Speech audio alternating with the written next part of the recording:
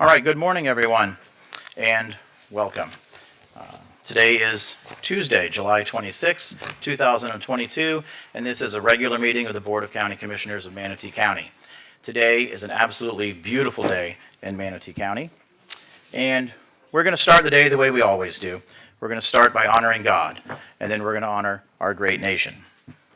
Today, the invocation will be given by Reverend Brock Patterson of the Longboat Island Chapel, after which the Pledge of Allegiance will be led by Jason Bearden, who is an 8-year Marine Corps combat veteran who served in Iraqi freedom and was part of the Somali pirate rescue operations involving the Maersk, Alabama. So at this time, if you're able, please stand.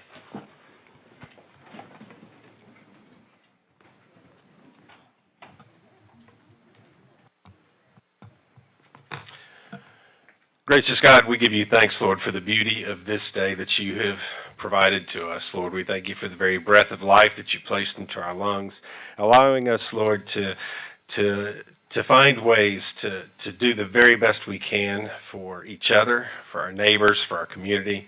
Lord, I ask your blessings upon these, our leaders, as they do their very best. Lord, I ask that you fill them with your spirit so they can do even beyond that. We look to you, Lord, because you have answers. We look to you because, Lord, we have faith and trust in you. So we just thank you for all that has happened and all that will continue to happen, but especially, Lord, the blessings that you will provide in these proceedings. Thank you so much, and we ask this in your holy name. Amen.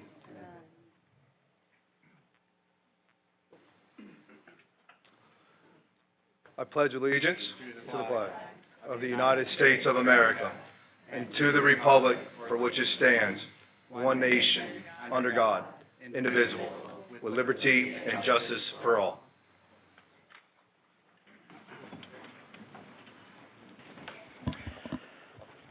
Okay. Thank you, gentlemen, and thank you both for your service to our community and to our country. So before we dive in, I'll just make a quick note because we have, a couple of sort of exciting agenda items today and passionate views on both sides. So I just remind everybody, if you do have a sign, you sort of hold it down in front of yourself, and then you're not disrupting the meeting. But if you hold it over your head and block others' views, then you are considered to be disrupting the meeting. Not to shout out and sort of, disrupt the meeting in any way, shape, or form. Essentially, disruption of the public meeting is the issue we're trying to avoid here today, but I don't think it'll be a problem. We don't hold public comment for proclamations. However, we do have a 30-minute public comment period that takes place afterwards for future agenda items. And if you come up and speak on the proclamation, even though it's not a future agenda item, I'm not going to shoot you down. So if you want to come up and voice your views during that time, that'll be totally fine. Dr. Hopes, would you please walk us through changes to today's agenda? Yes, Mr. Chair, and welcome back, Commissioners. The agenda update dated July 25th under public comments, citizens' comments were submitted. Changes to awards, presentations, proclamations. Item number 2, Victory for Life Day, a revision was submitted. Changes to consent agenda. Development services, item 9, final plat for Artisan Lakes Edgestone North Phases 1 and 2. Had items revised and changes to advertised public hearings under Community and Veteran Services. Item number 59, Resolution R22-18, adopting the fiscal year 2022-2023 U.S. Housing and Urban Development Annual Action Plans. A revised PowerPoint presentation was attached. Changes to the regular agenda under Administrator, item number 60, Resolution R22-117 regarding the closure of the Piney Point facility, and approval and execution of the form of a design, build, and services agreement. The revised service agreement was attached.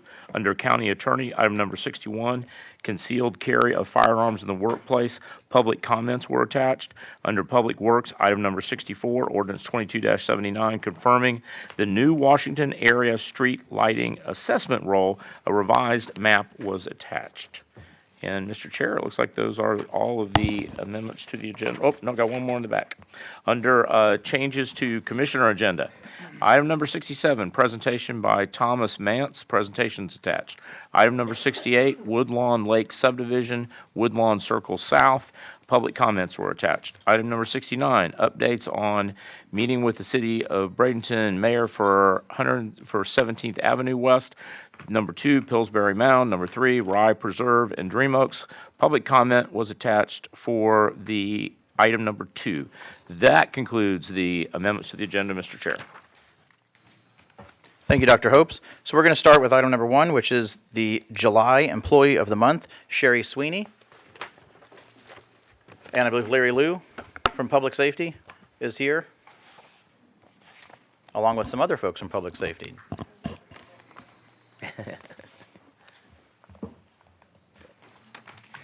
Good morning, Commissioners, Chair, County Attorney, County Administrator, Larry Liu, EMS Operations Chief.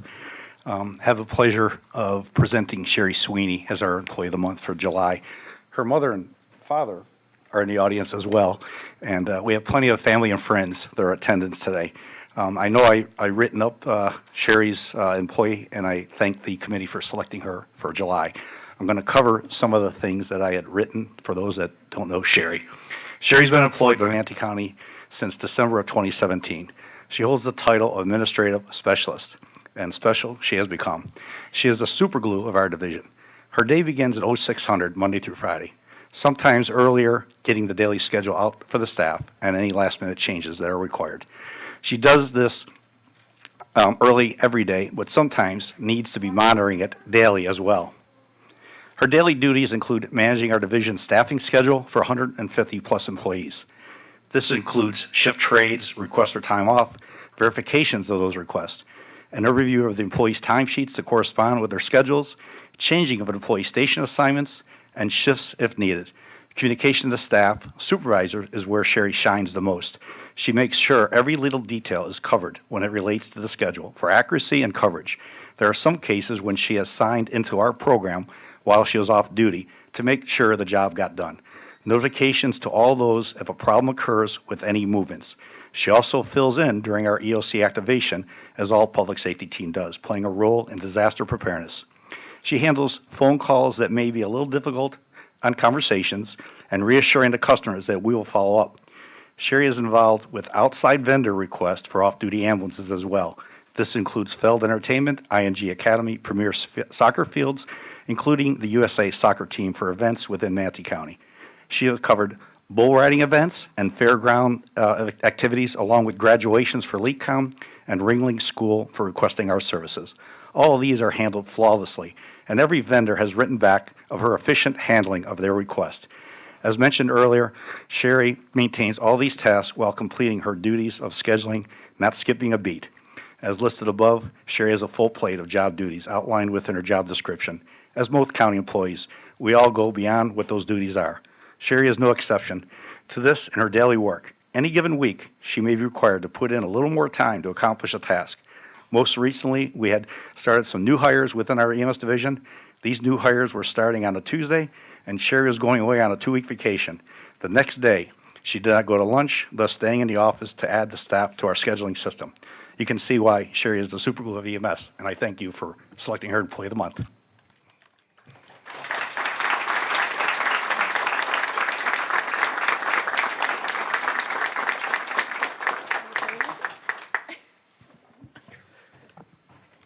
James Crutchfield, Deputy Director, Public Safety. You know, I just want to echo some of the things that Assistant Chief Liu said. Sherry does amazing work for us. And, you know, listen to him speak. It kind of sounds simple, but it really isn't. Sherry makes a beautiful masterpiece of a painting every single day with some missing pieces. And I'm very grateful for the work she does. Thank you.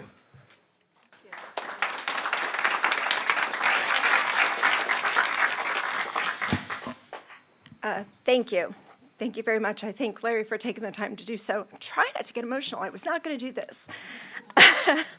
And I thank the committee for picking me also. It's not an easy task to keep all these guys in line, but I try to, and I try to make everything happy and go lucky day, and every day is a good day because I wake up in the morning very early to come in and serve all these guys and girls. Thank you.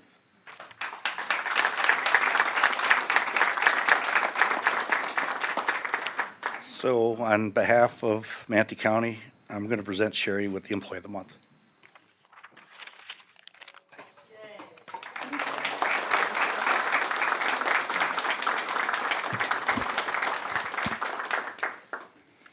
Sherry, don't go anywhere just yet. Commissioner Servia is on the board, and I'm sure some others will be in a moment.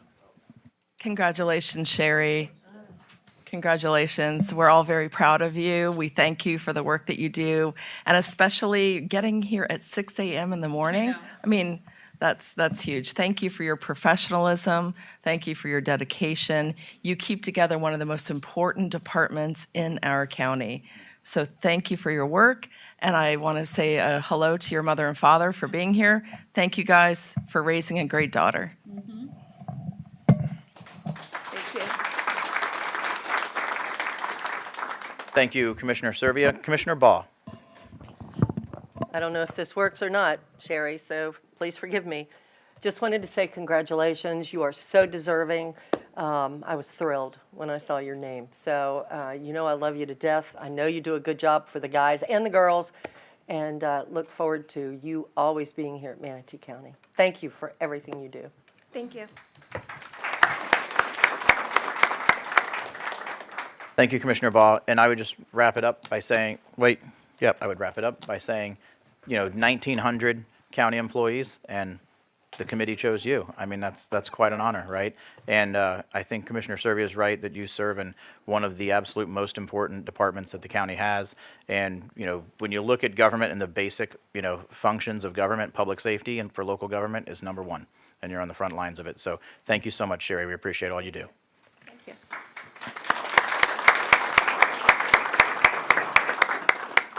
Okay, next up is a recognition award to Casey Zimple and Amanda Hengst, who are our videographer. Yeah, our videographers. Casey, Deputy Administrator Ryan Shuttle. he's back in the back. He's busy. He's filming it. Casey, you have to pause for a moment and come down to be recognized. Stop working for a moment. We got Stuart, so he's taking their pictures. That's so, right. yeah. Well, we're going to keep the good vibe rolling here. Good morning, Commissioners, Dr. Hopes, and Attorney Clegg. This is Bob Reinshuttle, Deputy County Administrator.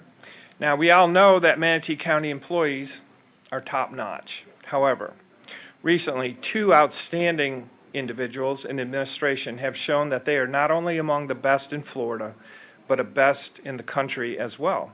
By finishing first in a national competition of government communicators, we are so proud of the very talented Amanda Hengst and Casey Zimple and the work that they do for Manatee County every day. I know you will enjoy this video as it will show that their work was up against some very stiff competition and they came out on top. We have a video to show you that'll just take a minute to set up. Listed as the gold standard of government leadership awards, the Blue Pencil and Gold Screen Awards feature 51 categories in which communicators can submit work reflecting the range of tactics employed by government to deliver information to the public.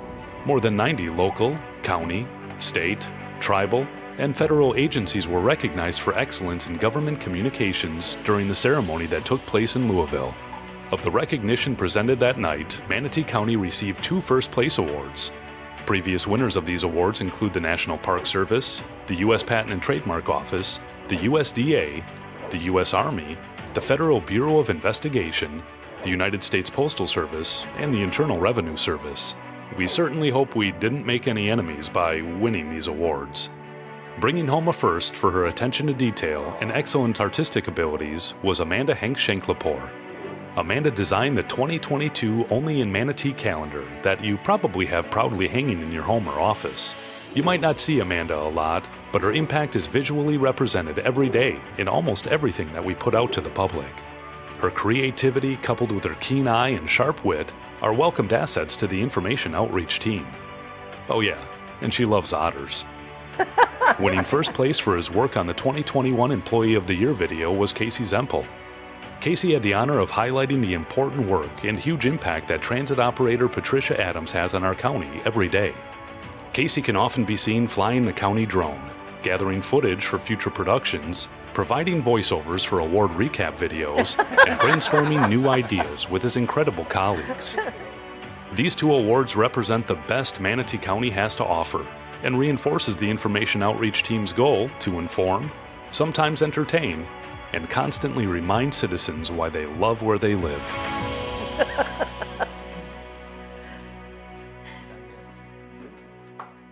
Yay.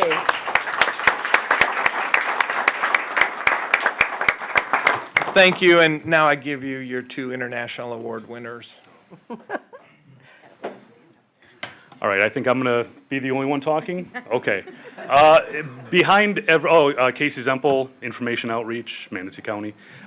Behind every individual success, there's usually a team that believes in you and what you're doing. And we happen to have that here in Manatee County under Information Outreach. The wonderful and talented Miss Amanda Hank-Shanklepore. Her resume may say graphic designer, but she's a graphic artist in the truest sense of the word, and senior member of our team. Kelly Foster, coming to us from Community Services, Veterans and Community Services. She was able to, without missing a beat, jump into the digital content creator role. And she's just so fun to be around, so peppy. And we're just so happy to have her on the team. Incredibly organized, too.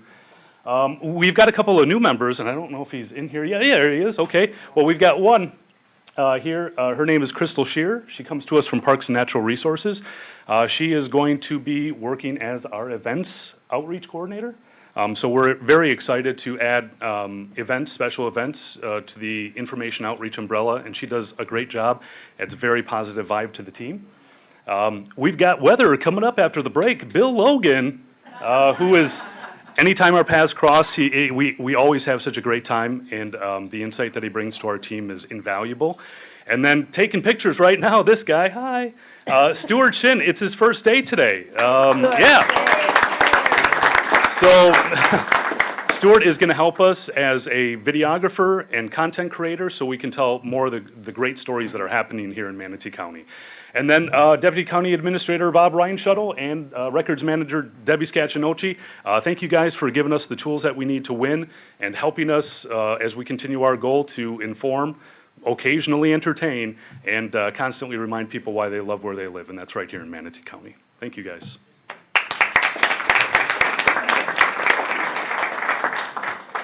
Well, Stuart, 8:30 on your first day, they hand you the camera and you have to take pictures of your own crew. So, certainly they won't be too judgmental over that. Oh, you're a Ringling grad? I am, yeah. Awesome. Local kid. I like it. Good. Local. All right, so Cruz, Whitmore, and I think Hopes, he was toying with his comment card.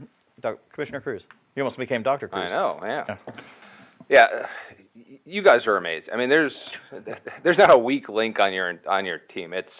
It's one of the strongest groups we have here in Manatee County, one of the most important groups because it's one of the most forward-facing groups we have. I mean, you disseminate information better than I've ever seen anyone do it. I love working with all of you. I mean, I get excited when I have to go down and meet with Casey. I mean, I know he's going to make me say the same thing 48 times and yell at me about using my hands over and over and over again. But you guys are all amazing. It's great to see you grabbing some of the top tier employees from other departments and bringing them in to make your group even stronger.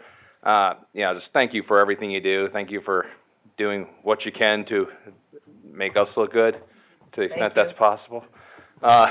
Really appreciate it, and thank you. You guys deserve this award and many more. Thank you, Commissioner Cruz. Commissioner Whitmore. Yeah, I want to congratulate everybody. Nice to put a face with a name with Crystal. We've been emailing lately, so it's nice to meet you. And I have to give a shout out to the senior member, Amanda, who has actually, I guess Nick hired you at one, and you have always been in a little room, and you've been through a lot, and you're doing a great job. And she just got married. So congratulations, and Casey, you're wonderful. So just wanted, and of course, Bill, I watch you on the news. That's my channel of choice, so I've been watching you for years, so welcome aboard. Just to have you, the whole group together. So congratulations, everybody. Thank you, Commissioner Whitmore. Commissioner Baugh. Oh.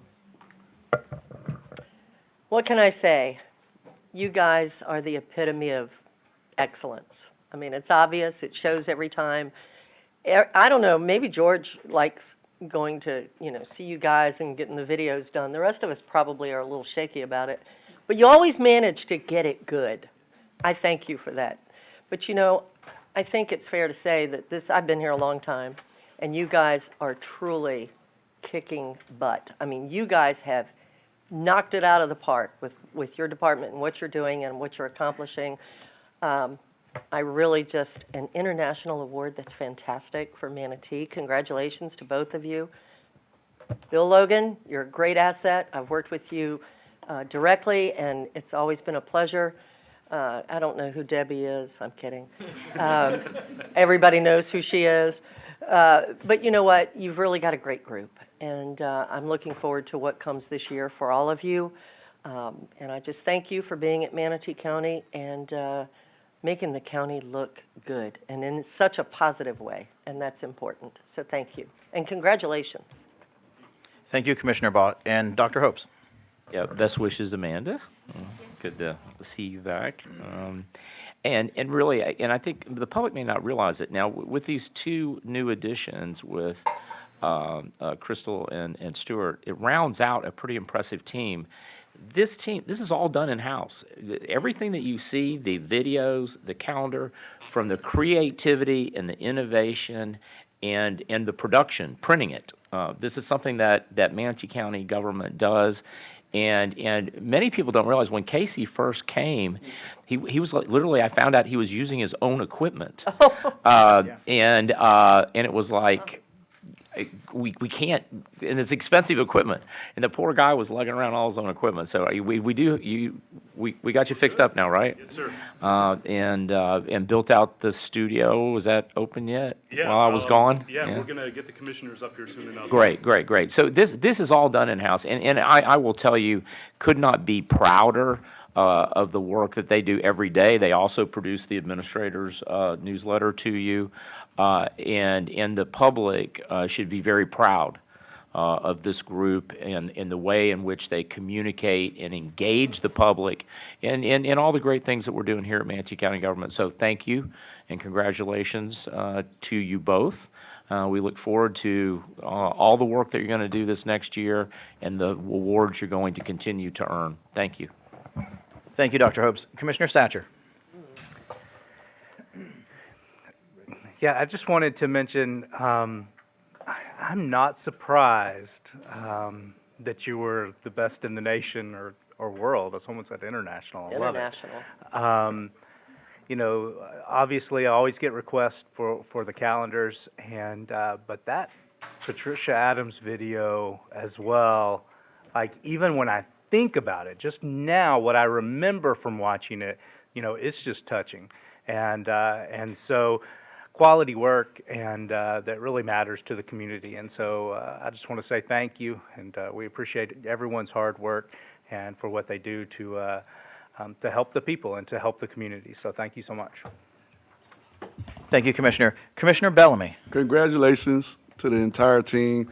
It's quite clear that you all have fun at what you're doing. And I was always told anytime you can have fun, basically at a trade, that's how you excel and reach great marks. So congratulations and the recognition. I do recall, making some of my videos and how much fun that we had. And I think everyone, from the commission standpoint, just working with you all, your professionalism and all the tweaks, and you have to turn left and turn right and back in front of the light, and all those things is what make you where you are right now. So congratulations and thanks for all the work that you do.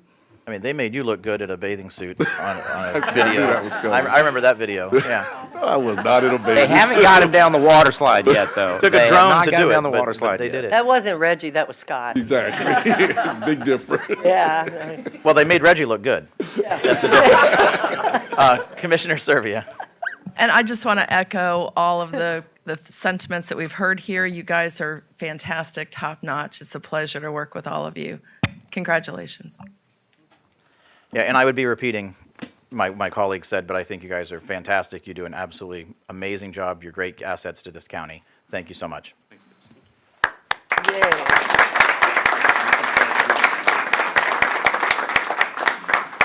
So who's going to take a picture of all of you? Yeah, we'll have to have, someone will have to take your photo. No, you ought to get him back up. We should get the picture. He's part of the team. Here, Oh, you give me want- the camera, I'll take it. We're going to move on. Okay, we're going to continue through the day. Lock the door. Yeah, you all can do your photo. So what we're going to, next item, number 3 on the list is a proclamation, which is Victory for Life Day in Manatee County. And so the way we'll handle this is I'll read the proclamation, we'll then hold the vote, and then after which Representative Robinson is here to accept the proclamation. And as we get into this, I'll just note also that we have aides and representatives here from Congressman Buchanan's office, Representative James Buchanan's office, Gregory's office as well. And there's someone here from the city of Bradenton as well. So, all right. Proclamation, Manatee County, Florida. Whereas on June 24th, 2022, the Supreme Court of the United States righted past wrongs by ruling 5-4 to overturn the 1973 Roe v. Wade decision.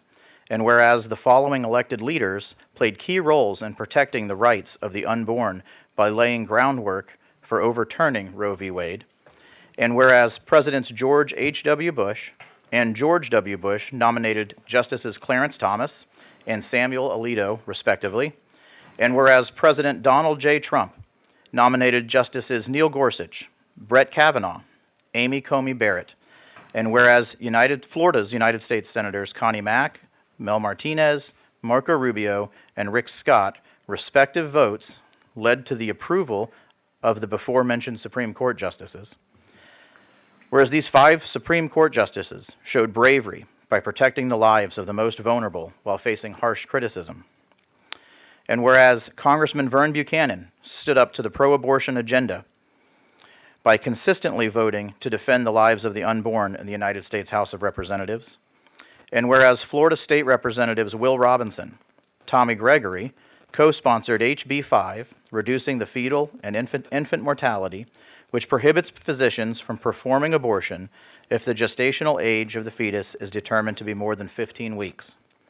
And whereas State Senator Jim Boyd voted in favor of CS HB 5 in the Florida Senate, which was subsequently approved and signed by Governor Ron DeSantis. And whereas these elected leaders and countless grassroots right-to-life activists defended the unalienable rights to life, liberty, and the pursuit of happiness of the unborn. Now therefore be it proclaimed by the Board of County Commissioners of Manatee County that today, July 26, 2022, shall be known, designated, and set aside as Right to Life Day in Manatee County. Adopted with a quorum present and voting this 26th day of July 22, Board of County Commissioners of Manatee County, signed by the Chair, Kevin Van Ostenbridge, and attested to by the Clerk, Angel Coloniso. So now we'll hold the vote, and then we'll move forward. I need a motion and a second, please. So moved, Mr. Chair, to approve. Second. I have a motion by Commissioner Baugh and a second by Commissioner Satcher. Commissioner Whitmore. I was going to make the motion. Oh, okay. District 1, how do you vote? Aye. District 2. Nay. District 3 is a yes. District 4. Aye. District 5. Aye. District 6. Aye. District 7. Aye. Madam Clerk, the vote passes by a vote of 6-1 with Commissioner Bellamy abstaining. And now here to accept the proclamation. He didn't abstain. I'm sorry, he didn't abstain. He voted nay. I apologize. And now here to accept the proclamation and say a few words is Representative Will Robinson. Thank you, Mr. Chair. And on behalf of the thousands of Floridians, I proudly accept this proclamation. And you mentioned it in the proclamation words, and actually I mentioned this in my House floor speech, which I don't debate a lot on the House floor, but this issue is so incredibly important. You mentioned those 7 words in our Declaration of Independence: life, liberty, and the pursuit of happiness. Well, you can't have the pursuit of happiness unless you have liberty, and you can't have liberty unless you have your life. So this is such an incredible, important resolution. I'm very proud of the pro-life policies that we've adopted in Florida, including, Mr. Chairman, as you mentioned, the 15-week ban, which is actually, in my view, a moderate proposal. We actually had bipartisan support. It stops the most egregious forms of abortion, where a baby can feel pain, has a heartbeat, And so Florida, in my view, will stop being an abortion factory because of this law. People were flying into Florida for this. So, like you said, it's a victory for life, but the fight moves on. This bill is tied up in court, and we'll have to see how the judges handle that case. But hopefully, our conservative justices will see and follow the Constitution properly and let this law be sustained, and we'll continue the fight. And I want to thank you all on behalf of the thousands of Floridians. It takes a team. You mentioned a lot of public officials, but a lot of citizens came to my office and gave testimony, and even those on the other side that oppose this passionately. If you want to watch a very effective floor debate on both sides, watch the Florida House. It was very respectful. It was very passionate. It was very emotional. And I'm very proud to be a member of the Florida House of Representatives, given all of that. And so thank you. This issue should be debated not only in the federal system and the state system, but also in local government. So I thank you all for respecting life and proclaiming this victory. And I proudly accept this resolution or proclamation on behalf of all of my constituents and all of Floridians. Thank you very much.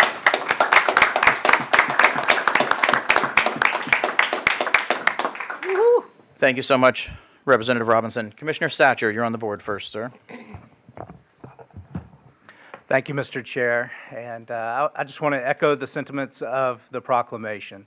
And, sometimes we have very loud voices on the other side.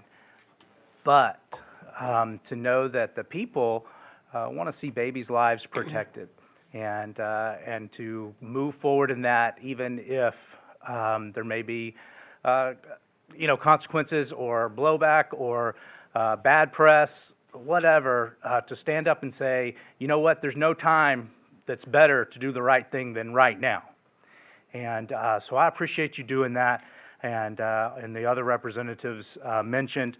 I also wanted to go back a little bit old school and go back to a 2013 debate that Representative Jim Boyd, now Senator Jim Boyd, had on the House floor. And there was a bill that was proposed that after a botched abortion, if a baby was born alive, that baby would then be taken care of and taken to a hospital if you were far from a hospital, that the doctor there, the attending physician, would tend to that child. And there was a representative from Planned Parenthood who was there opposing that bill. And so, which of course is just an illuminating thing. Even the I believe the ranking, but even one of the main Democrats on that board afterwards said, I don't understand how anyone on either side could oppose this bill. But the first person to talk after that testimony was Representative Jim Boyd, representative at the time, senator now. And he says this, he said, so it's really hard for me to even ask you this question because I'm almost in disbelief. If a baby is born on a table as a result of a botched abortion, what would Planned Parenthood want to have happen to that child that is struggling for life? And I think that's the question that should be for all of us, is what do we want for these babies? And of course, once that bill passed, which was the right thing, it brings to light, well, if it's a baby, once it's on that table, wasn't it a baby 5 minutes, 10 minutes before? And it was, and so this is the right thing to do. It's been the right thing to do, and I'm glad we're moving forward on it. And I agree with you, 15 weeks is very moderate, but it is progress. So thank you so much. And I appreciate the chair. I do want to say I appreciate the chair bringing forth this proclamation. Thank you, sir. Commissioner Baugh. Representative, I remember that hearing very well. I watched the whole thing, and it was heart-wrenching, some of the testimony that was given. But the one thing that you were right about is that, people were there, the representatives were there on both sides of this issue, and everyone spoke, and it was great debate. And that's what this country is about. It's about everyone being able to decide what their views are, how they feel, and move forward. That's America. And we saw that in your meeting. And I even watched the committee meetings working up to that. I mean, you'll recall, I mean, I was texting you or emailing you, and you know, it was amazing to watch because it was history at its best that was being done. So I'm very proud of the outcome that has taken place. I'm very proud of our representatives, our senators, our leadership, our governor.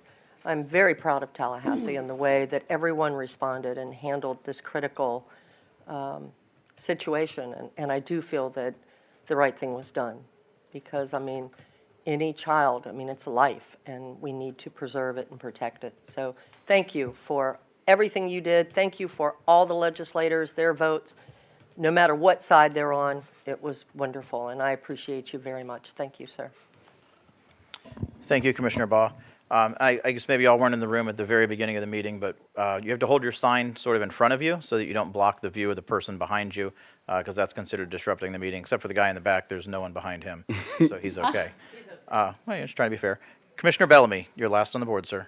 Yeah, one of the most important things that I've learned in my life is do unto others as you would want to be done.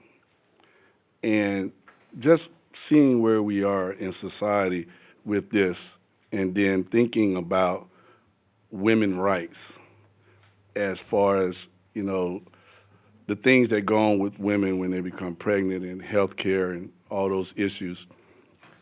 My fundamental approach on this, I always like to reverse the issue, right? I always like to reverse the issue because, again, I want to make sure that I don't do anything to anybody that I don't want nobody to do to me. So with me reversing the issue, I put myself in a situation where I'm thinking about, you know, one of my relatives that have, you know, prostate cancer or erectile dysfunction. And I spoke on this the last time. And the unfortunate thing about it is because of an act like this, we're taking the voice away from women. And the way I have to look at that is I think about my mom, I think about my sister, and I see my neighbors out here. And it's good to see y'all. But I just think, you know, we have a lot of different interpretations of things, and I'll always be respectful to everybody. And I think that's the great part about this is the interpretations on how everybody look at it.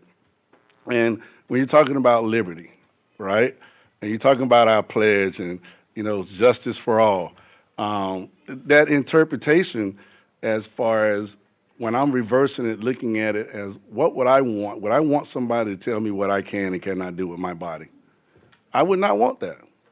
And we hear a lot of cases out there now about, you know, the 10-year-old that got raped, and that's in the news media.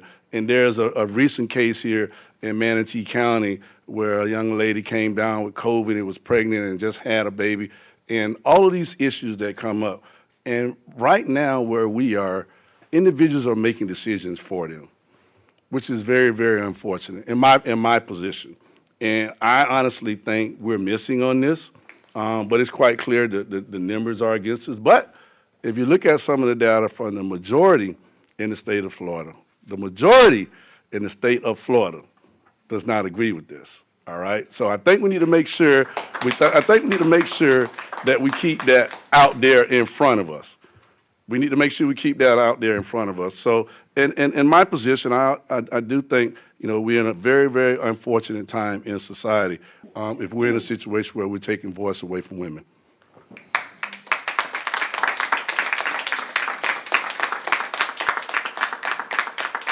Thank you.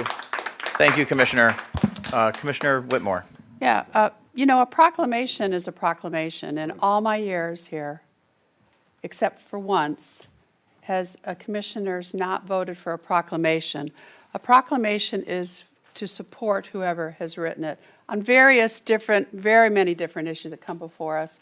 Lighting the Skyway, recognizing, you know, somebody in the community that's done something. And this is the feeling of somebody that asked to have it up. So you know, it's only ever happened, well, today I guess it'll be the second time since I've been up here that the board hasn't supported proclamations. Representative Robinson, we were in Tallahassee when you were chairing the meeting. You asked us to come, and you handled it very well.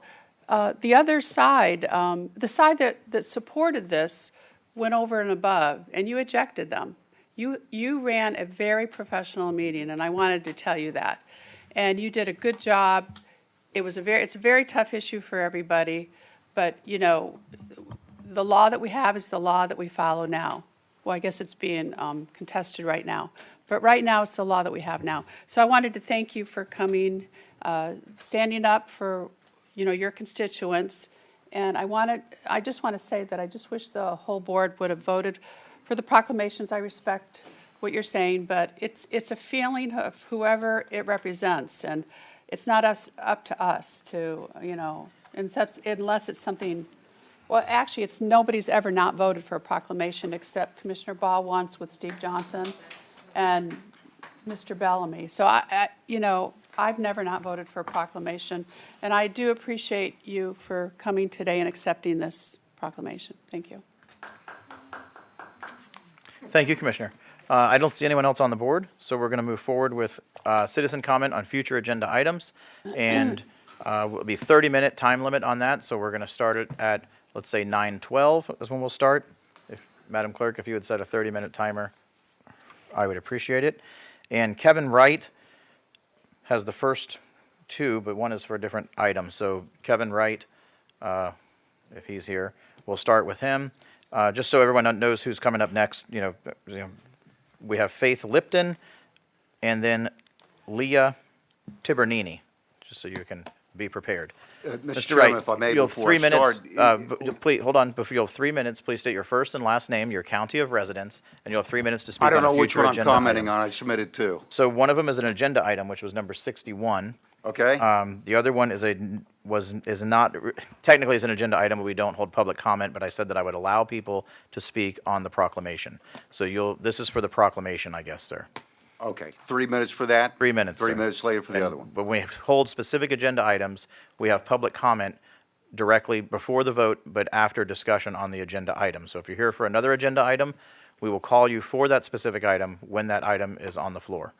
3 minutes, sir. First, last name, county of residence. Kevin Wright, Manatee County, Chairman of the Manatee County Republican Liberty Caucus.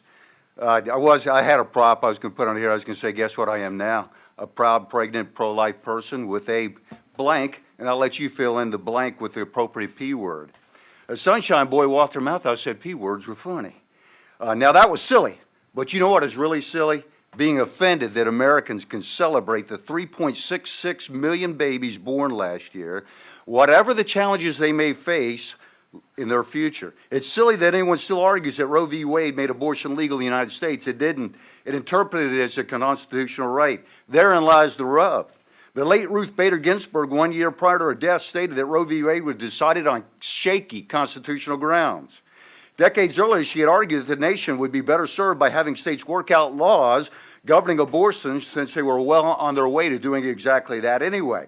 Ironic that 50 years later, the SCOTUS would fulfill her desire. Hillary Clinton stated abortions ought to be legal, safe, and rare. They remain legal, albeit with varying restrictions, a situation which has always been true. The unending national discussion on this was muddied, not resolved in 1973. Safe for who? And we know it has never been safe in all cases. Rare? Hillary and the left never meant that. Declining abortion rates anywhere cause him to claim it as a sign that women's right to choose is being suppressed. An assertion submitted without evidence and without regard to other causalities, to include some that ought to be a source of joy, not anger. Planned Parenthood, 2 more P words. And what oxymoron for an organization founded on the basis of killing black and brown babies. We joined the board today in celebrating life. All life. Thank you, sir. Faith Lipton is next. After Faith is Leah. And I have Leah in here twice. So you'll have to do both of yours when you get here, Leah. Go ahead, ma'am. You have 3 minutes. First and last name, your county of residence, please. Faith Lipton, Manatee County. County Commissioners, the voices of all of your constituents are not being equally represented. And I question the issues that the county is focusing on to help the citizens of Manatee County. I've grown up in Manatee County. I taught in the school system in Manatee County. I've raised my family in Manatee County. There are moderate voices in this county. We live here and we pay taxes too. But we deserve also to be represented. There was a proposal to make this declaration, and I understand that it was just a declaration, and I can appreciate that.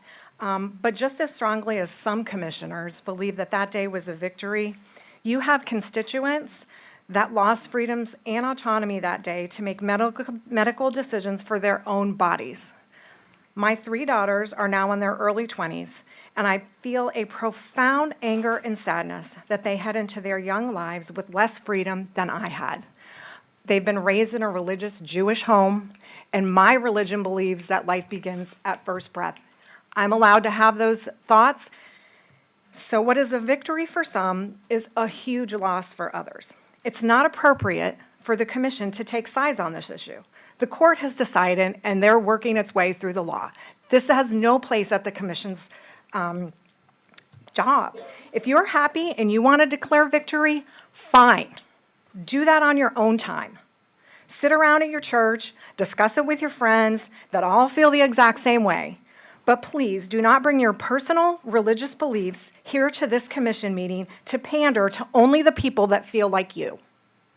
It's a waste of taxpayer time and money.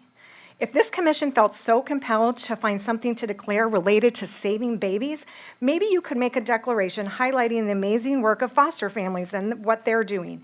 Even better, maybe you could work on some resources to support the foster care system in this county. They are saving babies every day, those foster families. There are babies right now alive in this county that could use some more resources. Maybe you could take your time to focus on that instead of proclamations. This commission continues to focus on a portion of the county voters while continually leaving out the rest of us. It is not okay, and this declaration has pushed the religious agenda too far. It's inappropriate and it's unprofessional. We as voters and taxpayers deserve better. Okay. So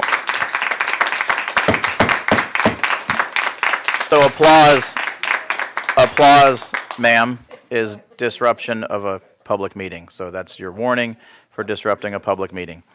Okay, next is Leah Tibernini. Leah. And Leah, you submitted 2 cards for 2 issues, but both of those fall under this item, under future agenda items, so you'll have to speak on both of those items now, and you'll have 3 minutes. First and last name and your county of residence, ma'am. All right. My name is Leah Tiberini, and I live in Sarasota County. So the first one is for the retail pet ban that is happening or being put into effect August 10th. So over a year ago now, you voted in favor of banning the retail sale of cats and dogs. Myself and many others thank you for that. But there still is a problem that persists. How will you all enforce this ban? As we encroach on August 10th, Petland insists that they still will be selling dogs and cats past the date that the predetermined ban was to go into effect. As commissioners that are here to represent the citizens of Manatee County, I ask that you all are proactive in enforcing the ban that you promised us by making sure that this business complies with the ban date immediately on August 10th. This is so crucial in Florida's fight to close down the cruel and inhumane puppy mills where Petland's puppies are supplied from. Yes, they will argue tooth and nail that they do not source their cats and dogs from these mass breeders, but I want to talk logically for a moment.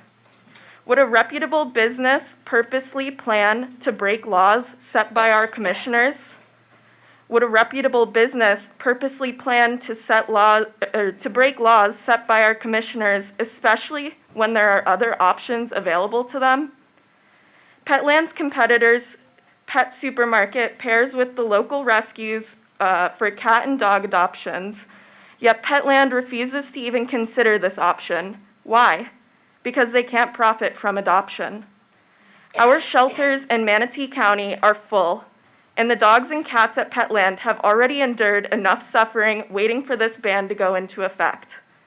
If Petland and you all, our commissioners, care about our furry friends, then please make sure the August 10th ban is in order and that Petland has a solid plan on how they will phase out the retail ban of cats and dogs by the effective date. And then, sorry, this one's in the middle. So Victory for Life Day, seriously? I am sickened by the recent rulings of our Supreme Court and the way that they have treated the American people who are women, LGBTQ+, indigenous, and others otherwise do not fit the bill of straight, white, and wealthy. The fact that this county's commissioners are wasting time to honor things like this is appalling. Did you all read about the recent Gallup poll? Well, I did. 55% of Americans claim to be pro-choice. In a political election, 55% would be considered a landslide. I know that may be confusing, seeing a certain past president lost the popular vote, but was still inaugurated into office anyways. But this country is supposed to be a democracy for the people, including our local government, including our commissioners. So if you want to be pro-life, maybe start by defending the lives that already exist, your citizens and voters. Otherwise, we will use the power of democracy to find commissioners who will. Said the Sarasota County. Okay. Thank you. So Cynthia Kahn is next. Cynthia Kahn. And after Cynthia Kahn, the last name is Bristol Dickinson. I'm not actually sure how to pronounce the first name. The writing's not great. But Bristol Dickinson will be after Cynthia Kahn. Ma'am, first and last name, your county of residence, then you have 3 minutes. Cynthia Kahn, and I'm a resident at the time right now in Sarasota, and I have resided in Manatee County for 15 years.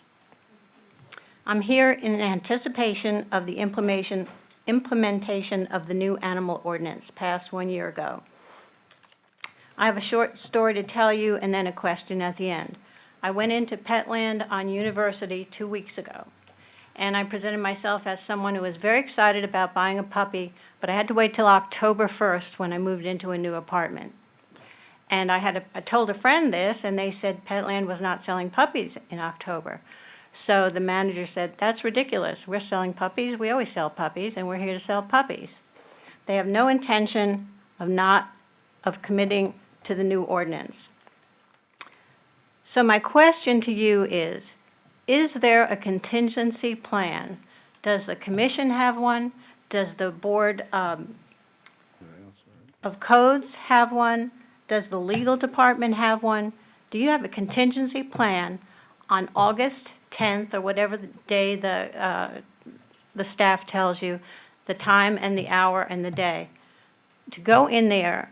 This is the same Petland that was in Sarasota when they passed the ordinance, and they stayed there thumbing their nose at the county for 2 years. They made the county look like fools, they made the commission look like fools, and they disregarded the ordinance till their rent came up for renewal, and they decided to skip the county line and come over here and be your problem. So I think you should attack it first. My question is there a contingency plan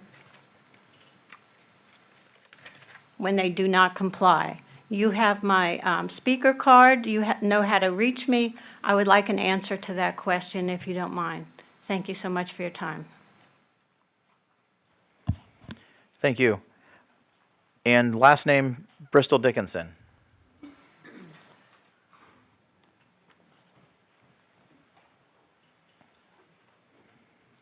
So ma'am, you have 3 minutes. Please state your first, your last name, and your county of residence. My name is Seneca Bristol Dickinson, and Mic closer, I can't hear it. Oh, sorry. My name is Seneca Bristol Dickinson, and my county is Manatee.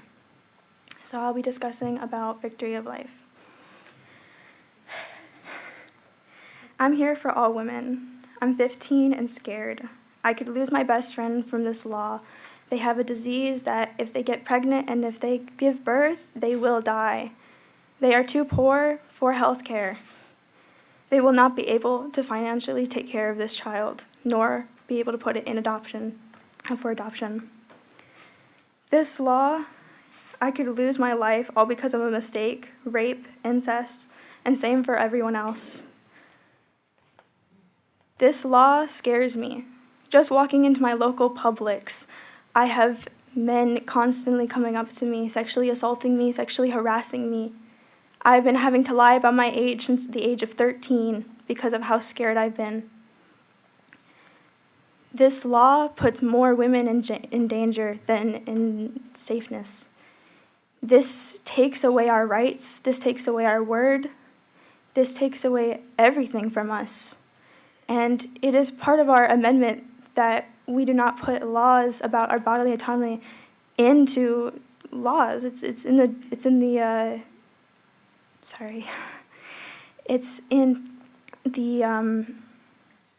Constitution. And so is putting religious thoughts.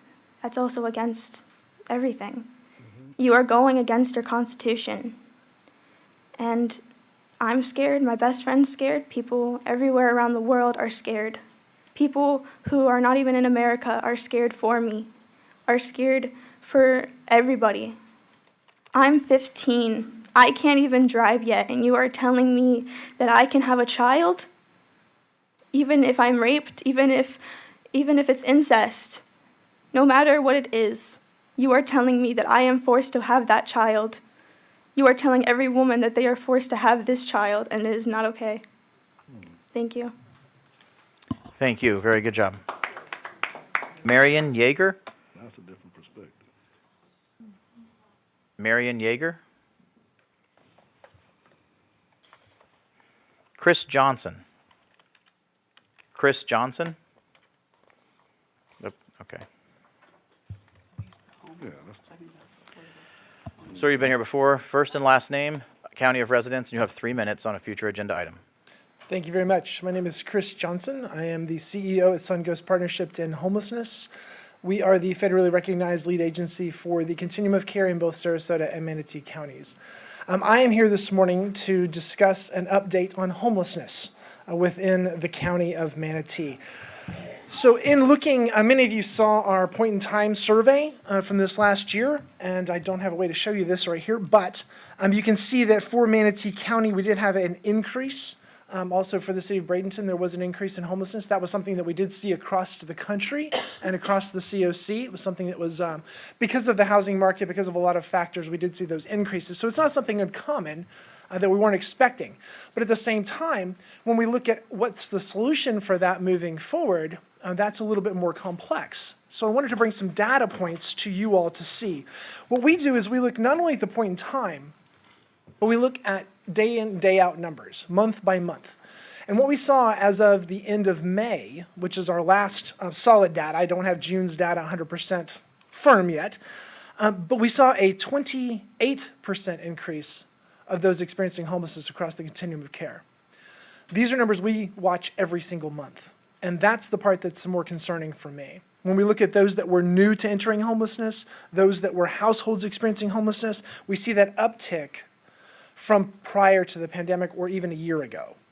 So that's the more concerning number for me. And in looking at what's going on across the continuum and across Manatee County specifically, again, I know you all can't see this, but when we look at just basic home prices, this is from the University of Florida and the Schimberg Center, we see that Manatee County consistently has a higher rate for housing than even the nationwide averages.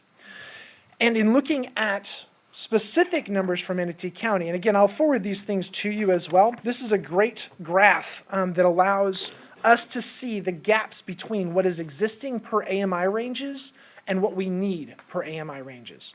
So what you find in looking at this, and again, this is all broken out by the Schimberg Center, by the University of Florida, you find that we have large gaps in the lower AMI brackets, the area median income brackets for housing.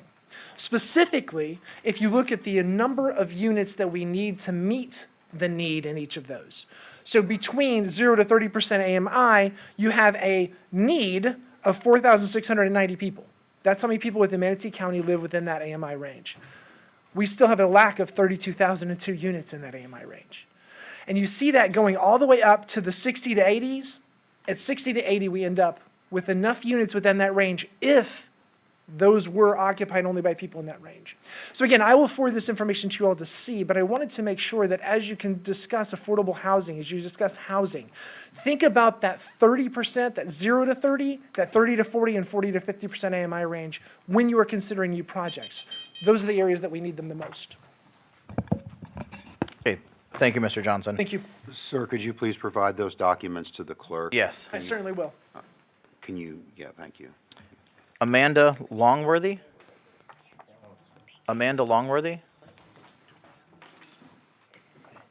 And then Vito DeMonte. I would say that's Italian, yes. Amanda, please state your first and last name, your county of residence. You have 3 minutes. My name's Amanda Langworthy. I used to be in Manatee, but I'm in Sarasota County currently. So, sir, you spoke of a baby on a table, but what of a woman in a bed bleeding out? This has already happened in multiple cases in other states where women have not been able to get the life-saving medical care that they need because their doctors have to talk to a lawyer and find out if they can even proceed with a life-saving procedure. Even a miscarriage is considered an abortion in medical terms. Those women face legal charges against something that they cannot control of their own bodies, something that is already detrimental to their mental health and is going to be furthered by the actions of the government. Okay? This historic misstep is literally leading people to death. It's not saving lives. Okay? Excuse me. This woman who sat for 24 hours on a table, bleeding out, waiting for word if she could get the medical saving care, is now suffering permanent disabling injuries because she could not receive the care when she needed it because of these laws in place. What of ectopic pregnancies? They're not viable. It's not a fetus if it's outside of the womb because it's going to kill the mother and it's never going to be able to live on its own. What of a 10-year-old who's raped by someone that they know, someone that they're related to, now has to travel outside state lines to save themselves? But no 10-year-old should be forced to carry a child. They're barely a child themselves. There's hundreds of missing children currently in the Northwest that were put up for adoption. You say that adoption is a secondary option for pro-life. You have this child, you can put them up for a good home. Yet where are these children going? They're clearly going into slavery and into the black market to be sold. This is wrong, and it's ridiculous that this is at a commissioners meeting where it holds no realm, and you really shouldn't be speaking on it at this current time. It not only goes against the rights of a person's own autonomy, regardless of their gender, but it also goes against everything that I thought this country stood for. This is also going to affect the minority groups, missing, murdered, Indigenous women, and LGBTQ a lot heavier and a lot harder than anyone else. This is supposed to be a country for all and not just straight white het man. Vito DeMonte? Vito DeMonte? Yep. I hope I'm getting the last name right. And after Vito is Shannon Keever. Shannon Keever will be next. So, sir, please state your first and last name, your county of residence, and you have 3 minutes. Yes, my name is Vito DeMonte. Manatee County. Is that it? That's it, yes, sir. Okay. This is the reason why I'm here. I have been here before, talk about code enforcer. Put it on the overhead. You can put it on that table. Yeah, that little table there where your folder is. Right there where you are. If you lay it face up, there's a camera that will show the image. That's There you fine. go. Wonderful. I'd like to know if you guys would like to live next door to this house. Yep. There you go. We can see it. We have little monitors here in front of us. Yeah, we can see it.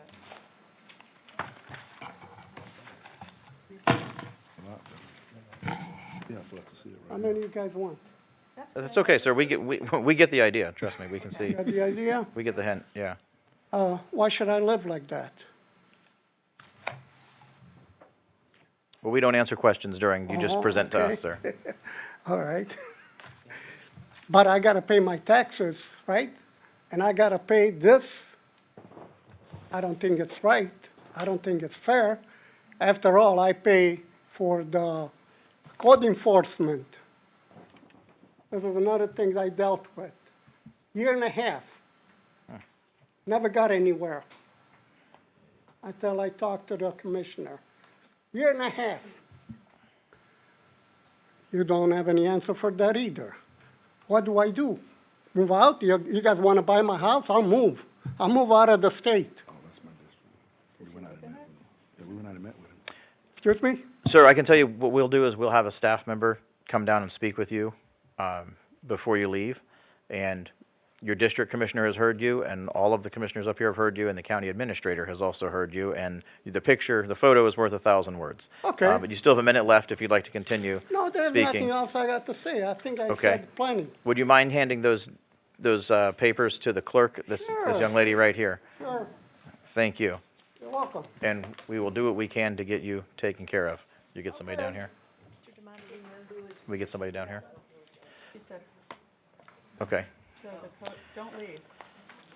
Shannon Keever. Shannon Keever. And then after Shannon is Carol Feltz. So Shannon, first, last name, county resident. You probably Shannon figured out. Keever, Bradenton. Good morning. Thank you very much, Commissioner Bellamy. I appreciate your words about the proclamation. I am a registered nurse in the county, and I have experience taking care of maternity patients. The very worst case, I'll take my mask off for speaking. The very worst case that I ever saw was a very healthy 29-year-old woman, first pregnancy, very excited, very happy to have a baby, and she almost bled out, and she had basically she hemorrhaged so much blood that as she was hemorrhaging, they were putting more blood into her. Pretty much had like almost her entire body replaced with blood. And spent the first 2 days postpartum in the ICU. She had an emergency hysterectomy to save her life. It permanently changed her body. No, she did not die. But these kinds of cases are much more common than actual deaths, even though the maternal mortality rate in America and in Florida is abysmal compared to the rest of the world. So we should probably work on that before we're proclaiming life, because her life was endangered. Nobody should have to go through that without their enthusiastic consent, because pregnancy is potentially deadly for every single person who undertakes that condition, and they should not have to do that without their consent. That is what freedom is for. I just want to read a part of the Manatee County, the request for recognition of proclamations and certificates of recognition. It says here that proclamations should not be issued for matters of political controversy, ideological or religious beliefs, or individual convictions, anything that may suggest an official county position on a matter under consideration. And the 15-week ban is still in our courts, as you know. Events or organizations with no relationship to Manatee County. There are no abortion clinics in Manatee County. You all know this. We went through this ad nauseum last year when you failed on your 6-week ban because of the Constitution. And campaigns or events contrary to Manatee County policy or the well-being of its citizens. I consider that a forced pregnancy is contrary to the well-being of your constituents. We are a country that was founded on a separation of church and state, a wall of separation between church and state, according to Thomas Jefferson.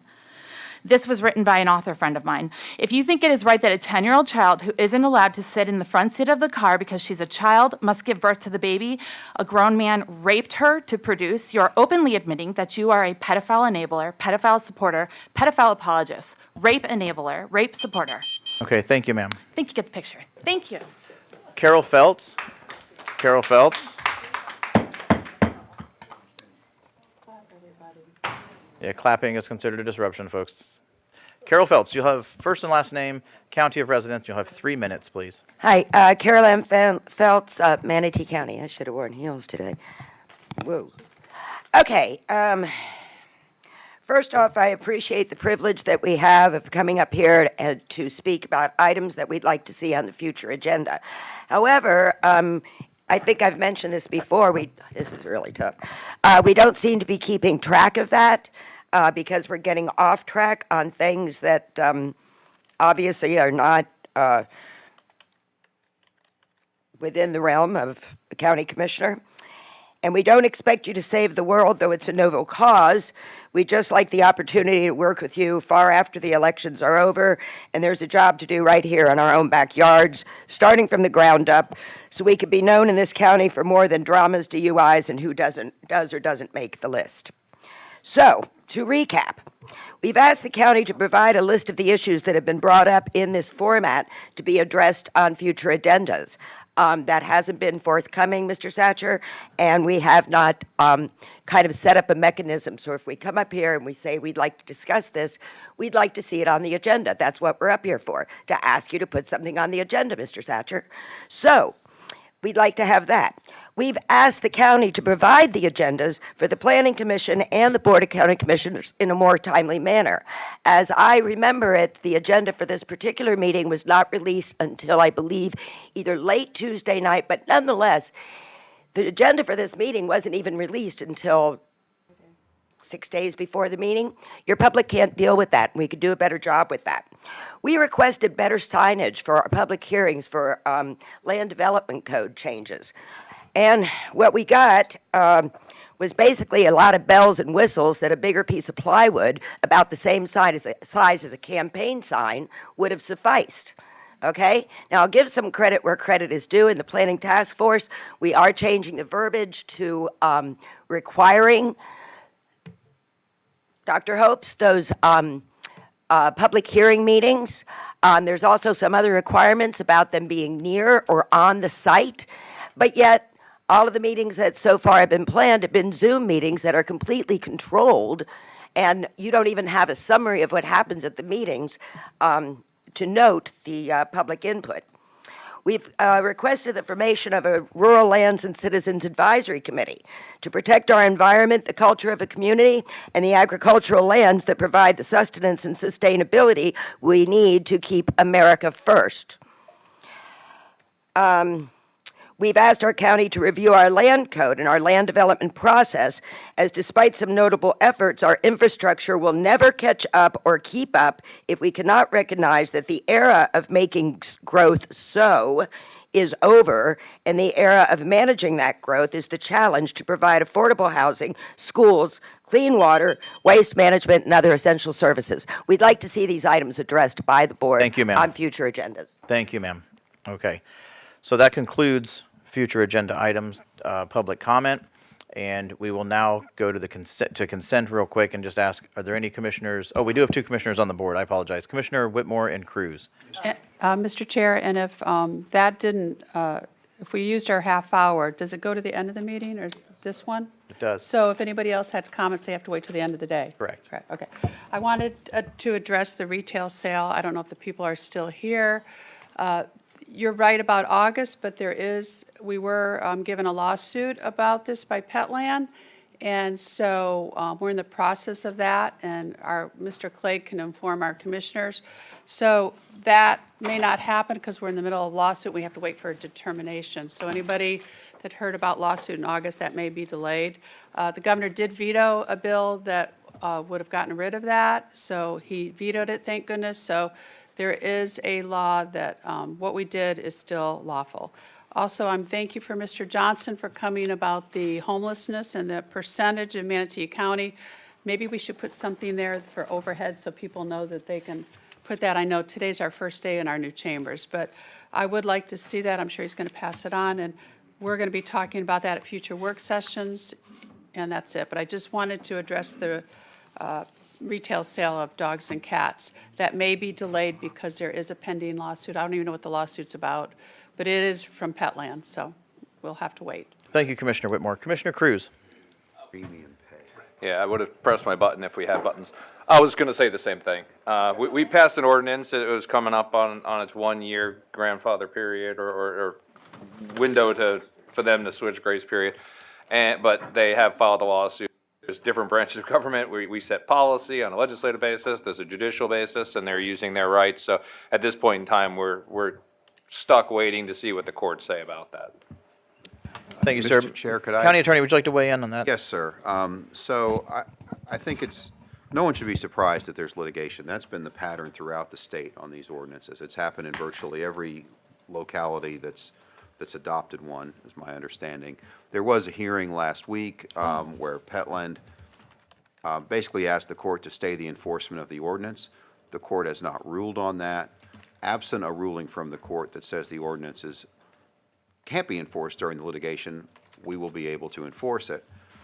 But that doesn't mean we can just walk in and get an injunction on day one. That's not how this system works. We are dependent on the courts to do that. And commissioners, respectfully, I think that's all we should say about this publicly, because it is a matter of ongoing litigation. Thank you, Mr. Chairman. Good.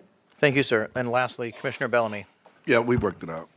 I was looking for. You worked out Petland litigation, did you? No, I did not work it out. We're working on it. Yeah, right. Good job. You sorted out your issue. Okay. Commissioners, would anyone like to pull an item from the consent agenda? None? Okay. Then what we're going to do is we're going to recess this meeting. I'm going to hand the gavel to Commissioner Bellamy. He will lead the Port Authority meeting, and then he will recess us for 10 minutes after the Port Authority meeting. That will be our 10-minute recess, and then we will resume this meeting after that recess. So we are in recess. And we will open up the Port Authority meeting right now. Wait, is she ready? Yeah. We'll open it up. The Manatee County Port Authority may take action on any matter during this meeting, including those items set forth within the agenda. The chairperson, at the option of the chairperson, may take business out of the order if the chairperson determines that such a change in the agenda schedule will expedite the business of the Port Authority. So we will call the Port Authority meeting to order and open it up with public comments. Kevin, he learned. Do we have any? Whoa. Do we have any public comment on Port Authority business and Port Authority business only?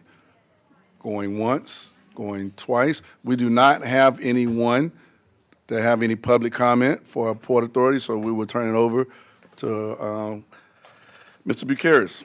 Good morning, Mr. Chairman, Commissioners. Thank you very much for taking the time to help us have these few agenda items resolved. They are of some urgent nature. One of them is, of course, that we have a little problem with one of our berths, with a little hole that we're trying to fill quickly, and it should be not a big issue. The board's doing extremely well, as you all know. We're beating records both revenue-wise and volume-wise, continuing to deliver the products, that your residents are using and buying on a daily basis. So that's working fantastic. It's working well. And we're contributing again through the Port Authority to the, let's say, development of economic opportunities at the county. Having said that, since we only have one consent agenda, and that's all we have today, I would look for your consideration to approve. And the pleasure of the board. So moved. Second. We have a motion and a second to approve the consent agenda item. All in favor, say aye. Aye.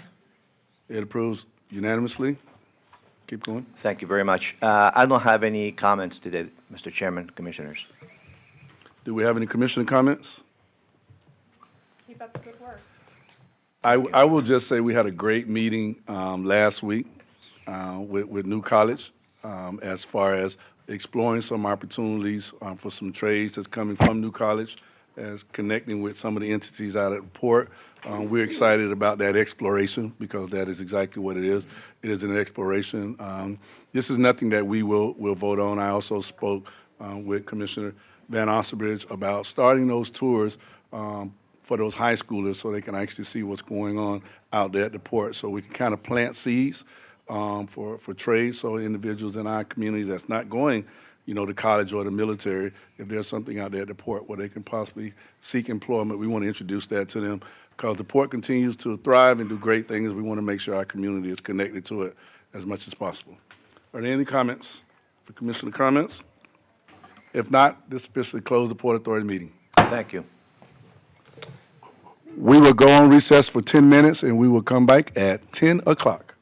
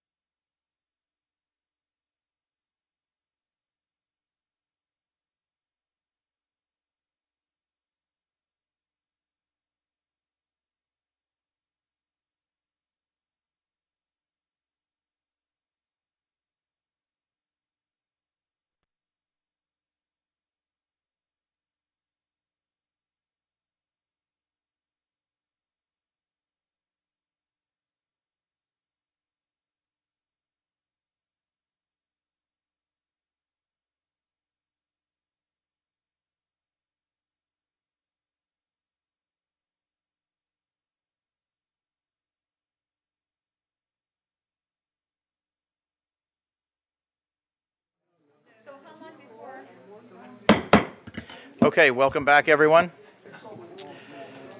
We're now going to move into sort of the more of the serious business portion of the meeting. We'll start with consent. No one has pulled anything from consent, so we'll entertain motions on consent. Second. A motion by Commissioner Cruz to approve the consent agenda, a second by Commissioner Whitmore. No one's on the board. All in favor, please say aye. Aye. Aye. All opposed? Madam Clerk, we will. Madam Clerk, consent passes unanimously. Is there anyone who would like to come forward from the public to speak on consent agenda items only? Any items on the consent agenda? I don't have any cards, but is there anyone in the audience who would like to come forward? Mr. Piper.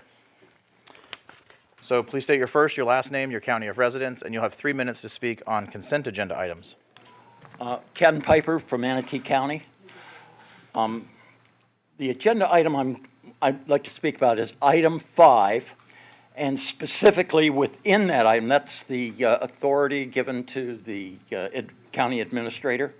It's on page 176 of 388 pages, and it concerns the Holmes Boulevard force main replacement with Spectrum. It says that the reason that the request in extension of time and the payment of additional money was due to force majeure, and it was not reviewed by the county attorney.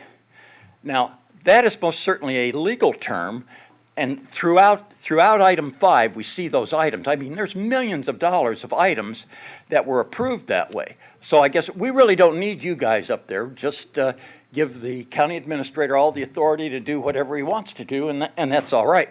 But at the very least, I do think that term should have been reviewed in each one of those cases by the county attorney, and the staff should not have had the right to just simply go ahead and give these extensions and spend more of our money. Thank you, sir. Is there anyone else who would like to come forward to speak on the consent agenda? Any items on consent? Okay, seeing none, we'll go to the phone. Has anyone called in to speak on the consent agenda? There is no one on the phone at this time. All right, seeing no callers, we will close citizen comment on consent agenda items. Commissioner Whitmore needs to speak. I think Mrs. Whitmore. Ken just spoke about Holmes Boulevard, and I know what happened because my car almost got stuck in it. There was a sinkhole, so that delayed the projects and stuff. And I just wanted to let you know, and they're still having issues with it. Those pipes are 50 or 60 years old. They're sinking every time they open up to try to replace them. Yep, that's Is that what you heard? That's what I'm hearing as well. They're old and corroded, and every time they touch them, they break. But we have to replace them. Okay, we're going to move then into advertised public hearings. Presentations upon request will go to financial management for number 58, which is an adoption of Resolution R-22-131 regarding infrastructure sales tax to add projects to parks and community facilities category, and adoption of budget resolution B-22-118. Ma'am, Sheila, the floor is yours. Thank you, Chairman.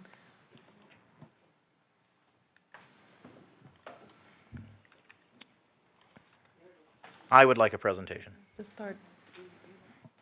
Oh, you want to? Okay. Good morning, Commissioners, Chairman, County Administrator, County Attorney, and all Commissioners. Good morning. It's a good day in Manatee County. Today, I'm going to present a public hearing for the adoption of the Resolution R-22-131. This one is bringing an addition to 7 new projects to the infrastructure sales tax and equipment list in the parks and community facilities category. These 7 projects are identified as 7 shade structures in a multitude of parks, including Blackstone Park, Braden River Park, Buffalo Creek Park, GT Brake Park, Lakewood Ranch, Lincoln Park, and Palmasola Park, for a total amount of increasing the list by $2.6 million. This action increases the infrastructure sales tax project and equipment list, and it does not change the category percentages. So at this moment, I ask that you adopt the resolution R-22-131 to be able to increase the project and equipment list on the infrastructure and sales tax. Motion so moved. We have a motion by Commissioner Servia, Second. Oh, him. second by Commissioner Bellamy. Commissioner Bellamy, do you want to make a comment? Yeah, I only saw the first slide. Sorry, apologize. There you go.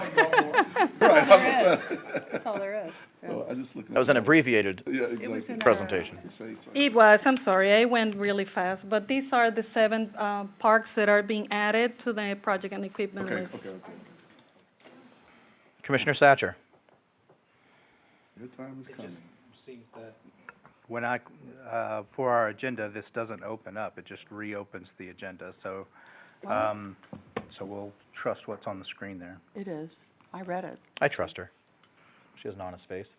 Okay, no further discussion, then we'll move forward with the vote. All in favor, please say aye. Aye. Aye. All opposed? Madam Clerk, passes unanimously. We'll open this item to public comment. Is there anyone who'd like to come forward to speak on this specific agenda item, playground shade structures?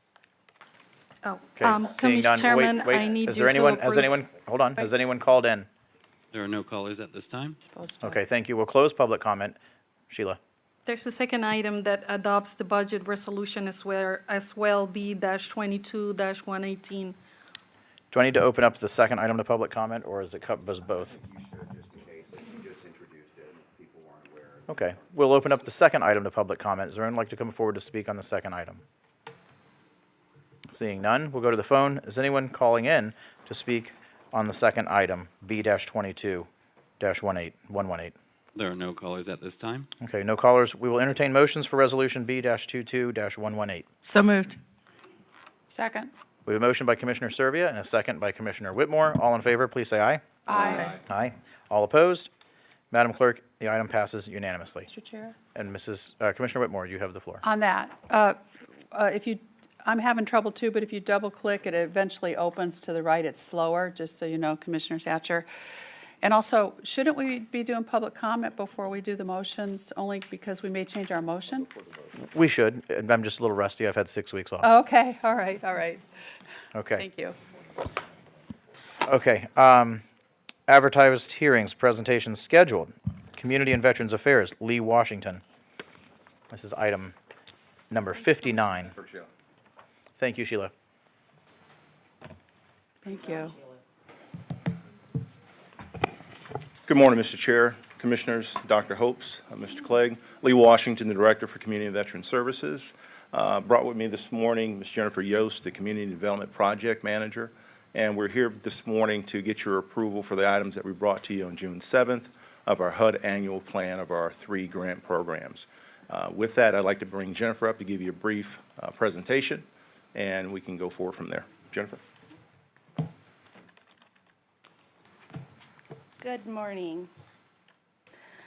So this is the final step of adopting our HUD annual action plan for our next year of funding. As a reminder, we are an entitlement community, so we receive this funding from HUD, and we go through the process of identifying the activities that we're going to do in the coming year. We held the public application process in March and went through the process and presented the recommendation from the committee of what to fund in June, and now we've actually written the plan and we're ready. So just as a reminder, if you could go to the next slide. So we have $2.7 million that have been identified in the HUD funding. We have 3 HUD funding sources. We have the Community Development Block Grant, which is CDBG. It can be used for a variety of different things, including our public services or social service programs. The Home Funding, which is Home Investment Partnership. Home does not stand for anything. It is just home. And that is to be used for housing. Then we also have the Emergency Solutions Grant, ESG, and that's to address homelessness. We also, it's something that is a little newer this year in the sense that we actually have home program income. These are old home loans that were given to help with home ownership and rehab, that we had some repayments at a much higher amount than in the past. So we're actually presenting that to reallocate to put into more housing projects. And we've provided an estimate of what we think next year is going to be, just knowing what the housing market is and people selling their homes. So it gives us $2.7 million that we've identified to be used. Next slide. So in our Community Development Block Grant, we have the Senior Meals Program, which is Meals on Wheels. We have the Housing Legal Services, that's Gulf Coast Legal, to provide housing, eviction prevention and fair housing education.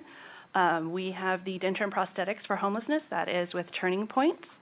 We have Homeless Prevention, that is with Salvation Army to provide emergency one-time up to 3 months of rent assistance to keep people housed.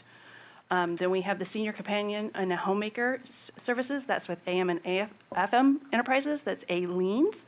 And that's, they go in and make sure everything's good, it's check-in, they do shopping, they do cleaning, in that. And then the rest goes to, the capital funding is Washington Park. We had no request for capital funding from the community, but we did have a need to address the increased costs with Washington Park and some soil mitigation that was greater than anticipated. It also allows us to spend that money very quickly as it's an ongoing project. And then administration of the program, which pays for staffing rather than using general funds to pay for the staffing of the implementation of these programs. Next slide. Under the home program, we are required by HUD to put funding aside for what's called a CHODO. Who that entity that will receive that funding will be done through a RFP, but we have to set aside funding for it. The rest will be used for a homeowner rehab and replacement program, and then the administration to pay for the staffing to implement the program. And then the ESG would be used for homeless prevention, rapid rehousing, and that is with Turning Point, and then this admin that goes along with that. And that is the projects that we've put into the action plan, and we're telling HUD what we're going to use the funding that we're receiving from them and through repayments of loans over the course of the next year, and probably in 2 years additional onto that with the homeowner rehab program. And I stand for any questions. Okay, thank you very much. Commissioner Whitmore is the only commissioner on the board. Ma'am? Thank you, and I know Friday's your last day.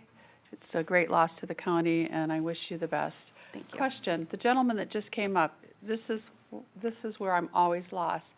You probably weren't here, a gentleman with a code enforcement issue. I know there's funding somewhere. I don't know where it is. I don't know who to talk to.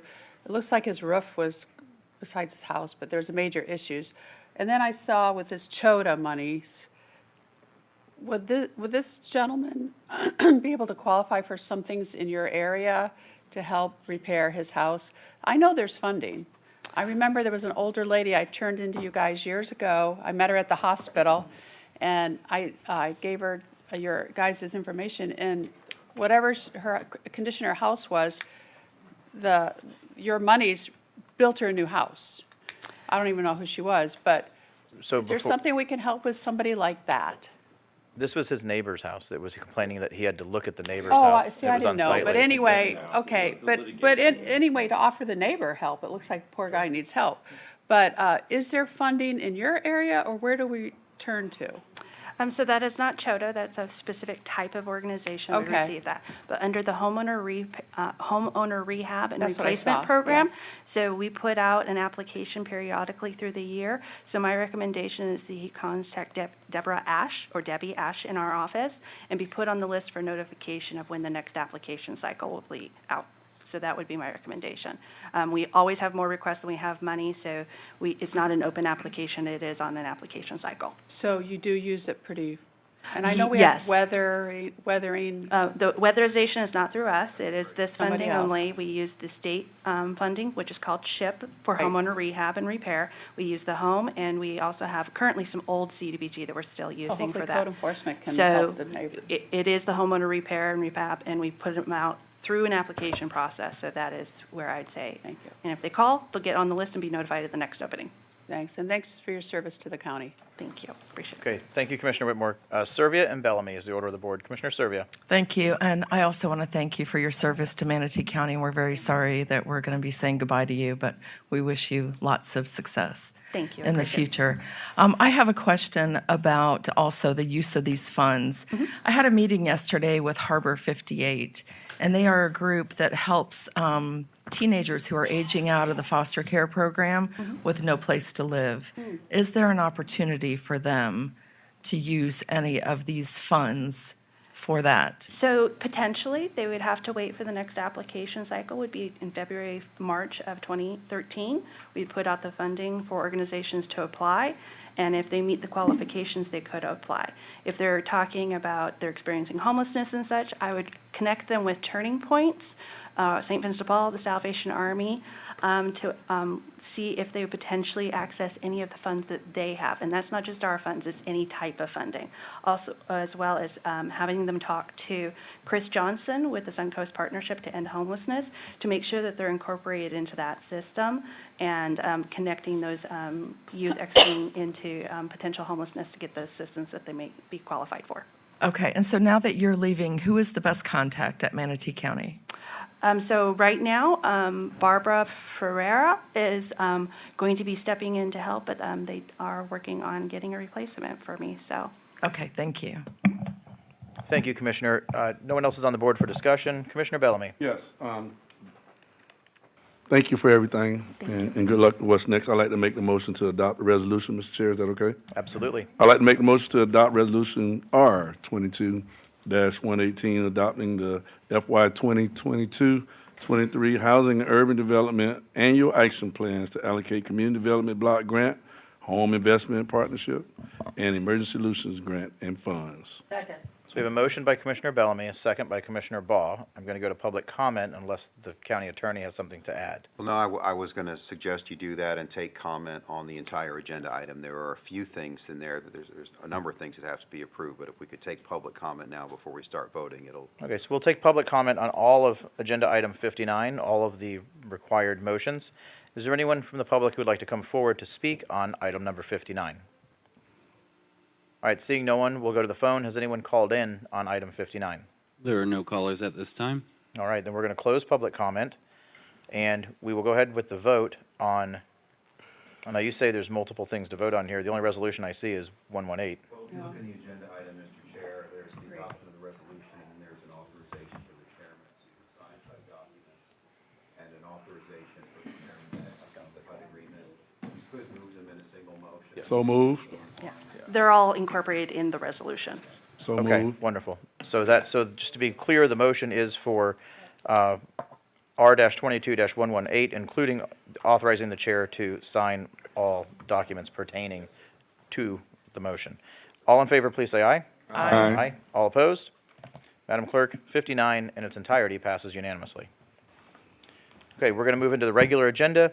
First item is an administrator item, so Dr. Hope, it's a big one. Dr. Hopes will introduce that item. Sir? Yes, thank you, Mr. Chair. Item number 60, Commissioners, is for your consideration for adoption of Resolution R22-117 regarding the closure of the Piney Point facility and approval and execution of the form of a design, build, and the service agreement.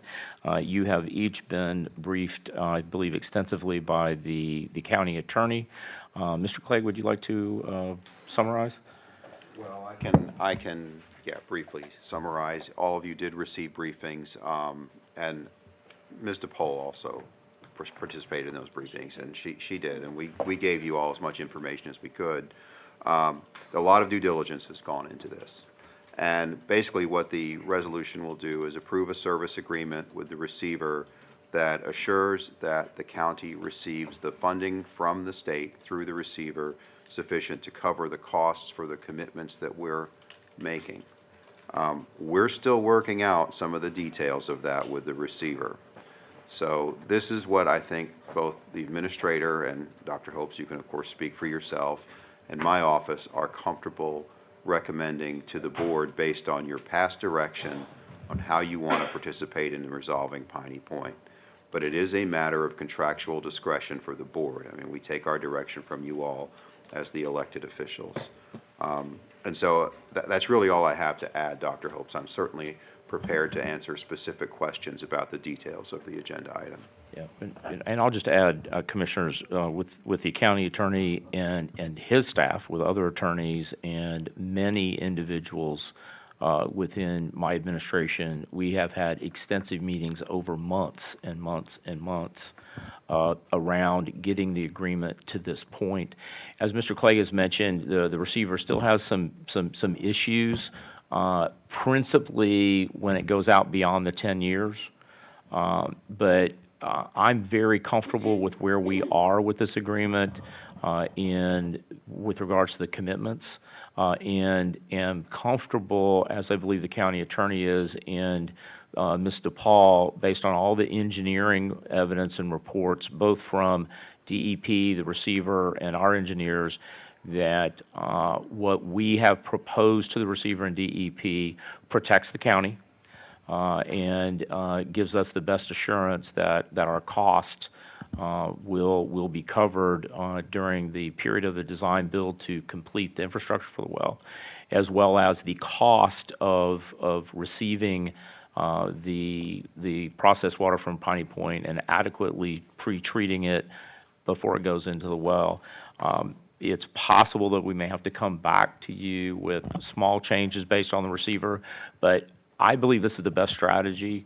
If the board's comfortable, approve this agreement, then we have an agreement that's been approved by the county commission that you are comfortable with extending, and then Mr. Clegg and I will go to work and finalize whatever language that the receiver wants for that period of time, years 11 through years 50. Thank you, Mr. Chair. Thank you, sir. Cruz and Whitmore is the order of the board. Commissioner Cruz. Yeah, just a couple of questions on this, because I know we're being asked to do it because it's in our county. But at the end of the day, we presently, in real life, don't have liabilities, other than the fact that the liability of our county itself. So don't get me wrong, it's an important liability. But we're not on the chain of liability on this at this stage. Where does signing something like this and putting ourselves and interjecting ourselves in this, how does that change our overall liability? Do we claim some level of liability, either quantitatively or qualitatively, to this? Two, there was a discussion of how is this money going to be funded, because we don't have all the money right now, so we're going to have to pre-fund this ourselves and then get, hopefully, fingers crossed, reimbursed for it.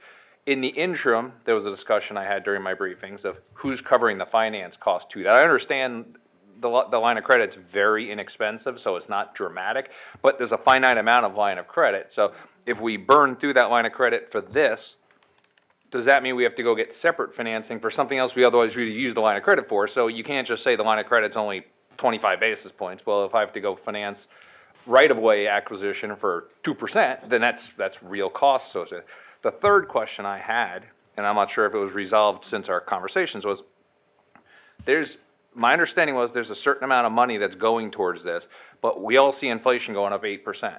Some materials are going up 20, 40%. I never got a firm answer on who's paying for the first dollar after this contract. My gut feeling and informal conversations was we are. And if it goes up $1,000, all right, we'll deal with it. But a $17 million contract can go to 30 really fast in today's economy. And I can't look at our taxpayers and say, hey, guess what? We need to come up with $13 million. So you're not getting that road done, that park done, because we have to put this here. Because that wasn't the original plan. Last year, early last year, it was right after we came on the board, we all agreed to front $6 million. And people are like, how can you just front $6 million on something sight unseen? Mm-hmm. And there was validity to their concerns. That $6 million moved to like $10 million. Mm-hmm. And now we're on the hook for $10 million of fixing something that theoretically isn't ours, other than the fact we want to be good stewards of the environment of our community, and we're trying to help everyone. But that was supposed to be our cap. There's no cap to this. Right. This 17 could be 30. This 17 could be 60.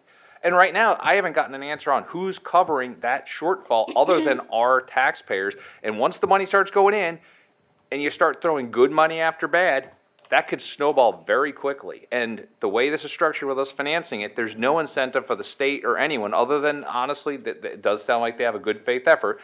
There's no incentive for them to expedite repaying us or financing this, because we're covering it. We're building this and we're getting reimbursed. And we're getting reimbursed up to a ceiling, and then we're covering the difference. Those are my concerns with this. Yes, we all want this done. We all want this done extremely quickly, but I don't want this done poorly because they feel like they have us over a barrel, because we're not a party to this. We're trying to help facilitate it, and I feel like rather than them thanking us for assisting them, we're getting taken advantage of to some extent by saying you do it and we'll pay you back, and any overages you pay for and all the financing costs, regardless of how long it takes to give us your money, you pay for. That was never the intent. That wasn't the plan. I want to get this done. I want to sign this agreement, but I want to sign an agreement that's in the best interest of the taxpayers of Manatee County. And weighing the environment and the concerns of Piney Point with the tax dollars of Manatee County are two things we all have to weigh as a group, but I feel like it's swaying a little more in one direction than in the other right now. If Casey were here, he would tell you not to talk with your hands quite so much. Okay. But really well said. I agree with you. I would only put a little more emphasis on sort of the good faith that the state has been working with, in which they've been working with us. But I'm going to go to Dr. Hopes and let him respond to you first. And then we're going Whitmore, Ball, Bellamy. I'll address number 2 and number 3, and then defer to Mr. Clegg on the liability or lack thereof. With regards to the financing cost, this is being funded out of existing funds. We're not borrowing money for it. With regards to wanted to use a credit line that didn't work out with the clerk. That's a long story. So we're not borrowing money to cover the cost. The agreement that is before you has a schedule of payments, and I can pull it, but I think it's like 25% of the $17.9 million upon a certain percentage of the design, so that nearly by the time the pretreatment infrastructure is completed, which is the $17.9 million, we will have received the payments, and then there'll be the final payment remaining. With regards to the cost, if you recall, the reason why Mr. Clegg and I brought the agreement to you before the recess was because we had a very small window where the engineering firm and the construction company would give us a guaranteed maximum price, locking it in at no more than the $17.9 million. It's actually a stipulated sum. It's a stipulated sum. A stipulated agreement, sum, right. Not a right. GMP agreement. So there, by taking the action that you took before the recess, it locked in the stipulated sum of $17.9 million for the engineering and construction of the tree treatment infrastructure. With regards to the second component, this agreement covers 2 areas. One is that pretreatment infrastructure of the $17.9 million. And as you recall, I have been fighting relentlessly that I didn't think we should have to pay any more than $6 million for everything. And I haven't given up on that. The second piece is the cost of receiving the processed water during that first 2 years of dewatering and the pre-treatment. We had extensive meetings with our rate consultants for utilities that has experience with cost of pretreatment and deep wells. Mr. Clegg had conversations with them. We've met in my office. We've gone back and forth. We've had very healthy debate, both on the phone amongst ourselves and in person. And that's why I believe with regards to the risk, we've got them down as minimal as possible, keeping in mind that I agree with you. This is not a Manatee County problem, but it is in Manatee County, and we've got a lot of economic development in that area. This is the state, this is DEP, this is HRK, this is the lien holder.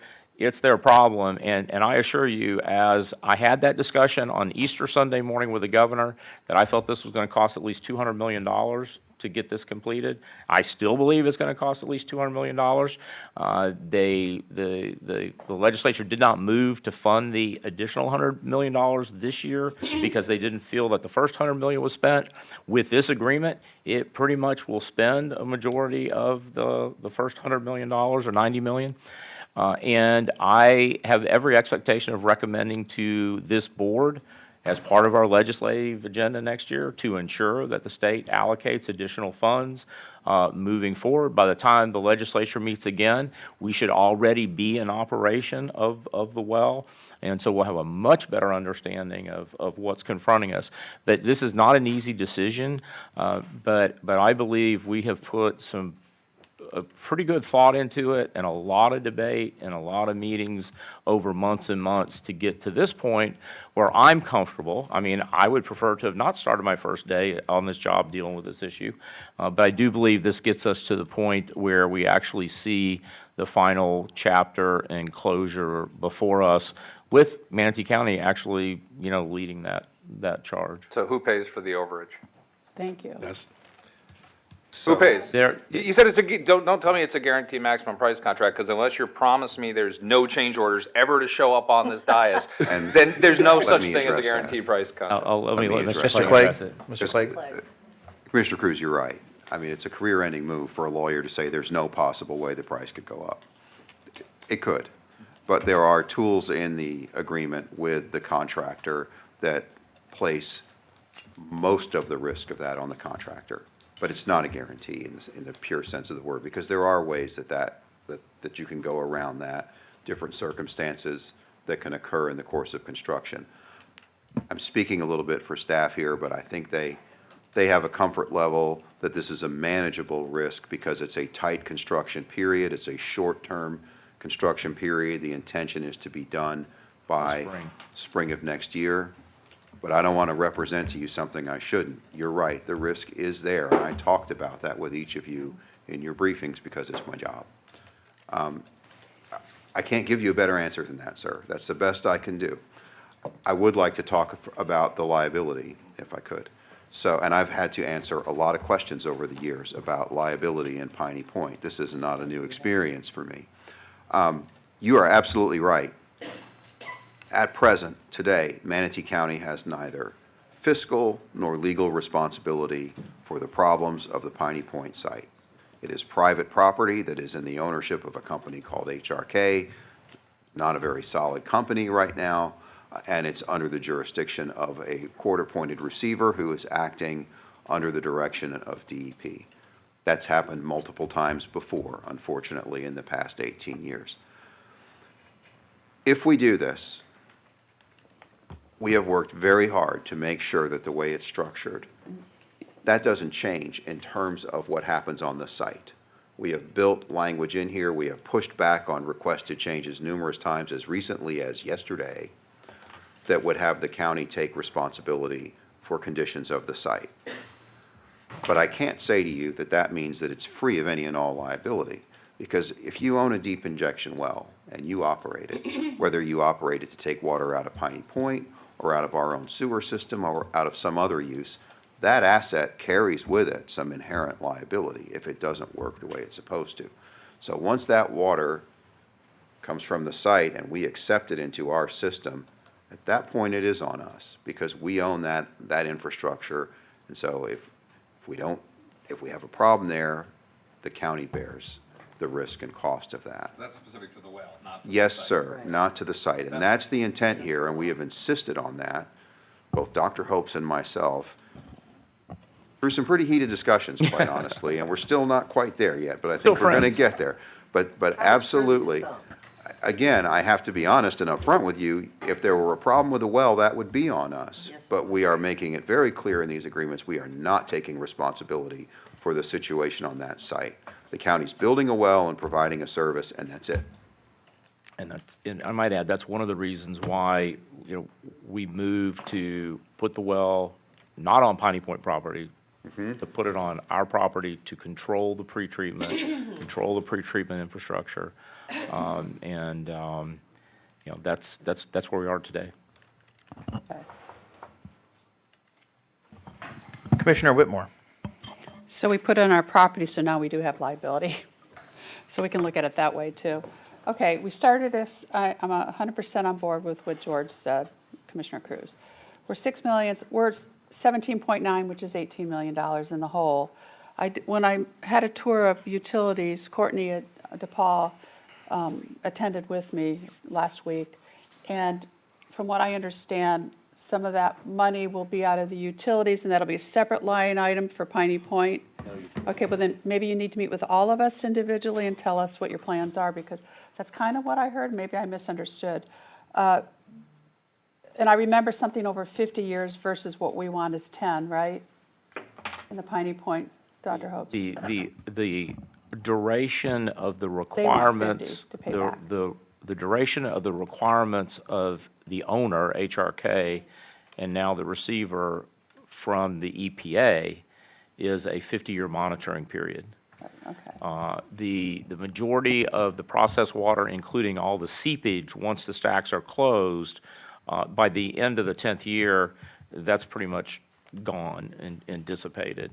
And so there's very little projected other than stormwater in years 11 through years 50. But all this is the responsibility of whoever owns that property, not us. Well, I know our landfill, we have to monitor it 50 years. Right. Same So- thing. Okay. I agree with the recommendation of Dr. Hopes. We've got to we got to tell them, and I wouldn't put any more money in it till we get our money back. $18 million is a lot of money. And then we have made a commitment, all the board up here, that the only thing that'll go down that deep well is Piney Point, and they're going to close it, correct? Okay. I didn't So- see him agree to that. Who? George or who? That's a determination by the board, but. Yes, sir. That is Yeah, a board yeah. decision. I just want a clarification. The well would not be closed because over the years, they may have Well, right, Piney Point. It's only Piney Point Only discharge. Piney Point. Okay, That's the only thing good that's the only thing that'll be plumbed to that well is a pipe or two pipes going from Piney Point under Buckeye Road to our well site. It has to dewater for years and years. Correct. Okay, we've got to be firm on this because they need to give us the other 100 million if we need more money. I don't even understand why we're having to come up with the 18 million when they've got that money. They haven't used the whole 100 million. I just don't understand why they're calling it to us. But I agree, I think we need to approve this because this shows, if I remember why this is on the agenda, show that the board is determined that this is what the cost is going to be, period, correct? But Commissioner Kachush, you're 100% right. We just need to commit to this amount, and that 100 million needs to go anything over and above is what I would think. I don't think that's in the agreement, right? Mr. Clegg? I'm sorry. Anything over that 18 million, Well, it's 17.9 million plus at six 18. plus six and 6.5 6.5 million for the service. So it's 20-something million. there you go. I don't want to put another penny in this. They got That's what they're 100 going to give million. us. That's what they're going to give us. When are they giving it to us? It's in the schedule of the There's nothing- agreement. I know. So Tell us when it's coming to us. there's a schedule of payments. We have to pay it up front. Spelled out in the agreement, one for capital and one for operational. Right. The capital schedule is tied to percentage of construction that's complete on the project. It is a reimbursement cash flow. Okay. I have to be honest with you, I'm not sure that the receiver could, under his court order, front us the money. Only as we give him receipts or whatever. Yeah, Okay, I think okay. that's the position he'd probably take. That's okay. That we have to do this on a reimbursement basis, but the intent is to have the agreement approved by the court and be binding on the receiver, such that, I don't have a lot of concern that he's not gonna pay us what he owes us under the agreement, because this is under the court supervision. If he did, we could stop the project, and that would just raise their costs. They need us to do this. Yeah. It's in the closure plan for the site. There isn't an alternative to get rid of all that water on So the only thing- DEP's radar right now. The only thing we won't get reimbursed is the 10 million that we committed to, correct? As of now, I haven't given up on that. That's the intent. That's the intent. The intent. I And think we just so you should know, set the firm. 17.9 million, we're talking months. I mean, as soon as this agreement is executed and accepted by the court, we're going to be sending them the first invoice for that first 25%, because that work's been completed. I mean, most of the design work has been completed. And then I thought that there was in the agreement on the 6.5 million, that does get paid as the water's coming across. There's a schedule of payment for that, and the maximum is 3 years from the date of commencement of service of the well, the earlier of that date, or the closure period ending, I think is the way it's characterized. And just so everybody knows, they are moving forward with the scheduled closure plan. They are starting to close the first stack now. I know. Yeah, we knew And that. so we're running against the clock to be able to get our side of this in operation before the next rainy season. Courtney's there if you need a. Mrs. DePaul, do you need to weigh in? Mic on? Yeah, Courtney DePaul with, I'm the Deputy County Administrator and Director of Development Services. So the contract, the design build contract is just over a year. And so, design and construction should be completed within that period. And then, of course, when construction is complete, we would invoice for the remainder of that 17.9 million. So that wouldn't be outstanding for years and years. It would just be until the construction's completed. So. Thank you. Okay. Commissioner Baugh and then Bellamy. Yes, thank you, Mr. Chairman. Some of this, I had a briefing yesterday with the county attorney and the county administrator, and most of these questions, and, we discussed in my briefing, but I just want to remind everyone that it is a Manatee County problem. It was a problem the day that we had the leak, and we had to evacuate our citizens. So it is a Manatee County problem, whether we like to admit to it or not. It is, and it is part of our jobs to try and make sure that we cover what we can so that we don't have this problem and we get it taken care of once and for all. I would add, with what I've heard, I have met with the receiver. I met with him last year. He's a very tough guy. He is. He's tough. So I know some of the work that has gone into the meetings that have taken place and the negotiations that the county attorney and the county administrator have been through. And I also know that we have a past legislator, senator, who's also been involved in this process trying to help get it moving forward. Last year, I know that the other $100 million that is being discussed this morning, the reason it wasn't put into the budget last year was because the first $100 million, all of it had not been spent. Now, the bottom line is it going to take that other $100 million? Yes, it is. And I have solid support in trusting our governor to make sure that that happens. The problem comes in when he's not our governor anymore. Now, granted, when that probably happens, we will have another Manatee senator who's going to be president of the Senate, hopefully. It will all work out. But in the meantime, we have, and I would just add that this is something that we're going to have to stay vigilant on with Tallahassee. We have new lobbyists that were brought on last year. They're great. They're go-getters, and they need to stay involved in working on this other $100 million next year, as well as the commissioners need to make sure that we are active in working on that. I would also add that this is a conversation that, and we had this when we were in D.C. with Congressman Buchanan. We need to stay on that in case federal funds are really needed to help cover this. We need to make sure that we have our ducks in a row. That's our job. And that's something that we need to be doing. Negotiating with the receiver, I got to tell you, I'm glad it's not me. I'm glad it's them too, because I've been there and seen it, and it's not easy. But I don't want to say, nor am I prepared to do, just leaving it up to the state in good faith.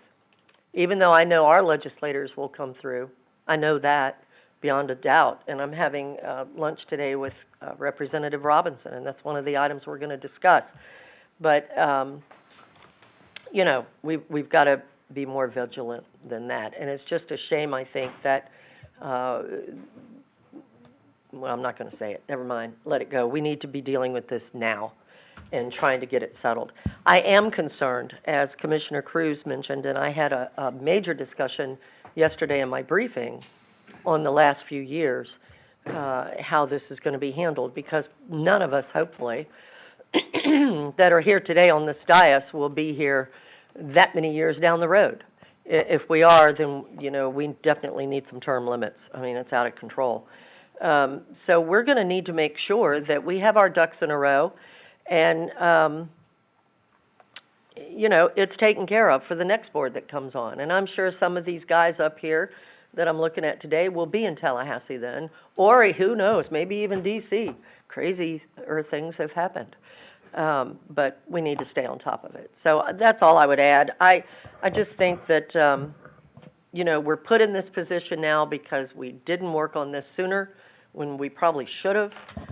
Said it a million times.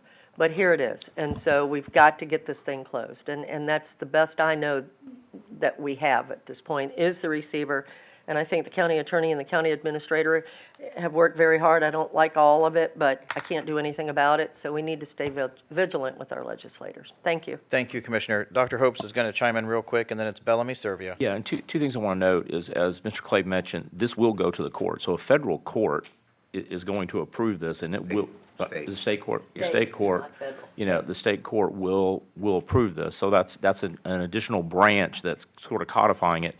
And the other thing, while I've been talking about the 10 years, the other aspect of the agreement is the rate that they pay the rate that they'll have to pay us for years 11 through 50 will be whatever the commercial rate calculations are at the time. And that then, you know, in my opinion, that really protects whoever comes after us with regards to Manatee County government, that the agreement calls for whatever the rates are, inflation, cost, all that sort of stuff.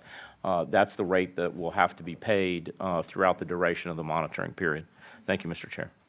Thank you, sir. Commissioner Bellamy. Yeah, it's a lot going on with Piney Point, and we're talking about, you know, whether we do have financial responsibility or legal responsibilities. We've committed, I think, right at about $24 million that's supposed to be reimbursed. Am I interpreting that correctly? Yes, but there's the other 10.2 that we're Okay, paying. right. So we're at 24, and I'm the first one to talk about having skin in the game. But I think the elephant in the room here is all of us are concerned about the reimbursement schedule and making sure that amount of money doesn't grow and grow and grow. And we have a lot of professional respect for the individuals that are at the state level. But here's my concern. I think our attorney is telling us, you know, very professionally, we don't have ability to cap that overage cost. And I think our citizens, I think you all need to hear that, you know, loud and clear, because the reality of it, the real issue about Piney Point, we have an environmental concern. We have an environmental concern, in those specs. In other words, those specific points are not being addressed right now. Right now, it seems like we're comfortable speaking on that we're slowly being put in a situation that costs may continue and we may not be able to do anything about it.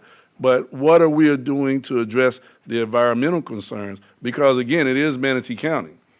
It is Manatee County, and I'm not an environmental scientist, and I don't have that background. But I do think as we move forward, there should be some type of information that's brought forward to the community as far as environmental, approaching with the environmental concerns to assure, okay, we're spending the dollars, we're spending the dollars, so we want to assure ourselves that the environmental concerns are being addressed.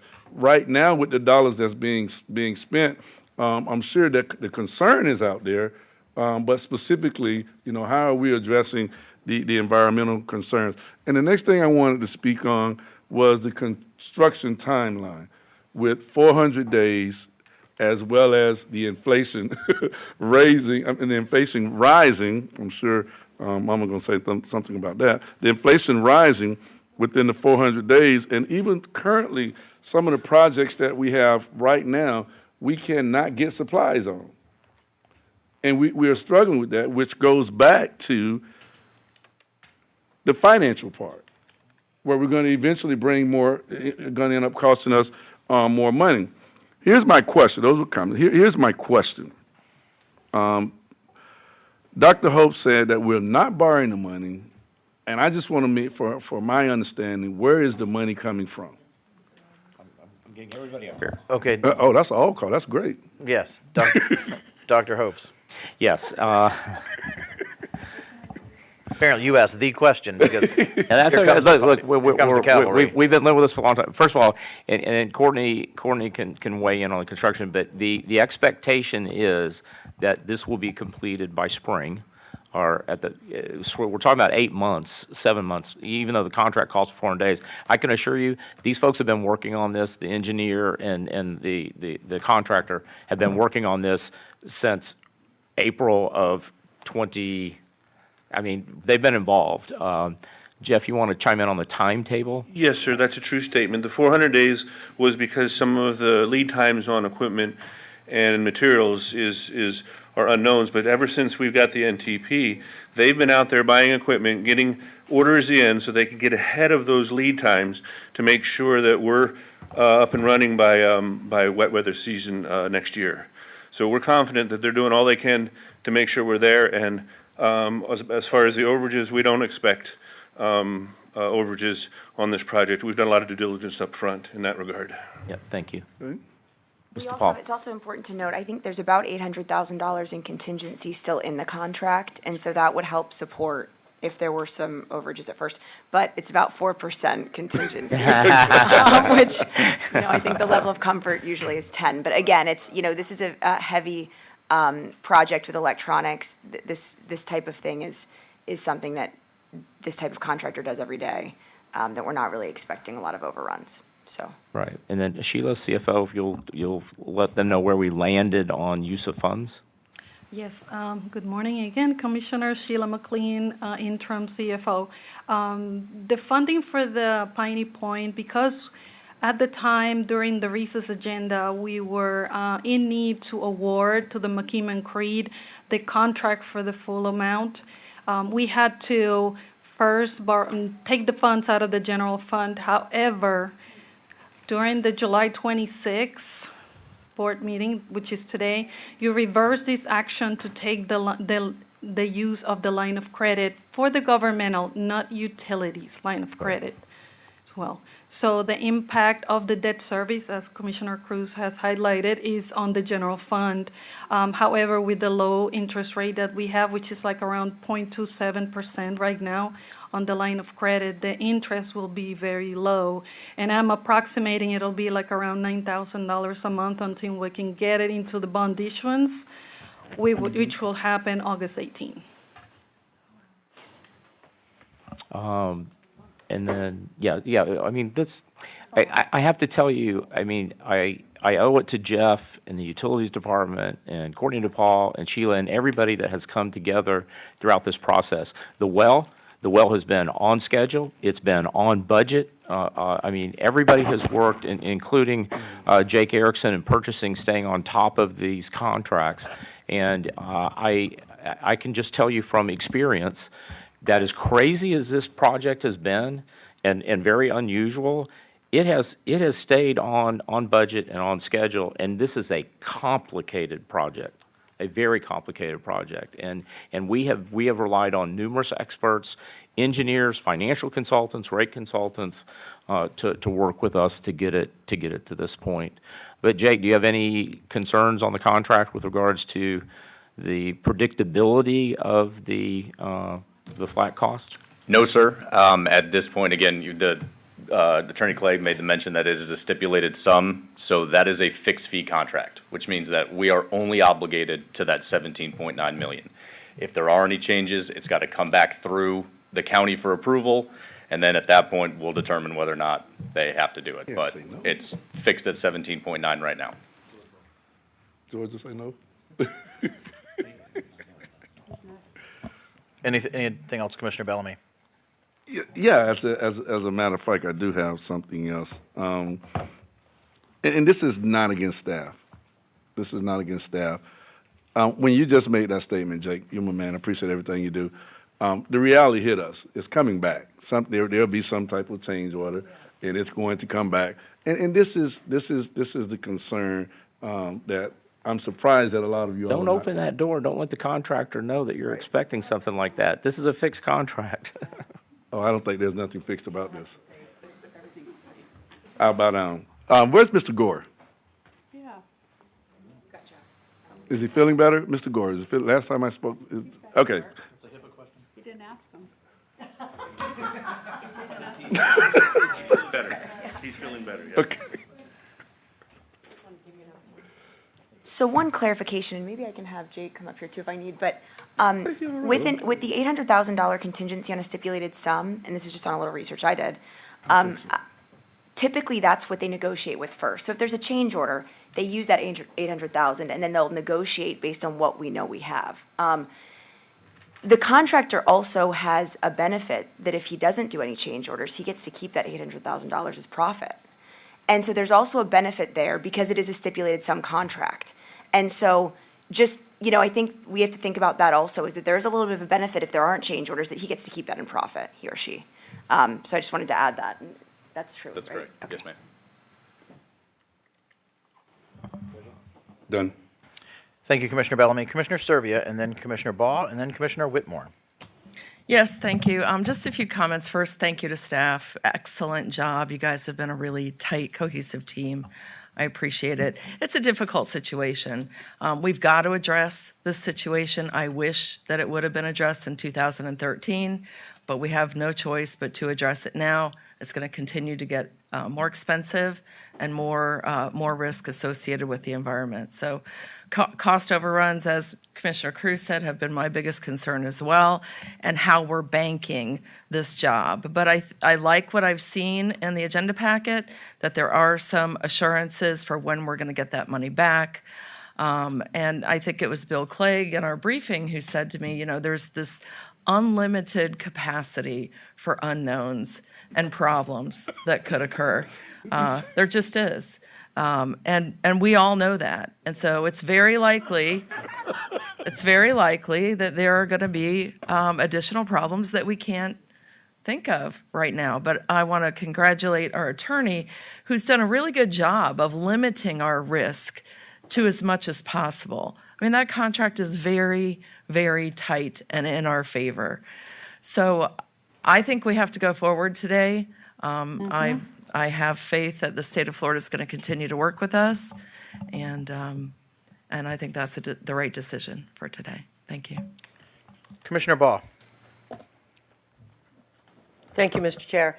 Yeah, very good statements, Commissioner Servia. I would say that I know that this agreement, the administration has been, and the county attorney's office has been working on it for months with the receiver, so it's not been an easy task. I have one question. I mean, we're talking about the well and it being put together and et cetera, but who is going to actually monitor this well after it's done? Yes. And the water is being put in there? Who's the responsible party that's going to oversee this? Mr. Well right here is going to address that question. The Coldwares. So the permit falls under utilities at the moment, and it's our intention to hire contract operators, but we'll ultimately have responsibility for the reports that are submitted, the monitoring reports that are submitted to the DEP, for making sure those are accurate and on time, just like we do with our 5 wells that we have in the utility system now. Okay, so if I may, basically what I've heard is that there'll be someone hired or company hired to oversee, but you'll still be getting the information and giving us the reports. Yes, ma'am. And ultimately, it does come back to this board. Yes, ma'am. This board's responsible. Okay, thank you. Is that all, Commissioner Baugh? Yes, sir, thank you. Commissioner Whitmore. I think that the state should pay for the monitoring, and so maybe they'll reimburse us if it's going to be our staff. That'll be future agreement down the road, Mr. County Attorney? It's part of the cost that's been calculated in the use fee Okay. that we're charging them. The O&M rate that we For the future. developed, Yeah. correct. Not now, It's for the built future. into the For the price. future going forward. Yeah, And it's in covered. all due respect, when we're talking about something this important, I'd like the director here, and I don't know why he's here. So in all due respect, I think a director of this thing, I know we've all had questions, had meetings. From now on, I'd ask you to ask the director to be here. That's all. I have the deputy county administrator, who is the I want director's the boss, who's an director- engineer, that's here. I'm a county administrator, I'd like the director of the department that it's over now. You know, please, thank you. Commissioner Baugh. In all fairness, I understand what Commissioner Whitmore is saying. I do. But at the same time, it's really up to the administrator and the deputy county administrator as to who they feel can best answer our questions. And I know Jeff has been personally involved in this So the is whole the time, and I director. think that's probably why he's here. I don't know. Thank you. Okay. Not seeing. If I could just offer, Mr. Gore has delegated the oversight of this project to me, and so that's why he asked me to come. Maybe if somebody would have said that at the beginning, then I wouldn't have said that. Thank you. Commissioner Satcher. Thank you, Mr. Chair. I just want to say, regardless of, any deliberations that we've had, Just if to the receivers and to the state and to the governor, et cetera, we appreciate you being a good partner in this process and of taking care of Manatee County and our waterways. So thank you so much, and we appreciate you.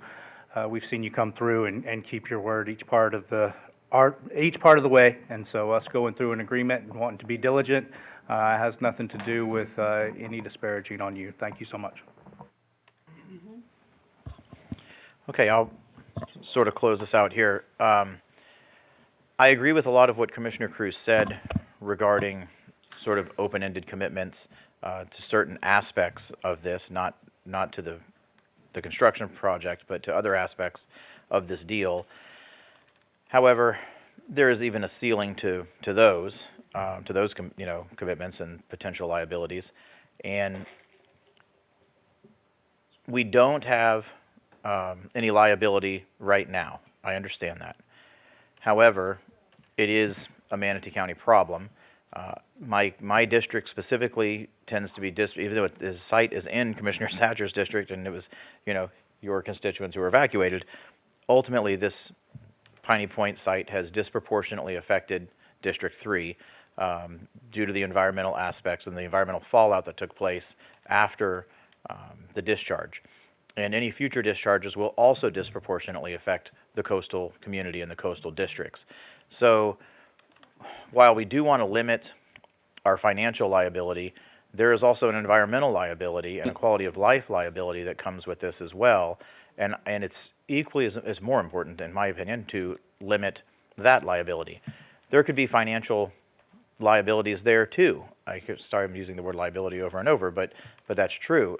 Tourism is the top employer in my district, followed by healthcare and education. And should we have a fallout in the tourism industry due to a red tide or any sort of water quality issues like we've had in the past, that's going to have a severe impact on working class taxpayers and residents in this county. If you think back to 2018 when we had a 16-month red tide event, it put some people out of business, and a lot of folks had to go find other forms of employment and go find other industries to work in. And so there's liability there as well. I'm not saying that the state has us over a barrel by any means. This is the only option really that they have to dewater the site. So we do have a tremendous amount of leverage here, but at the same time it is in our backyard, and it will affect the quality of life of our residents if we don't step up and do something about it. It's one of those situations where it may not be fair, but it is. It's just the way it is. And Carol Whitmore always says the leaders lead, and so I think this is a situation where we're going to have to step up and we're going to have to lead, and we're going to have to say, no, we don't want to have to be in this situation, but we are in this situation, and we have to protect our county as a whole. Doesn't mean it's a bottomless pit of money that we're willing to expose ourselves to having to throw money down, but we do have to protect our county. So that's the direction I'm going with this, and with that, I will entertain motions. Approve the recommended motion. Resolution R22-117. Okay, so we have a motion by Commissioner Whitmore to approve the resolution R22-117, and we have a second by Commissioner Baugh. So we'll now open this up to public comment. Is there anyone from the public who would like to come forward to speak on this motion on the floor? Okay, seeing no one, we will go to the phone. Has anyone called in to speak on the motion on the floor? There is no one on the phone at this time. Okay, then we're going to close public comment. Commissioner Satcher, did you want to make a comment before we vote? Okay, with no one on the board, we'll hold the vote. All in favor, please say aye. Aye. Aye. All opposed? Madam Clerk, it passes unanimously. So it's 11:05, Commissioners, and we will then move into, let's keep with the good stuff here, the red meat. So, Mr. County Attorney, number 61. The red meat. So we get this done before lunch, huh? Yeah. You think we'll get it done before lunch? Okay. Mr. Chairman, Commissioners, this is an agenda item that I put on the agenda because... Is your mic on? I'm sorry. It's not. I apologize. Is that better? Yes. Okay. Mr. Chairman and Commissioners, this is my agenda item. I put it on the agenda because I felt responsible to do so because at the May 10th regular meeting, the board directed the county administrator and I to bring back policies, and I'll quote from the motion, that respect and codify Manatee County employees' Second Amendment right to carry while at work at the next regularly scheduled board meeting following the recess, which of course is today. And you want me to stop, or should I keep? No. Okay. And on the 15th, I provided you a memo in which I laid out what I could as your attorney on this issue. I want to say up front, I understand passions run high on the issue of guns, and I do respect the opinions of everyone on both sides. But as the board's lawyer, it is my job, when directed to do so, to lay out for you the law, advise you of the risks and costs and policy options, which is exactly what I did in the memorandum. And I will just very briefly summarize the points I made in the memo. I can do it in just a matter of a minute or two. And on the legal issues, I pointed out that while the Second Amendment does not, under the Supreme Court's current case law, provide a right for employees to carry at work or for people necessarily to carry in government buildings, Florida statutes confers a pretty broad right of licensed individuals to carry concealed weapons in public areas of our buildings, but it also recognizes the authority of local governments, if they choose to do so, to restrict employees from carrying while at work. The board does have the policy discretion to decide whether and to what extent to allow employees to do that. And I have pointed out there is some potential liability for allowing people to carry concealed at work, but it's difficult to quantify what that is. There isn't a lot of case law on it. There aren't a lot of examples. And in talking to our insurance consultant, it does not appear, if the board did choose to make this policy change, that there would be an immediate increase in our insurance premiums. But if we made claims under our excess coverage policy, we probably would experience increases at that point. So I asked one of our risk management employees to look into what other counties are doing, and quite honestly, he went above and beyond the call of duty there and was able to reach out to and talk to people at, I think, 56 other counties. Now, that is an informal survey, and I want to make sure it's not held out as anything other than that. It's seeing if they can talk to somebody on the phone and get an answer.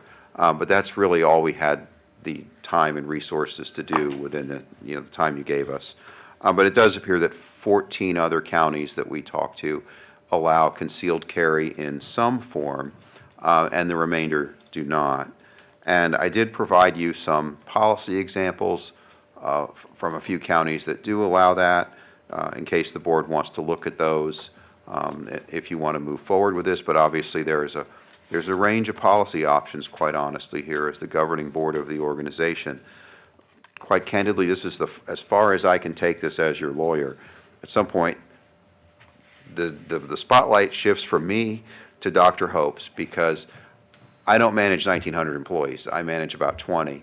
And it is very important that whatever policy you put in place, if you decide to move forward with this, that you can administer it and adhere to it, because there's actually probably a greater liability concern about not following a policy once you've created it than making this change. So that is all I have, Mr. Chair. I'll be happy to answer any questions of commissioners. Okay, thank you, sir. I have Commissioner Satcher and Commissioner Baugh and Bellamy on the board. Satcher, Baugh, Bellamy. Commissioner Satcher. Thank you, Mr. Chair, and thank you to the county attorney for his hard work over the recess. I think that this is an important step in the right direction. Gun-free zones end up becoming criminal empowerment zones. They give the bad guys more power than they should to do more harm than they would otherwise be able to do. And so it's very important in a world where we know there are people out there that intend harm, that we allow and the good guys and girls to come ready for that challenge if they choose to. And our founding fathers, when they passed the Second Amendment, I believe that was part of their intent, and I don't think that we should be infringing upon that. It's a bad move. At around 2,000 employees, that's a lot of people good, law-abiding, rule-following Americans that we're choosing to make sitting ducks if we continue this policy.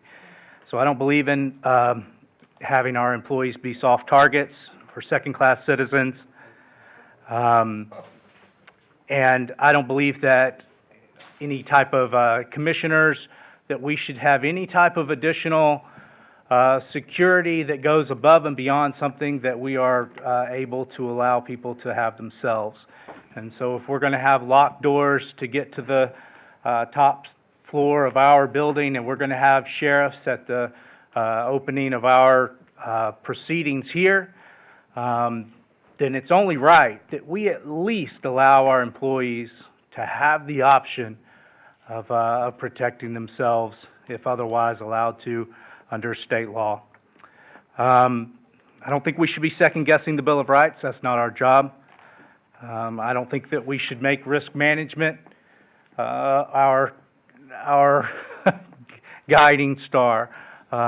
We need to take up our responsibility as commissioners to look out for those under our purview. And in this case, county employees fit that description. The truth is that someone that intends harm, a criminal, is not reading our policy and thinking, you know what, I was going to do something bad, but no guns at work. I'm just going to leave this at home. Oh, can't go to a county building. Well, I just won't do that. They're criminals. They intend harm. They're not following the law. And the best we can do in that situation is give people a fighting chance, like the 22-year-old man in Indiana last week was on a date with his girlfriend, and someone came into a mall with a long gun and began shooting. He he asked his girlfriend to hide, took up a position, and from most reports say 40 yards away, was able to dispatch the threat with a concealed weapon, saving untold number of lives. And so, a weapon's a tool. And so the question is do you want that tool in the hands of the good guys or only the bad guys, only those that are willing to disobey our rules and our HR policy?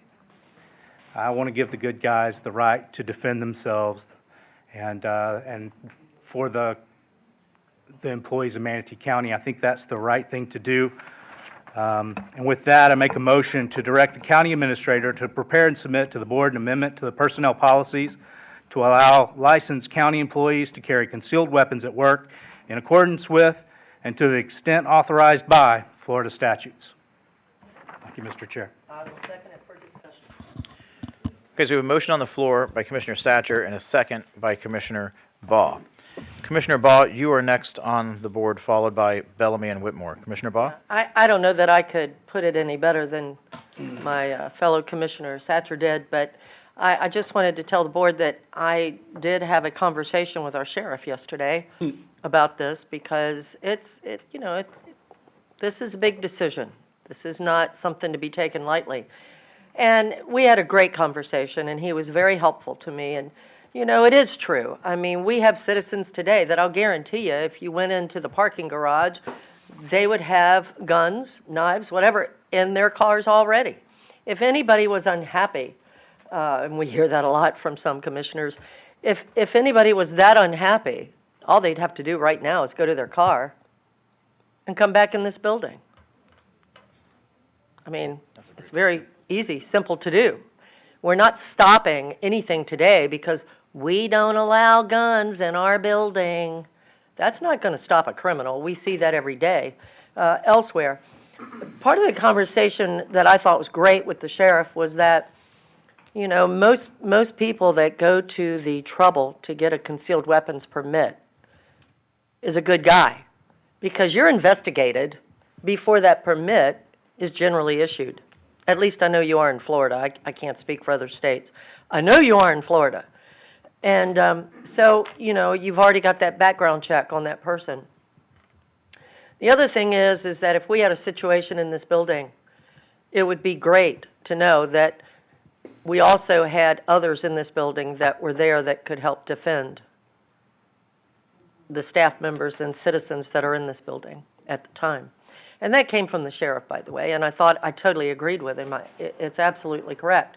But the next thing that we talked about was really what put me over the top in really feeling that this was the right thing to do. And that was that the sheriff offered to have classes for any staff member that has a concealed weapons permit that wants to carry. He's willing to put, our staff members through some training, not as thorough, of course, as the Guardians for Schools. That's a whole different ballgame when you're talking about children.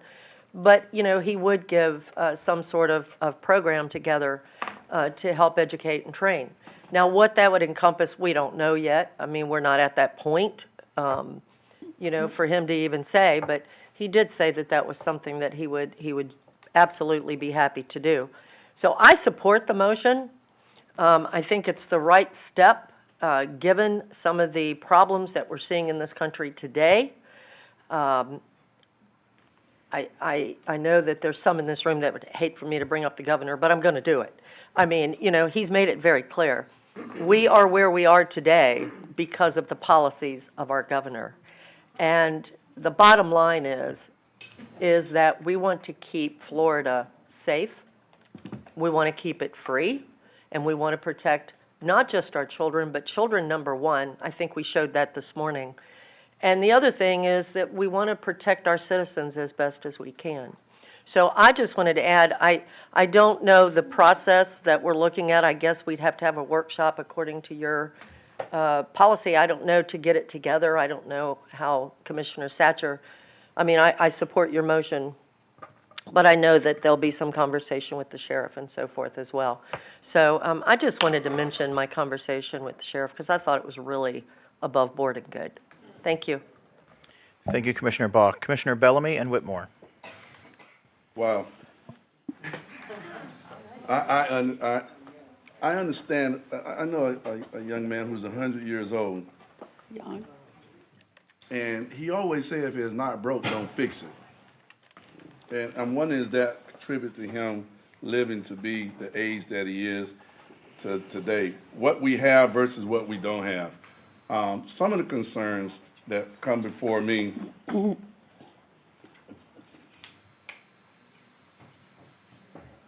all good. Some of the concerns that we have that come before me is, in Manatee County, have we ever had any weapons or gun issues here in Manatee County? And I understand referencing other issues across the country and in other states, but my firm statement, and I have been in Manatee County for 50 years outside of college and serving my country.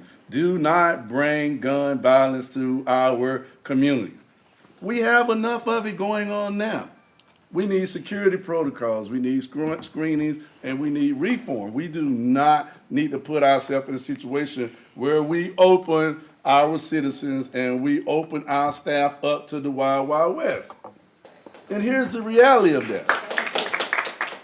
And I apologize, Mr. Chair. I apologize.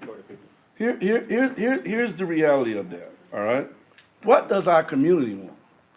How can we hear from our community instead of us saying, okay, we represent them, so we're going to do this right here? Have we given them an opportunity? And I'm not talking about those 3 minutes up there where all of us are waiting for them to hurry up. I'm talking about have we really, really heard from our community? Because once a bullet comes out of a gun, I tell you this right here, then somebody's name is going to be on it. And now all of us up here, we're very concerned. We're very scared. All right? And that's the thing, the scenarios that I gave earlier. The county attorney talked about we may have some liability, and obviously once one gunshot is fired, it doesn't matter what the reality is or what the reason is, then the liability is going to come. I think we are opening ourselves up for a lot of issues, and I am clearly against it. I'm clearly against it, and I never go directly to an individual. I stay directly to the issue. And right now, when you're talking about an issue, You're talking about opening up serious public safety concerns. What about hostile working environment? What about a hostile work environment? And we know, I was talking to an individual, I want to clean this up because I don't want him to be targeted. I was talking to an individual that's connected to another major entity in our community. And he was concerned about now his evaluations, or if he have to position himself where he has to terminate someone, maybe he needs to have to start doing that virtually now. Because obviously when you terminate somebody, guess what? Oh, if I can't be here, neither can you.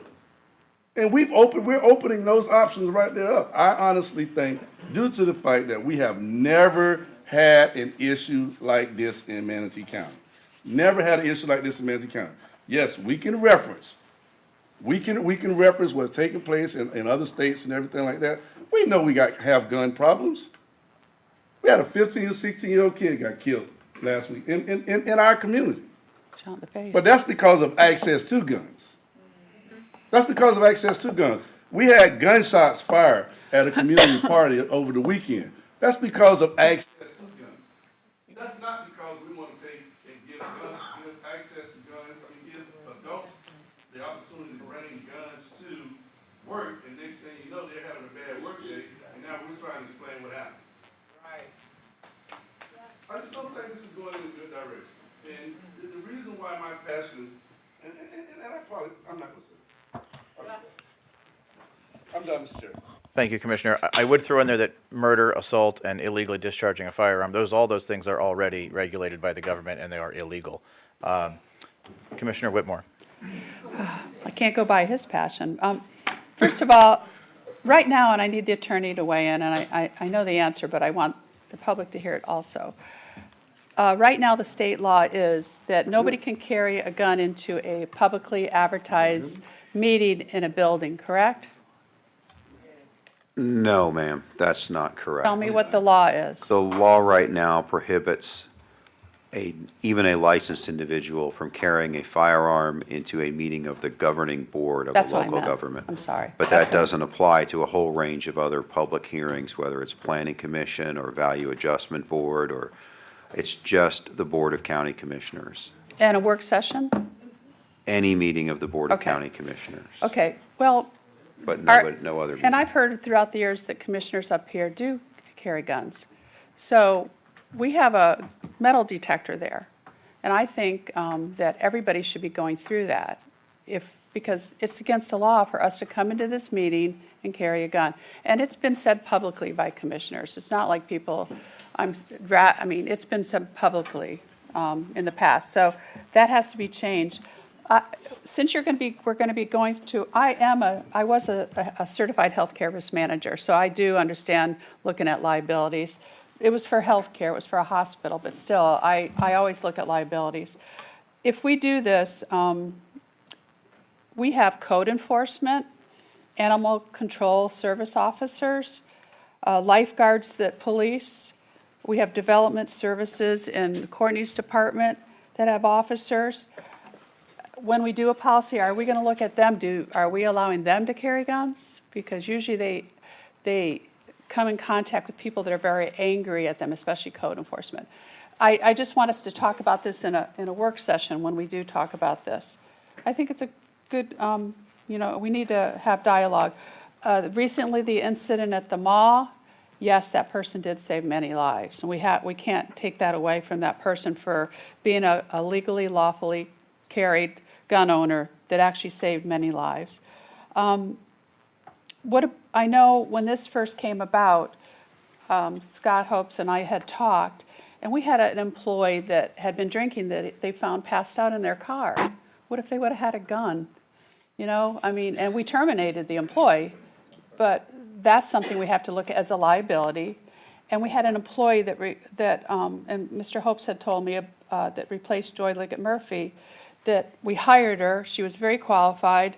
And then with this issue coming up and other issues with, regarding alcohol and stuff, she walked out, said, I can't work for the board if they're going to do this. But what really bothers me more than anything, and Commissioner Satcher has said this at least 2 or 3 times, and I 100% agree, we shouldn't be talking about this until we get our other floors secure for our employees. We are in a fishbowl on the 9th floor. I have to go through 3 doors to get into my office. And I'm in the elevator, and actually all the employees laugh at it. Well, they're not going to get you guys, they're going to get us.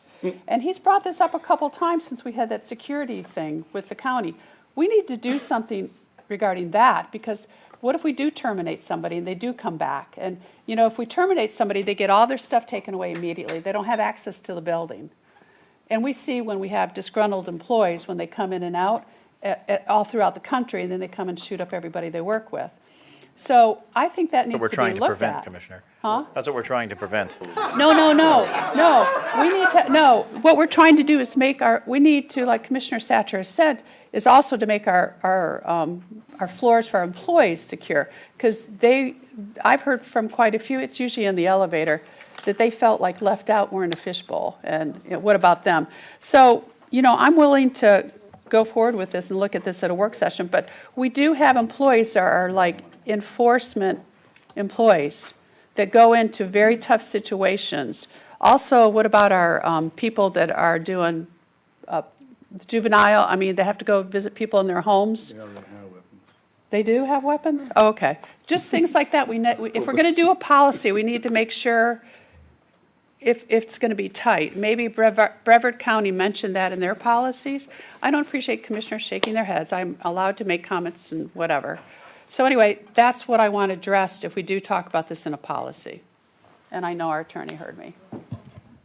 So I'm next, and I'll just say, you and I were the only two who voted to keep the 9th floor Thank you I'm very lost. much. accessible. I did vote to keep the Us. 9th floor accessible, and you and I lost. Thank you. Yep. You did. And I still think the 9th floor should be accessible. That's a joke. But The only it one's is what it is. protected. It is what it is. To be You fair, weren't? George wasn't there. We Okay. can change our vote. So, but I am going to agree with some of what you're saying, Commissioner Whitmore, in that I think there's, you know, people say the devil's in the details. There's a lot of details to be sorted out here. I agree. I don't think code enforcement, so when you go to get your concealed weapons permit, one of the first things they tell you is that if you're carrying, you're absolutely forbidden by the law to intentionally inject yourself into a situation of conflict or potential conflict. Well, code does that every day, right? Probably the animal service guys as well, and Development. and perhaps paramedics, only because I think paramedics are, and this is something that we need to pass off to Dr. Ho. I think we should vote to have, in my opinion, we should vote to have Hopes and Clegg and Wells sit down and come up with one, you know, because I spoke to Sheriff Wells as well. He was fairly enthusiastic about the idea, but he said, you know, I'll come up with something, a way to train your guys and blah, blah, blah. I said, okay, great. And so I think that let those three heads get together, because Hopes, ultimately, he has to implement this, right? So I would like for us to give some sort of direction. I like your motion. I would just add to it, giving direction to the administrator and the attorney to get with the sheriff and come up with a proposal for us to bring back to us for further discussion and perhaps a vote. That's sort of where I am on this. I don't necessarily want to, you know, move on it today. I think that's a little premature. It could be a work, but I would assume if they bring us something we can, you know, ultimately we could vote on. It'd be nice, but we can discuss it at length before we reach that point. Anyway, that's where my mind is on this. I like the idea. I had a very positive conversation with Sheriff Wells about it. I just think that there's a lot of details to be worked out by the attorney and the administrator who has to implement it, and the sheriff as well, because I would like his guidance on it. The order of the board is Cruz, Bellamy, Baugh. Commissioner Cruz. Oh, you want to speak now? Can Scott jump in real quick? I don't know. Depends on what he's going to say. Is it real quick? Who'll go last? Go ahead. Yeah. First off, I stepped out during that meeting we had about the 9th floor. I would 100% vote to reopen 9th floor. It annoys me just even having to do that and wait for someone to get brought up. So if anyone wants to make a motion and reopen that 9th floor, I'm on board with that. Just saying. But as for everything else, we talk about guns in the building, but this is a discussion about employees having guns in this building. Citizens can have guns in this building. So all this talk of we're making something less safe, or what happens if someone comes in and one of these other floors, because we're safe but the other floors are dangerous, and that's true now, whether we have this conversation or not. That's for the Constitution. This is a discussion about our employee policies, not the U.S. Constitution policies. A normal citizen who wants to come in on the 3rd floor, the 4th floor, the 8th floor, any other floor, even the 9th floor if they talk their way up to it, can have a could have a weapon if they have a concealed carry permit. They can have a weapon if they don't have one, if they're intending to do harm. I mean, so this does not change the dynamic of the safety of anybody else in this building, because they can already have it now. All this is whether or not employees of this county can also have it to protect themselves against people who can have it. That's the conversation. This isn't a discussion of whether or not this building is a gun-free zone and some sort of, protected area with metal detectors at the very front doors for every floor 7 days a week. That's not the discussion we're having here today. Everything else is fully allowable. Anyone who walks in this building is outside of this chamber during these meetings is permitted to have that firearm. So, that's not really the discussion. And you talk about, we've never had an issue, so I bring it up. Go read all of the news outside of what you endlessly hear about in some of these blue cities like Chicago and Philly and places where it's a weekend event where people are getting shot at. Most of the places where you hear about these things, whether it's at a church or at a mall or at a fair, it's the only time you've ever heard of that town. It only happened once. But once is too many if you can prevent it. How many times are you going to wait for it to happen before you say, okay, that's enough, let's fix this at this point in time? A lot of these instances happen on a one-off basis, and they meaningfully affect the psychology of that entire town forever. So I don't care if it's never happened. I hope it's never happened. I hope it never does happen. And I hope any way we can do to prevent it from ever happening is a good thing. So, I look at this and we got all these emails because I know the League of Women Voters sent out the bullet points and told everyone to do it because it was all cut and paste. I'm not saying anything about them whatsoever. Okay. It's not an interactive portion of the meeting. Unless you do a public record request on all my emails, which you're happy to do, it's legal, and see the 30 of them I got that are word for word. The point is they were talking about no tourists will ever come here again, and no conventions will ever come here again, and we'll be talked about. We did a survey of virtually every county in the state of Florida. A quarter of them have this policy, not an insignificant, not one or two. You look at it, not 14 out of 50 something. Yeah, okay, so about a quarter. That's exactly, which is what I literally said. And everyone wants to talk about, all these little rural towns. It includes Brevard. It includes Orange County, Osceola, Lee County, Palm Beach County. First off, a lot of these are blue-leaning counties. They are. And second, these are major counties. And there are a lot of conferences and a lot of tourism going to Orlando and Ocala and Boca and Cocoa Beach. These aren't small little towns, one-off little things in the middle of the state. These are mainstream communities that agreed that protecting their employees and protecting their community was a good idea. So again, this isn't a question of all or nothing in this building. It's already 90+% of the people who walk in this building on a daily basis are citizens who have every right to have that weapon. This is about the 1,900 employees, 2,000 employees of this county being able to protect themselves against people who already have that right. So I'm fully on board with having a work session or moving this forward in any capacity, especially in light of conversations with Sheriff Wells that it sounds like the chair and Commissioner Ball had, where if we can give proper training to our employees to protect themselves, then I'm fully on board with this discussion moving. Commissioner Bellamy. Yep.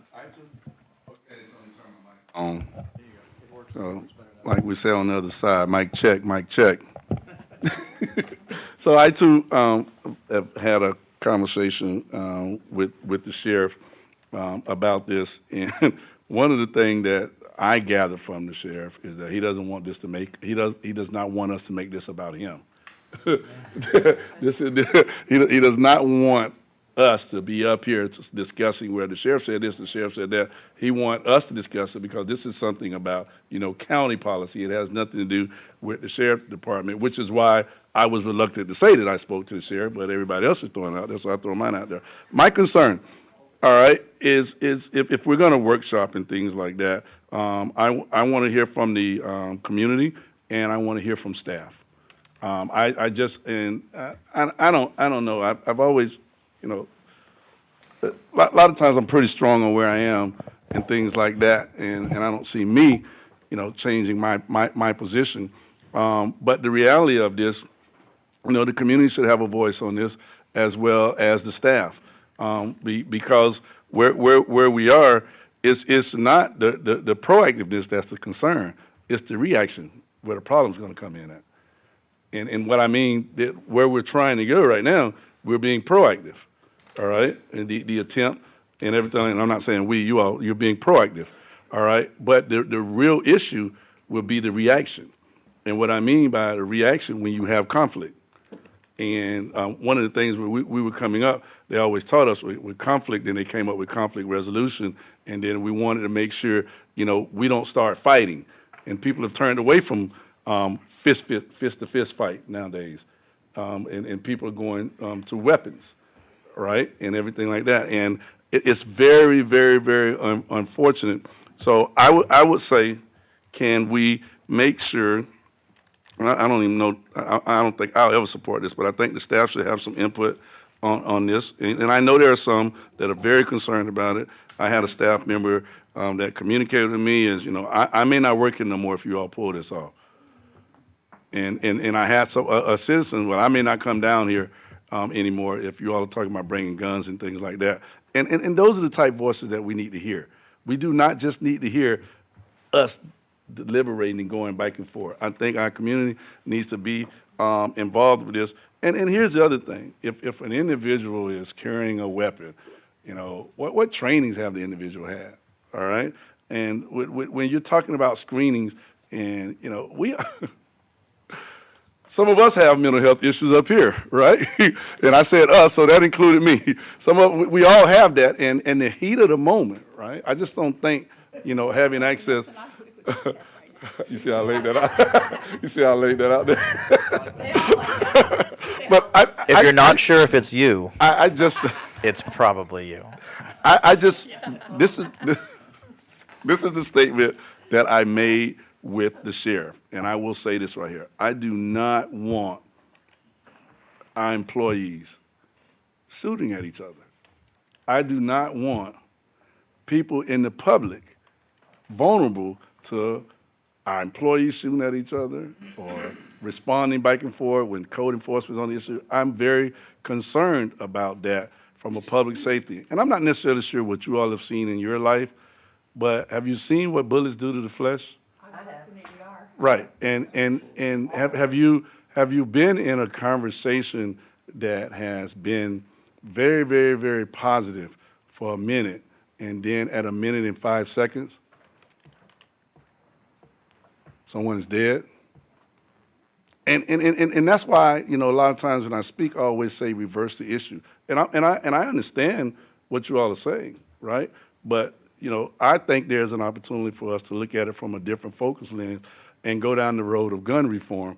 Is anybody promoting tasers? I'm done. Thank you, sir. Baugh and Hopes. Commissioner Baugh. Thank you, Mr. Chair. I think sometimes, again, I think some of what I hear sometimes, we're a little naive to think that just because we haven't permitted it, that it won't happen. I mean, we see it all over the country.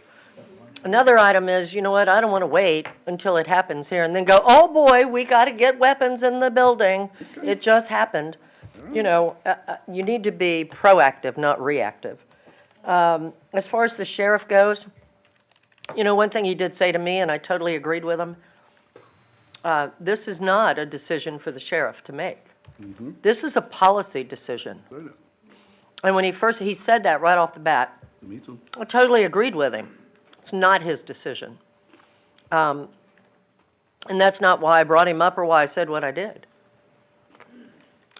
But it is good that he can help train any staff member that feels comfortable being armed. Because if you really, really think that we don't have any employees in this building right now that are armed, you better think again. Because I can tell you, I know that's not true. By the way, Carol, I am not armed. I'm never armed when I come in here. Armed and dangerous. Don't tell me. There's others here, though, that do have their concealed weapon. Put a target on your back there. Permits, but,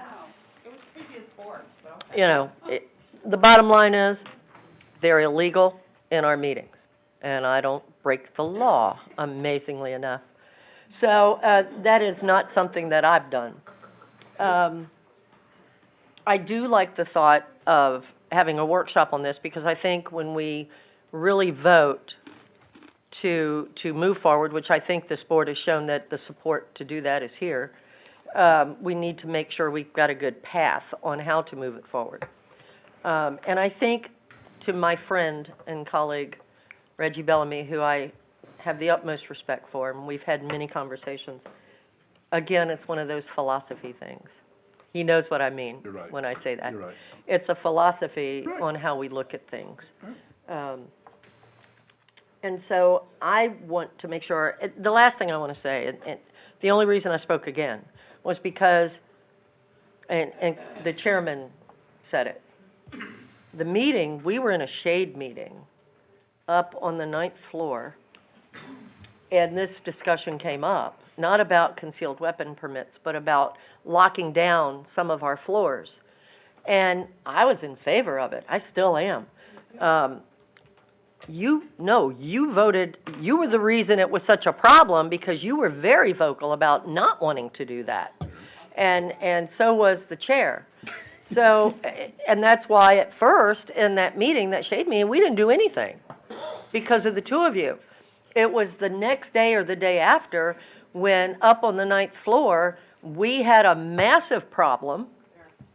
Commissioner Whitmore brought the person up to the 9th floor herself, and it turned into a major problem.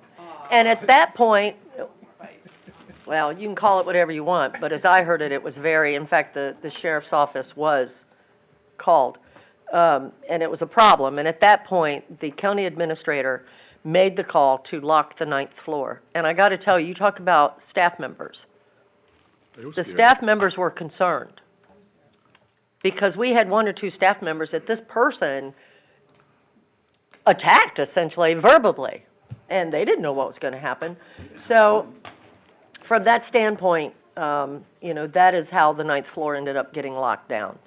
And it was brought up first, but it was shot down by Commissioner Whitmore and our chairman. So, it's not that, I don't think this board makes any decisions about stuff like that easily. It is, and that's what you saw when Commissioner Whitmore and the chair said no. They were trying to make the right decisions that they felt in their heart was the right thing to do. And I get it. I understand that, but it does go a step further with us because we are the ones that set policy. So I just wanted to mention that, for the staff members who Commissioner Whitmore says that she has seen in the elevator that's complained, that's the reason. It wasn't this board as a whole. Thank you. Commissioner Whitmore, would you like to respond? Oh, no, I'll be very nice. I always believe in open government. I've been in it a long time. My door's always open. When you go to my office, if you can get there, my door's open while all the others are locked, and that's fine. But I still believe that. What I was agreeing with was what Commissioner Satcher keeps saying. We brought up that we needed to secure all the floors, and we haven't done it yet. I believe, like Commissioner Van Osterbridge, it's ridiculous, embarrassing. I have to get my pass to get to the 9th floor. Nobody can go, I say the 9th floor, and nobody can get me in except me. So, I still think commissioners, I was hoping, because we gave these recommendations in a meeting, that we haven't secured our other floors. Before we do this thing that we're talking about, we'll have a work session, and I recommend you have it at the convention center in one of the smaller rooms, but allow more people to attend, like where the REC meets. Then you can have more people. But I feel strongly, I think it's very embarrassing that the 9th floor has 3 or 4 doors to get into to see us when our code enforcement, our building department, where people get ticked off, community services, you can just you can easily get in. If somebody walks in, you can walk in a door. So I'm hoping the administrator takes this back and starts securing our floors. If we're going to allow this concealed gun, then we need to make sure our employees feel safe, just like we do. I still don't support it, but I lost the vote. Unless George wants to reconsider it, we could reconsider locking the ninth floor. There's already a motion on the floor. We're not entertaining, Separate motion. we're not entertaining motions at this time. Dr. Hopes, you're next on the board. Are you finished, Ms.? I don't Commissioner Whitmore, is that all? I don't support not having us locked up when all of our employees aren't. So, staying on the subject of the motion on the floor, we'll go to Dr. Hopes. So I'm going to stick to the motion on the floor. Please, but please stay I on the motion on appreciate the floor. Commissioner Whitmore's comments, and I can address that another time. Thank you. I will say, and I believe I've demonstrated to this board my ability to implement policies, whether I agree with them or not. But I will tell you on this particular policy, I agree with Commissioner Satcher's motion. I was chair of the school board when we worked with the sheriff to develop the Guardian program and the training program for that purpose, which is different with children. So I have every confidence that in Sheriff Wells' role as a sheriff, we can work with him to develop a program, an in-service program, for those licensed employees to be able to exercise their Second Amendment rights while at work. And I think it's important because as we've gone through this exercise around security in the building and protecting employees, it does have a positive impact. And as you know, we have a new director of HR that started last week. And we have been going through, with the consultants, rewriting our policy manual, specifically our HR policy manual. The recommendation was we need a new one. And this certainly would be part of it. Around the logistics, my thinking is that with the passage of this motion, we'll work with Sheriff Wells around a training program. And we will come back to you. I prefer in a special meeting that we come back to you with our recommendation. Well, it's the same thing, but you'll be able to take action in the meeting. And I think that would expedite it because we are also ready in the not-too-distant future to come back with you on basically a new HR policy manual. And so I look forward to the consideration of this motion. And I am prepared, and I'm supportive, I am prepared to work with the sheriff, who I believe will create a model program to ensure that our employees are adequately trained with regards to the ability to exercise their Second Amendment rights and protect themselves and their colleagues while in the workplace. Thank you. So, Commissioner Satcher, seeing that Commissioner Servia hasn't weighed in. Oh, she's on the board. Well, let's do that first then. Commissioner Servia. Yes, thank you. Just listening to everyone. I'm a pro-Second Amendment person. You know, I own guns. I understand the reason why it's important. So the things I'll be looking for when we bring this back is the cost to administer the program. I love the idea of having our sheriff involved in the training, and a policy about county vehicles, and how the person who has the possession of a weapon, whether or not it could be in a county vehicle. It's important to remember, if you have a concealed weapons permit, you've been through a background check, an extensive background check. Carrying a weapon is allowed by federal law and state law. It's just the county policy that we're talking about. So those are the things that are important to me. Can I dialogue with you real quick about the county vehicle? Are you talking about leaving it in the county vehicle, or are you saying if it's on their person and they're in the county vehicle, you're talking about both? Yeah, I just want to make sure our policy's clear. Clear, sure, okay. And while we're sort of giving you direction as to things we want to be clear on, sort of essentially the type of holster and how it is attached to their body, because I would want it on your body in a way in which it could not be easily or really at all seen or grabbed by someone else. So that's essentially what I'm going for, right? Yeah. Yeah, the sheriff can help you with that. Commissioner Satcher, no one else is on the board. My question to you, oh, Commissioner Bellamy is on the board. Commissioner Bellamy. Yeah, we're having a problem in our community where vehicles are being broken into, and with the vehicles are being broken into, individuals are leaving their weapons inside their vehicle.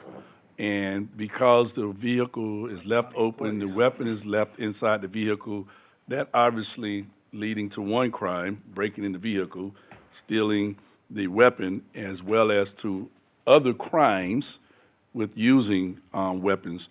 I would ask, and I'm still not going to agree with it, but I would ask that if we go down this road when we talk about our weapons inside the county vehicles, that we assure that the county vehicles are locked. All right? And here's the reason why I want that to be specific, because I've walked in the compound a couple of times and opened some doors and everything like that. So let's look at where we are in our community. If we have a weapon inside of our county vehicle and someone is fortunate enough to get into it, now they have access to weapons. So just make sure that if that's the direction that you all are going to go into, that we assure that the vehicles are secured at all times, to the best of our ability. Do you need to respond, Doctor? Yeah, I'm just going to say that note because I think it's important. I'm not going to speak for the sheriff, but I've had conversations with the sheriff about it, and I believe that he will suggest that weapons not be left unattended in your own vehicle and a county vehicle, specifically a county vehicle. Yeah. Yeah. Okay. So no one else is on the board. I'm going to go to Commissioner Satcher and ask, I'm going to make a request of you before we get any further. Would you be willing to amend your motion so that it reads essentially that we direct the county attorney and the county administrator to work with the sheriff to bring us a proposal in a special meeting for a policy, for board consideration, for a policy allowing county employees, specific county employees, to carry, concealed carry? So my comment actually is going to address that issue. Wonderful. And I'm hoping for open minds on this. I believe that if we go down a road like that, we open ourselves up to all kinds of things that we don't want to deal with. So I can tell you one, such as, first of all, if we have a list of all employees who have a concealed carry permit that we allow to carry, the next thing out of somebody is that you have, first of all, made a target list, and second of all, made a gun registry, that we've made them register their guns. That has been something that the public has fought vehemently. However, I feel that if we go and say we are sticking 100% with state law, it covers us in a lot of ways because these legislators have had to think of a lot of these situations and made specific rules about those situations. And so I feel like the state law versus if we take over and we're judging it, then if we miss one thing, or we make one extra rule beyond the state, or we make one rule where that's less than the state, we're in a bad spot. It's already in state law that if you're a felon and you're convicted and of a violent offense, you're not allowed to conceal carry. So those things are covered already. That you can't brandish the weapon. That the weapon has to be covered. All those things are covered in state law right now, and I feel like that gives us. It just seems wise versus Manatee County starts up its own thing, its own program, every single specific rule. What did we think of? What did we not? When do we enforce it? When do we not?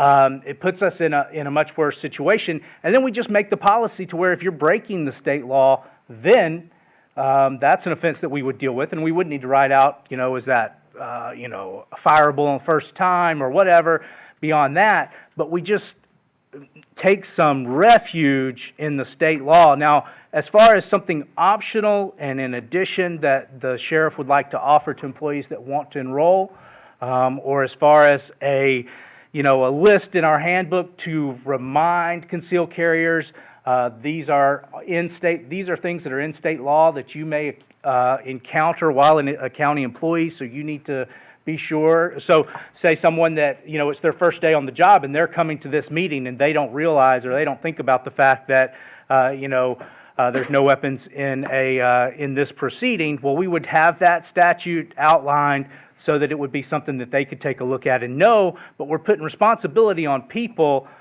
to follow the law, and I think we will be much better off, much more well-served if we stick with that. And so I'm hoping that we will consider that seriously. And honestly, also, it's already been said, I don't think that the people that are up, there's people out there I know that are really hoping for this policy to pass. They, there's employees that don't want to be in this situation anymore of having to choose whether to feel more likely to make it home to their family or feel like they're following the rules at their work. They don't want to be put in that position. And but we've already heard people say, well, I would want the rule to say this.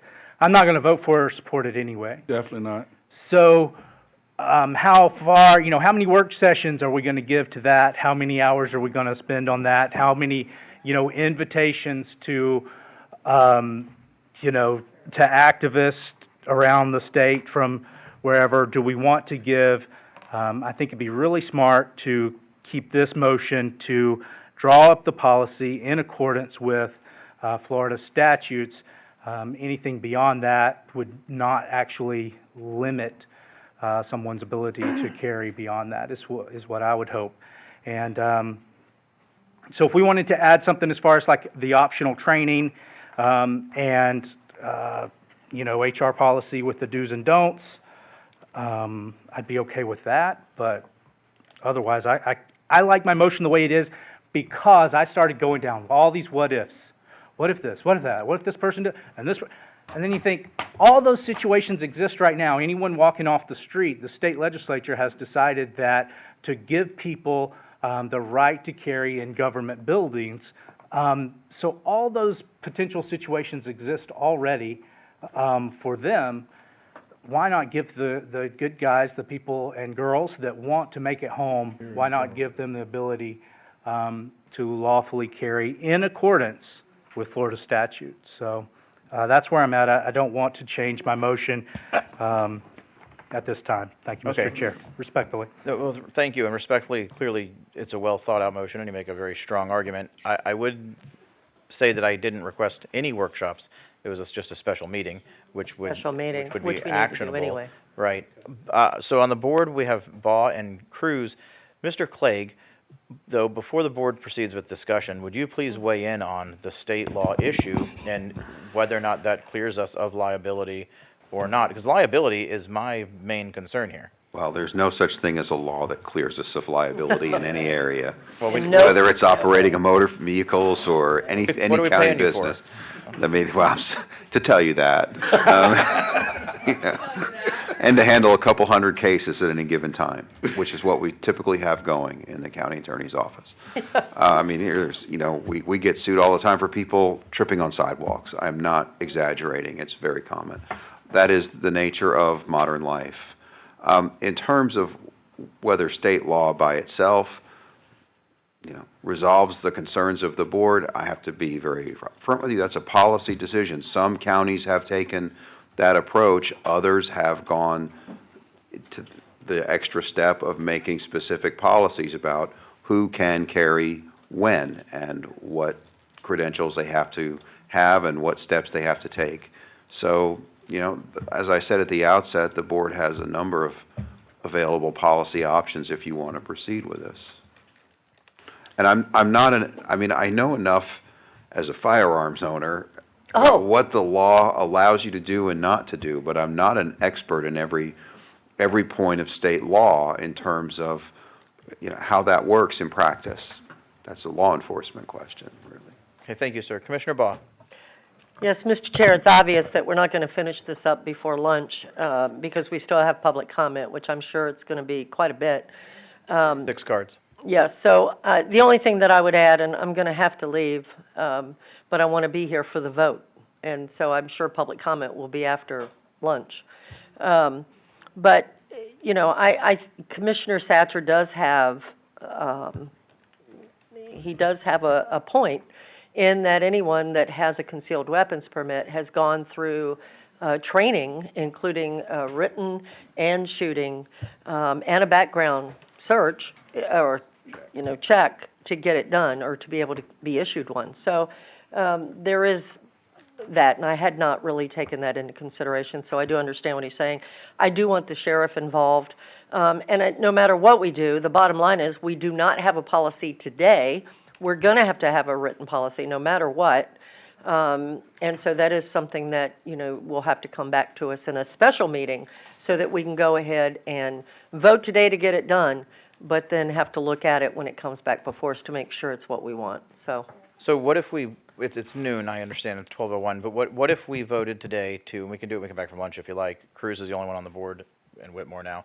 But what if we simply asked for what I had originally asked for, Hopes, Clegg, and Wells to put together a plan for us as option A, or B, I don't care, but, you know, one option. And then the other option is Commissioner Satcher's recommendation, and then we have a special meeting, and so we're not endlessly workshopping it, but a special meeting in which we discuss the two viable options, after which, you know, at the conclusion of which we pick one, essentially. And I agree with that as well. I think no matter how you look at it, what Commissioner Satcher is asking for is what we're talking about doing.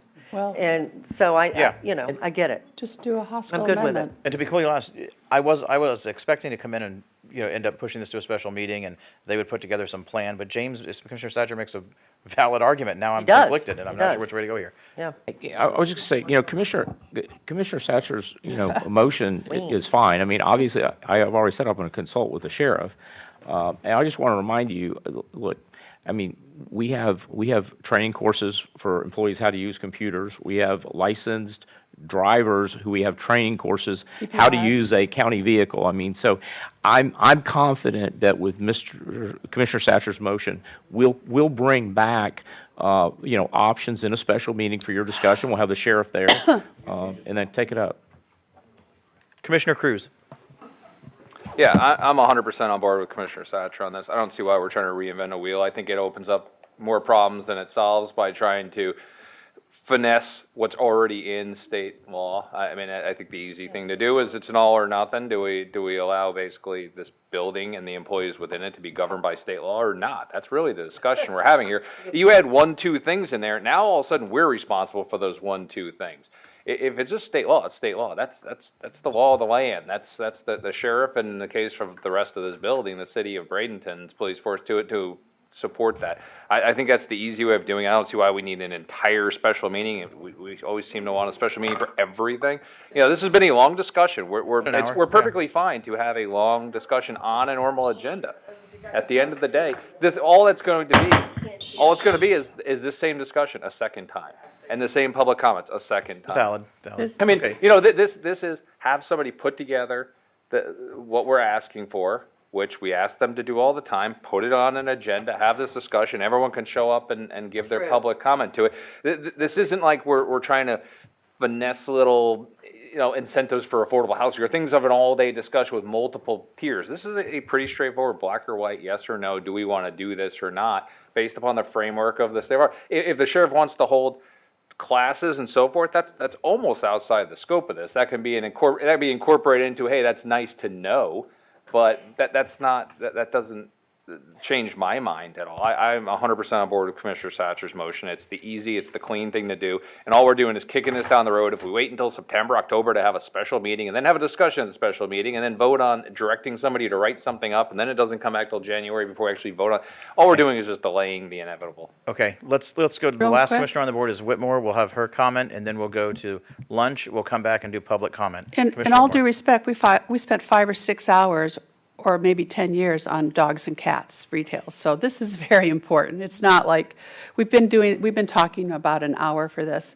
Now, somebody mentioned about the Florida statute, and that's why I mentioned code enforcement, about somebody employee going into a hostile environment, they can't carry it.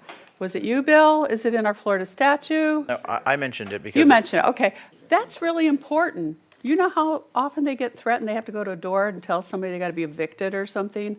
I think it just deserves more discussion. I support the Second Amendment, but other counties have also looked at it a little bit more better to protect our employees. Anyway, we'll talk about it after lunch. Okay, we're going to adjourn this. It's 12:05, 12:06. We will adjourn this meeting until 1:30.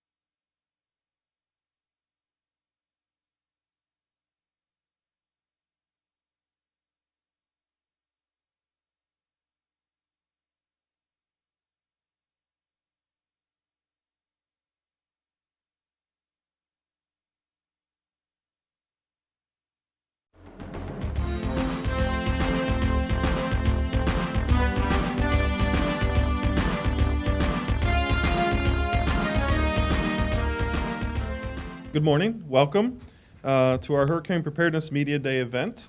I'm Jake Sauer, Director of Public Safety for Manatee County Government, and I want to thank each of you for attending this morning. The news media is a critical partner to help reach our Manatee County residents. And with the county information throughout the year, especially during hurricane season, you guys are one of our most important partners. We rely on you, each of you, reporters, photographers, and video production crews to relay updates to our residents, and the need for timely and accurate coverage is never more important than it is in an emergency. Over the years, Manatee County government has forged strong working relationships with many of you, and we appreciate your willingness to help us with broadcasting our messages during emergencies to help inform our Manatee County residents. Behind me is Chief Steve Litchauer, and he's going to provide you with an overview of this year's hurricane season, along with the messages most important to our residents so they can remain Manatee ready and safe during a hurricane. And with that, I'll turn it over to Chief Litchauer for a 20-minute presentation, and we'll take some time to answer your questions afterwards. Thank you, Director. As he said, I'm Steve Litchauer, Chief Emergency Management, and what we want to do today is just pass out important information that citizens know how to prepare, what to look for, and most of all, as he stated, to be alert and watch the media as the season goes on. What we're going to cover today is a couple important things. Know your home, and each of these topics we'll touch on individually. So know your home, know your level, evacuation zones, and then we'll give some ideas and some pointers on securing your home, sandbag and shelter locations, the when to call 911, when not to call, and when to use our newer 311 system, and then bring out and bring attention to our new Alert Manatee and Manatee Ready notification systems. So as we know, last year was a little bit busy. We were predicted at 16 storms and 8 hurricanes, and of course it turned into 30 storms and 13 hurricanes. So quite a busy last year, but we try to tell people whatever those predictions are, do not just focus on we're going to have X amount of storms. As we have said and will continue to say, it only takes one. We look back in 2018 with Hurricane Michael, Panhandle probably hadn't seen a storm like that in 100 years. And then you saw what happened. So we want to remind citizens, don't become complacent, that it does only take one storm. This year's prediction is going to be a little above normal, not like last year, but a little above normal. So somewhere, they're predicting, if we looked at the chart, somewhere about 15 or 16 storms with probably 8 or 9 named hurricanes. So again, a little bit busier, but I'll go back to my previous statement. It just takes one, so be prepared. So in Manatee County, we've had some great building codes, and this is a chart. And what I will do is refer back to this chart a little bit later, but this is knowing your home. So as the chart shows, and I'll work backwards, an older home of 2002 back will sustain winds of 110 miles an hour or less. Between 2002 and 12, 130 miles an hour, and then 2012 onward, 150 mile an hour. Because what this is important to know is if we had a like Tropical Storm Irma that came through with winds under 70 some miles an hour, or even a Category 1 or 2, most of our homes now, because we've had the building increase over the last few years, will withstand those winds. And that's important to know their homes. So in a little bit, I'll show you how we can educate the citizens if they don't know what year their home was built. Evacuation we do for 2 reasons. One is storm surge, and you will see on this chart about the surge. The surge, as I describe it, is that wall of water coming in for us on the west coast off the Gulf of Mexico, up the Manatee River through the Tampa Bay, but that's that wall of water. It's not street flooding, it's not flooding by rain, but it's that wall of water being pushed ashore. And when hurricane, or again, Tropical Storm Irma was coming our way in 2017, at first we were predicting surges up to 15 feet. Now it didn't happen, but we have to prepare for that because it takes hours and hours to evacuate people. It's not 1 or 2, it could be tens of thousands or it could be actually an evacuation. We'll talk in a little bit, everyone from South Florida on. The other reason we evacuate, of course, is folks in mobile homes, in manufacturer homes, because those are not built for high winds. Even a good, what I describe as an afternoon thunderstorm can cause damage, and we saw that about a month ago where several mobile homes were affected by high winds. So storm surge is that wall of water coming in off the Gulf, working its way up the river, and that's what we evacuate. We'll cover how to know what zone you live in shortly. Preparing your home is very important. Again, the preparation of the home is shutters, hurricane windows. As such, the newer homes, most of them have a higher grade window. Most of them come with shutters. If you live in an older home, we recommend even plywood, something to defer debris flying. Big thing we want to remind people, a lot of people will leave for the summer, leave on vacation, and in this diagram shows outdoor furnitures, bicycles, planters, and things like that. If you're going to be gone a while or a storm's coming, pick those items up out of your yard, because those could become a projectile not only in your windows but in your neighbor's windows. Obviously, you want to make sure you have a full tank of gas, secure your doors and windows. Try to keep your trees trimmed and keep a notice. Again, as we saw during Tropical Storm Irma, what we saw was because it had rained so much, the ground was saturated, the wind came through and toppled over many, many 100-year-old trees, and those trees then would fall on houses, block roads. So it has a lot to do with saturation of the ground too, but if a tree is near your home, you could see damage. So we recommend keeping those trees trimmed as much as you can. Knowing your level is on our website, mymanatee.org/information, and sandbag and shelter locations are also listed. And I'm going to advance forward to show how to get to those locations. Good information on the website. As I tell people, if they forget anything else, just remember mymanatee.org. And then there's a search bar, and then they can look at knowing your level, sandbags, and shelters. So if we clicked on the link that took you to know your level, you see it here at the bottom of the page, and your address. And we entered, this is the address of the admin building. You click search, and one of about 6 blocks come up, but if you see here at the top of the screen, at this particular address shows that it's evacuation level CD. The reason, two areas, it's a large piece of property, so one part of the property is in C and one's in D. If someone had this, I would recommend going with the lower level, because you may be high and dry, but the roads may be underwater or whatever. So that is a way that people can enter the address at any time and see the level of evacuation. They can do that also, and I'll touch on it with our hurricane guides. They can see a map for that. If they hit on the same link, they would go into one of the other blocks that's titled Property Information. If you see about halfway down, year built, this gives you the year that dwelling or that business or building was built. Refer back to knowing your level slide. But that's not to say that someone with an older home has not replaced a roof. And when I speak about replacing roof, it's not just putting new shingles on. They could have then strapped it down and truly brought it up to current code. So just because it's an older home doesn't mean that it's not rated high, but it's more than just putting new shingles on. The other sandbag and shelter locations is on this link. If they would have hit on mymanatee.org, and the other link, or just inquire shelters. We'll first hit on sandbags.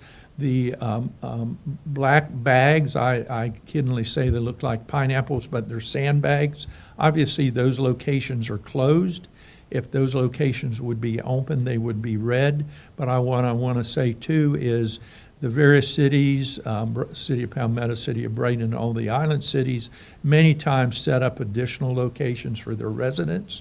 So again, this map is great. It's interactive. We can add the locations, or if time needs, they can call 311. The pictures of the little red schoolhouses, again, in red they're closed, in green they're open.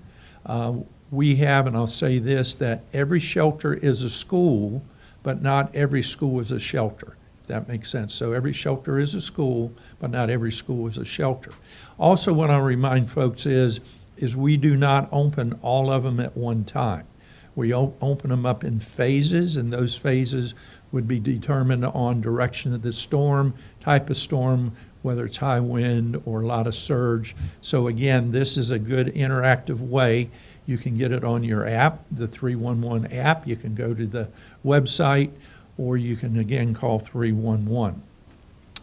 I wanted to mention about watches versus warnings. A watch is telling you to kind of watch out, something's coming 48 hours in advance. Again, this is where we depend on y'all, the media, in whatever form, to keep the citizens apprised of what's going on. You watch, get ready, and stay tuned. When we go to a warning that's 36 hours out, and that truly means a hazard is imminent, and follow the direction of local folks. So the difference between watches and warnings. When you do have to evacuate, we recommend to evacuate tens of miles, not hundreds of miles. Find someone that's out east, up in Parrish, rather than driving to Georgia or to the East Coast. Find a family or friend, a hotel out of the area, and if you do have to leave in plenty of time, because again, we saw when Irma was coming through that going to Atlanta, an 8-hour trip was taking people 18 hours. Not only it took you that amount of time, you're fighting for the same roadways, the same gasoline, same hotels that not only Manatee County residents are, but everyone south of here headed north. So that's why we recommend tens of miles, not hundreds of miles.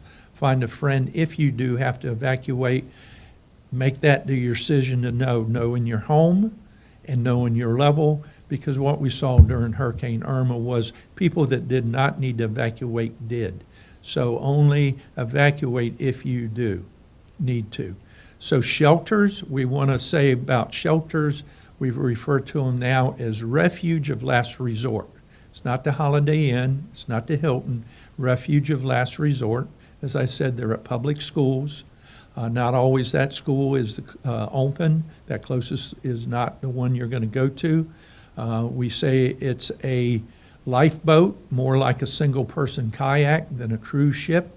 You have to bring all your slides. As you see in this picture, everyone has a different type of folding chair.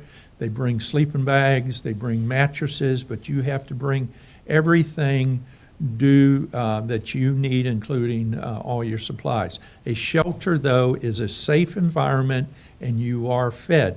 So we don't want to not tell you to go to a shelter, but we want to say if at all possible, go somewhere else and leave the shelters to those folks that have nowhere else to go. This year we're trying to limit space due to social distancing. We're still encourage people to try to stay apart from one another because everybody's not vaccinated, but that will depend on the intensity of the storm also. So again, we recommend have a plan to go somewhere else, but if you need to go to a shelter, those are open. It is a safe place to go. We do have this year 22 general population shelters, 3 of which are pet friendly, and we have 2 special needs shelters, and both of those are pet friendly. So room for your pets at the shelters, and on the map and on the guides it will tell you which of those shelters are pet friendly. Special needs shelters, basically it's for folks, family and friends and residents that are oxygen dependent, electric dependent, and Alzheimer's and dementia. What we ask is, again, register early. Go online, mymanatee.org/needs, and register now. The reason we ask for that is, throughout the state we saw, again, we use Tropical Storm, Hurricane Storm Irma as an example. Over 4 times the amount of people were registered, what was registered showed up. And keep this in mind, at a special needs shelter, we do provide cots, we provide medical coverage, we provide nurses. How do we plan for the proper amount of food, space, location, and medical supplies and medical help if we don't know how many people's coming? So again, we encourage you, if you have a family or friend that are in one of these three categories, to go ahead and sign up now so we know. Then you're contacted to see if you are coming, if you still need to come, but it gives us some pre-planning to set those special needs shelters up. The difference of 911 and 311 is that 911 is for emergencies. You call 911 for emergencies, fires, accidents, things like that. You call 311 here in Manatee County for routine inquiries, directions, what sandbag locations are open, utilities issues. 311 was a new concept about 3 years ago, a really great concept that citizens don't have to remember any other number but 311. Again, utility problems, questions about shelters, or in any given day, any other questions about county government. What we started last year is a new notification system called Alert Manatee and Manatee Ready. Alert Manatee, we encourage people to sign up, and I'll have the next slide, is phone calls, text messages, and emails, where Manatee Ready is short text messages. Alert Manatee sends out emergency notifications as evacuation orders, shelter locations, boil water notices, weather alerts, and you can go on that by mymanatee.org/alertmanatee. So if you would help us get that message out, the more people that get straight messages from us, the more prepared those folks are. Manatee Ready, the director and the county leadership used this quite a bit during COVID's onset. Text Manatee Ready, all one word, Manatee Ready, all one word, to 88777, and those are short text messages to the folks. So encourage them to sign up for that. So at this point, I'm going to turn it back over to the director to go over some pointers on hurricane preparedness and hurricane kits. Director? Thank you very much. I'm going to bring up Lieutenant Glenn Kroll. He's from our Emergency Communications Center. He will be showing off all of our supplies here for those interested in what those are. I'm sure we all know what they are. But so first up is a sleeping bag. As Steve mentioned, you have to bring whatever you're going to sleep on. If you do choose to come to a shelter, you will need a sleeping bag with you if you come to that. Also, I'm going to talk a little bit after what happens after a hurricane and why a disaster kit is very important. Disinfectant wipes, obviously we all know why we need those, especially if you're in a shelter or after a hurricane and you're in your home. Disinfectant wipes will become very important as you might not have water. Masks, obviously, you're going to be in close quarters after a hurricane or during sheltering during a hurricane. Camera, or your cell phone has a camera. Obviously, a toothbrush. Any medicine that you may need. Pharmacies will not be open during a hurricane, and most of the times they will not have power after hurricane. So make sure that your medications that you take daily is available and you're stocked up on that. Plastic trash bags so that you can keep your waste with you. Anything that you, after you use it, you can put that away. Zip ties, and that's used for a lot of different things.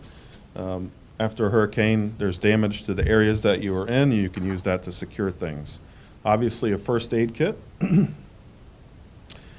Plenty of water. Make sure that you have potable drinking water. That, like I said, after a hurricane, and as we prepare for a hurricane, especially if you live in the barrier islands, your water will be shut off as we evacuate the islands, and we do that to protect the water system. Glasses, if you wear glasses. Sunglasses after a storm, obviously. Sunscreen, you're going to be out in the open. You might not be able to return to your home. And sometimes it's after a hurricane, a direct hit, it's hard to find shelter immediately. So you could be out into the sun for quite a while. Safety whistles in case you need to track anybody down or get anybody's attention. Flashlight as power is expected to be out. Obviously toilet paper, matches.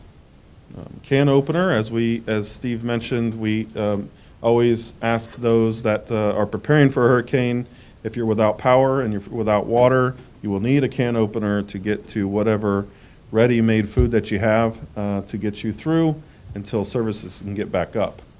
A weather radio, always a good thing, always something that you should have, no matter what, if it's hurricane season or throughout the year.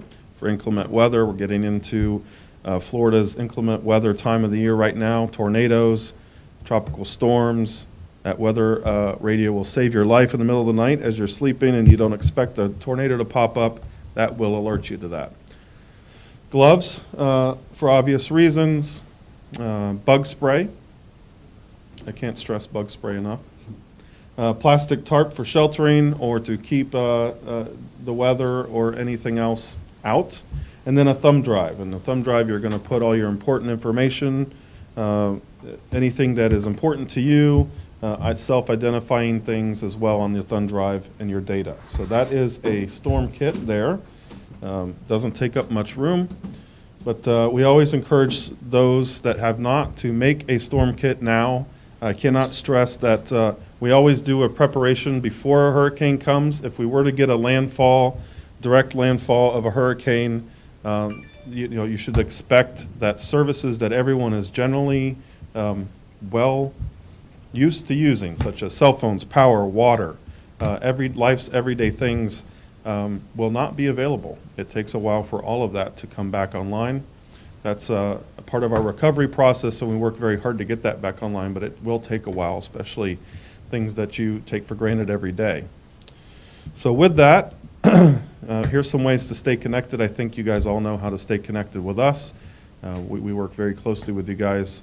Facebook, Twitter, and Instagram for Manatee Gov. And then public safety, we also push out important notices, and that's at MCG Public Safety on Twitter. So with that, I can take some questions, and then we'll go to the EOC, do a brief overview of the EOC, and then our sandbag fillers are out there. Does anybody have any questions? So we are still seeing COVID-related restrictions in shelters. I know last year that was the big message you wanted us to push out, that there was not going to be enough space in shelters. We didn't have as much space in shelters as the amount of people who sheltered during Hurricane Irma. Are we looking at the same problem?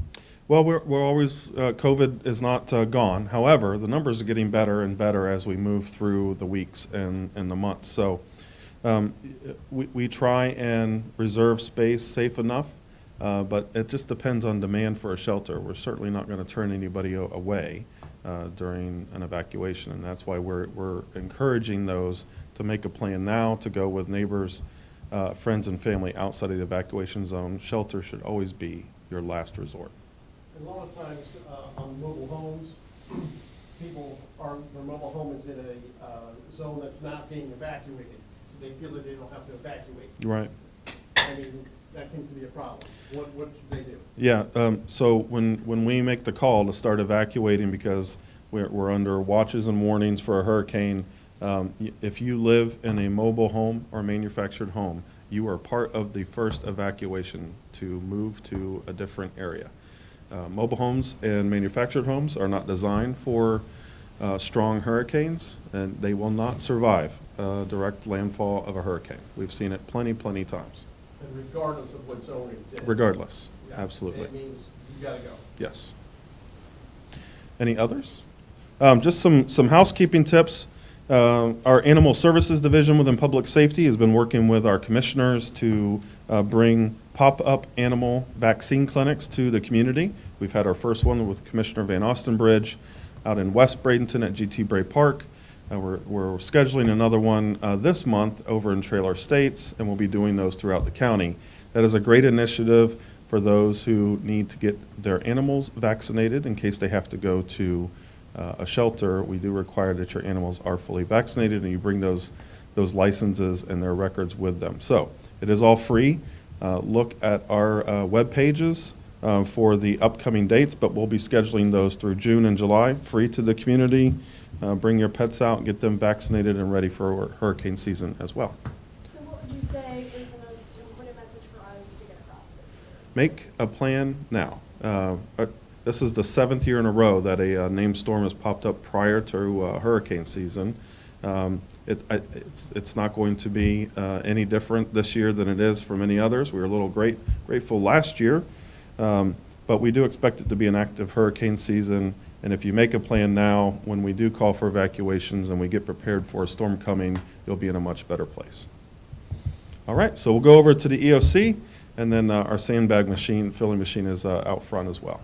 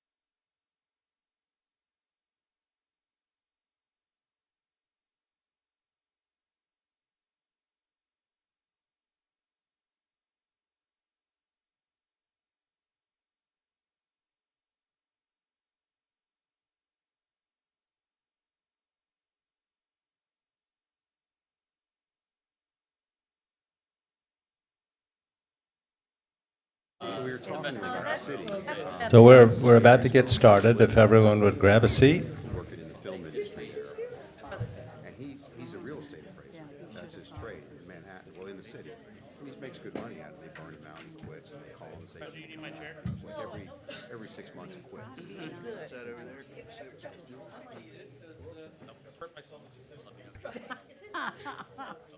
yours. Good, how you doing? For you? Yeah. Commissioner Ball was coming.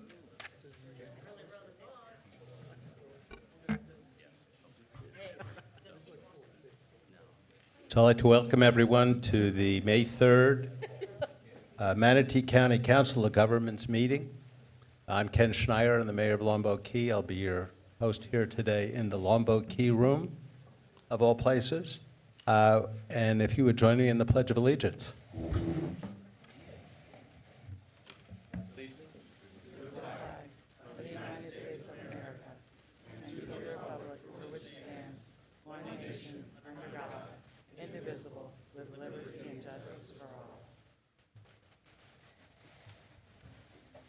So we will move right into the agenda items. The first item is highlighted initiatives of the town of Longboat Key, and they will be presented by our town manager, Tom Harmer.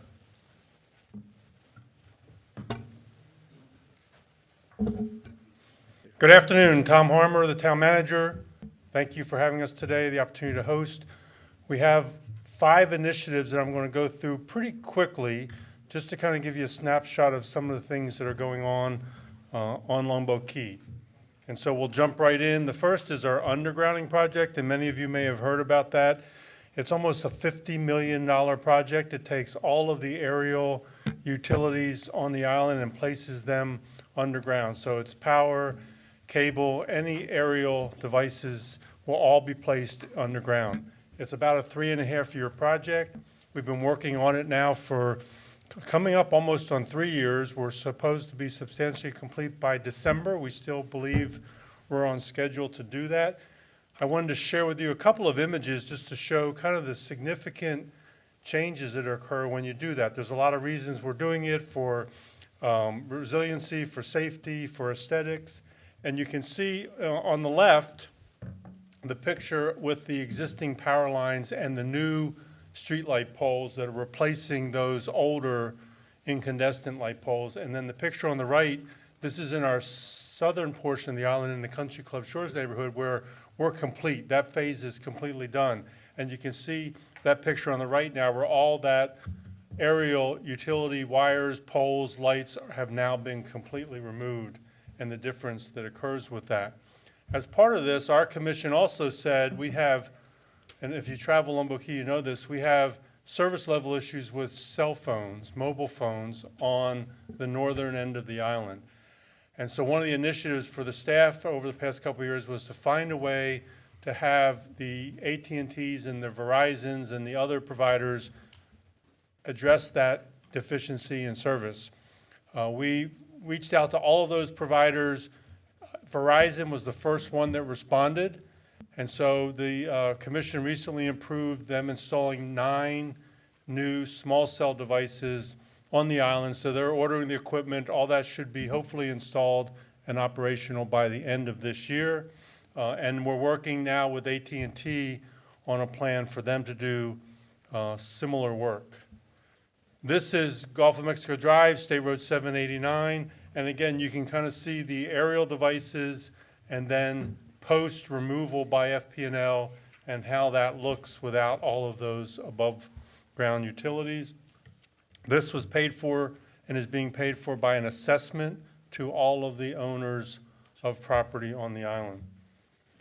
Here's an example of the poles that Verizon is installing. We have very strict height limits on the island, and so the small cell poles in the neighborhoods, there's 9 new devices being installed. 2 of those are in neighborhoods, and they're limited to 25 feet. And so you can kind of see on the left the 25-foot poles, and then those that are on the state road can go up to 35 feet. And there was significant negotiations with Verizon because they wanted to put taller poles. They'd prefer to put like a monopole, a very large pole.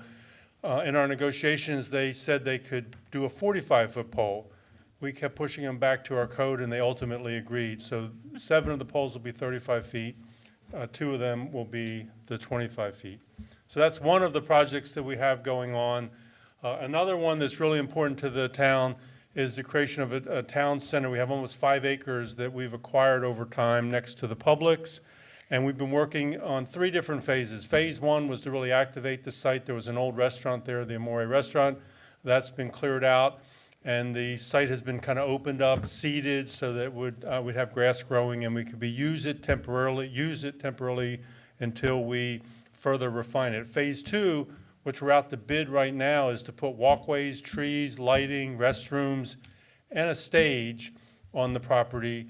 And the stage is privately funded. Our commission went out and asked our residents if they'd be interested in funding the stage. They came back within a few days, and we had a couple on the island that have committed $500,000 to pay for the stage. The town is paying about $1 million towards the phase 2 work to clean up the site. So you can see in the image, the orange walkways will be installed. There'll be lighting and trees and landscaping installed. There'll be a connectivity to our tennis center on the backside, and there will be a restroom on the property, and the stage will be developed.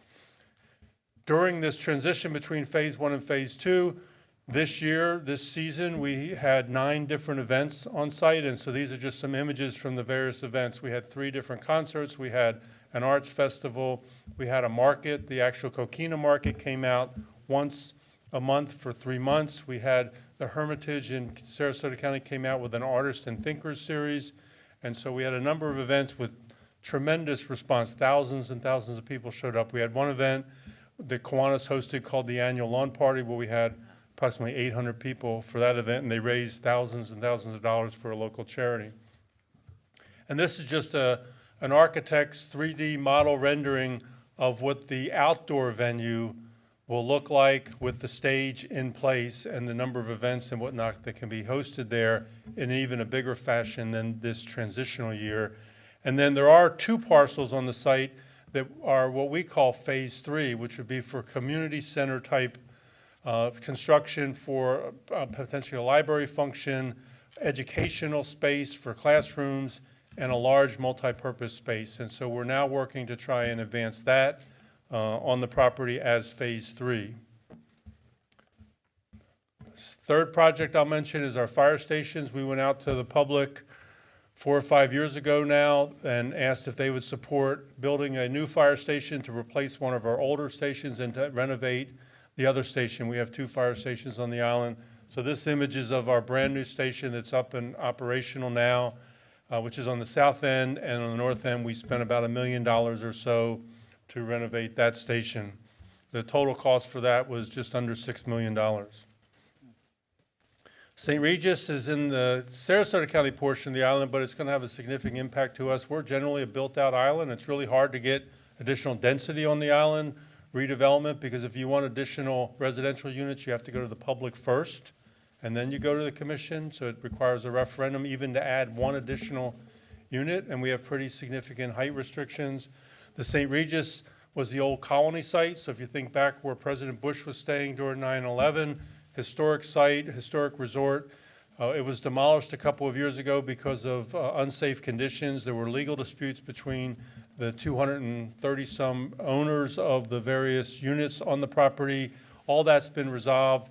We're actually now under construction, so you see it going up vertically, 18 acres on the Gulf of Mexico. The developer has said that that value of this project is going to be somewhere between $500 and $800 million, but it's a significant project. He's set a June 6, 2024 opening date for the St. Regis Hotel. So he's picked a date and said he'll work back from that. And this is just an image showing the completed project. So for us being a built-out island, this is really a pretty significant redevelopment project. And then beach nourishment, another big project for us. We just completed 1 million cubic yards of sand. We charge our residents, if you're on the Gulf side of GMD or State Road 789, you pay 80% of the cost. If you're on the Bay side, you pay 20% of the cost.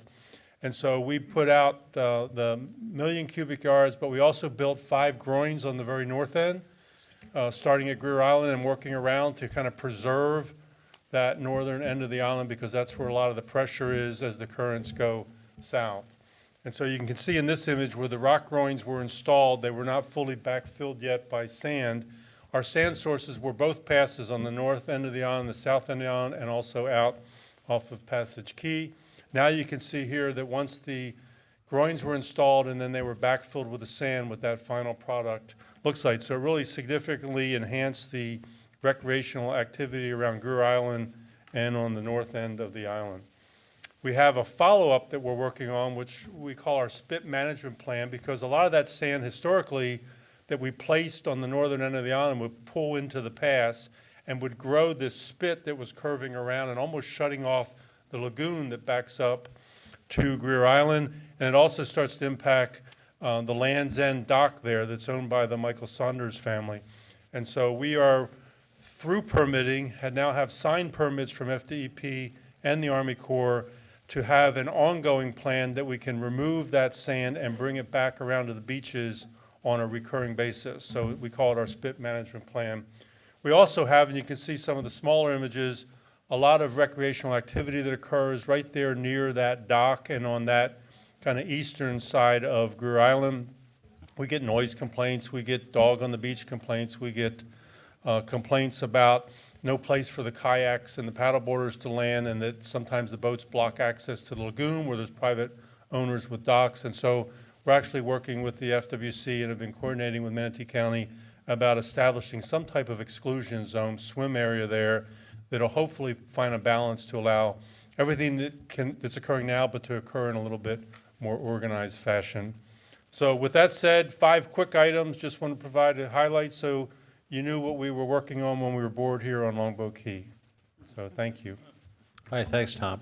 The only thing I would like to add to Tom's presentation is that with respect to the Greer Island portion of the renourishment project we did, we had a contribution from Manatee County that helped make that project possible, and we thank you for it, but we thank you again. It helped us get that project done. And I know Tom has come and sat down, but I don't know if anyone has any questions for him. If you do, I see no questions, so we'll move on to item B2, Water Taxi Initiative Update. Elliot Falcione, Convention and Visitors Bureau Director. Good afternoon. Really appreciate being here. It's important that we kind of keep you abreast of the initiative. We have talked to about half a dozen water taxi operators, and every one of them do not do business in the Sarasota-Bradenton area. With that, it took us a little bit of time to get them into the community because they were finishing up the spring season, being really busy. Where we're excited is they're really curious. They've had long-term success operating water taxis around the state of Florida, and we've actually met with a few recently, and Dr. Hopes has been part of some of those meetings as well.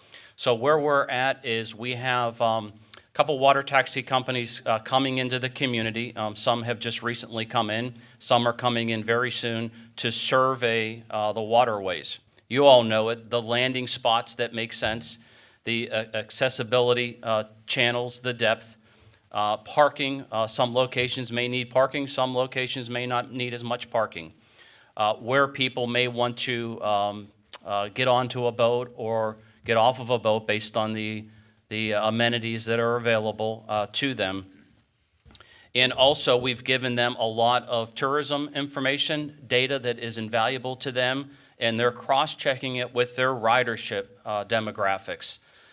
Where do they come from? See if it aligns with our target market as well, their interest utilizing a water taxi and the seasonality of it. The exciting thing is we'll be meeting with water taxi operators, or at least two, very soon to get some data based on their surveys that'll actually help define the type of watercraft that they would recommend. Honestly, we're probably looking in that 25 passenger to no more than 50 passenger water taxi, and ones that have an enclosed area for weather conditions. It's been really interesting. This is my first toe in the water. Chad Butzo and the transportation people have been around the table as well. Y'all would appreciate that the trolley up and down the island, the bus systems have to align with the water taxi route, or whatever that route might be. The media has been really excited. I've had more media calls about the water taxi than like when World Golf Championship came in. It's amazing, the enthusiasm. But we can't get emotional about it and move this so far down the road and potentially miss a step. We know, and Dr. Hopes would agree, this is going to be a public-private partnership, no doubt about it, one way or another. And that'll be figured out pretty soon. Most of the big water taxi companies have told me when they started, it took about almost 3 years to really ramp up and to have a full-blown, really good, sustainable system that has a good base of people most of the years. So, you know, they're coming from more dense communities, so we're really, really curious of what their findings will be as soon as they get back to us there. Now, thank you. Tom Harmer has really communicated really well with me on this. Of course, the city of Bradenton. Mayor Murphy invited me out, I guess almost a month ago, to give his city council an update as well. Of course, Mayor Shirley Bryant's on our TDC, and you know what's really, really exciting? When we mention the Marriott Hotel, maybe I'm leaving a little cat out of the bag, you will no longer see Sheraton on the side of the future hotel. Marriott has announced that it's going to be a full-service Marriott now. You talk about an enhancement to our urban core to Palmetto. We have special guests that just flew in, Lee Hancock and Leslie. Wave your hands, they're very humble people. They are the hotel owners, flanked by their son Chandler, an up-and-coming actor. He'll be better than me on stage. And then, of course, you all have met Tony DeRusso, the bearded guy flanked on Lee's side. But when I mentioned to the water taxi operators the hotel with the convention center, I tell you what, they're really enthused about that. And that's where really Palmetto potentially adds to that route of, imagine a water taxi coming from here across to Bradenton and then out to the island. So stay tuned. We're on it. It's important that we don't miss a step. And we're being thorough, and I'm truly blessed to have Dr. Hopes around the table. He's got some really good ideas that most of us don't. So I think with the minds of Chad and Dr. Hopes and the water taxi operators and the elected officials, your role is really, really important. And I assured you all that we would keep you in step with us, so there's no surprises. So stay tuned. We will meet individually with the cities once we gather some more information, and then I'll come back to you probably in a setting like this, hopefully very soon. And I'm open for any questions. Anyone?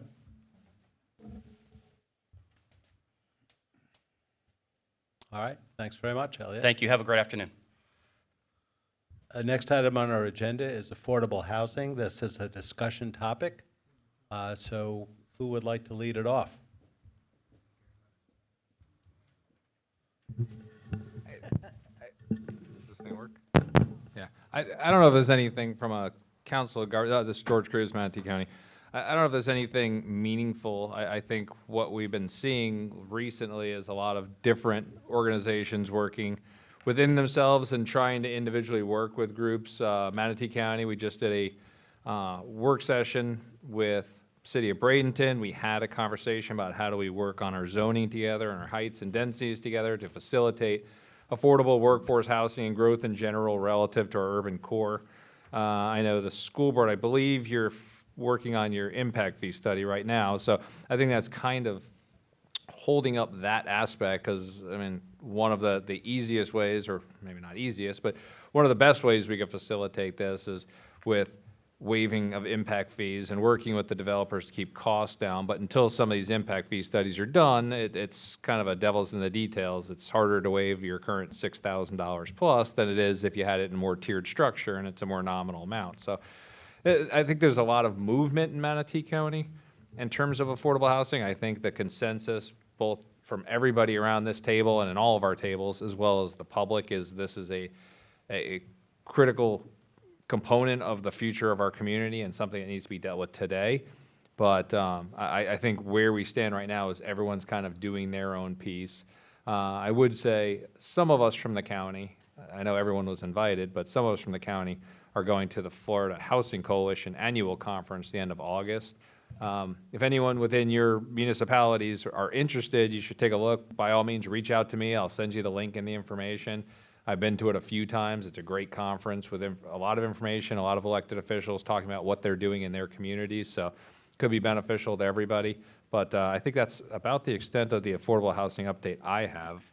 Here's like an 8-hour YouTube video of an affordable housing discussion our collective board had, which you're more than welcome to go watch if you're looking to fall asleep or just want to see us talk for a while. But that's about it on my end. All right, thank you. Anyone else? Yes, sir. Thank you, Mr. Chair. Yeah, Commissioner Cruz said it right. On the school district side, we are anxiously awaiting the conclusion of our impact fee study. It should be happening like I don't have said that straight up.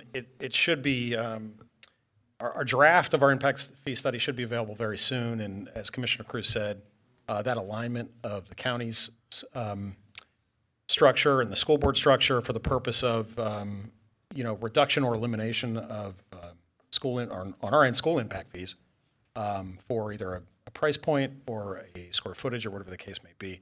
But I'm kind of repeating from the last time I think I addressed you all was we're just waiting for that study, and that's our plan is to coordinate with the county to reduce those fees.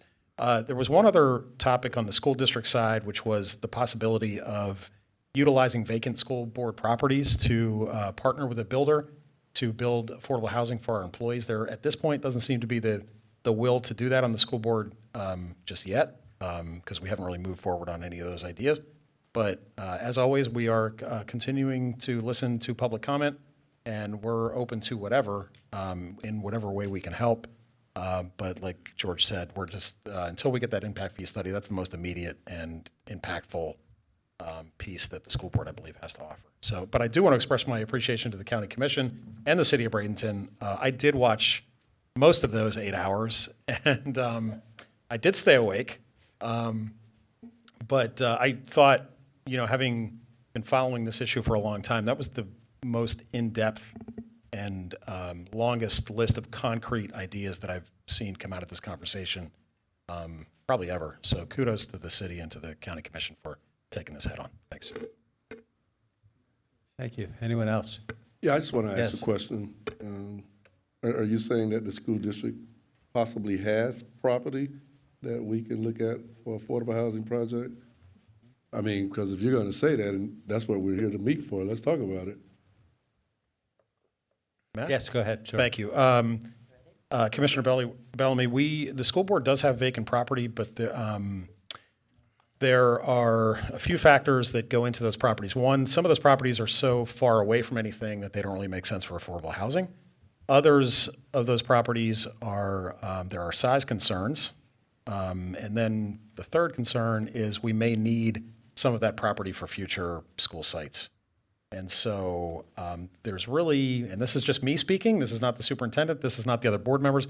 I think we really have 2 or 3 that are viable for, potentially a 15 to 20 unit type building.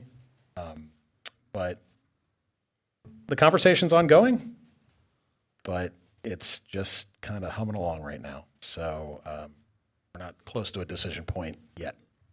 Well, okay, I see where this is going, because when I'm seeing some of the school board members closing their eyes real tight, like they're getting ready to enter a nightmare, I know what that means, so. But if there's an option, we would like to hear it.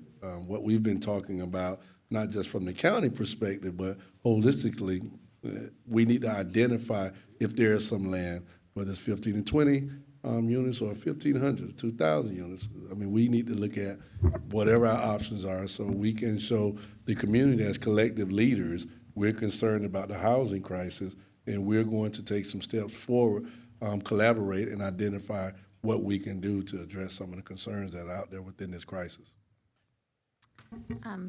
Yes. Can I respond? Yes. I'm Gina Messenger from the school board.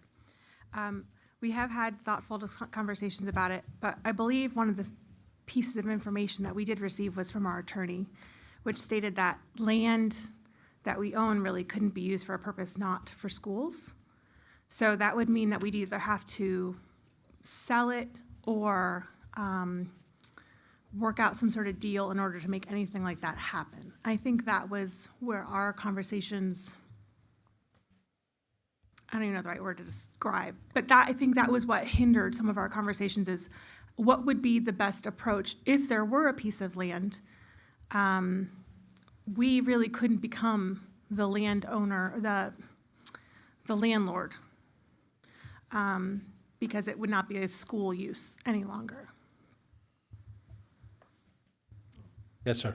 No, I understand that, but that's why we have lawyers here, so we Absolutely. can identify, who can take up the land and how we can get the land developed. But I think this is a new development. I don't know if not the commissioners, Mr. Cruz, were you aware that and there's no options for us there? Yes, George. Thank you. No, there are options, and there are pieces of land, but it's the school board's land, it's not ours, and they can make whatever decision they want to make, and they're listening to their council. I know there's pieces next to Bay Shore, you got Wakeland, you got the place over by the transit center right there. There are excess land that can be utilized. Some places like Bay Shore, for instance, directly across the street from Boys and Girls Club, great access for after-school activity. It's on major infrastructure in terms of roadways. It's a solid location, and I'm guessing Bay Shore is not going to be dramatically expanded anytime in the near future compared to, say, Palmetto and Lakewood Ranch and Parish, which are all being expanded. So there are options, and again, I'm not an attorney. I think there would be solutions. You could ground lease out a portion of it. You could sell a portion of it, and like we're looking at with our land banking opportunities, we're looking at land banking, bifurcating the parcels, and putting deed restrictions in prior to turning around and selling it. in my opinion, just like we're doing with land banking, I would think you could go in there and basically say, work with us as the county, and if it's a piece of property in the city, work with the city as well. Work out an agreement so we have a mutual partnership here where we're waiving impact fees and you're selling off the land. We're putting deed restrictions saying 50% have to be workforce housing or affordable housing, and maybe even work it out saying a condition of the sale is 25% or whatever it is of those units get leased back to the school board at whatever it is, so you can use it to retain or recruit teachers going forward. So I would think there's some options. I think you have some great land that should be utilized, especially when you're talking about like your trans area. There's a 7-Eleven going in there. We're fixing the intersection there. There's expansions going there. It's right by 44th, so it's easy access back and forth to employment. So I think there's some options. But again, I'm not on your school board, and I don't expect the school board to tell us what to do with our land, nor would we tell you what to do with your land. But I think there's some options that I think the city, the county, the school board, everyone collectively would be more than happy to work together to facilitate it, even if it's 100% for teachers and school board and school support, because I've said it before, I think the school board has the biggest, most pressing need for affordable housing of anybody in Manatee County, because you have probably the most people who qualify for workforce housing based on the size of your employment base, not to mention the 1,000+ homeless students that could all certainly use a roof over their head and some good internet access when they're working from home. So I think everybody in this room would be more than happy to work with all of you on the school board to the extent we can get some land and facilitate that. So I Yes. guess where I'm at, and I apologize, I don't normally talk that much, but here we Go ahead, go. Mr. Bellamy. We have two potential sites, Bayshore and Wakeland. And I'm just curious what our next steps are for us to see, can we activate that conversation? Yeah. Commissioner Bao?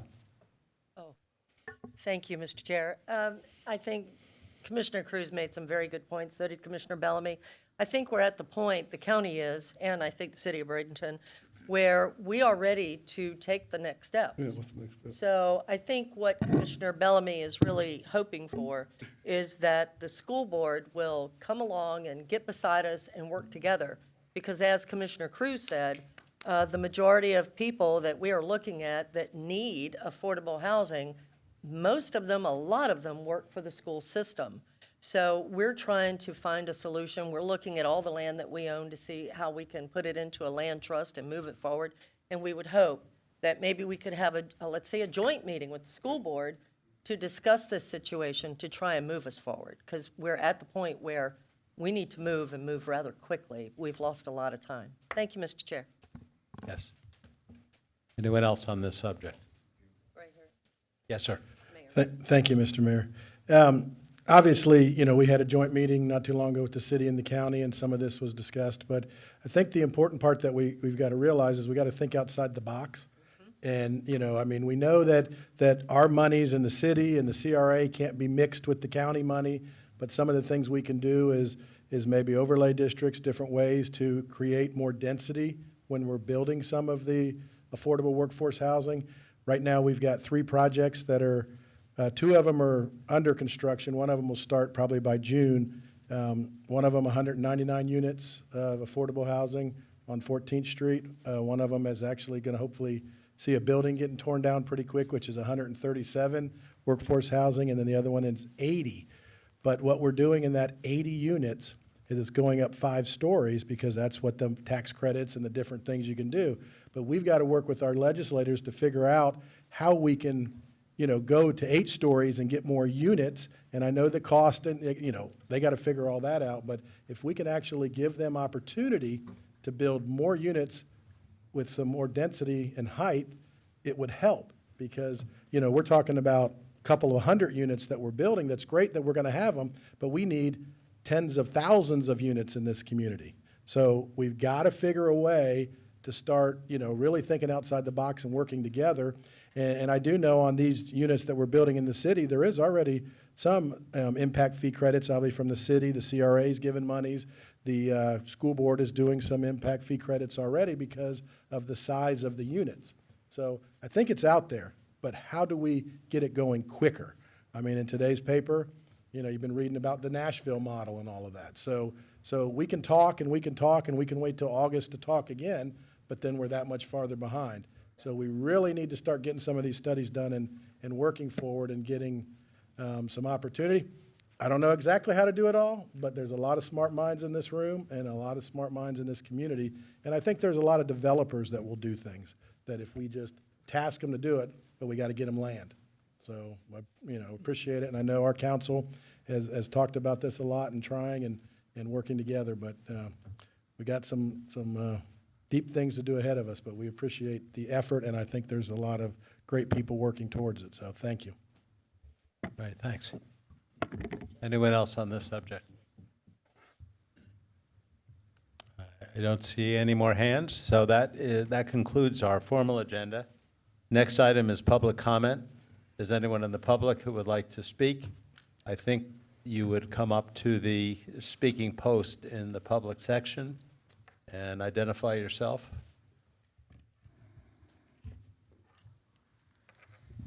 Andrew Griffin, Manatee County activist. So I appreciate you guys meeting regularly. I know there was one time when you guys weren't meeting so regularly, so I do appreciate that. I do feel, as a lifelong citizen from this county, being born in Manatee Memorial Hospital, and I say it in my BOCC meetings all the time, this county has taken on a life of its own. It's changed so much so. It is no longer affordable here. This used to be one of the most affordable areas in the state of Florida, and it's not that way anymore, and I really applaud each and every one of you for actually making the effort to address this. Because when I hear that residents in this county, 60% of them are homeless for the first time, that breaks my heart. And as a community member, and as you guys part of our government, it is up to the responsibility of both of us to work together, try to resolve it, and bring in the people needed to resolve those issues. So this is very concerning for me as a lifelong resident here that has many generations from this one county. I don't want to see my neighbors on the street. We need to petition our governor to start reducing some taxes on our gas. We are a community of retirees here. There's a lot of people that can't afford to be driving. They can't afford to go to their doctor. They're living on $900 Social Security. These are real issues that are facing Manatee County residents and the people that reside here. And so I just want to thank you. Anything that you guys can do to help that, please do. I implore you to do. Thank you very much. God bless.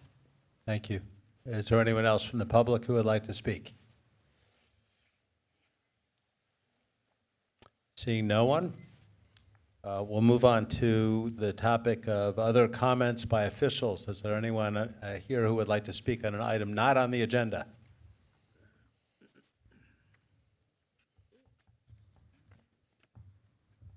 Seeing none, it looks like this is going to be a quick meeting. So thank you very much. The next meeting of this council will be on August 2nd at 4 p.m. in this room. Thank you very much. We're adjourned at 4:40.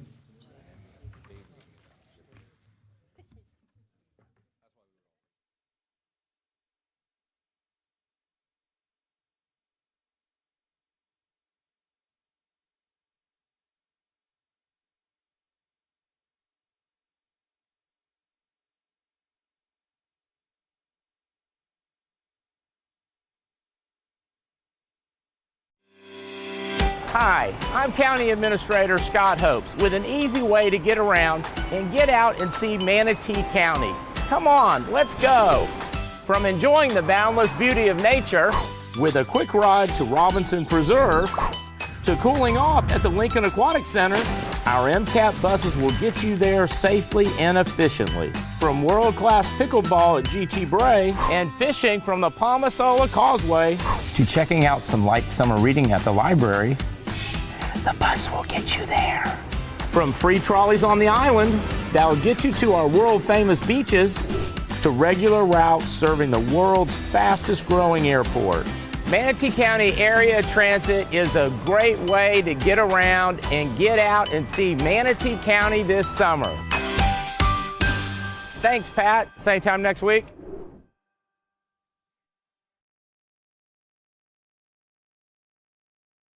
Yeah.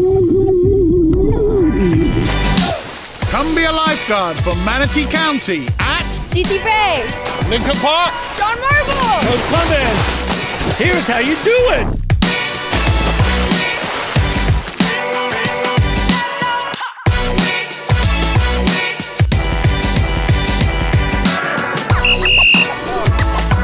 All right, stop monkeying around.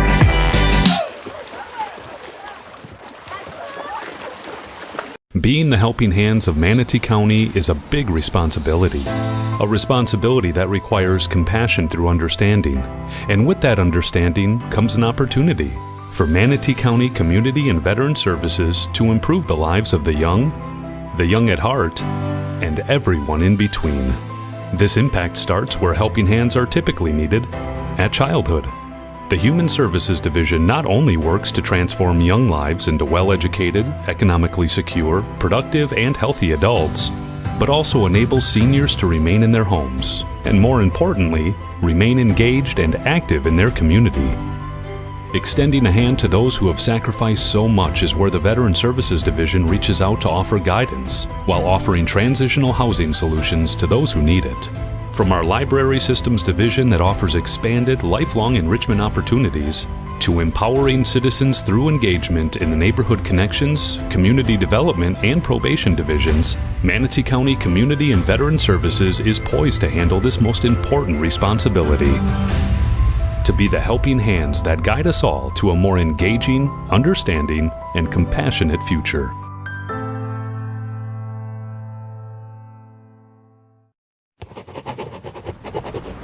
Building with the community. It's not just an empty phrase or catchy tagline. These are the words Manatee County's Development Services Department lives by in one of the fastest growing, uniquely beautiful, and evolving counties in the country. Hundreds of times each day, Development Services works with you, the property owners and contractors, to strategically move your project and our county forward. From our planning division, where we conduct zoning and addressing, environmental reviewing and public hearings, to our building division, where ideas take shape. It's where Manatee County taxpayers realize they have someone they can depend on during the permitting and inspection process, floodplain management, and code enhancement. It's where managing the county's long-term land use vision meets neighborhood-level engagement. By creating more efficient processes through technological advances, we have our own vision too, to create a better experience and more responsive service for you. After all, as Manatee County continues to progress, so do we. Manatee County's Development Services Department, building with the community.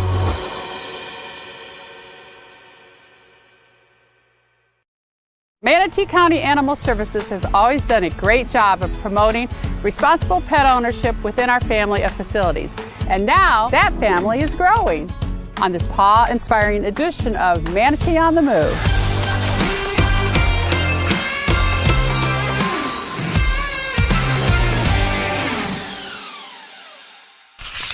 Hello, I'm Carol Whitmore, and I'm proud to represent all of Manatee County as one of your at-large county commissioners.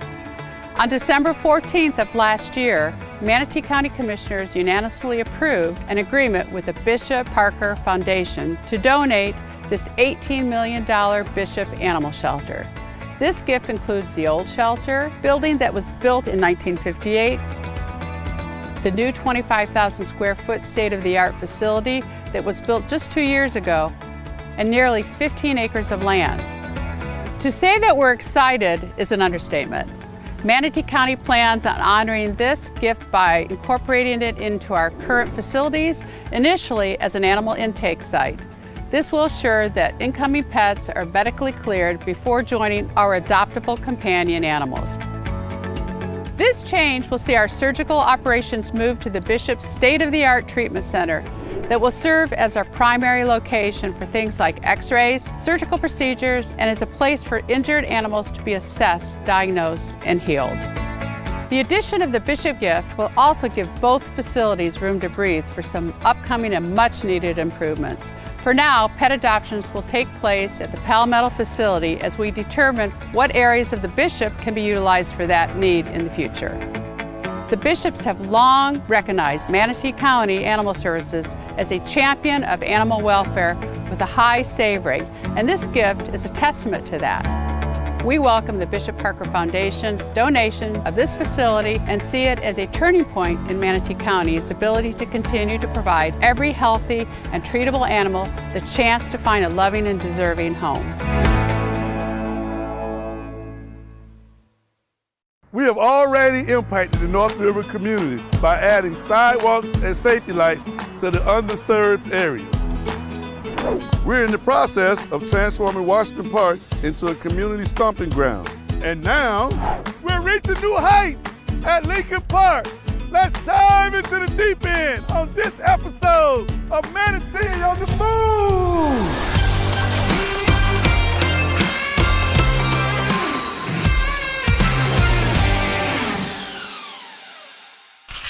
Hello, I'm Commissioner Reggie Bellamy, and I'm proud to represent District 2 in Manatee County. By now, you've probably driven by, seen the slide, and had a few questions regarding improvements we're making at Lincoln Park.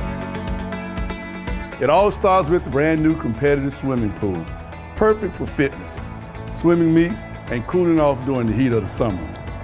This project also features a separate zero-depth entry kiddie pool with aquatic playground, slide and plunge pool, parking expansion, picnic pavilions, and a locker and a restroom entry plaza that will also house a lifeguard station, small party prep area, and a pump house.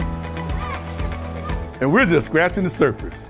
Right around the time we're wrapping up the pool project, we'll begin work on a 2-story press box that will stand tall over our additional bleacher upgrades on the home and away side of the football field. In addition to a new scoreboard and fencing, we'll also be adding restrooms to accommodate our athletes and spectators. Friday night lights at Lincoln Park will never look better.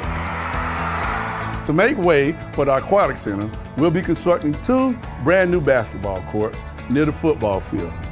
These slip-resistant surface courts will feature regulation lighting and fencing and will also include little touches like benches and a chilled water fountain, trash cans, and more.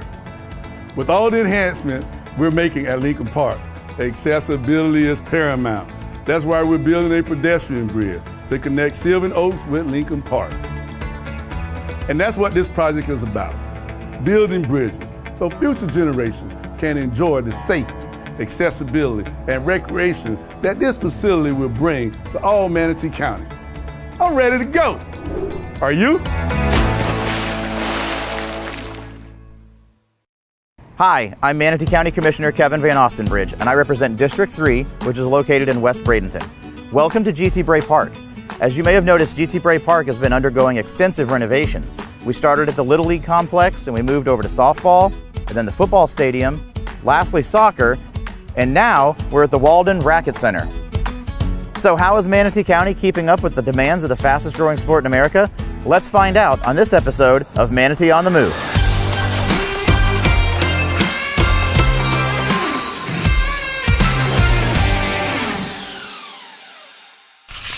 Racquet centers aren't what they used to be. They aren't just tennis anymore.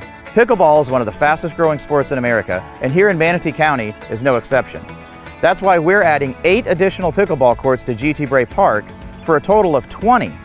Covered playing areas will also be added, allowing for play in inclement weather. When not in use, these covered areas can be utilized for additional activities, such as summer camp. And let's not forget about our tennis lovers. Manatee County is upgrading the clay tennis courts at GT Bray Park with a new underground sprinkler system. And since the new irrigation system will only require the courts to be raked, players will no longer have to wait for the courts to dry, meaning less downtime in between games. In addition to replacing the irrigation system, the county will upgrade 4 of the existing 8 courts, making them USTA regulation, which means Manatee County can now host tournaments. Shaded seating between courts is also being added, and we're upgrading court lighting. New pickleball courts and a major upgrade to the tennis courts at GT Bray Park. These are just some of the ways that Manatee County government and the Board of County Commissioners are improving your quality of life.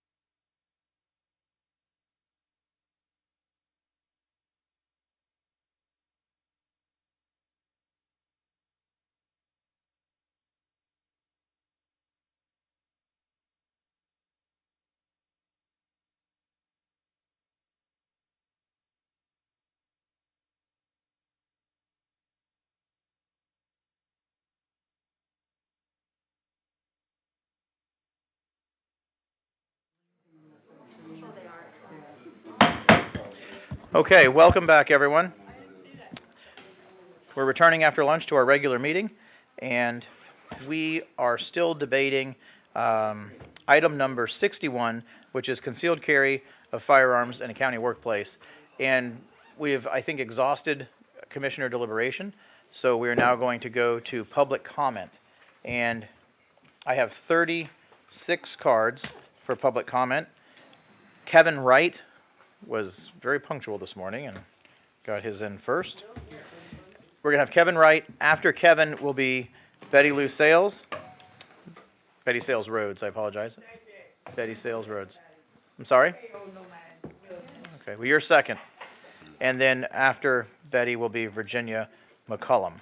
So, sir, you'll have 3 minutes to speak on this specific agenda item. Please state your first and last name and county of residence for the record. Good afternoon. Kevin Wright, Manatee County Chairman of the Manatee County Republican Liberty Caucus. A few years ago, myself and others lobbied successfully for the Georgia State Legislature to pass campus carry. The tailored remarks I made then before a state Senate committee apply today in support of Commissioner Satcher's proposal to permit willing and able county employees to exercise their right to self-defense and, by extension, others' defense in the workplace.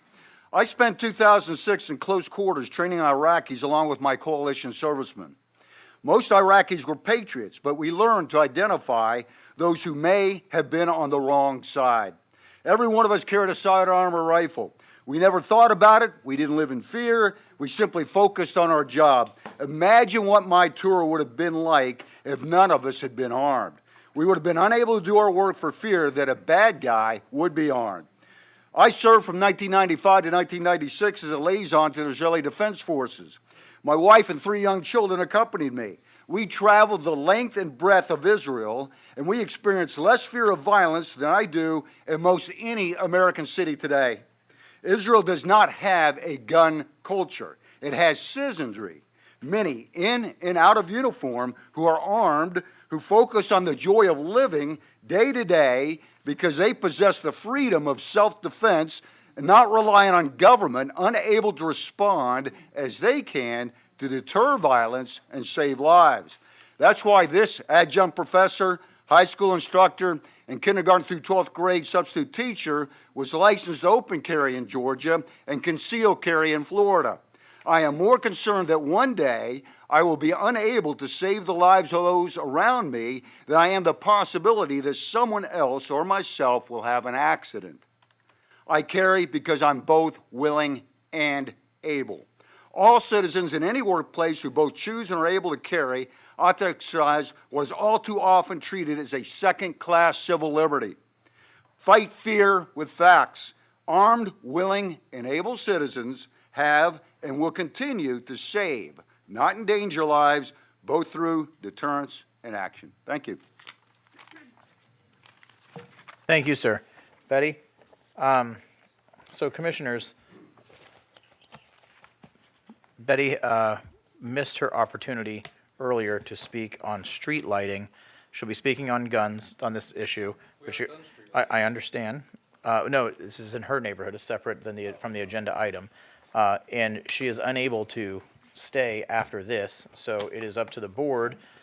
Obviously, I'm jaded because I have a personal relationship with Betty, but it's up to the board to determine if you'd like to also allow her to speak on the street lights in her neighborhood before she leaves. So, okay, so we're going to allow you 6 minutes to speak on both issues at this time, ma'am. Thank you all the commission. Thank you, KO, for letting me do this. Okay.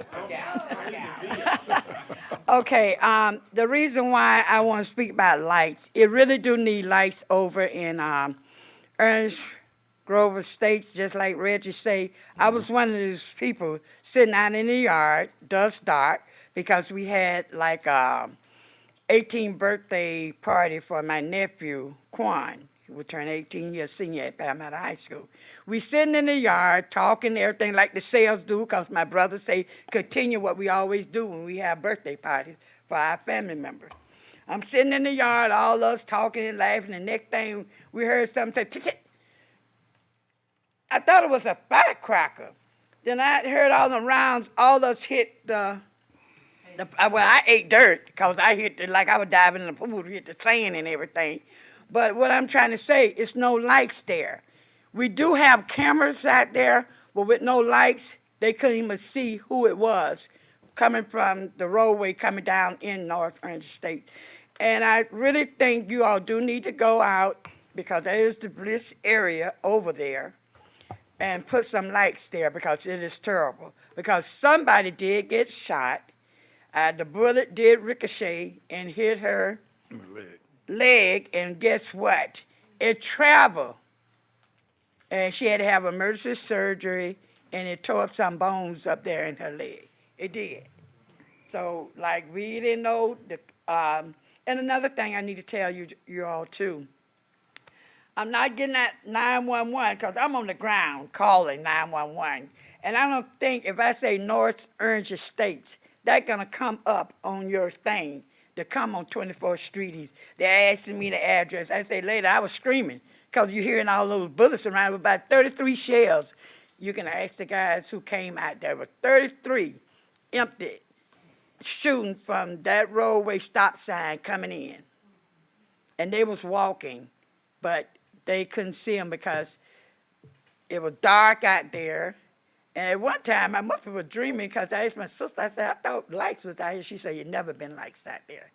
And by that time, with 911, if they would have came with me on the ground, they would have caught whoever those guys was shooting. But it was later, but I can give Sheriff Webb credit. He did, 10 cars came, block off the area, and everything started asking questions. That's it for that. So now I'm going to get on gun control. Now listen. You're going to get on gun control. Yes. Listen, I really do not believe in employees having guns. Because I'm going to tell you, 1,900 employees here have to be trained through the Sheriff Department. And the Sheriff Department got other things to do with crimes in the neighborhood. So taking out time away from him or some deputies come here to show everybody how to shoot, how to aim, how to do this and that, I don't think it's right. You're taking it from the community for him to come and do that. And I'm not trying to demean anyone or anything, but it really knocked me off my feet when I have a minister that really want them to bear arms here. I know about the Second Amendment and everything. I was smart in school to bear arms, but I don't think they should bear here. Because I'm going to tell you something. All you all are colleagues up there. Now, if somebody really get mad and say, I got a gun, they coming right in your face with a gun. It ain't about it. We don't want that to happen here. We really do not. Because the first thing they're going to say, they bear arms, self-defense, why we got the gun. So I don't think. Now, I really, if you're going to bear somebody arms here, I think it should be the ones who is the head of their department. Do like your ninth floor, you all, secure every floor here. And everybody walk through the door, have a security gate where you will know if you're coming in, they know you'll have a gun. Just like the sheriff department, when you go to the courthouse, when you go through there, that beeper, you know you got something you're not supposed to have. But I'm just, this is how I'm speaking.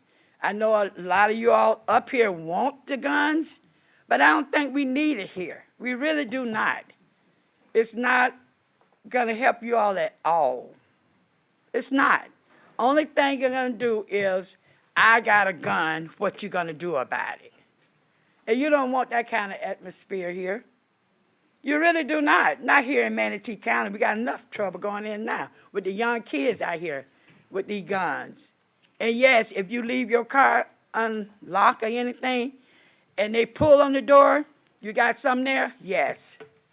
They're gonna take the gun because the gun where that young man who Bellamy was talking about got shot, someone left their car door unlocked. And the same thing can happen here. You're in a hurry, you're on the clock at 8 o'clock, the employees are 8:30 here, and they got that gun there. Somebody could come and just pull the door, they got a gun.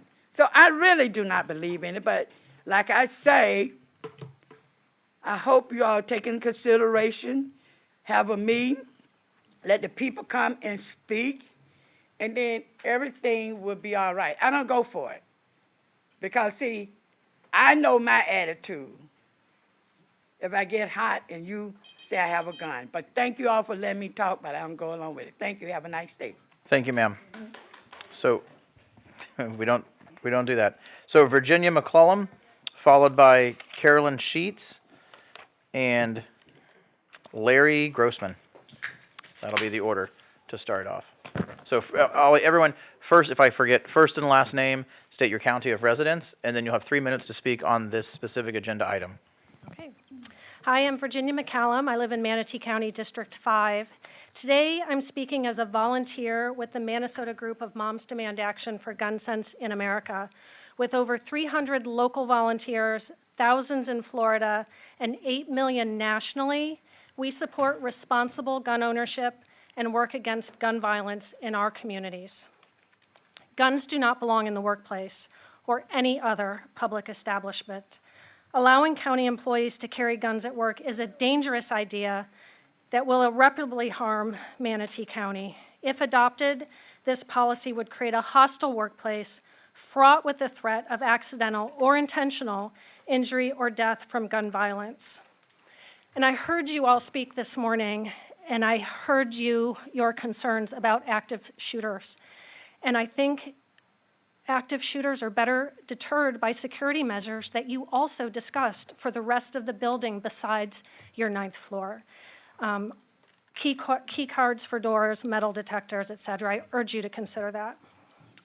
2 million Americans every year are victims of workplace violence. Introducing guns into a workplace just increases the possibility of gun violence. The facts show that the presence of guns increases the possibility of gun violence. It is that simple.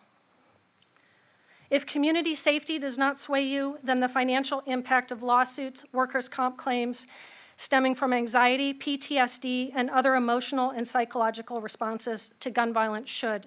Ultimately, Manatee County taxpayers will foot the bill for these costs if the worst happens. I can't imagine that county employees want to work in a weaponized workplace. Apparently, you haven't asked them. Coupled with the extremely low local unemployment rate and high housing costs, Manatee becomes even less appealing to current employees and job candidates alike. Bottom line, Commissioner Satcher's proposed policy would put our community at greater risk of gun violence. It would create a more dangerous and anxiety-filled workplace. It would put law enforcement at risk during an active shooter situation when it's unclear who the good guys are. It would create the impression that working for Manatee County is inherently dangerous. And it would ignore the majority of the population that favors reasonable and common sense gun policies, including the over 60 citizens who wrote in the public comment for the agenda against this proposal, only one person for, individually authoring each of those comments. Thank you. Thank you. So next is Carolyn Sheets, followed by Larry Grossman, and then Leah Tiberini. Hi, Carolyn Sheets, Manatee County. I'm here as a board member of the League of Women Voters of Manatee County, and I am presenting their statement on this issue. On May 10th, just before the high-profile tragedies at Buffalo and Uvalde, Commissioner Satcher proposed that county employees be allowed to carry guns at work. There is no credible reason for county employees to need weapons at work, but there are many dangerous risks associated with allowing this change. The county has been providing a safe and secure workplace, so this request is unnecessary. The presence of firearms in the workplace threatens safety and increases the risk to employees' lives and to the county's finances and reputation. County employees are hired for their expertise in a particular job, such as computer support, issuing building permits, etc. Security should be the responsibility of professionals in that field.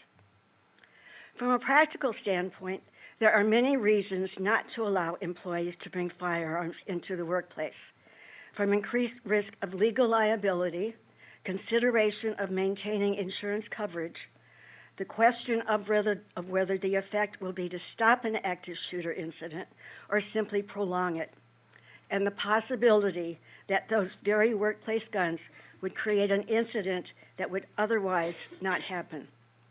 Allowing employees to bring their guns to work only increases the chance for gun violence. Few issues generate more emotion and divisiveness than guns. The human resource impact cannot be ignored, from attracting and maintaining employees to the rights of employees who feel unsafe at a workplace with non-job-related firearms present. Preventing gun violence is not a Second Amendment issue. It's a public safety issue. Keep our county employees safe and out of the gun debates. Keep the county workplace free from firearms. Thank you. Thank you. Larry Grossman? Larry Grossman, resident of Manatee County. I'm seeing how you guys are deliberating, and I'm wondering what kind of regulation is it? Administrative regulation is thinking. Are you going to have an ordinance and a resolution ordinance? I'd like to know what form of approval you're considering. The special meeting, is that going to be public, or is the public going to be shut out? You really need to, as people say, ask employees, ask citizens, get the sheriff in here, because you're talking about a sheriff who's saying things, and he's not in the public realm, but apparently he's influencing your decision-making. We have to listen to this without actually being able to directly contact the sheriff. I wrote you a letter and say I'm totally opposed to the proposition to allow county employees to bring guns into their workplaces. This serves no public purpose. You're our servants. You are elected, you're also paid to serve the public, and allowing guns does not serve the public. If you just serve the public, you'd have more discussion with the public, which you're not really doing. You seem to have already made up your mind. I see we're watching you fight over the 7th floor security, kind of more of a verbal shootout. Thank God you don't have guns. I hate to see what would happen. But we're watching this in any case. Maybe the solution is, we just do everything by Zoom. We could tear down this building and redevelop it for good purposes where you wouldn't have to have guns in at all, because you wouldn't have employees here. They could work at home, and we'd all come in, not come in here to assemble. We just have, do everything by Zoom. That would be much safer and much cheaper than what you're proposing, which is going to enact enormous risks and costs on the public. Look, if you can't provide public safety with the police and public safety officers as part of your police function, don't tell us that the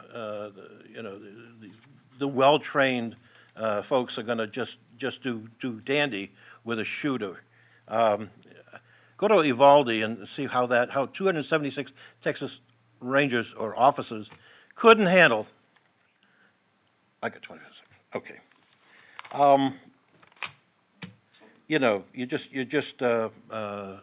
subject us to a lot of risk, and we're going to be less prone to come in here as we are, knowing that there's guns about. So thank you. Bye bye. Thank you, sir. Leah Tiberini will be followed by Liv Coleman, followed by Ruth Lawler. Hey, y'all. We met this morning. My name is Leah. First and last name, county of residence. Yeah. Leah Tiberini. I'm currently in Sarasota County, but I was born and raised in Manatee County. I graduated from Manatee High School, 2018. Go Hurricanes. I think you all are making a really big mistake here, considering this. And letting Commissioner Satcher sway you with his new fear-mongering gun law. I'd like to remind you guys all of Florida law, which does not allow people to openly carry firearms, especially not at any meetings of governing body or of public school district, county, or municipality. Florida law also says that only the state itself can regulate guns and ammo.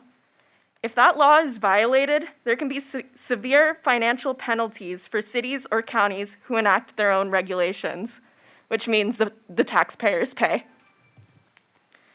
By backing Commissioner Satcher's proposal, you will be disregarding the laws that you as commissioners are bound by. Not very patriotic. Not only is this proposed gun law ill-informed, but it is dangerous. Allowing guns into our county's government, a place of peaceful democracy, is absurd. Having more guns is not the solution. If that were the case, the U.S. would be the safest place in the world. It's not. But that is just the reality of our situation. If this gun law is passed or even looked at, it will pose a severe safety risk for government employees, including police officers. When they approach an active shooter scene, how will they distinguish the good guys from the bad guys when both parties are shooting at each other? There is a reason that Florida law prohibits guns on government property unless you are law enforcement. Let's keep it that way and start to look at the real issues that cause gun violence, mental health, and how we can make help for mental health afflictions more accessible to the citizens of Manatee County. It shouldn't take over a year for the citizens of Manatee County to get help from therapists, from what is it called now? Centerstone. It used to be Manatee Glens, I remember. It shouldn't take them a year to get help from them. That is why we have so much gun violence. Thank you. Thank you, ma'am. Liv Coleman, followed by Ruth Lawler, and then Shannon Keever. Hi, I'm Liv Coleman, and I'm a Manatee County resident and taxpayer, and I'm here today to express my opposition to the personnel rule change that would allow employees to carry guns at work in Manatee County. Now, on the issue of guns, I support the Second Amendment, but I want to give an example of the risk of guns in a different setting. I recently talked to the Manatee Sheriff's Department, Wildlife Department, about wild hogs coming on my property in East Manatee. And this is in a less openly politicized situation than the one we're dealing with right here. The officer I talked to cautioned my family about shooting the hogs for a variety of reasons. We had to check whether what the zoning of our property is, whether we'd be allowed to do it or not. We were cautioned about liability issues. We were cautioned about people who live in proximity just in our neighborhood to where we are. Now, that's on 4 acres in unincorporated Manatee County. So think of what it would mean to bring guns into the closed spaces and corridors of Manatee County government. Guns don't belong in a building like this in the hands of anyone but a law enforcement officer. It's literally an accident waiting to happen, and I worry about the risks and possible harm to innocent lives. I also worry about what guns in the workplace in Manatee County would do to our county's image. At a time when Manatee County government is losing employees and trying to hire new ones in a tight labor market, this policy is unwise. I know the young people I work with, I'm sure some of them might be fine with this, but most of them would be very cautious about this and worried about it. I urge you to abstain from this rule change. Thank you for your time. Thank you. Ruth Lawler, and then Shannon Keever. My name is Ruth Lawler. I'm a resident of Manatee County for 60 years. I've been an active registered voter for over 50 years, longer than some of you have been alive. I do request that you look at me. I've been watching you for hours, and I see a lot of you playing on Facebook or whatever you're doing, but you're not looking at the people making comments, so that's a personal request. Okay, even though I'm a proud member of League of Women Voters, I'm here as a proud citizen, not as a representative of any other group other than a resident of Manatee County and a member of the human race.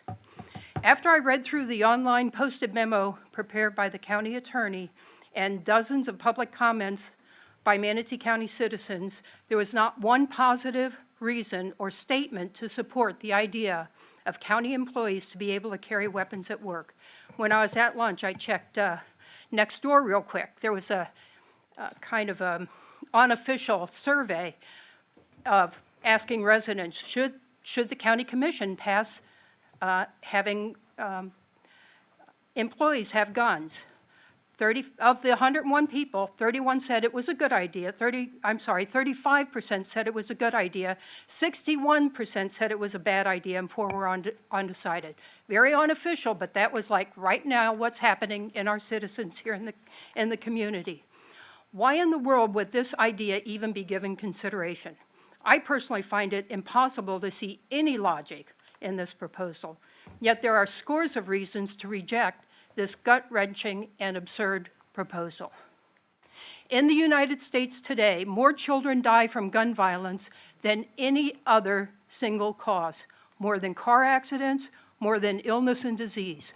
We do not need more guns. We certainly don't need them in the workplace of our public servants. The myth that a good guy with a gun will save lives, Mr. Satcher, is an absurdity, which has been well demonstrated in Uvalde, Texas, when 21 children and teachers were slaughtered, while dozens and dozens of armed law enforcement officers did nothing for over an hour to stop the shooter. Law enforcement officers that were well trained and armed did nothing for over an hour, and children were slaughtered. The lack of logic to allow our county employees to be armed while at work totally escapes me. Even those trained officers in Uvalde failed to save lives. And one other thing I want to mention real quickly is the proclamation that was passed this morning, Victory for Life, by this Board of County Commissioners. So, Ms. Lawler, we're on agenda items only at this time. So, agenda items only. And we're on this particular motion. Okay, that's so on you the won't floor. even let me comment on that? You can. At the conclusion of the meeting, we'll open up public comment again. But this is for agenda items Oh, only. you don't want to hear it. Okay, thank you. Shannon Kiever, followed by Nathan.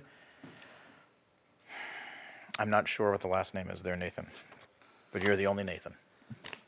Ms. Kiever, first and last name and your county of residence. You'll have 3 minutes. My name is Shannon Kiever, and I'm from Bradenton. And I listened today to the discussion up here on the dais about the proposal for allowing concealed weapons to be carried by employees of Manatee County. And I oppose this. I don't think, basically, I do actually, Commissioner Satcher, I appreciate your story about the man who saved lives, and that is wonderful, and we can't take that away. I agree with you about that, Commissioner Whitmore. Unfortunately, we can't really go by anecdotes, though, because statistically, more guns generally means more gun deaths, more gun accidents. It's the leading cause. It's one of the leading causes of death in our country, and we can't deny that.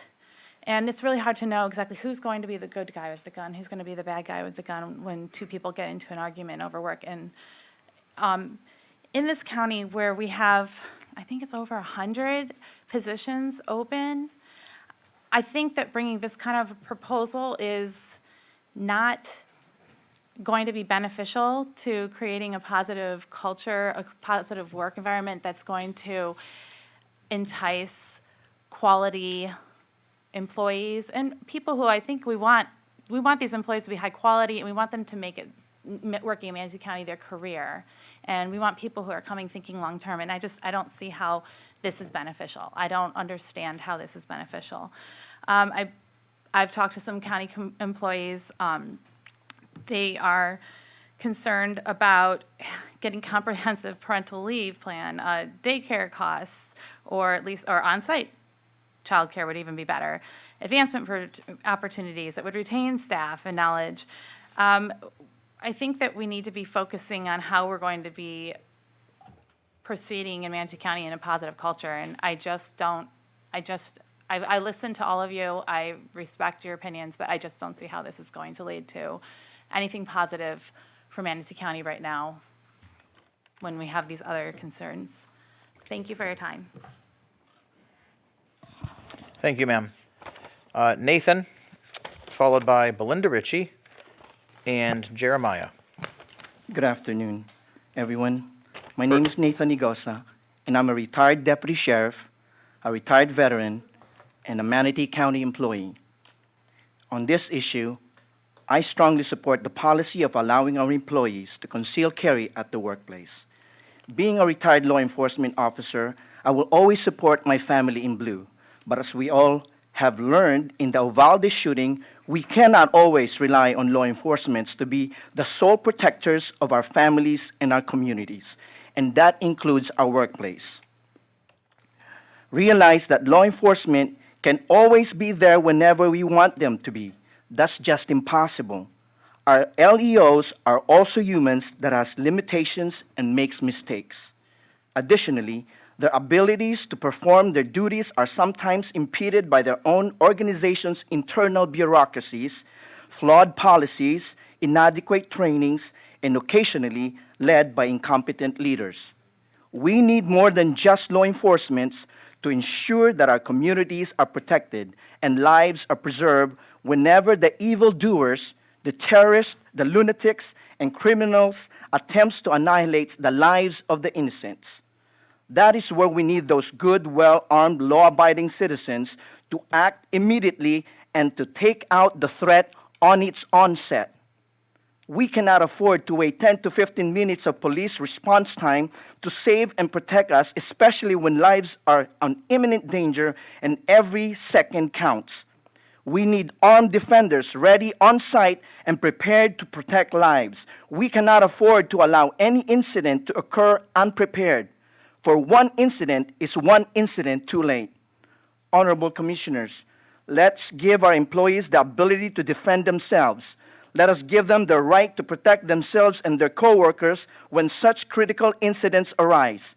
If we can trust the public with a carry permit to practice their Second Amendment rights into our government buildings, shouldn't we even more trust our employees with the same rights and privilege? Let us trust our county employees to follow our own county credo we call ACE. Let's give them the opportunity to demonstrate accountability as responsible CCW holders, to show civility where situations require self-control, and to practice ethics by showing principled disposition, especially when it requires the courage to protect other people's lives because it is the right thing to do. Yes, there will always be evildoers in this world, which we cannot pretend does not exist. But the good news is there are even more good people in this world that are willing to fight evil. Good law-abiding people, good employees that are willing to protect and defend their families, friends, co-workers, and our communities. Let's not allow our employees to be mere victims on such evil day. Let's give them the right to protect themselves and others by making the right decision today. Thank you for your time. Thank you, sir. No clapping, please. Belinda Ritchie and Jeremiah. Belinda Ritchie and Jeremiah. Belinda Ritchie, soon to be District 1 in about 15 days. All right. Maybe primarying James Thatcher. No primary. Laugh, clown, laugh. I'd like to read a couple of articles that are from the local newspaper. These are recent articles, and I can submit them to the record. This article is written on July 25th, and the article is entitled, "Teen Dies After Being Shot by 15-Year-Old Playing with Gun in Palmetto." A 16-year-old boy died 2 days after being shot by a friend who was playing with a gun. The Manatee County Sheriff's Officer said Monday. The teen's friend, 15-year-old Damon Anderson, who was initially arrested and charged with attempted manslaughter, is now facing manslaughter charges. Deputies were called to a home at the 900 block of 14th Street in the Sylvan Oaks neighborhood in Palmetto just before 4 p.m. July 19th to reports of a shooting involving a minor. The teen was taken to Blake Medical Center. On Thursday, the teen died. At first, the witness told deputies that he had accidentally shot himself while holding the gun. Detectives soon learned after that Anderson, who had been playing with the gun when it went off. Within 2 hours, Anderson was arrested and charged with attempted manslaughter. He was taken to Manatee County Juvenile Detention Center in Bradenton. Second article. 2 17-year-olds arrested outside Ellington Mall.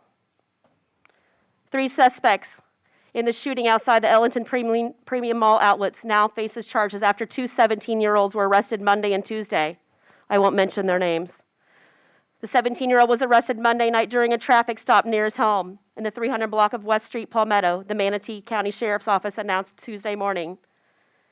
The 17-year-old turned himself over to Sheriff's Office late Tuesday. Both face attempted murder charges. They are being held at Manatee County Juvenile Detention Center. I won't finish the article, but I will comment to the speaker before me, and I know I'm not allowed to do that, but I'm going to tell you that in Uvalde, there was a good Samaritan. He worked at the funeral home across the street. His wife was inside. He went home, got his gun, and came back, and he was arrested. They didn't want a good Samaritan in there. They just wanted to watch those kids sit inside that room and be slaughtered, and then covering each other in their own blood to pretend like they were dead. I'd like to mention also that there are employees in this building, and I'm with Women's Voices of Southwest Florida, and your employees reach out to us. They're terrified. They want to keep their jobs, so they're afraid to come down here. I'd like for you, at the end of this session, when we get to the end of public comment, to address your staff who are watching right now and invite them to leave their desks and come down here and tell you how they really feel about that. Y'all are trifling. And the fib 4, you think just because you got a voting block? Thank you for your time. Thank you, ma'am. Jeremiah, it might be Griffith or Griffin. I'm not quite sure. Very wrong. Very wrong. Yeah. People do that to my name all the time. I apologize. My name is Jeremiah Getho, and I'm from Polk County. I would like to speak here from the perspective of a student who is currently going into their senior year. I'm going to assume that almost none of you on the board were in school or in like high school, like that, when the mass shootings started rising up within schools. I remember going to school terrified some days, the days after school shootings, because I think the kid in the back of the classroom got an idea of what he wanted to do. He got inspiration from the people on the news, and this has happened multiple times. Uvalde, Parkland, everyone has a school shooting in my generation that they remember happening and being, wow, this happens here. This happens in my school. I remember being in Indianapolis a couple weeks ago when the mall shooting happened. We were deciding between 2 of the malls in and around Indianapolis, and that was one of them we were going to go to. And that was my family, those were my brothers, it was my mom, my dad. I did not know what could have happened. Just because one time a good Samaritan wanted to step up with a gun doesn't mean that another Samaritan is going to go shoot up a synagogue. Thank you. Thank you. So that's the last comment card that I have, but of course we'll open this up to anyone else who did not fill out a card, go ahead, sir, who would like to come forward and speak. So again, first and last name, your county of residence, and you have 3 minutes. I'm Jasper Green, Manatee County resident all my life. I just want to know if you open the door for the county employees to carry guns, and they're not going to be completely trained like law enforcement. Leave the carrying of the guns to law enforcement. What's going to happen when other employees that provide a service for the community decide that they want their employees to also carry a gun? How many more guns will you put on the street? How many more untrained people will be out there with the only thing they're going to know is to pull their gun and shoot? Law enforcement has been trained to do much more than that. As a retired employee from the telephone company, you had better not be caught with a gun in your vehicle.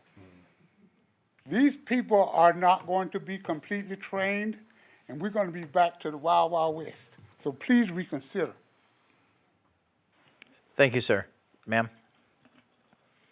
So first and last name, county of residence, you have 3 minutes. All right, my name is Seneca Bristol, and I am Bradenton, Manatee. So first, before I begin, I just want to say that I shoot guns. I go to the gun range with my grandfather. But I completely disagree with this law. I am, as well as Jeremiah, a student. I'm going into my sophomore year. And I was homeschooled my entire life because of the fear of guns.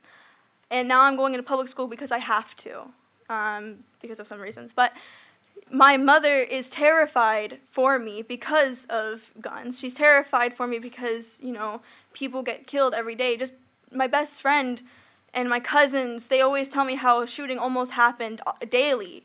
They tell me how they have shooting drills all of the time, and it's not even like a healthy drill. It mentally screws them up. We're not safe. We're not.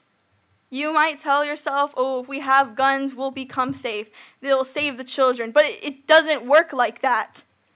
You're just making us more in danger. You're giving the bad people what they want. I understand that there was one good Samaritan, and I understand that there's going to be good people. But who is the good person when it's on your side and they're killing people? When someone's on your side, are they still, and they're shooting other people, are they bad or are they good to you? That is the question. You guys sit here and you don't even look us in the eyes. You tell us that we're going to be safe. I have to be in fear for my life, for my friend's life, for my baby brother's life who isn't even 8 years old yet. Please, I'm not coming to you to tell you what you already know. I'm coming to you in fear. You are taking away our rights. You are making us live in fear. And this is why this is why people hate Americans. This is why people are scared of Americans. Thank you. Thank you. Ms. Feltz? I think you know the I know the routine. drill. Yeah.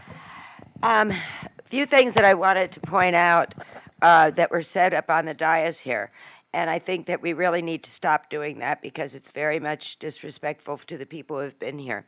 You had an incredible amount of input from your citizens' comments. You have a website set up where it says it encourages us, write to your county commissioners, register a public comment. So when you, regardless of whether those public comments are cut and pasted, okay, you should be encouraging people to attend, regardless of whether you agree with their point of views or not. The fact that they're down here and showing up, the fact that they did cut and paste a comment. Come on, you're not doing your jobs if you don't have an audience, and even if you disagree with someone. The subject is learn employees to carrying. listen before you judge them. Listen to this. The Now- subject is employees carrying firearms. Please stay on subject. Well, what I'm making a point of is that you had an incredible amount of input on what your citizens are saying, and I don't think that that should be discounted because it's rude. Another thing I would like to bring up is that our county administrator once had an altercation in the parking lot with a school board member. Ma'am, And I will quote. we're on the subject he's- of our This employees is about it, carrying. Kevin. Give it a rest. Last time I'm going to ask you to get Lucky on my subject. gun. Thank you, ma'am. Thank you, ma'am.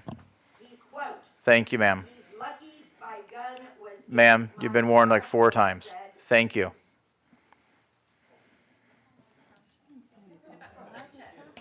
Okay, is there anyone else who would like to come forward to speak on this agenda item, the specific agenda item? Go ahead, sir. Okay.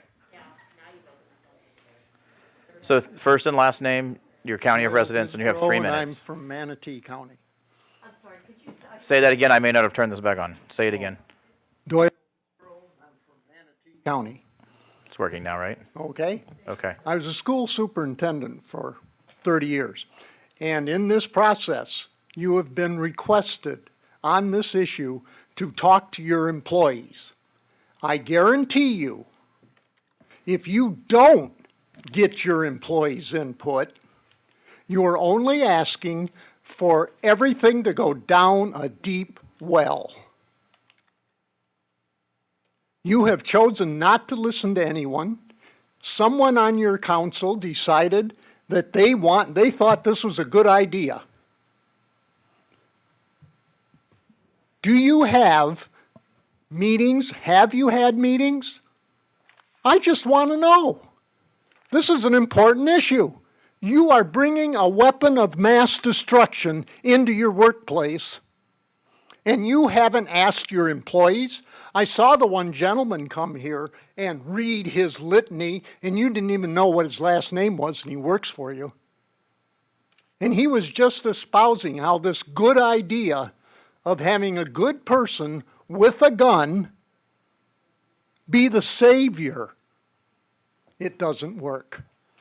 What works is when you have your grass level people all on the same page, understanding what you're going through in order to make this decision.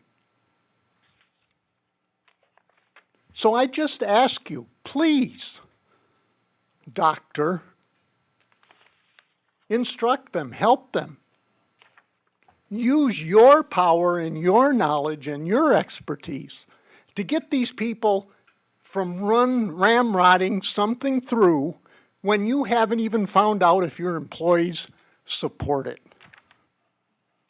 I didn't hear any of you say that. Oh, the sheriff said something. Come on. You can do better. Thank you. Thank you, sir. Ma'am? Nope, she was, yep, she's next. So first and last name, county of residence, 3 minutes on the subject, please. So I did actually have a card entered. I'm not sure where that went, but I didn't really prepare anything. What's your first and last name and county of residence? Yeah. My name is Amanda Langworthy, and I'm currently in Sarasota County. So I'm just going to repeat what everyone else before me had repeated. The fact is, you bring more guns into a situation, you end up with more violence, period. By bringing this into your workplace, you're creating an institution and a culture of intimidation. Thank you. Thank you, ma'am. Yes, next. First and last name, county of residence, 3 minutes. Hello, my name's Nicola Bell and I'm a resident in Manatee County. Thank you for listening to me. So I haven't come prepared today, but I'd just like to say, as a parent in Manatee County, I get so many calls from the school saying, oh, there's been a threat at the school and our children, a child has been disciplined or a child has been kicked out of school. And it breaks my heart because, of course, we want that child to be dealt with. But the problem is, you are literally teaching our children that the way they solve problems is with a gun. You are this narrative of guns everywhere make us safer. The facts again and again show us that's simply not true. As someone said earlier, America would be the safest place on earth if guns made us safer, and it's not. Guns is the leading cause of death in children, and I know for a fact, and I don't want to throw out there everybody, but it definitely is in children.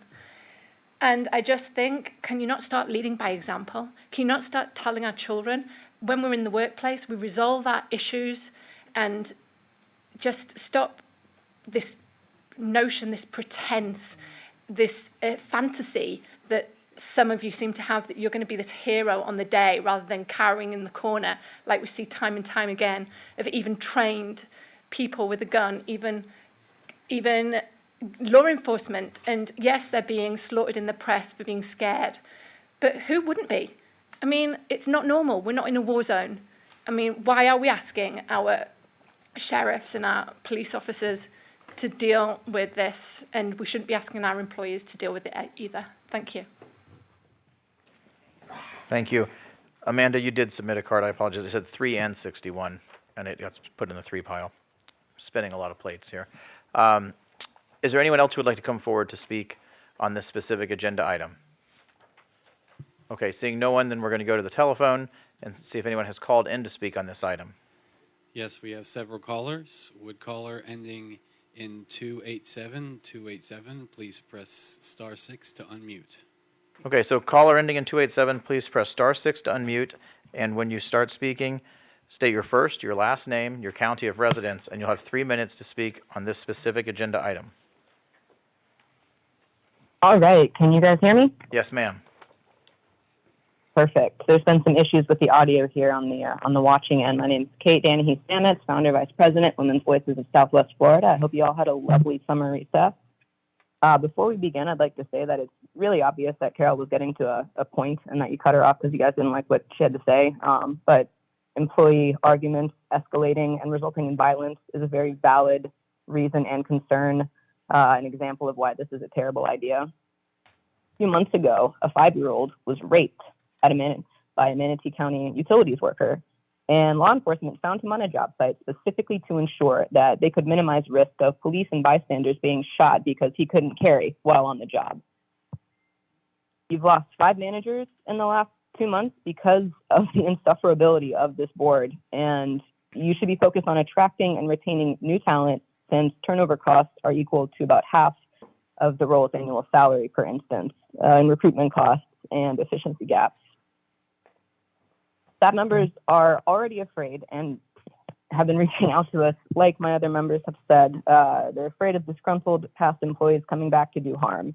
And we've got commissioners that are bringing up, the one example of the good guy with the gun, which again cannot be disregarded, but cannot be made the epitome, the example, the standard of these situations, instead of addressing the fact that the bad guy had a gun in the first place.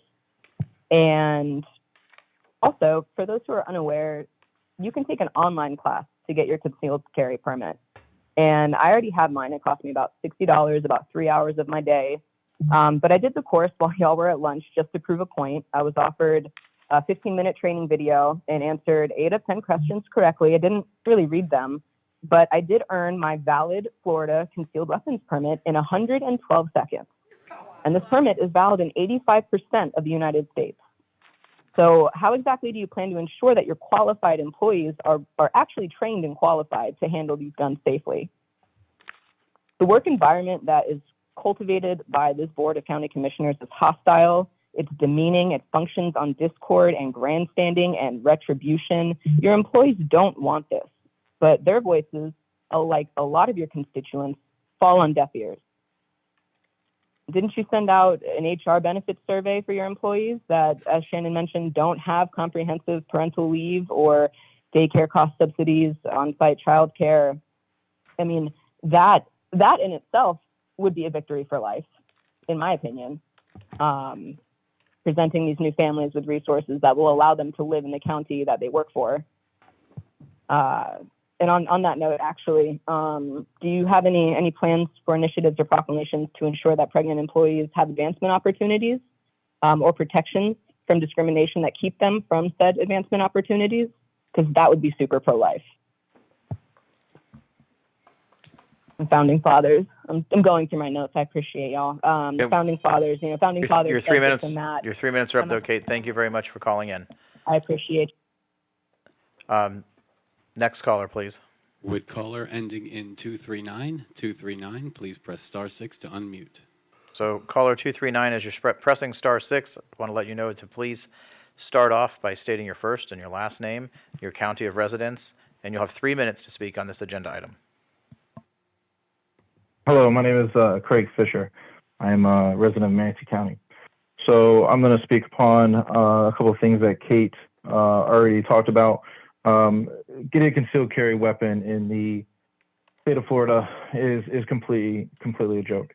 Several of us have done the same thing, researching how easy is it to get a concealed carry license? How easy is it to purchase a weapon? It is a complete joke.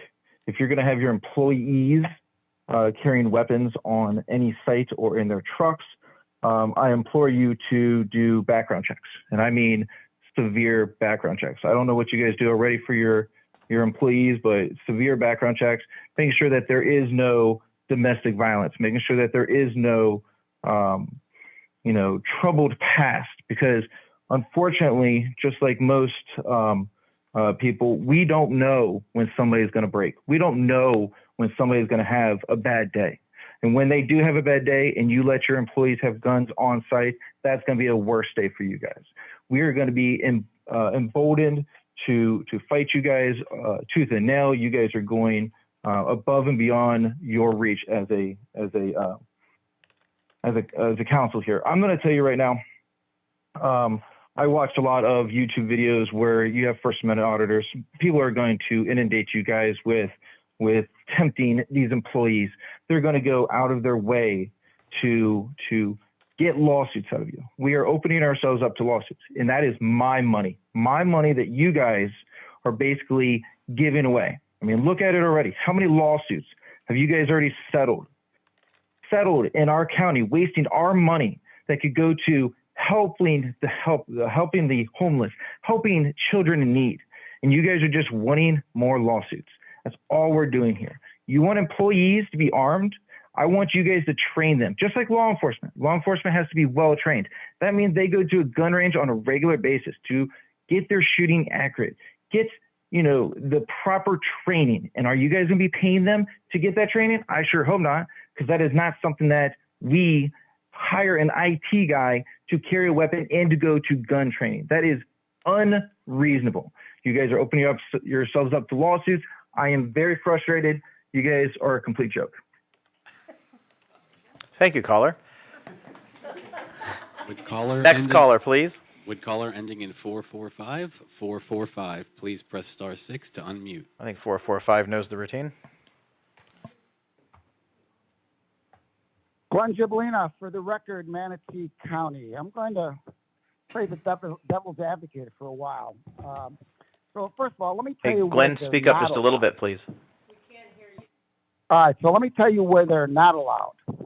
They're not allowed at the police or highway polling stations, not in the prison, not in the courtroom unless it's a judge, any polling place, any governing body, public school district, municipality, or special district, any meeting of the legislation or committee, any school, college, professional, athletic event not related to firearms, any school administration building, any portion of established dispense alcohol. And I own 3 bars, so you can understand why we don't allow weapons in bars.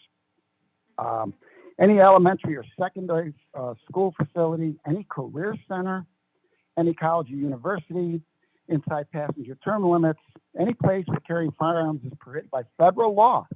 Post office, right? The jail. The guards turn in their guns when they go to work. You go down to federal Tampa court, you have to check your weapon, including the police officers have to check their weapons before they're allowed in a federal court. Here's the problem I have. Where do you draw the line on a workplace? So we're going to have the department heads go in there with bulges in their pockets at the dais. That's an intimidation factor. I don't know why you would even allow that. Can I come in there with a concealed weapon and speak for 3 minutes? Then get rid of the metal detector. We'll probably spend $500,000 for. So where do you draw the line? And here's what's going to happen. You're going to get a code enforcement officer going out to a piece of property with a concealed weapon, and he's going to come on my property and go, you got a problem here, and I'm going to see the bulge, and I'm going to say, what is that? Oh, don't worry, Mr. Gibolina. I've got a concealed weapons permit. So let me get this straight. You want to come on my property with a weapon. Well, guess what? You've just escalated the situation because I'm going to go in my house and bring a lot more weapons than ever he can carry on my property. So where do you draw the line? The building inspector comes in for an inspection. Are they going to be carrying? Oh, you can't, you're not going to pass this because of this. And by the way, this bulge is a concealed weapon. I just don't like the intimidation factor of employees carrying it. Let the sheriff do the job in the dais that they've been doing a great job for the last 20 years. We'll lose a lot of friends over this, but I am going to stand my ground on this. It's a bad idea. I'm sorry that it came to that. There's my 3 minutes. Thank you so much. Don't worry, I'm still your friend, Glenn. Next caller, please. Would caller ending in 823, please press star 6 to unmute. So caller, as you're pressing star 6 to unmute, that's caller 823. When you start, please start off by stating your first, your last name, your county of residence, and then you'll have 3 minutes to speak on this agenda item. Hi, Heather Wallace. I think there's a little delay. Heather Wallace, Manatee County. I appreciate the thoughtful discussion and the comments. I really wish the last one could have finished because I know he's a good conservative, and I think he brings up very valid points. That said, there was a little name dropping before lunch, and so in full disclosure, I have not talked to the sheriff. But I do respect him. And that said, I was not surprised when Mr. Bellamy said the sheriff didn't want this to be about him, because it really isn't. It's about the employees, for the most part, that this policy is aiming to protect. And so at this point, I can't say whether I support the proposal or not, because I haven't seen it. And that's where I'm at. It looks like the votes are going to be there, so I'm simply asking that you really review the report that Attorney Clegg put together. I think he did an excellent job, and on a technical issue, I read from his page 3, that the Supreme Court has not conferred that county employees have a right to carry weapons, but I do respect your right to give it to them if you see fit. But I think Mr. Satcher brought up a good point that, the do's and don'ts need to be folded into the policy. The ones that were attached in the agenda packet said that people need to carry it on their person at all times, but I know other policies allow it for a backpack or a purse. So in 2015 in Osceola County, a sheriff's deputy left his weapon in a bathroom, and I think he was demoted. So I'm more interested in what is going to be the consequence if somebody does have a slip up. What do you want employees to do if they find a weapon that's left behind and they need to alert someone? I mean, they may or may not feel comfortable picking it up, or, just things like that, because I commend the report that Attorney Clegg put together, but it sounds like, and I have complete confidence in our sheriff, that whatever you decide, he's going to offer support. But to put this in Dr. Hope's lap, he is very knowledgeable on a lot of topics, but sometimes he may not have the expertise that we need. Having worked in the school district, I know he was instrumental in the mask mandate and enforcing that on employees. And then there were a lot of problems that could have been avoided in opening schools if he had reached out a little bit more as to what their concerns were, so that they could be addressed before we got too far along. So it sounds like they're going to draft a policy and then you want action. But if you could advertise the exact policy that you guys are going to come up with so that we could provide feedback, because again, I think the votes are there. It's going to happen. So I would just like it to be really well thought out with the people that are going to be most impacted. But I really thank you for your time, and I do think that the tone of the conversation has been good. So thank you. That is perfectly timed, 2 seconds. Thank you, caller. Next caller, please. Would caller ending in 623, 623, please press star 6 to unmute. So caller 623, as you press star 6 to unmute. When you start off, please state your first, your last name, and your county of residence. Then you'll have 3 minutes to speak on this agenda item. Good afternoon. Garen Hoover, Manatee County. It has been alleged that by the proponents, it has been alleged by people opposing this proposal that they're pushing fear. I submit it's the other way around. I think the people that are against this are the ones pushing the fear. In 2004, I moved to Florida from Ohio. Prior to my coming to Florida, Ohio was looking at legislation of allowing people to carry concealed weapons, and the same fear tactics were used by the opponents. It's going to be the wild, wild west. And it was so easy. I pointed to the state of Florida. The state of Florida allowed it. It wasn't the wild, wild west. And I submit right now, if a quarter of the counties are allowing employees to carry their weapons, I haven't heard anybody opposing this suggesting that it's the wild, wild west in those counties.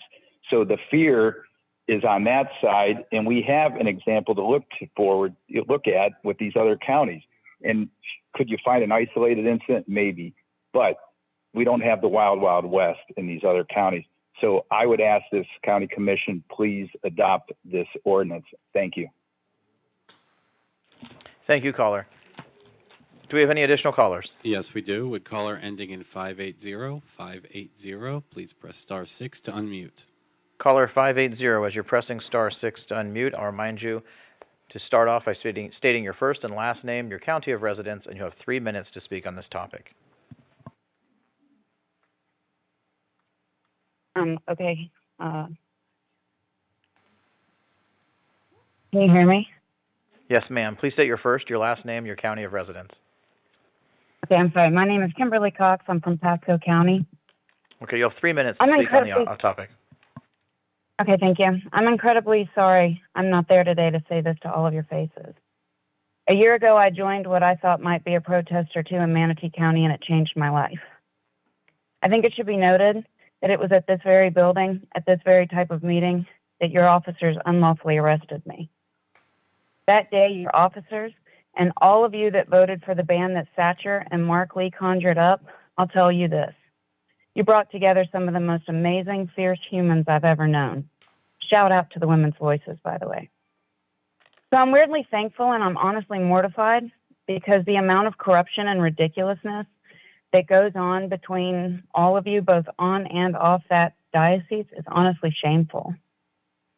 Too many of you think that creating rules for this land should be based on the Bible and that this country should be ran like the forefathers intended.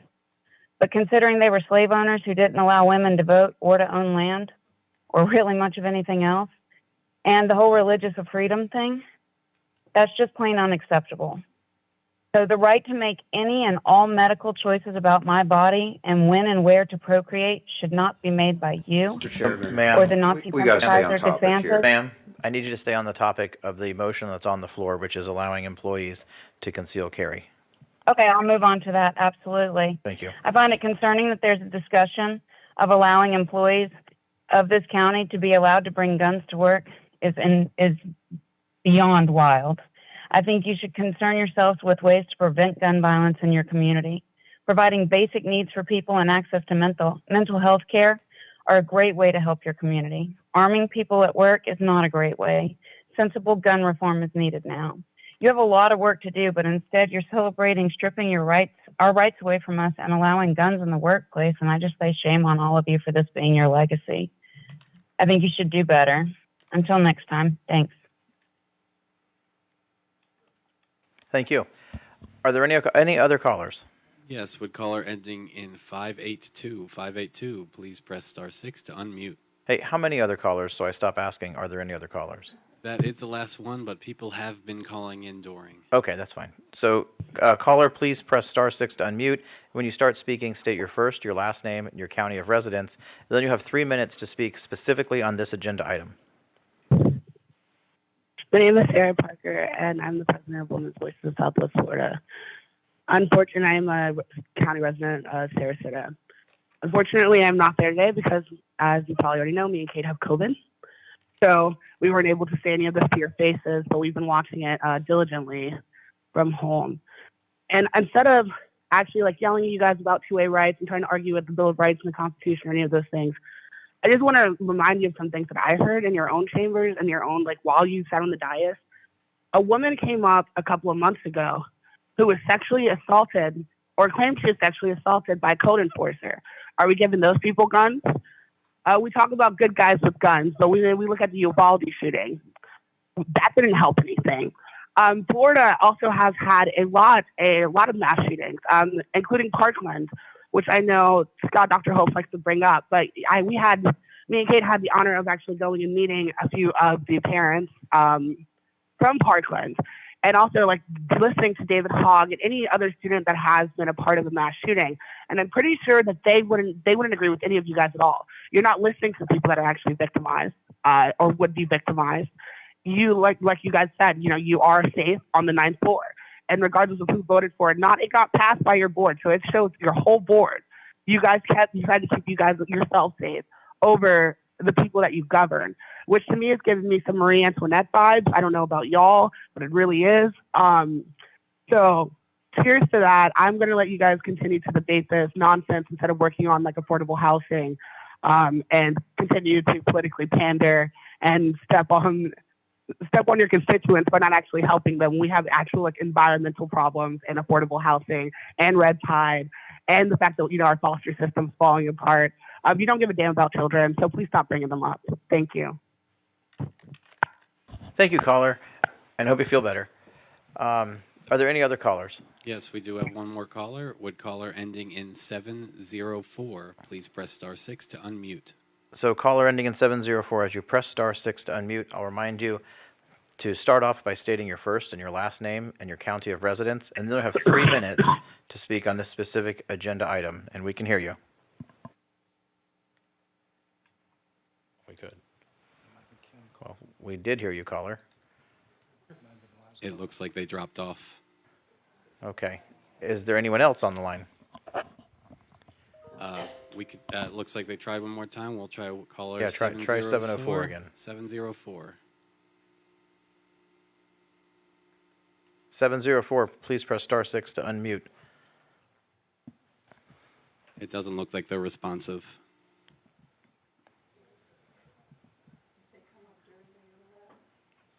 I'm going to close public comment here. Let me give them a second. Yeah, they're unresponsive. Okay. All right, we're going to close public comment then. And we're going to move into some commissioner comments here before we take action. Van Ostenbridge and Whitmore are the two on the board. So my statement would be, I heard a lot of really sort of bombastic comments there during public comment. Some good, some pretty bombastic. Keep in mind that every single person in this country has a constitutional right to bear arms. And this government essentially takes that right away from our employees by not allowing them to carry at work.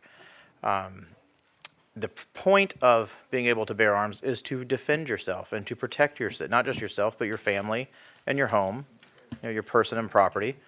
And we take away that ability from a person, take that ability away from a person when we don't allow them to carry at work. And there were some instances pointed out, specifically in Texas, when in a school, well, something similar could happen here.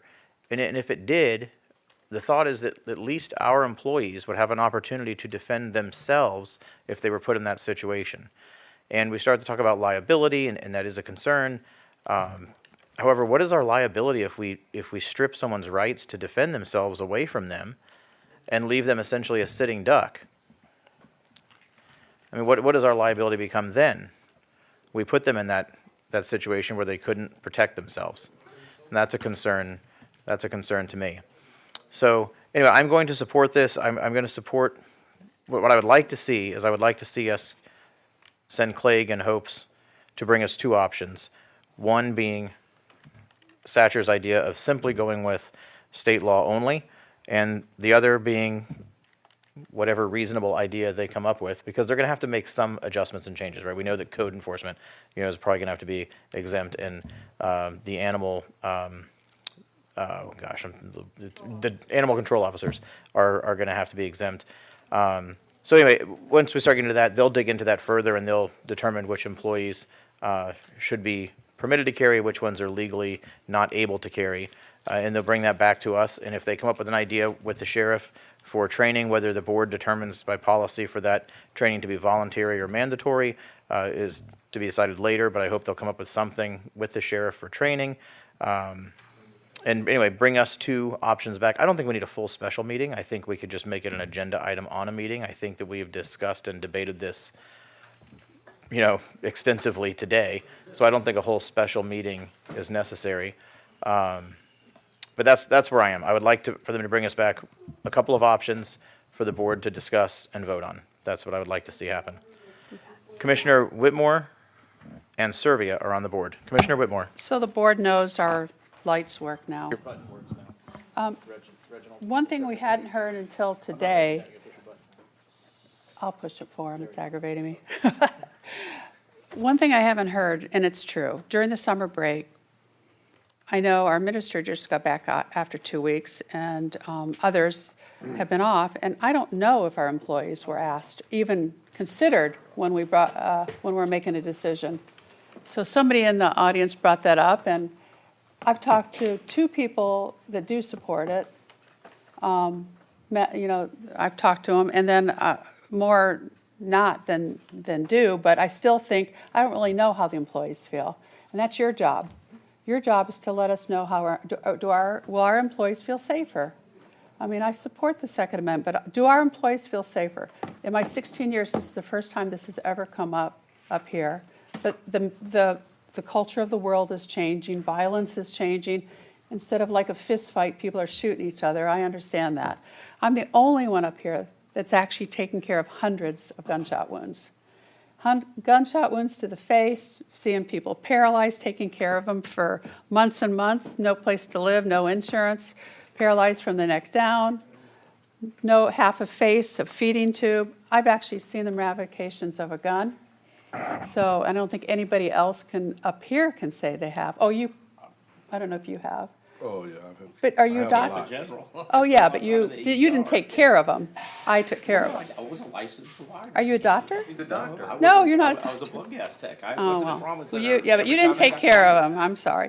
But anyway, what I'm saying, and my husband has too, as you know, because then they're paralyzed and they get pressure sores and it goes on and on.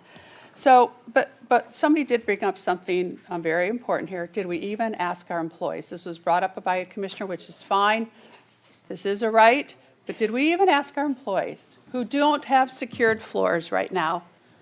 We do. We're protected. We don't have anything to worry about. But the other 8 floors don't. So again, Mr. Hopes, hopefully after this meeting we can look at that. So, you know, if we're going to move forward, I agree with Commissioner Van Ostenbridge as far as we need to have other options beside what Commissioner Satcher has said. I'm looking at tighter penalties. What happens if you, like somebody said that somebody leaves their gun in the bathroom? Or I saw something in Mr. Clegg's backup that how are you going to handle if employees don't follow the procedure, our policy? So we have to have a policy. It's kind of, I think, what was said in there. But we have to have penalties if the policy and procedures are broke. So if we're going to look at stuff like that, but again, the board hasn't even mentioned the employees, how they feel about it. Do you think it's wise that we even ask them? I think it is. I mean, we've heard from one employee today, and I've talked to 2 guys that do support it. So I've heard of 3 out of 1,900. So we're going to make the decisions for the employees and not even ask them? You know, some of the citizens did bring up a good point. So hopefully you guys will respond to that. I'd like to know, do we even care what the employees say, or are we just going to make a decision and hope no more quit? Did you ask the employees? Approved. Did you ask the employees' opinion before you forced them to wear masks in this building? No, actually, Scott, stop a minute, stop. Serious question. Stop. Be quiet. Be quiet. No. Okay, in all due respect, Mr. Van Ostenbridge. Just the 2 of us dialoguing, please. Yeah, in all due respect, Mr. Van Ostenbridge, that was set out by the state EOC, and it was recommended if you had more than 6 people in a room, close contact, we had to wear a mask. That was not set by any of us up there, so let's just get that straight. And Dr. Hope, who is an epidemiologist, will tell you the same thing as whatever they did at the school.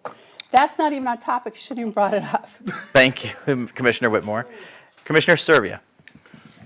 Yes, my comments are also about our employees. I remember Dr. Hope's telling me that he was going to survey the employees. I can't remember if it was during a public meeting here or in one of our private meetings. So I'm hearing someone from the audience say they heard it too. So I am interested in knowing what our employees think about this and what their suggestions are, because I think we need a lot of input as we go forward and write these regulations. And I do think we need a special meeting. I don't think we're going to be able to get this done on a regular agenda just as an item. So I'm in favor of a special meeting to work through the details. Thanks.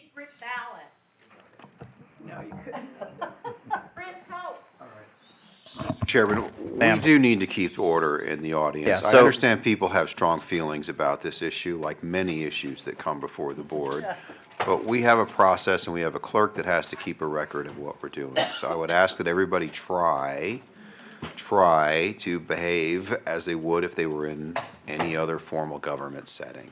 Sure. So like signs, just kind of keep them in front of yourself so you don't block anybody behind you.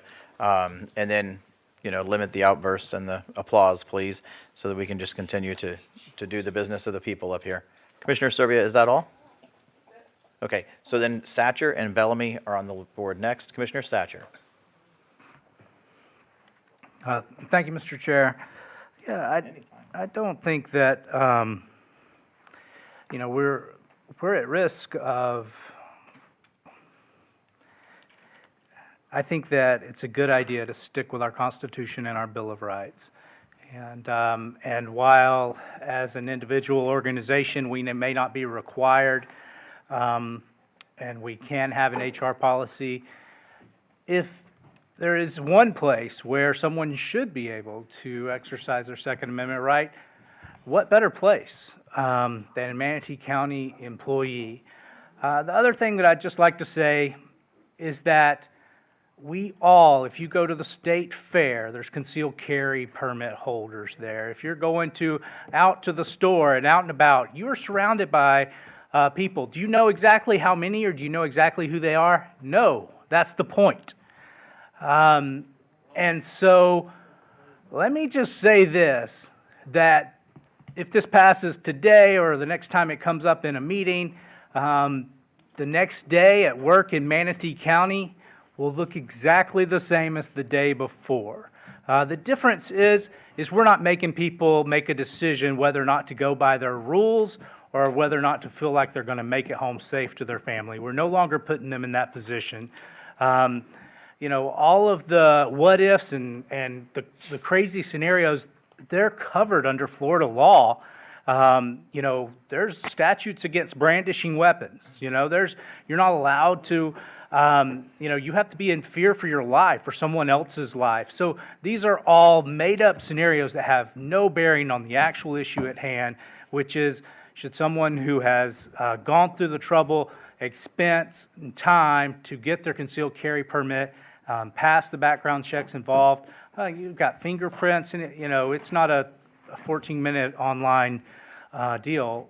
And so anyone that's done that, should we then take away what is guaranteed to them in the Second Amendment? And to some of those that, in a way, seem to be disparaging America, let me say, because if we're going to laugh about America and call it unsafe or a horrible place to be, give me a break. Sure, if you're in some small, isolated European country, are you maybe a little bit safer if they've got extreme gun laws? Are you more safe from an actual gun bullet?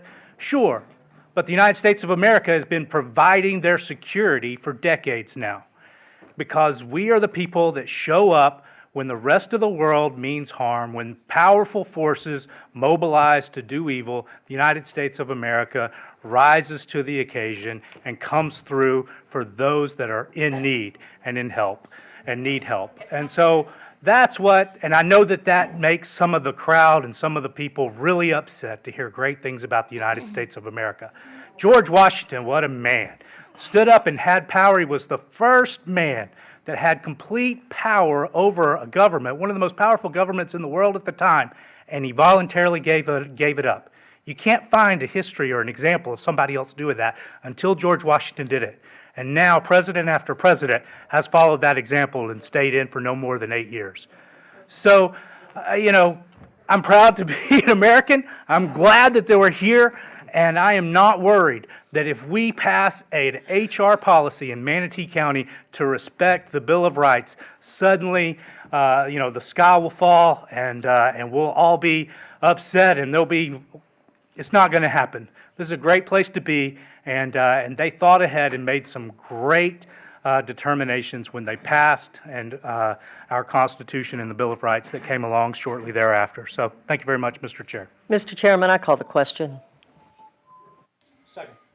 Okay, the question has been called and seconded. I'm going to need a reading of the motion that's on the floor. Okay, I have that. Okay, let's vote on calling the question. We'll start with District 2. 3 is a yes. Actually, I'm a nay. I apologize, because I don't fully understand the motion that's on the floor. 4. Nay. 5. 6. No. 7. There's already 4, so I'll say no. Just to be on the winning side. America loves a winner. Okay, and then District 1 is a yes.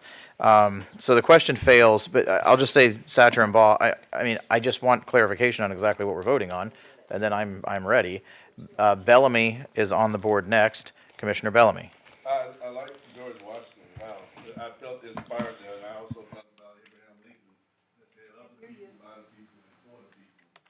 I support the Second Amendment. We're talking about. I want to make sure I say this. Can you all hear me? Hello. We hear you, Reggie. I think it's on. Yeah, it's on. Hello. Yep, we can hear you. Okay. I want to start by saying, "Of the people, by the people, for the people," from Abraham Lincoln, since he brought in George Washington. I do support the Second Amendment. I am a carrier. I have my weapons card, and I have a amount of weapons in my house. My house. And I'm a veteran, trained. For the by the people, for the people. Can we survey staff? Can we survey the community? All right? And make sure it's clear, all this that's going on, this is not a requirement. This is something that is being brought forth and being pushed. So this is not something that we owe our community. This is something that someone is asking to take and put in our community. As far as and I'm not going to call you all's name, the 8 staff that has texted me within the last 2 hours, all right? Not one of them have supported it, and some of them becoming quite profane because they're not having opportunity to have a voice. Please give them a voice. Thank you. So thank you, sir. I'm the only one on the board now, including the gentleman who came, the staff member who came and spoke. So I've heard from 6, all in favor. Likely people who agree with you are reaching out to you, and people who agree with me are reaching out to me. And 2 in favor of Commissioner Whitmore. So I think we're pretty close to a vote here. I just want to clarify what we're voting on with Commissioner Satcher and say that what I'm hoping is that we're going to ask for Clegg and Hopes to bring us 2 options. One, state law only, and another one of their sort of working on what they come up with the sheriff. Are you okay with them bringing us 2 options to our next meeting? Yes. What's the procedure for a friendly amendment? You gave the amendment. Well, I'm just asking you to amend your motion is all I'm asking for. You want me to make an amendment? Okay, so I would. Should just be understood. Yeah, I want you to just amend the motion itself. You and Clegg just amend the motion yourselves. Yeah. And then we'll vote on the amended motion. You want to read what you have? Or Why don't you read what you have and then. I move to direct the county administrator to prepare and submit to the board an amendment to the personnel policies to allow licensed county employees to carry concealed weapons at work in accordance with and to the extent authorized by Florida statutes. Mr. Clegg, how would you like that? I would say you could add with the input of the county attorney and the county sheriff. Okay. And Yeah, that's right. No, understanding that I think we're all wanting 2 options in the end, but Let's say, so prepare and submit to the board options of an amendment to the personnel policy. That's fine. To allow licensed county employees to carry concealed weapons at work in accordance with and to the extent authorized by Florida statute. And with the input of the county attorney and the county sheriff. With the input of the county attorney and the county sheriff. And does the seconder agree? Well, Oh. Commissioner Satcher, I call you Commissioner, that's what you are. You're not Mr., you're Commissioner up there. Thank you, We Commissioner. forget. Is there a time span on that, of how much time before it comes back to us? I hope the next that you meeting. want to add? At the next, Did you say next meeting? I'm sorry, I It's the missed next it if you did. That's in 2 weeks.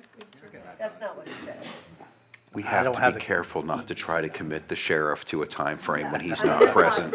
Yeah, but I you know, not even- I'm respectfully- willing to He's not even give here. 2 or 3 We're gonna months. expedite it. Yeah, I'm not giving 2 or 3 months, so that's why I'm asking. 30 days. Motioner, Within 30 days. within 30 days. Within 30 days is fine with me. I will second that motion. yes. Okay. Okay. Can I So ask a question? when you get yes, finished? we have a motion and a second. A motion by Commissioner Satcher, amended, and a seconder agrees, and Commissioner Baugh. Commissioner Bellamy, yes, sir. Mr. Chair, I just want to know, with the direction we're moving to, are we going to survey the staff? That was not part of the motion. Exactly, and that was my point. That was exactly my point, because For it anyway, Reggie. I'm not fighting for Reggie right now. I am not fighting for Reggie, and 99.9% of the time, it don't be for Reggie, to be honest with you. And with all due respect to everybody, I'm fighting for the concerned citizens and the staff that want to have a voice. I'm just trying to give them a voice. So I think Trying to do, I think you with respect. then I think you should try to either amend it or do a motion after the We're fact. going to hear a lot from staff. No, we're not. They're afraid of us. So, No, they're not. Mr. Satcher, Okay. only thing that I'm asking, sir, within the motion, can we add the fact that we survey the staff?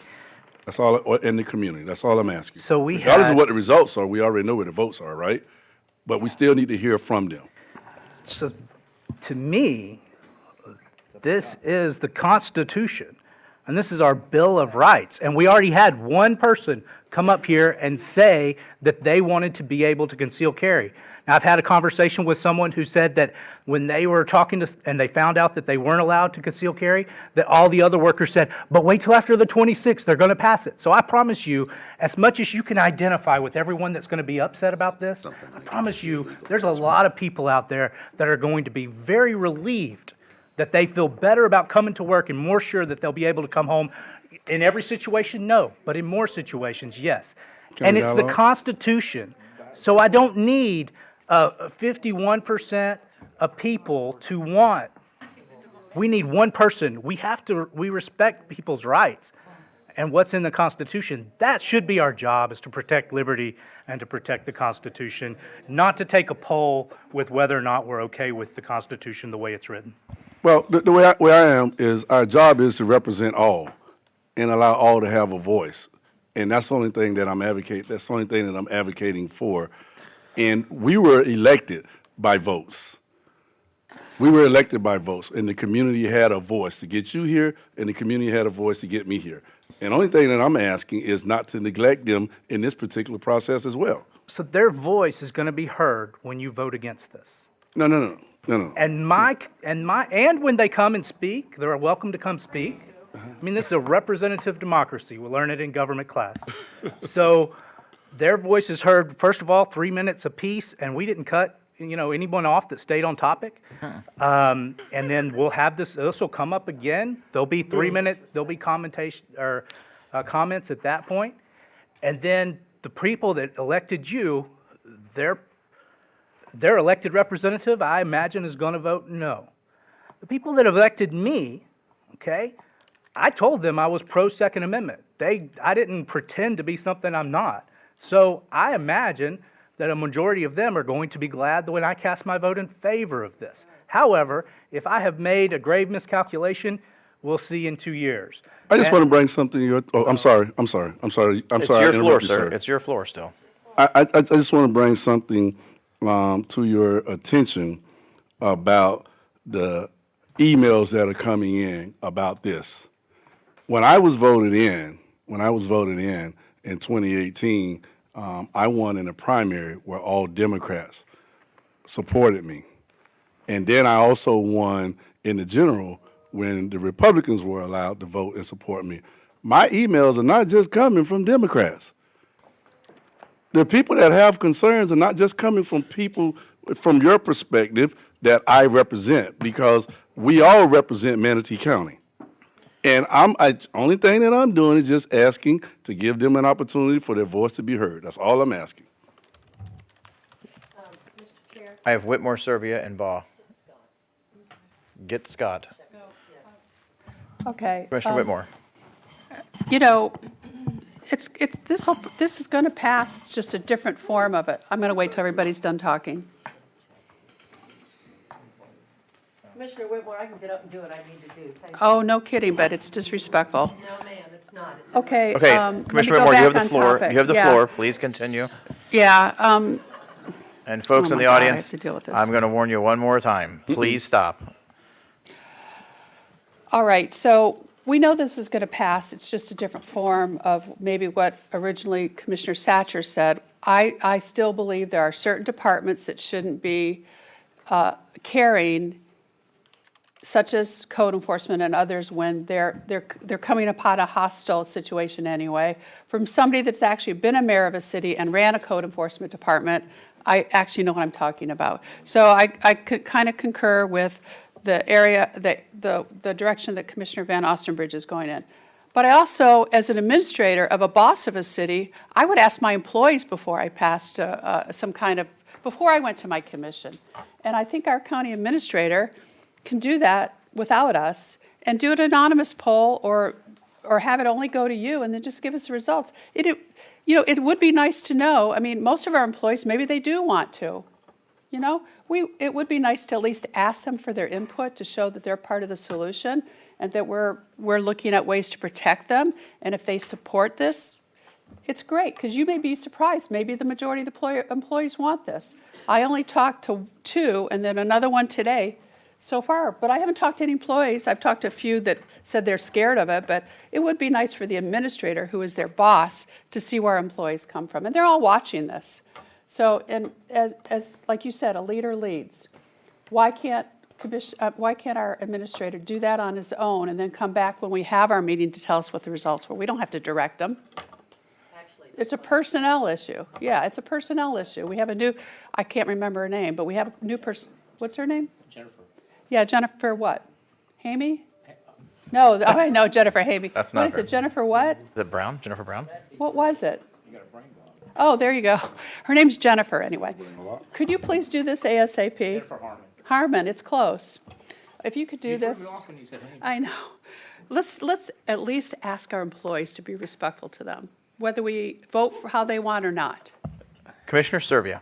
Yes, thank you. And I appreciate the comments. Commissioner Satcher, we are elected to represent our constituents. I agree with you. I think this is more about our county administrator is leading our county staff. And so they're not going to decide. I'm not asking our county staff to say yay or nay. This is not a popularity contest. What I think is important is that the county administrator reach out to the staff that are under him and say, this is what the board wants to do. What are your thoughts? What is your input? Because the more people that we have engaged in a process, the better rules and policies we're going to be able to make. And then furthermore, we have a problem right now, as do a lot of people, of retaining staff. We need happy employees. Happy employees are those that are engaged and feel heard. So please don't silence them. I hope that Dr. Hopes, no matter the vote here, would say, I'm running this county and I think we need to engage our employees and get their feedback.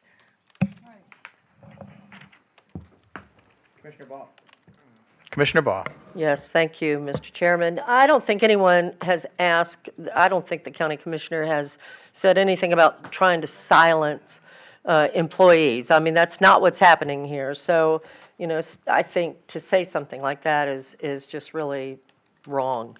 I am going to ask the county administrator, however, to check with staff to give us an idea, and that's what he has been waiting on, by the way. He feels that it is a commissioner's job to say, I want you to do this. It's not up to him. And I agree with that. So I am asking that to be added so that we'll have an idea of where staff is. Are you trying to amend the motion, or are you simply asking I'm just Scott to saying do that when they're looking at this, that you need to look at the input of the employees. So you're giving him your input as an Yes. individual commissioner? Correct. Okay, thank you. The only person left on the board for discussion is Commissioner Satcher. Commissioner Satcher.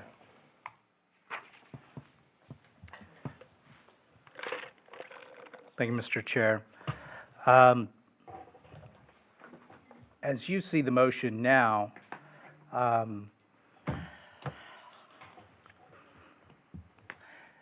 feel like, we go down a very familiar road of, efforts to delay, efforts to confuse, efforts to distract. And so I feel like that's what we're opening the door here to. And so it just makes me really want to, in most ways, just stick with my original motion. Maybe I could add in the sheriff and the attorney, but I think I'd like to stick with my original motion and go from there, because I mean, we're ready to vote on the motion that's on the floor and then have it in a meeting as an agenda item. does it include No. everyone's opinion? It's the and motion that you read with Attorney Clegg. That's what we're and doing. I'm ready to call for a vote on it. All right, And well, the let's word go. options. You did add the word options. And the word options. That's fine. Okay. All right. Seeing no one on the board, Servia now on the board. Yeah, because you're going to rush to the vote, and I want to make sure I We've understand been doing this it. for almost 2 hours. There's no rushing. I'm sorry. It's an important issue. Yeah. I just heard our attorney say you can add options. No, Ms. we Hatcher did. said yes. We already did add options. Okay. Shall we read the motion again? Yes, please. Will the clerk please read the motion? Yes, correct. Yes, I do. Motion to direct the county administrator to prepare and submit to the board an amendment to the personnel policy to allow licensed county employees to carry concealed weapons at work in accordance with and to the extent authorized by Florida statutes, and with the input of the county attorney and the county sheriff. I have a question, please. Hold on. The county attorney, the county attorney needs to correct that. There were a couple of things missing from that, because the way I understood it, the amendments were. Helps with the mic. It was to bring options for. Policy. A change to the policies to, well, Okay, it's okay, go ahead. and then it was within 30 days. There was a within 30 days Correct. tagged onto the end of that. My understanding is those were the amendments. That's the way I recall it. That's how I recall it. Okay.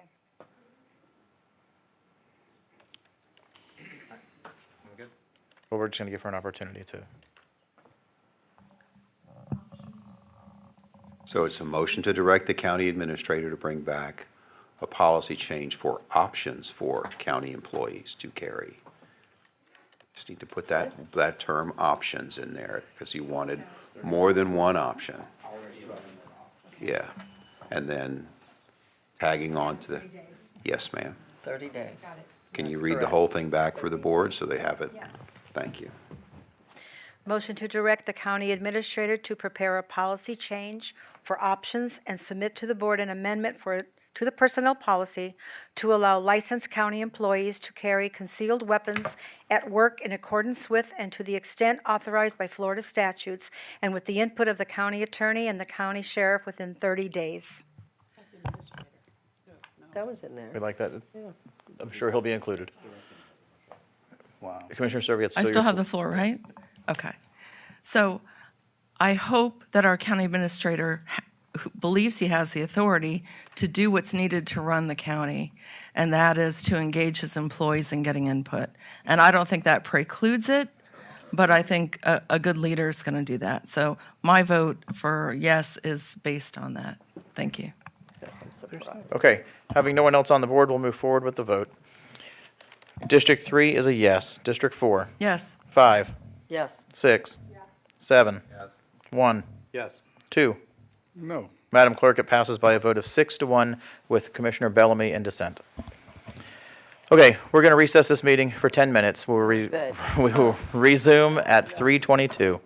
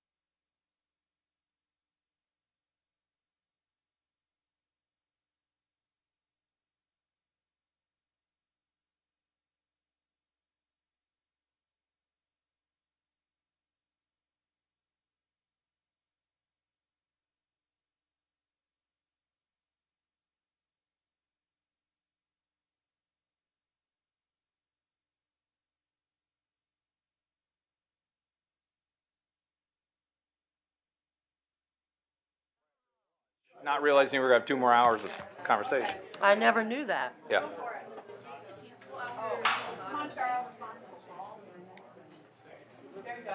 All right. All right, we are back from recess. I'm taking over as chair for the interim until our chair and first vice chair get back. We have a 1:30 time certain. It's number 66. This was my commissioner agenda item that we put as a time certain because we have a representative from Housing Trust Group here. And I will let them kick it off, and then I'll jump right back in, kind of explain my rationale and why I put this on the agenda and how we can move this forward. I will just point out, more as an aside, based on the empty room here, that we had multiple people tell us we need to focus our attention on important things like affordable housing, and 3 of the next 4 items are affordable housing, and everybody left. So, we do try to focus on important things. We are focusing on important things. So we will start it off here with number 66, and I'll turn the floor over to you. Good afternoon, everyone. Thanks for having me here. Appreciate everybody's hard work here. I'm always surprised about commissioners. They're willing to put their time into doing public service, so I really admire you guys. I don't know where you get your time. I have a presentation. I'm not sure if you can see that. Okay. So we did a short presentation for you. I know you're busy and you want to get this out of the way. So we have our 4th affordable housing development. We want to build. Lift your microphone up a little bit and speak directly into it for us. Sorry. Okay. Hi, Commissioner Van Ostenrich. I'm going to introduce myself. I forgot. My name is Rodrigo Paredes. I work in Housing Trust Group based out of Miami. What we came in for today is to ask for the county support for affordable housing. This would be our 4th affordable housing development in 4 years in Manatee County. We are very excited about this one because it's 120 units for elderly 62 plus. All the units restricted to that demographic and that income restriction. It's a beautiful development. It's on 9th Street and 21st Avenue. We'll look at the map in a later slide. So you can, just to show you a little bit of our experience doing affordable housing, elderly developments. We've done several across Central Florida. Valencia Grove 2, we just completed 110 units in Eustis. Twin Lakes 1, completed 2 years ago. It's 100 units in Lakeland. Heron State, completed this year. It's in Broward County. Douglas Gardens also elderly Broward County. Next slide. So the first developments we did in Manatee County are the Addison. You probably know that one. It's on 6th Avenue. It's a 90-unit workforce demographic. Very successful. A lot of people love that development. We only get praises about it. Next slide. We also have Oaks at Lakeside. We just completed that one last year. It's 96-unit family demographic. Very, like the list of people that want to live there is impressive. Next slide. We also are in the middle of trying to close on another family affordable housing development here in the city of Bradenton. 80 units. It's on, I guess the address is there, 601 9th Street. It's very well located, but it's going to be affordable housing. And that takes me to the next slide, which is, this is pictures of our grand openings with our partner in this development, Alonzo Morning. He has a foundation, a 501c3, and he's going to be, the person who's going to be doing the groundbreaking and the grand opening. And he gives a lot of support for elderly affordable. Next slide. So this is the location of the development. It's the northwest corner of 9th Street and 23rd Avenue. It's in the city of Bradenton. That's the jurisdiction. The city of Bradenton is helping with several things, and the CRA as well as the usual for affordable housing in the city. They're giving impact fee waivers. They're providing some other incentives. But I come here to ask for you all for help because, as you all can know from the news, there's a lot of increase, inflation, especially in construction cost. Within the last, I want to say 7 months, there has been 30% increase in inflation. And on top of that, interest rates are going up. And on top of that, there's insurance now that in the last 2 months increased like 75%. So next slide, please. So here's a little of a depiction of the site. It has, we have a contract for the land. We're going to demolish a retail that is there to and do this building that it's going to be a 5-story, 120 unit, very nice, very with a club room and dog park for the elderly. It's going to have Florida Housing Program activities. Next slide. So you can see here some renderings. The architect for gosh, they're great. They're amazing at doing their job. We're going to be proud of this one. Next slide. And again, the construction materials, the 10-year treasury, it's a little bit overwhelming. The perfect storm we are for affordable housing. The Florida Housing came up with a plan of rescuing all the developments that got funded in the last couple of years, and even with that rescue plan, it's not enough because of the elderly demographic. There's a lot of one-bedrooms. Next slide, please. So here you can see we've secured from Freddie $7 million. We've secured from the state apartment incentive loan $9 million, $600,000 from a forgivable loan. National Housing Trust Fund, the federal source, $713,000. So, and there's an investor equity from Raymond James of about $15 million. So it's going to take a little bit of more of help. We are short like $2 million. We're asking another soft loan from the city, but what I'm here for today, next slide, is to ask for $1.2 million in soft loan at half of the applicable federal rate, which is 175%. Whatever it is when we close, that's half of that AFR rate. It's going to have a term of 17 years, and it's subject to cash flow availability, and it's going to be paid at year 17. So I don't know if you have any questions, but I think that's the last slide, right? Yeah. Thank you so much for your time. Appreciate your time considering this issue. Don't go anywhere. Commissioner Cruz? Yeah, thank you. There's a few things, because I put this on the agenda, and I had a very lengthy phone call going over this. A few things that need to be pointed out is, one, that 2.35 approximate shortfall. To your point, the request is 1.2 because City of Bradenton is also going to be coming in with $1.2 million towards this. City of Bradenton just came out with almost $600,000 for Riverview 6 on top of that. I mean, they understand the need and they're putting money behind it. Sarasota's putting money behind things. We've been having a lot of talk about how to get affordable housing, and ideally a lot of it should be through incentives that are not taxpayer dollar generated. And we're working on a number of those. In fact, Dr. Hopes and I just talked about that yesterday, when half dwelling units and things like that come back. But you can't always just do it without dollars because there are shortfalls. And I read a lot about affordable housing. It's one of my core focus. And you read about all these municipalities all over the country that are going out and bridging gaps for people's rents and putting people up in hotels. And they're paying $1,000 plus per month per tenant just to give people homes. And so over the course of a year, they're paying $12,000 for 1 year of putting someone in a house.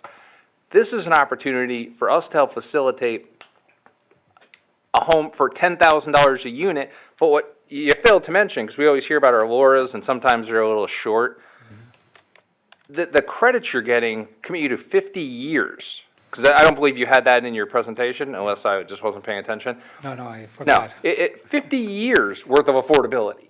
not a couple years here. That means for $10,000 a unit, we're getting 50 years worth of affordable housing out of this thing. And it's age restricted. And I read a lot of new articles because everyone's fixed income was here and rents are here. So there's this like graying of the homeless conversation going on. This facilitates that. It's 120 units, 50 years worth for $10,000 per unit total. That's the cheapest affordable housing we could ever put money towards.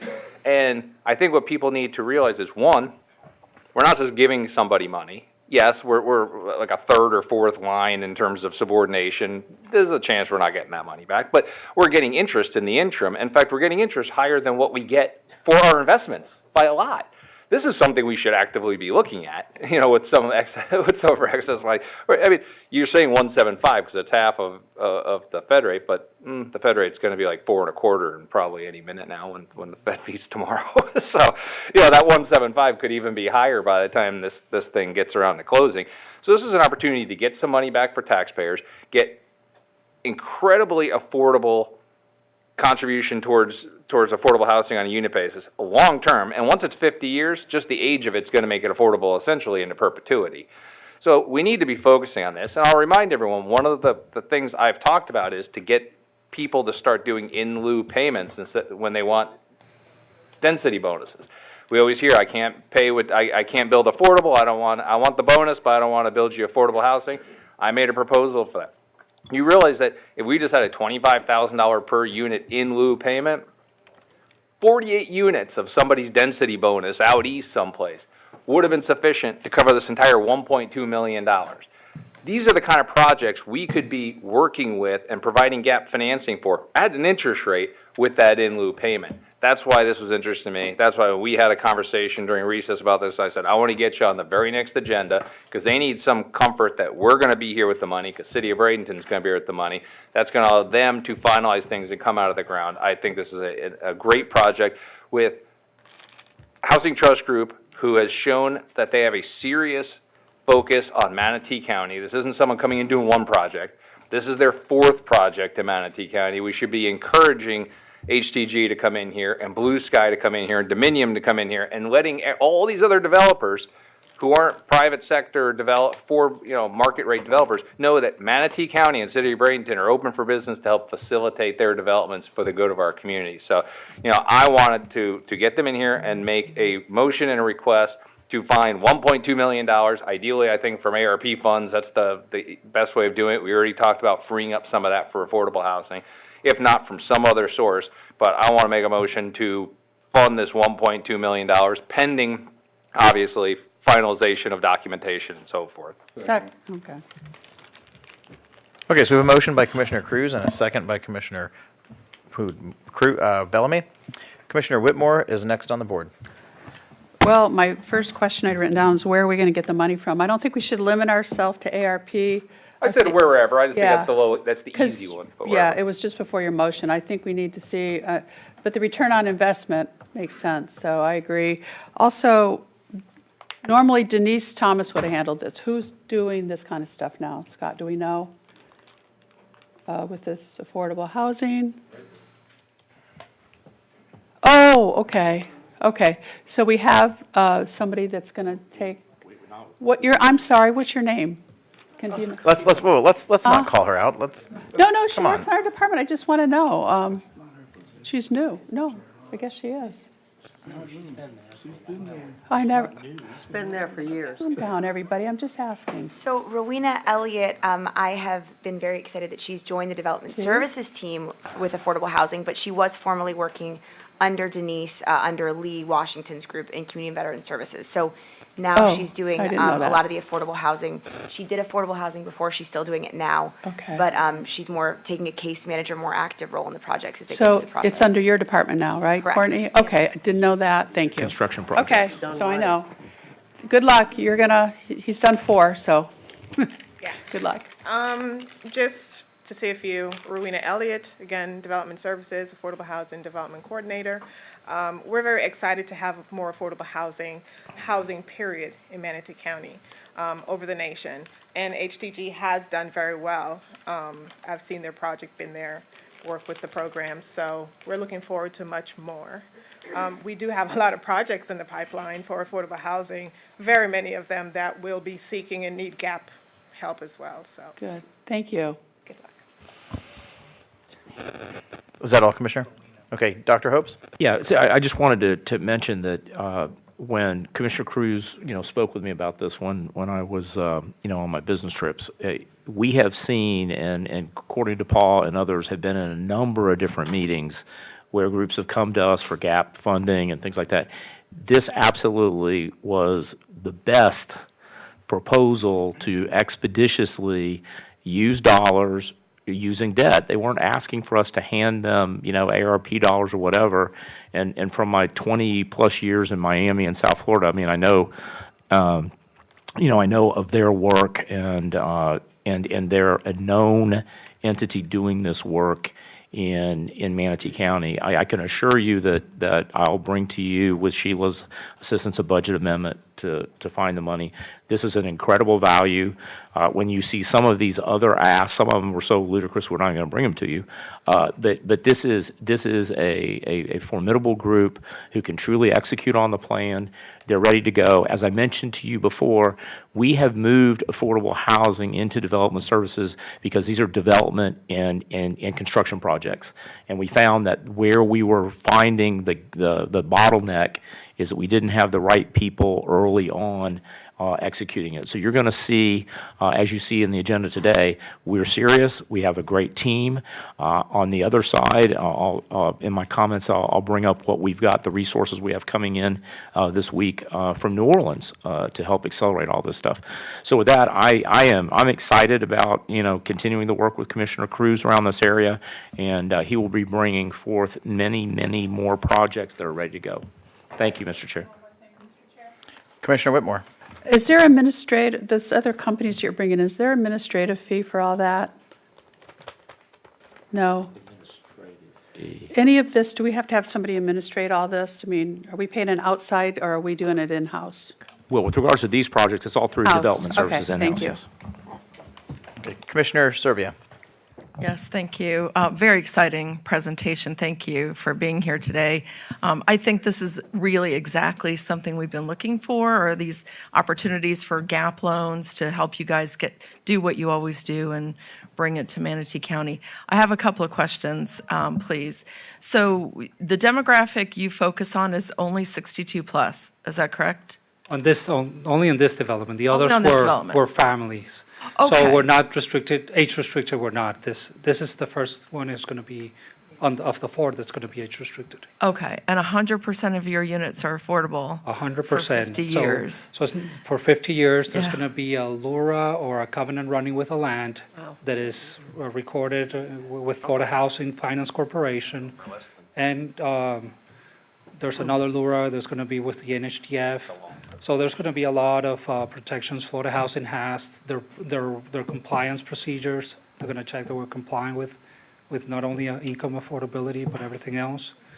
So, it's not public housing. It does require some income, but it's just 60% AMI. There's some units that are at 22% AMI, just 4, and then there's some other units that are like at 40% AMI, which means, there's are for lower income than. But it's at the end, these projects are beautiful. Like the tenants, I cannot tell you without crying how grateful they are every time we go and meet them. Right, I can imagine. And this is where we need to set the bar, right here. Thank you for this, I appreciate it. I'm sorry? Oh, okay. What I would like to hear, though, from our county administration is that we put together a process. I don't want to put people in a position of coming to us one by one without us having procedures in place for approving these types of loans. So, Dr. Hopes, are we working on that? Yeah, this was. Criteria? Yes. Okay. Yeah, because that would be important to me. Thank you. All right, thank you, Commissioner. I don't see any other commissioners on the board. So we'll open this item up to public comment. Is there anyone from the public who would like to come forward to speak on this specific agenda item? I don't have any cards, so we'll just go with Ms. Ritchie. First and last name, county of residence, 3 minutes. I've left an impression, you know my name. I know I come up here and I give some of you a hard time and some of you I give a harder time, but I would like to say to George Cruz that I do appreciate this effort for affordable housing, but I have an ask, and I don't know what the policy or procedure is, but my ask is legal or not legal, but could we please find a way that these people who are able to qualify for these are current Manatee County residents. Maybe they've been a resident of Manatee County for a minimum of 1 year.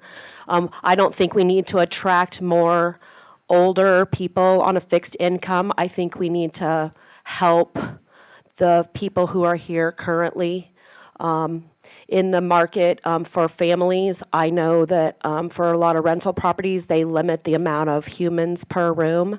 So a family that has 2 kids and they have a 2-bedroom and they move into that 3rd child and they're a renter, now they have to go and find a house that accommodates an extra room for that extra person, which is an extra expense.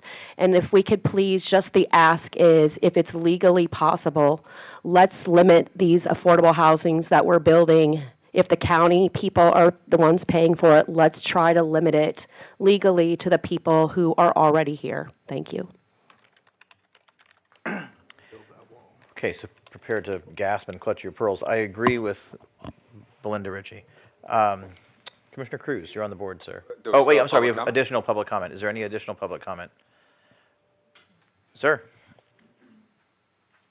First and last name, your county of residence, and you have 3 minutes to speak on this item. Ken Piper, Manatee County. I'm going to say I didn't understand one word of the presentation, and I didn't understand one word that Mr. Hope said, and I understood about half of what Mr. Cruz said. But the 1.2 million, you guys aren't going to answer my question, and that's okay, because we don't want the public to understand any of these things. So the $1.2 million is taxpayer money that we're taking from one group of people and giving it to another for housing, right? Not necessarily. So why don't we do it that way with cars? Why don't we do it that way with furniture? Why don't we do it that way with everybody so we have cradle to grave taking care of people? And I want to thank you very much for being so careful with our tax revenues. Thank you, sir. Is there anyone else who would like to come forward to speak on this agenda item? Okay, seeing no one, will go to the phone. Has anyone called in for this specific agenda item? Yes, we have one caller ending in 445. Okay, caller, I think you know the procedure. For the record, Glenn Gibellina, Manatee County. This is a home run. This is a trifecta. We need 10 guys like this to come forward. So for all the people that say it's a taxpayer money, let us remind you that Dr. Hopes has negotiated excellent interest on our credit line. So I am sure we're borrowing less than the 1.75 that this company is going to be paying us back. So it's a net profit on any money we give these folks. We should be doing 10 of these projects. It's a home run. I applaud George for bringing it to the table. Dr. Hopes, you've made great strides with affordable housing in our district. I have to tell you, hats off to you. You don't leave any rock unturned. So thank you, all you do. The other point I want to bring up is the mixed use. No, it's 62 and over. It's designed for that purpose because you get a smaller apartment footprint, right? Parking can go way down, but typically seniors only have one car or perhaps no cars, so it eases up the parking, less wear and tear on the building than, kids and young adults running around. No, this is a great project. And as far as, we want to build it for people that are here, we're already here. The waiting line is already started with Manatee residents who have faithfully paid their real estate taxes for decades, and now they just want to take a break and live comfortably, affordably. So hats off to this whole project. The Addison, what a home run that was.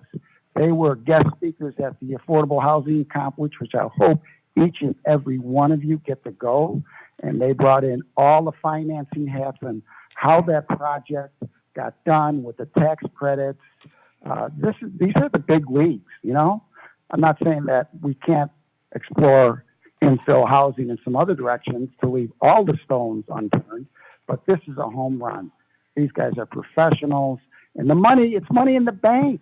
We'll get it back in 17 years, but we haven't lost one dime of taxpayers' money. It's a net profit. Who would not do that? It's like a savings account or a bond, right? We're going to get it back. The only thing I might want to add, and I'm sure the Florida Housing Coalition, if they've got their stamp on it, Amy Ross and those guys, it's a gold star. Gold star, 4 stars. The only thing I would consider would be the Allura tied to the 1.2 million, but I think that pretty much covered it. I don't think that they would object to that. Oh, and there's my time. Thank you so much. Thank you, sir. Are there any other callers on this item? No more raised hands. Okay, so then we're going to close public comment, and we'll go to the board. Hopefully, Commissioner Cruz will address the accusations of socialism and cradle to grave and point out that it's a loan, the 1.75% interest rate, and that even the clerk doesn't get us that much. She loses money. Mr. Cruz. Yeah, I'll just run through everything. From a county-only standpoint, best case scenario, I 100% agree. In fact, when I tried to propose the master lease program, and we were going to go out and master lease apartments, I specifically said I wanted it to be structured where people had lived here for, I think I said, at least 24 months or been an essential worker in Manatee County to do it.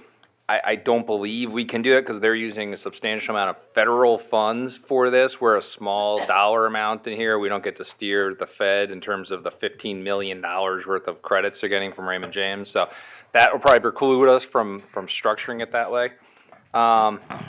Relative to more projects that Glenn mentioned, this is something I'd like to look at on a bigger, more programmatic scale to that point. How we do that, I'll get to that when I address Ken, who said we won't address him. Affordable Housing Conference, I am going there. Jamie Ross did retire, though. She's no longer with Florida Housing Corp, or she's on her way out the door, but I will be at the Affordable Housing Conference. And finally, for Ken, I just fundamentally disagree with you. Government does all kinds of things. I take dollars and put it specifically towards boat ramps. I don't own a boat. A lot of people don't own a boat, but we're putting money towards a boat ramp, and that's for a specific group of people. You know, we put it towards transit, and not everyone rides buses. There's just some things that not every single person takes advantage of.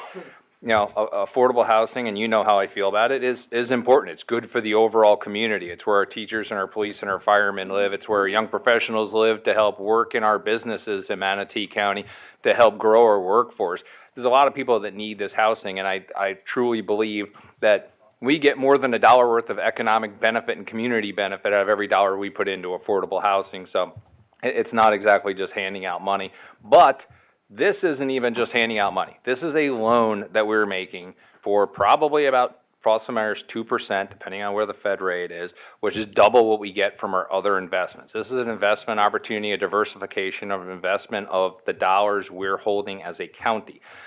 Ideally, if we can structure all of our incentives properly, and I said this from the start, I don't intend for a program of this nature to be tax dollars. I've been pushing to not allow arbitrary density bonuses on projects. I'm 100% okay with density bonuses because I think density and height are good things, especially when we can shorten footprints and move things more towards redevelopment to the west rather than development to the east. But giving away free density is just giving away free stuff. I've been saying it.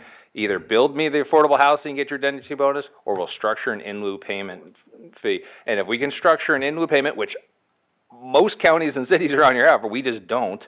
I can point to at least 20 of them in the state of Florida that have this. We can be using those funds. They will fund an affordable housing trust that we can utilize for this type of short-term or long-term bridge program. And as I said, even at $25,000 a unit, that would have only meant 48 units where someone wanted density. There was a project down State Road 64. I was the only one who voted against it like 2 years ago.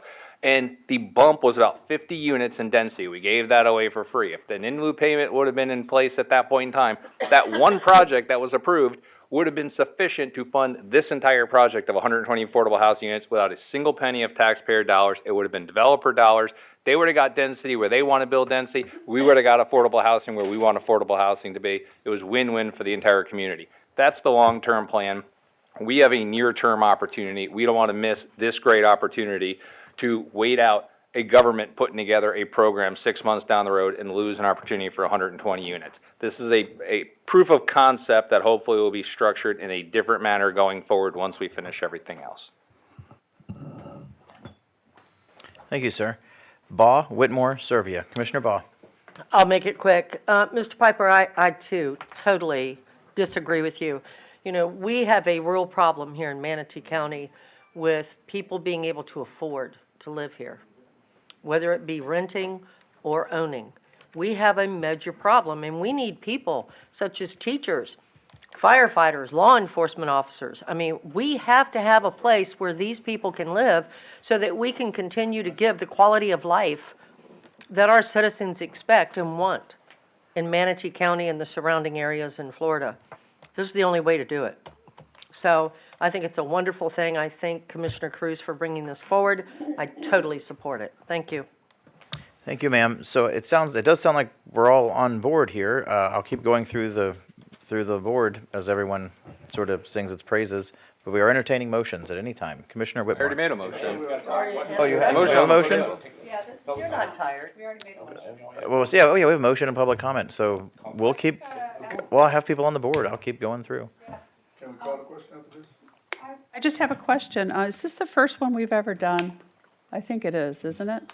Like this, a First one payment I've like ever this? done. Since we've Well, been I on the don't board. ever recall it, so I think this is the first. Since we've been on the board, yeah. So I would ask that we develop a process We are. for the future. I mean, I know you said it, but we need to direct our county administrator to do He and that. George are working on it. We've been working Yeah, on it. we've already discussed. Sooner than later, because, We're working as fast as we can. oh, I'm just asking because Okay. I don't know anything about it except when we're up here. Okay. Servia? Yeah, the process is also really important to me too. I appreciate that. And I just want to address density bonus because I hear that term a lot from Glenn Gibolina and from Commissioner Cruz. And I get confused about it because we have density bonus defined in the code, but I think what he's saying, correct me if I'm wrong, is when we approve a future land use map amendment, that someone asks for an increase, like from UF3 to Res 6. I think that's what you're calling a density bonus.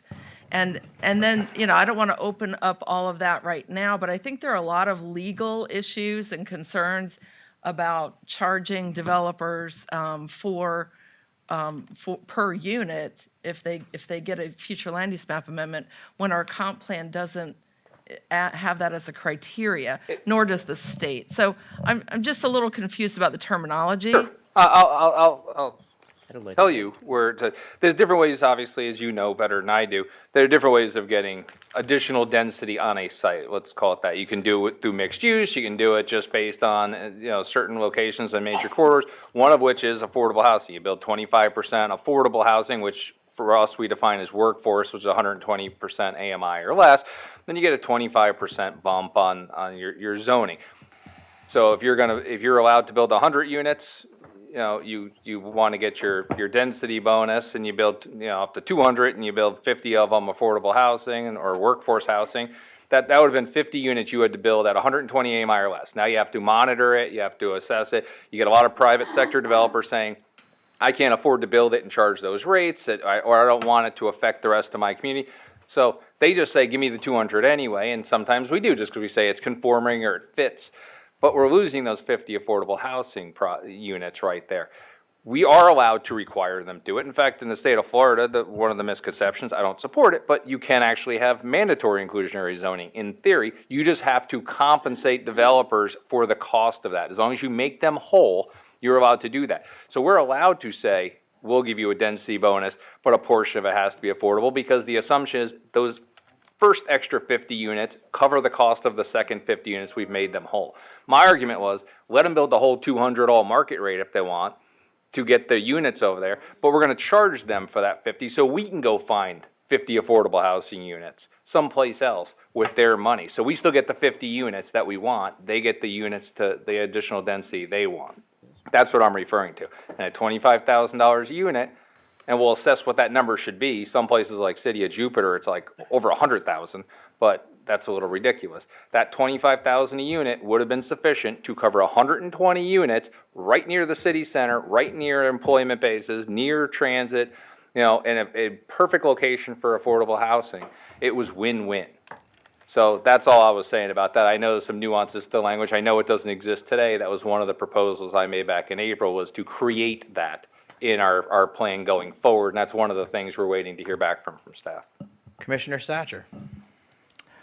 Just real quickly, I wanted to say that I think it's a good thing for us to all have that voice in the back of our head saying, okay, is this our role? Is this something we should be involved in? And is this the way to do it? Are we getting the right ROI? And are we overseeing taxpayer dollars? I just think looking at this project, from everything I've heard, if there's ever a case to, to move forward, this would be it, especially, well, he went through all the positives.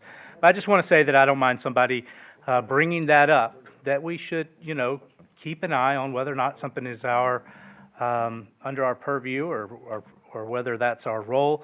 But in this case, it seems like a really good opportunity where others have stepped up to the plate, so we are not carrying the bulk of the load. So, thank you. Okay, thank you, Commissioner Satcher. No one else is on the board, so we'll call the vote. All in favor, please say aye. Aye. All opposed? Madam Clerk, it passes unanimously. Okay. Congratulations. Yes, congratulations.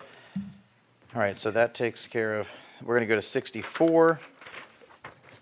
64 is new Washington area streetlights. Who's here, Chad? Yeah, item number 63. 4 will be lightning fast. Okay. Chad? Good morning, or good afternoon. I was being, Yeah, that was that 10 was hours a ago. while ago. So before you, on June 7th, we set this request to have the public hearing. Where we are at in this lighting assessment process. This is the modified lighting one, where this is not petition-based. This is an area that we've decided meets the criteria of the program that was set aside in 2019 to try to lower the costs for the residents by a capital buy-down by the county, a higher participation rate on the county. Before you, we've updated the map with the proposed lights. It's a location. The one way, I'll pause back if anybody remembers the map that was proposed on June 7th. It is a modified location because this area is right on the border of the service areas of Peace River and FPL. That's right. So there are some areas immediately to the east and a little bit to the west that look like, why is this carved out? It's because that's the border. While the territory map of FPL and Peace River are clean, we found out when we actually met with the Peace River rep in the area, these are the areas that are able to be served by Peace River. The areas where you don't see included within the map and lights proposed, those are areas that are currently served by FPL and will shortly be followed by a Phase 2 Washington Park area for dealing with FPL. We haven't left and forgot them. We're still negotiating with FPL on those locations. Okay. So we are ready to move forward with this proposal with Peace River. Okay, thank you, sir. Commissioner Bellamy, we're entertaining motions. Yeah, I will make a motion, but I do know we've had a couple people here that wanted to speak about this. I spoke with her in the lobby. She said she was not going to be able to stick around. And I'll text her. Perhaps there's more. Right, Mr. Green. We'll go to public comment. After, I'll make a motion that I was trying to pull it up, Mr. Chair, I'm sorry. Just the recommended motion. We have a motion for the recommended motion. We have a second from motion by Commissioner Bellamy, a second by Commissioner Baugh. We'll open this to public comment. Is there anyone from the public who would like to come forward to speak on this specific agenda item? Sir? No, he works here. Don't worry about him. So, sir, please state your first and last name, your county of residence, and you'll have 3 minutes to speak on this item. Okay, well, again, my name is Jasper Green. I'm a Manatee County resident, and I've lived in the Washington Park area predominantly all of my life. And I feel that this project is long overdue for a number of reasons. The first one I would say is safety. And we have been there for many, many years, and I think we're lacking in many, many areas. but this lighting project is a very good beginning, and I'm all for it. And many of the folks that were unable to stay and that are unable to be here today, I speak for all of them, and we do appreciate your concerns. Thank you. Yes, sir. Thank you. Is there anyone else from the public who would like to come forward to speak on this specific item? Okay, seeing no one, we'll go to the phone. Has anyone called in to speak on this item? No raised hands. Okay. We're going to close public comment then, and we will go to Dr. Hopes for a reading of the ordinance for a little more specifics, and then Commissioner Bellamy can say so moved. Well, Clay could do it, it doesn't matter. I don't Have an arm wrestling I've got it contest, written. and you two We can don't decide. need to read it. We just need to clarify. This should have been scheduled on the agenda as a public hearing. It is properly noticed. There's proof of publication in the agenda. Right. But it's not called that on the agenda. So for purposes of the record, It is in the motion, so. we just need to, but we need to state for the record, so That's the what I was clerk going to has do. it, that this is a noticed public hearing for adoption of an ordinance. So for the record, item number 64 is the first public hearing for the adoption of ordinance 22-79, confirming the new Washington area street light assessment role. The motion is to adopt ordinance 22-79, confirming the new Washington area street light assessment role. Thank you, sir. Okay, all in favor of the motion, please say aye. Aye. Aye. All opposed? Madam Clerk, it passes unanimously. Number 63, execution of land use restriction agreement for Blue Haven Enterprises LLC. Who's here to present? Do we need a presentation? Presentation upon request. Would anyone like a presentation? Okay, we have a motion to approve by Commissioner Cruz and a second by Commissioner Ball. We'll open this to public comment. Would anyone like to come forward to speak on item number 63? Seeing no one, will go to the phone. Has anyone called in for item number 63? Has anyone called in for item number 63? Sorry about that. Yes, we have one raised hand. 445. Glenn, go ahead.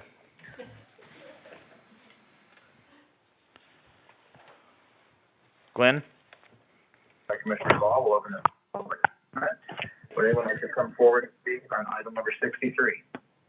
Seeing no one, will go to the phone. Has anyone called in for item number 63?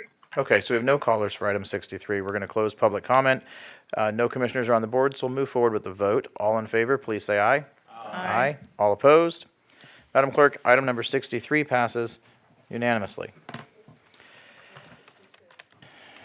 Now we go backwards to 62, correct. Give me just a moment. All right, item number 62, I'll turn it over to Mr. Clegg. This is the, I'm kidding. Okay, this is the, we're going to appoint 7 members to the vacant seats of the currently vacant seats of the Affordable Housing Advisory Committee. Seats, the odd numbered seats, okay? That's what we're going to do. So we will. 6. I'm sorry, plus 6? Include Okay, 6, plus, yes. odd numbers plus 6. That is, just to make it extra odd. There we go. All right, so let's start then with seat number 1. There are 3 applicants. Do I have any nominations? That doesn't help. I have a nomination, but I got to figure out if it's the right seat. Okay. Sorry. Who is it? So you want me to read? I have Eric Einart. I have Eric Pons and Keith Povich. Those are the 3 applicants for seat 1. You know, in Bradenton Beach one year, they cut a deck of cards. people to for Yes, so the mayor. attachment you're looking for is the applicant matrix.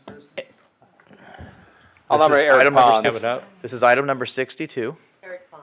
Oh, Yep. there it is. So Eric Pons has been nominated by Commissioner Cruz. Yes. Do we have any further nominations? Close nomination. We have a motion to close nominations by Commissioner Baugh. Do we have a second? Second. We have a second. So we'll vote on closing nominations. All in favor of closing nominations, please say aye. Aye. Aye. All opposed? Madam Clerk, nominations are closed, and Eric Pons has been appointed to the Affordable Housing Advisory Committee. Seat number 3, there's only one applicant. Do we need to go through the motions? No, it's got to be Steve.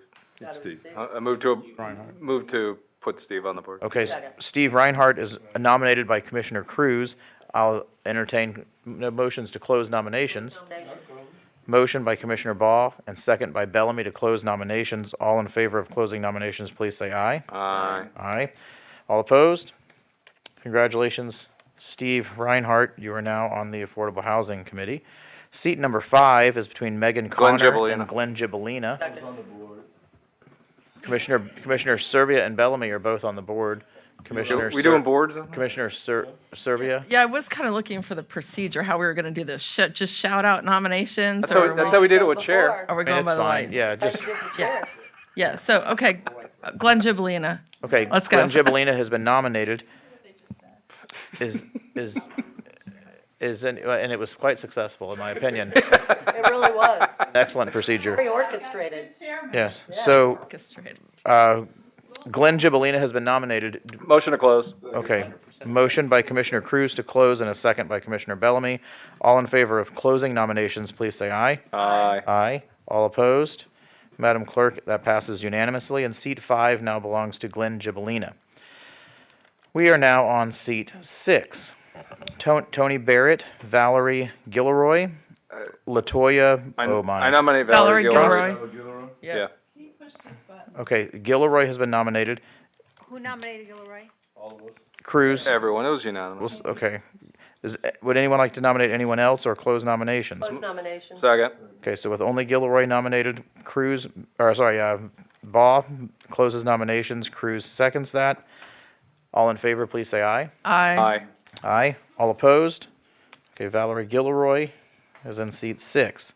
Seat 7, Stacy Brown, Kathy Cahill, Michael Fenton. I would like someone to Mr. nominate Chairman. Fenton at some point, please, and then Brandon Johnson and Ruth Lawler. Mr. Chairman, just so you know, Stacy Brown is no longer, she's asked to be removed. She's off the list. Yeah, No she's off Stacy. the list. I nominate Brandon Johnson. Brandon Johnson is nominated. Seconded. Well, we don't really do seconds. No. Do you? Lawler is nominated and Yep. Johnson. And Michael Fenton, please. And Fenton is nominated as well.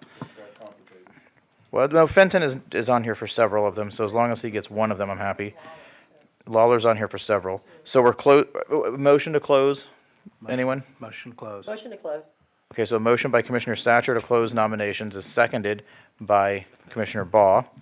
And we now have Johnson, Lawler, Fenton in that order. All in favor of Brandon Johnson, please raise your hands. Okay, 4 people, so I think that sums it up. We don't need to carry on, do we? Okay, so, Madam Clerk, Brandon Johnson takes seat 7. Lucky number 7. Okay. Seat 9, I nominate Michelle Scott. Second. Oh, we don't need a second. Never mind. okay, Michelle Scott has been nominated. I nominate Shannon Young. Shannon Young has been nominated. I'm going to have to write this down, you guys. Close nominations. Hold on, who was the first one, George? Michelle Scott. Michelle Scott. And then, Oh, it's the very end. I closed nominations. she's the very last one, Commissioner Bellamy. And then, Commissioner Serbia, you nominated who? Shannon Young. Shannon Young. There she is. Okay. Shannon Young. Anybody want to close nominations? I did already. We did already. Commissioner, well, we haven't voted, but Commissioner Baugh makes a motion to close nominations. It's seconded by Cruz. All in favor of closing nominations, say aye. Aye. Aye. All opposed? Okay. Nominations are closed. All in favor of Michelle Scott, please raise your hands. That's a very timid hand raise. Carol. Okay, and Carol. So 5 people have voted for Shannon Scott. Michelle Scott. I'm sorry, Michelle Scott. I apologize. Well, see, I was trying to give it to both of them. Wasn't that nice? So Michelle Scott is in seat 9. Someone please nominate Mike Fenton for number 11. So moved. So Commissioner, what is your name? Satcher has nominated Mike Fenton. Any motions to close nominations? So moved. I make a motion to close. Okay. Second. So Whitmore motions to close nominations, seconded by Serbia. All in favor of closing nominations, please say aye. Aye. Aye. Mike Fenton is in 11. And that concludes your matrix. No. We have one more item. There's another item on here? These all get plugged into the resolution that's in the record in front of you. And there's a resolution. Yeah. Please turn on your microphone, Mr. Clegg. Talking about, Hold on, Clegg has the floor. yeah. Oh, I thought you wanted me to. So what we need to do, Mr. Chair, is to move to adopt Resolution R-22-130 with the nominations approved by the board, and we should take public comment on that motion before the board acts. So moved. So we have a motion by Baugh, second, we'll say by Whitmore. We'll open this to public comment. Is there anyone from the public who would like to come forward to speak on any of the proceedings of the last several minutes involving item number 62? Seeing no one, we'll go to the phone. Has anyone called in for this item? No raised hands. I would think Glenn got nominated. I wouldn't call in either. Take it and run. Okay, so we'll close nominations, and we'll go ahead and hold the vote. Commissioner Servia, did you want to speak? Yeah, I just want to acknowledge Shannon Glasgow and the service that he's provided to this committee. He's done an excellent job. Thank you. Okay, so acknowledged. We'll go ahead and move forward with the vote then. All in favor of the resolution, please say aye. Aye. Aye. All opposed? Madam Clerk, that passes unanimously. Dr. Hopes. Mr. Chair, I just wanted to commend Director Lee Washington and Deborah Ashford. What an excellent job you did in getting all these Spectator. Yes. Like flash time. It was a flash time. Oh, yeah. Great job. Fantastic director. Excellent job, both of you. Okay, so give me just a moment. 62 is finished. We are on to 65, the dashboard. What do you want to? That's all for information. That's just for information. Dashboard is done. We're moving on then to Whitmore to 67. And presentation by Thomas Manns, possible vote on any action board may wish. Commissioner Whitmore. Thank you. Thomas Mance is the CEO of Feeding Tampa Bay. Thank you for coming down from Tampa. I know he's met, I don't know how many commissioners you've met with, but you've met with the administrator. I know you've met with Bob Ryan Shuttle and myself, and you've met with some commissioners, I'm not sure who, with a proposal, but we haven't been able to get an answer or a response. So I wanted him to give a quick 5-minute presentation to the entire board and see if there's any action one way or the other, just so, in all due respect for Mr. Mance, so he knows where Manatee County stands. Thank you, Commissioner, and Commissioners, for allowing me to come here and speak to you today. I have met with several of you privately and had conversations about the work that we do here in Manatee County. So thank you for giving us an opportunity. My presentation today is fairly brief. It's 3 slides only. Talk a little bit about what we do and what we're asking for you and what we want to ultimately bring to the county. One of the things that we are really looking to do and make sure that we accomplish is to take care of folks here in the community, just as you have with housing, to make sure that there are resources here in the county. And the proposal we're asking for $1.5 million to support a capital project in Tampa is directly to benefit folks here in Manatee County. So I want to take you through briefly our presentation to discuss this. So next slide, please.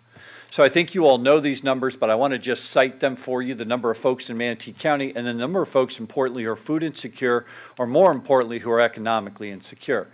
While numbers always tell a story, what's underneath that really suggests, when you look at the ALICE data, which is asset limited, income constrained, United Way data, suggests that about half of all folks, about 47% of all folks in Manatee County are struggling economically.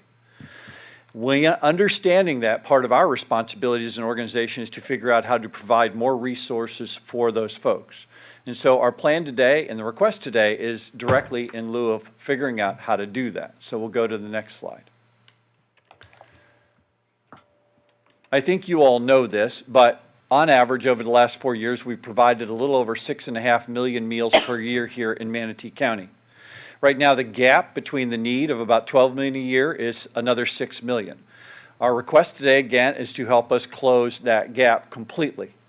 Importantly for you all, and I think one of the challenges that we've heard and conversations that we've heard with each commissioner is, why would we fund a program in Tampa? And the answer to that is, most of the food that is distributed here in Manatee County comes from outside of the county. Much of it comes from outside of the 10 counties. Some comes from the state and some comes from national. But part of what we bring to you all as an organization is the opportunity to develop greater resources than exist here in the county. It has been asked of us before, and I want to reconfirm, all food that is local here in the county stays in the county, that we pick up and move. But the reality is, there's not enough food here in Manatee County to feed the citizenry that is needed. When you look at the rest of what we do, or a different way to think about the numbers, I think it's important. This again goes to the same conversation you were having about housing. If you look at the retail value of food provided over the last 4 years to citizens here in Manatee County, it exceeds $18 million. So think about that value that's inside of homes for folks that would otherwise have to expend those resources themselves, very often resources that they don't possess. You all know this well, but part of our objective is when we think about a family or individual who is struggling, we want to be able to make up for some of the economic gaps that exist.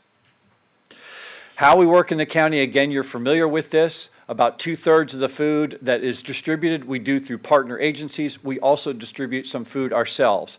Our goal primarily in distributing food is where there are not current partners. So we continue to advance those services to make sure where areas are not covered by an agency, we're continuing to grow our coverage. And we do that by bringing trucks down here from Tampa that pick up food and or bring food and distribute it around the county. And then lastly, we have continued to roll out other services here in the county as need has grown and as our ability to provide them has grown.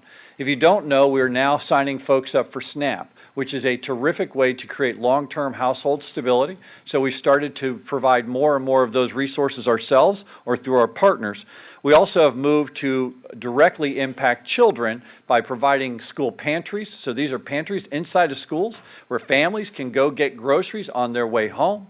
We also support after-school meal programs, summer meal programs that are run through partners down here as well.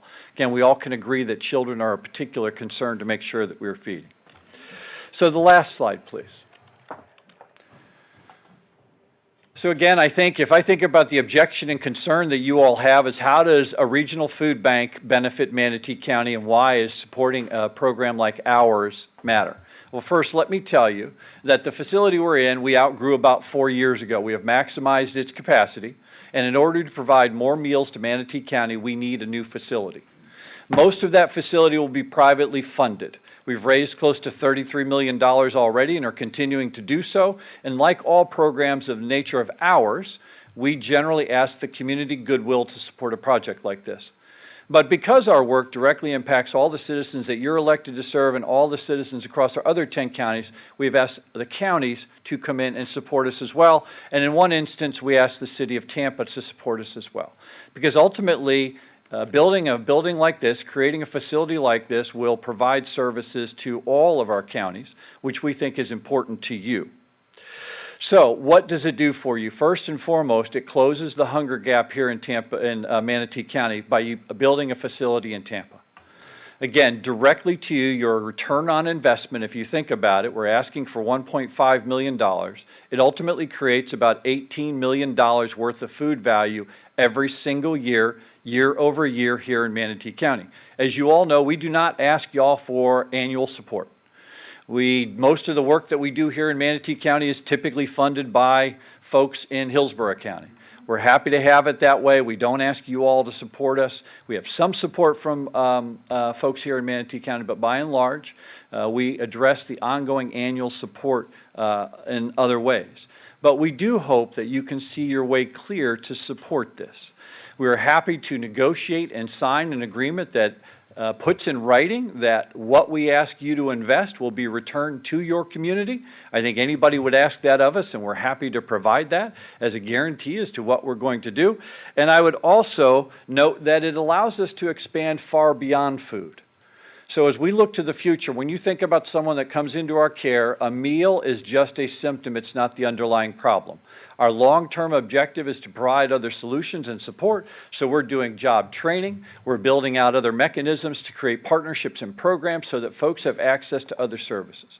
Everybody that comes into our care, generally speaking, wants a pathway out. Our objective will be to help build those pathways forward. So it's not just meals into the community, but it's other services and programs that we can expand here in Tampa Bay, in Manatee County, across Tampa Bay. So what we're hoping is that you could see clear to support our project. Again, this is direct benefit to Manatee County citizens. What you invest here will stay here. We're hopeful that you understand that our objective is to continue to serve the county as thoughtfully and thoroughly as we can. Thank you for the opportunity to present to you. Thank you, sir. We have Baugh and Whitmore on the board. Commissioner Baugh. Yes, thank you, Mr. Chair. You know, I remember when Feeding Tampa Bay came into Manatee County, and, you know, I also remember sitting up on this dais asking you to meet with Mary Beth Phillips, the executive director of Meals on Wheels, and you never did. You refused. So I will tell you that I did send her a message earlier and told her that you were going to be here today and that you were looking for a contribution. And because I remember when you came here before, and I was going around to the different places that give food out, and it wasn't working real well, and it still isn't. So, you know, my problem is that I'm going to donate the money that stays in Manatee County for food. And it doesn't with Feeding Tampa Bay. It never has. And I have been around to many of the food banks having that conversation to see if things were different. And in all honesty, from what I'm hearing, it isn't. So, you know, the nice thing, and I did receive a message back from Mary Beth Phillips, and she said, you know, when you give to Meals on Wheels, it stays here in Manatee County. And that's really what it's about. It's for us to try and take care of our own. And I just could not, in all honesty, I could not vote to give you $1.5 million when I know that is taking $1.5 million from Meals on Wheels and our citizens here in Manatee County. So that's all I have to say on it, but I would not be voting for that. Thank you. Thank you, Commissioner Baugh. Commissioner Whitmore. In all due respect, I've been involved in all those meetings, and Commissioner Baugh has never supported this program and has been very adamant, refuses to meet, and that's why actually I'm here today. But where this organization gets their food is from the grocery stores in Manatee County, correct? We have a small portion, so all the food that stays here is from the grocery stores in Manatee County. The other amount of food is brought in from manufacturers, wholesalers, retailers Other across counties. a larger footprint. So what you heard at the presentation today is, it used to be in the old days, this organization, because I don't think the public knows, this organization had the contract, and you contracted with Meals on Wheels for years, and this organization eventually took the contract back, and so that they could distribute the meals instead of having like a grocery store or whatever. I give money personally to Meals on Wheels because it's my local. So and I've actually contributed to your organization too. But then you took the contract back, and then so you could get in your opinion, get the food out faster. So that caused a problem in our community at the time. But this organization actually gets their food from our local Publixes. That's who we've been getting them from years, and others. And then they fill the truck up, and then they distribute it to all the nonprofits. And I guess to supplement it, it comes from other areas and other regions, because from what your data shows, we don't collect enough here to feed our poor that need the food. Whether you agree, you know, with the building or not, that's a different thing. But we do need both agencies. As you know, we all one very hot day last year, we distributed food. And we saw how many people use your organization and how many nonprofits. So we need both. So I don't want consternation between both. And I'm not going to say I'll never do anything to anybody. I just wanted the rest of the board to hear the presentation and decide if you want to move forward. Yes, it's out of the county. What's the return on investment? That's like a Rick Scott thing. Want to know what I'm going to get my money for. And now we've all heard the information together. That's why I asked Mr. Mance to be here. Should I respond to anything, or should I just sit quietly? Okay, gotcha. What did you say? Yeah, I would hold off. I have Baugh and Servia on the board still. Commissioner Baugh. Yeah. Just sit still. I'm and not duck when trying needed. to, I'm only speaking for myself. I mean, we have 7 commissioners here. I'm speaking for myself. I can tell you from other food banks in the area that when food has been delivered from this organization, some of it just literally had to be thrown away because it wasn't good. And so it's one of those things where I think, and what I've heard from others that give away food in Manatee County besides Meals on Wheels, is that really it's just better. We get better coverage, we get better food.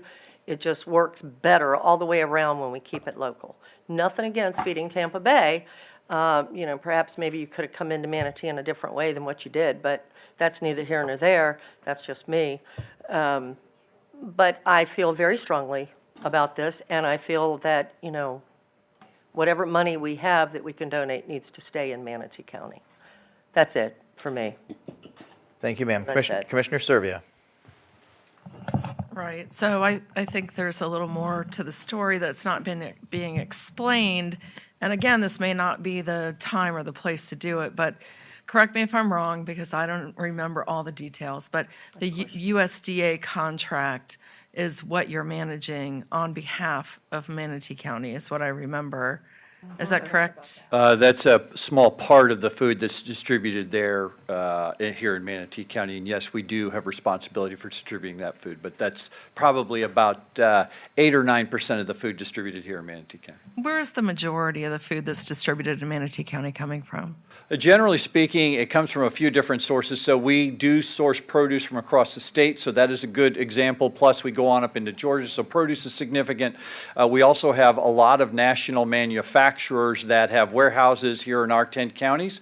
And the way our world works is when they reside in our 10 counties, so we get food from Amazon and a variety of other folks that have set up warehouses here.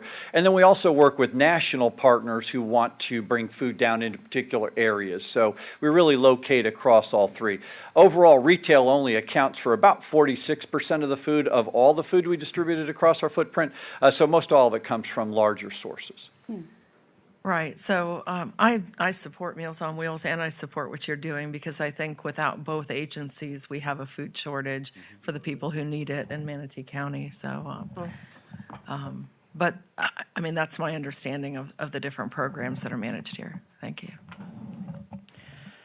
Thank you, Commissioner. Commissioner Bellamy. Yeah, can you talk a little bit more about the potential return on investment? Yep. And elaborate on that. Yes. And before, I'll wait until after you finish. So just again, for awareness, and I know Dr. Hopes knows this, we have provided a lengthy submission for a request for proposal to support this. So we have a lot more data in that. But to answer your question, food basically has a value, retail value inside the home of every single person that we serve. And so when we are providing food into this county that would total about $18 million a year, that's considered the retail value of food that would then provide supplemental support to a family. I don't have included, for example, how SNAP meals, it gets a little convoluted, how SNAP meals provide value inside the house, but they also provide an economic return in the community. For every dollar that SNAP has spent, is issued, it returns a value of $1.77 to each community because those dollars are being spent locally. But largely the $18 million that we suggest is really the value of food. And for the county to consider, basically for us to expand our facility would increase food here in Manatee County by about 45%. So we'd be able to bring 45% more food in today than we have been. So what I'm thinking about, still me, sir? What I'm thinking about is the food crisis that we have right now currently, and I know countless amount of families that are in need. As a matter of fact, I got to call somebody when this meeting is over with to see, because I plan on helping them out. But the other side, I'm also thinking about a lot of the things that take place and how we contract to other entities outside of Manatee County to get services done. And I'm paralleling that, and whether or not it's a development contract or whether or not someone won a bid that's based out of Charlotte County or Hillsborough County, but they come here and they do service, and it's impacting us. And I'm kind of paralleling that, and what I'm doing is thinking about the need. And Meals on Wheels, and I support them. Meals on Wheels has a need, provides a need, and Feeding Tampa Bay provides a need. And fortunately for me, and I'm sure with the rest of my colleagues as well, it was very hot out there that day, but I'm thinking about the line. Too old. Think about the line of how many people we were serving, and we were trying to make sure we got those items in those cars very quick. And I'm thinking about my church. I'm thinking about my church as far as St. John Missionary Baptist Church on 17th Street, and I have gone in there and I have asked them about the service, not knowing that this was coming up at this particular tone, but to identify is there anything that I can do differently to help them, because I see the lines of people that are in need. And you're talking about a 45% increase. With all due respect to Meals on Wheels, I'm not necessarily sure, but all of us within our different capacities, we can only do so much, right? And understanding that, and you're saying it's a 45% increase with an $18 million per year in return. I mean, what I have to look at is I have to look at do whatever I can do to make sure people are getting served. And with people getting served and these meals getting to and I've never heard anything, and our areas are a little bit different, but I've never heard anything to this day about the quality of food. I have heard a request of more quantity of food. And there's a debate that constantly goes on with me and one of my friends at the other job, and we talk about quality and quantity. With a food crisis here in Manatee County, I think we should look at exercising every option that we can. And if this individual has data to support a 45% increase, I do think we need to look at it strategically as far as considering a contract or something on paper so we can see what's there. There's a lot of hungry people out there.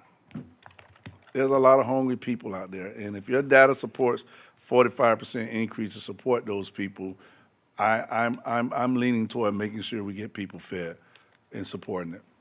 That's just me. Thank you, sir. Satcher and Baugh. Commissioner Satcher. And then Cruz. Satcher, Baugh, Cruz. Well, he can go first. Yeah, he hasn't spoken yet. Yeah. Okay, so we'll go Satcher, Cruz, Baugh. So just two things. I have a pretty specific question, and then just a general principle.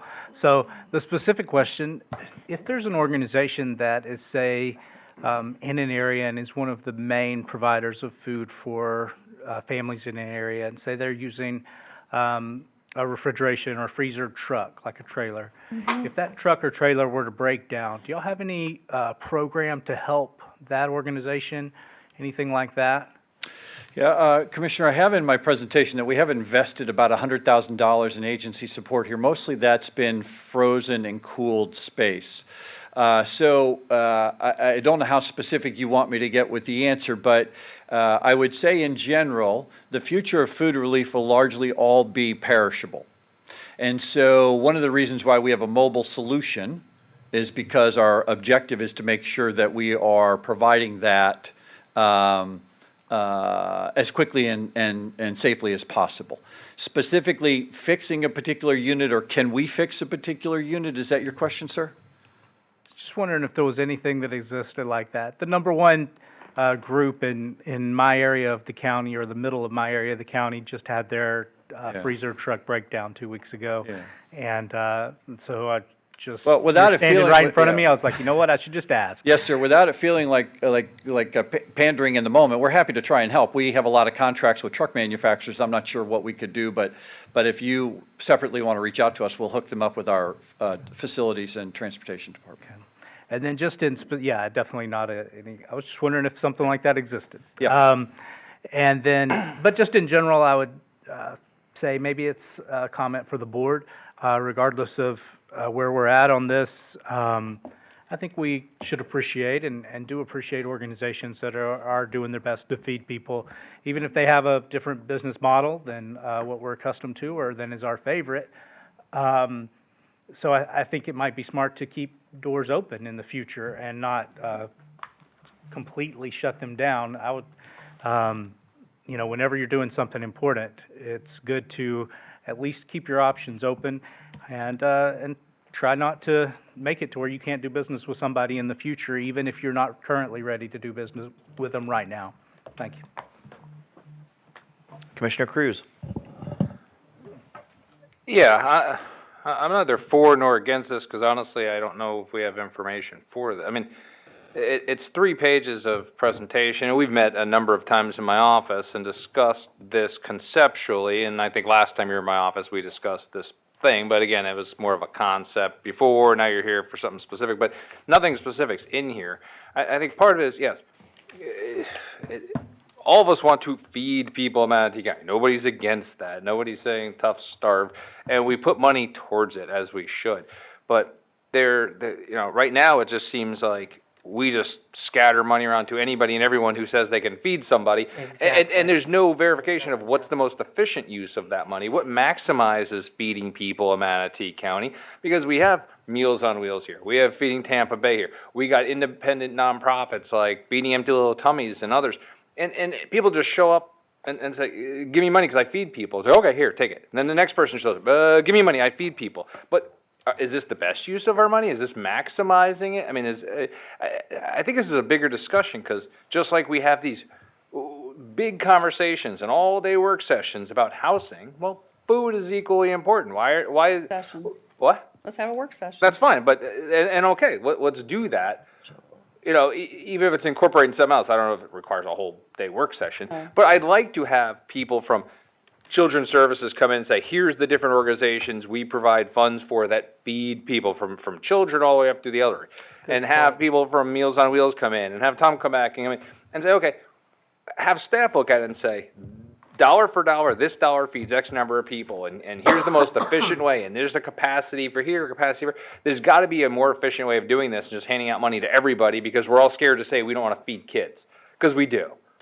But that doesn't mean I want to spend every penny we have just giving it off to everybody. I'd like to have a real matrix of here's everyone we provide funds to, just like Children's Services do. This should be results oriented and maximizing our use of our dollars. And I don't think just throwing money at somebody does that. Like Dr. Hope said, the last project from HTG came in here. But we've seen a lot of those. And we've either shot them down because they've come to me and I said, this makes no sense, or they've come to Dr. Hope, so he said, we didn't just throw money at every single person because we were afraid to say no to affordable housing. We looked for the thing that looked like the most efficient use of taxpayer dollars at that time. I think we need to do the same thing here. This is an important thing. It's going to get worse with inflation going up, and if we get into recessions, this is the time to do it. But before we start throwing money out at people, let's have a meaningful discussion of how we collectively as a policy want to expend our finite amount of tax dollars to maximize the benefits to the community. And that's why I brought it to the board to do what you just said, a work session. Okay, I'm next on the board, then Baugh and Hopes. I won't say much because you and I had a private meeting, and I would just say that I'm still in the same place as I was in that meeting. So, Commissioner Baugh.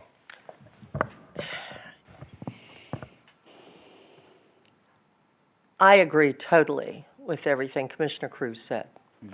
We do jump. The minute somebody comes up to the podium and they want money from us and they promise us they're going to do this and they're going to do that. And we want to believe them because it's something we know that we need in our county. And Commissioner Whitmore, thank you for bringing it forward.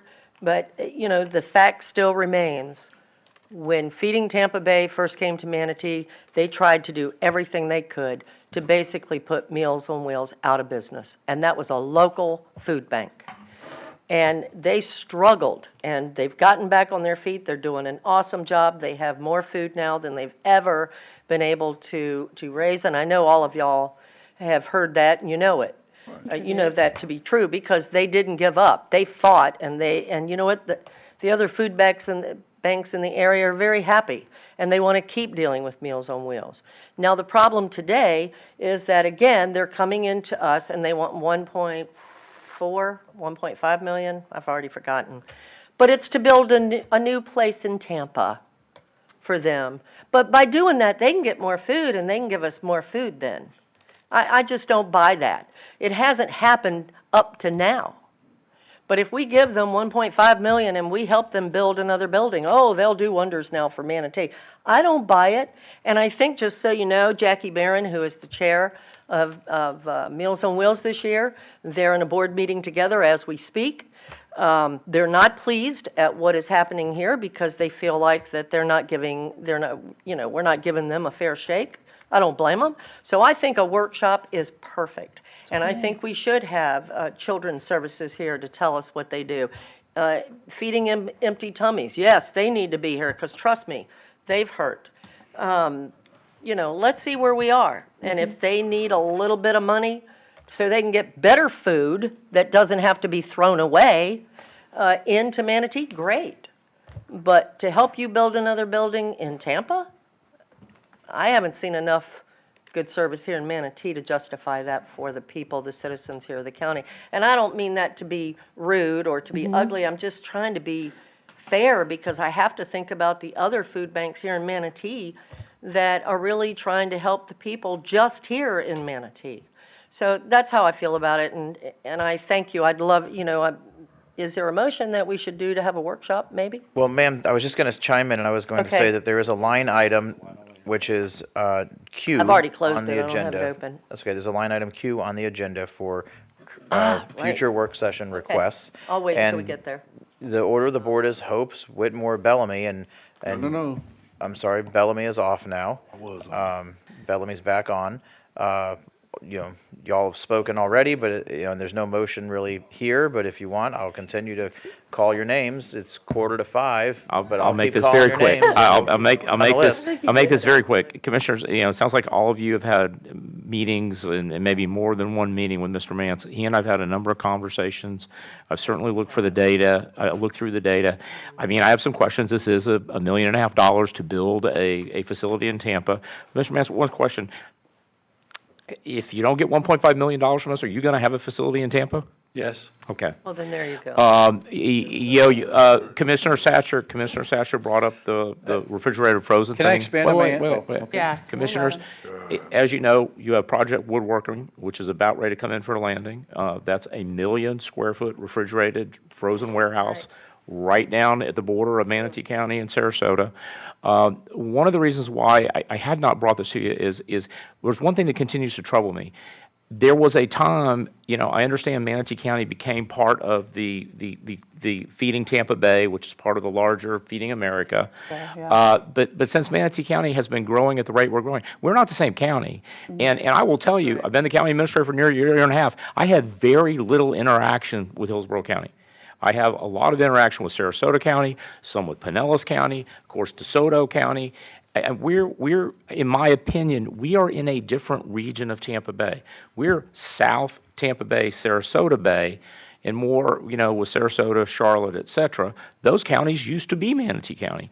And so I think that we are due for a conversation, a deeper dive into this. We have a number of local organizations.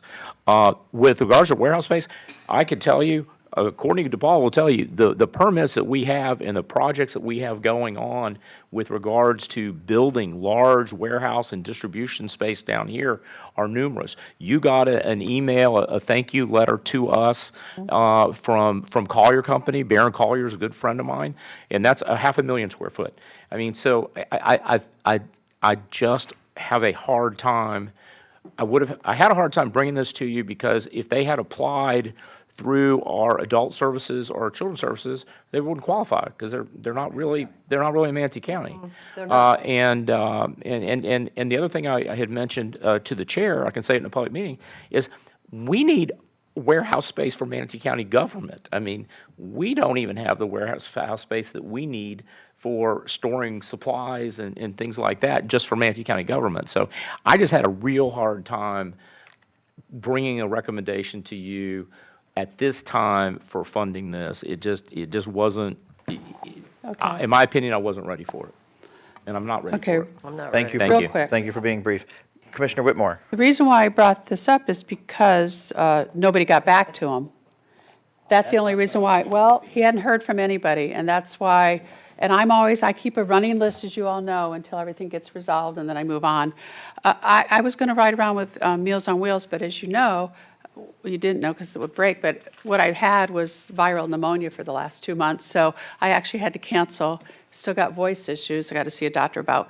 But, so all I wanted to do is come with some resolution no matter what we do. So if you guys want to have, I really think we need to have another meeting with Meals on Wheels and Feeding Tampa Bay. I have no allegiance except for our citizens to make sure they get fed. There is an issue I hear maybe from Mayaca with Feeding Tampa Bay. I don't know what it is. And we'll have to ask, I'm going to ask Jackie Barron from, because she's the chair of Meals on Wheels. She said there was. I don't even know what it is. All I want to know is, do we want to have a work session with both to see if we don't do anything today, are you going to continue serving food? Or you're hearing from Dr. Hope's here that he's thinking about going south. So, that's kind of disturbing. That's not what he Well, you said. said going to Sarasota County and not Tampa, so I understand about the building. Building, I get. If you guys don't want to contribute, that's fine. Are we going to continue doing business? And if not, let's just have a work session and talk. The only reason why I brought up, I don't know how many of you he met with, but some wouldn't meet with him, and then he tried to get back and hadn't heard from anybody, and that's why I put it on my commissioner agenda. Okay, so I'm just going to chime in. I did meet with him. I thought we left off pretty clear where we stood in the end, and I don't think I heard back from you after that. I thought we left it in you may not have been in love with my position, but I thought we left off in a clear spot. And I was not really dragged. I went willingly to the hot summer day to pass out food, and I actually enjoyed it. I had fun with you guys. It was fun, right? Yeah, and there was a long line, and it was kind of eye-opening. And I think Mr. Mance runs a great organization, and I've nothing negative to say at all. I think he's a smart guy. But let's not sort of make this more than it is. I mean, he's asking for an appropriation of 1.5 million, and either he's going to get it or he's not. But we don't have to delve into the inner workings or the competition between Meals on Wheels and Feeding Tampa Bay by any means. I don't think he's up here leveraging that he's not going to feed people in Manatee County if he doesn't get the 1.5. It's nothing like that. It's just a request, and it's a standalone. You get it or you don't, right? Am I right in that, or are you leveraging all of our food on the 1.5? I would say this: we will always do what's right in Manatee County. Whatever the comments are made, we will always make sure that we try and do everything we can to bring food into this county to make sure that folks are fed. That's always been our mandate. That's always been our mission. You all just invested over $4 million in us in CARES funding, which we acquitted throughout the county. So in terms of trust of us, my guess is you trusted us pretty well to make sure that we did that in a crisis, to step in. And so we will always be here. And in answer to your question, are we going to build a building? We are, because we need to do more for more people. That's our mandate.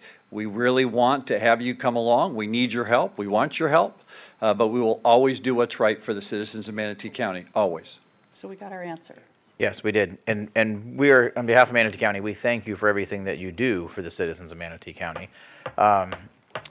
We still have Bellamy and Satcher on the board. Commissioner Bellamy? No,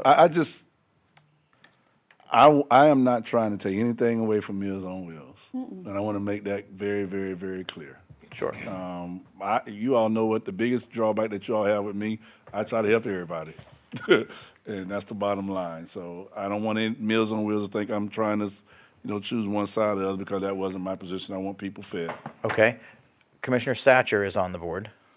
Yeah, just quickly, I would say to Commissioner Whitmore, and everyone can listen in, I think it's probably likely, let's just be honest, this is a tough, he's got a high bar, right? When it's one of our favorite organizations that we really work with, a lot day to day here in Manatee County, and he does something very similar. So, and then it's a building in Hillsborough. So, I mean, from a sales perspective, he's got a tough, he's very brave to be here today. So I think probably the reason no one got back is nobody wants to tell the food bank, to give them a special call to tell them, no, I ain't giving you food. No, especially 7 politicians, they're not going to make that call. Ask me, I'll do it. But I don't think that, while I echo that we appreciate and perhaps things in the future, but this would be a tough yes for, I think, no, for 4 me people too. here. Well, Okay. don't just say 4.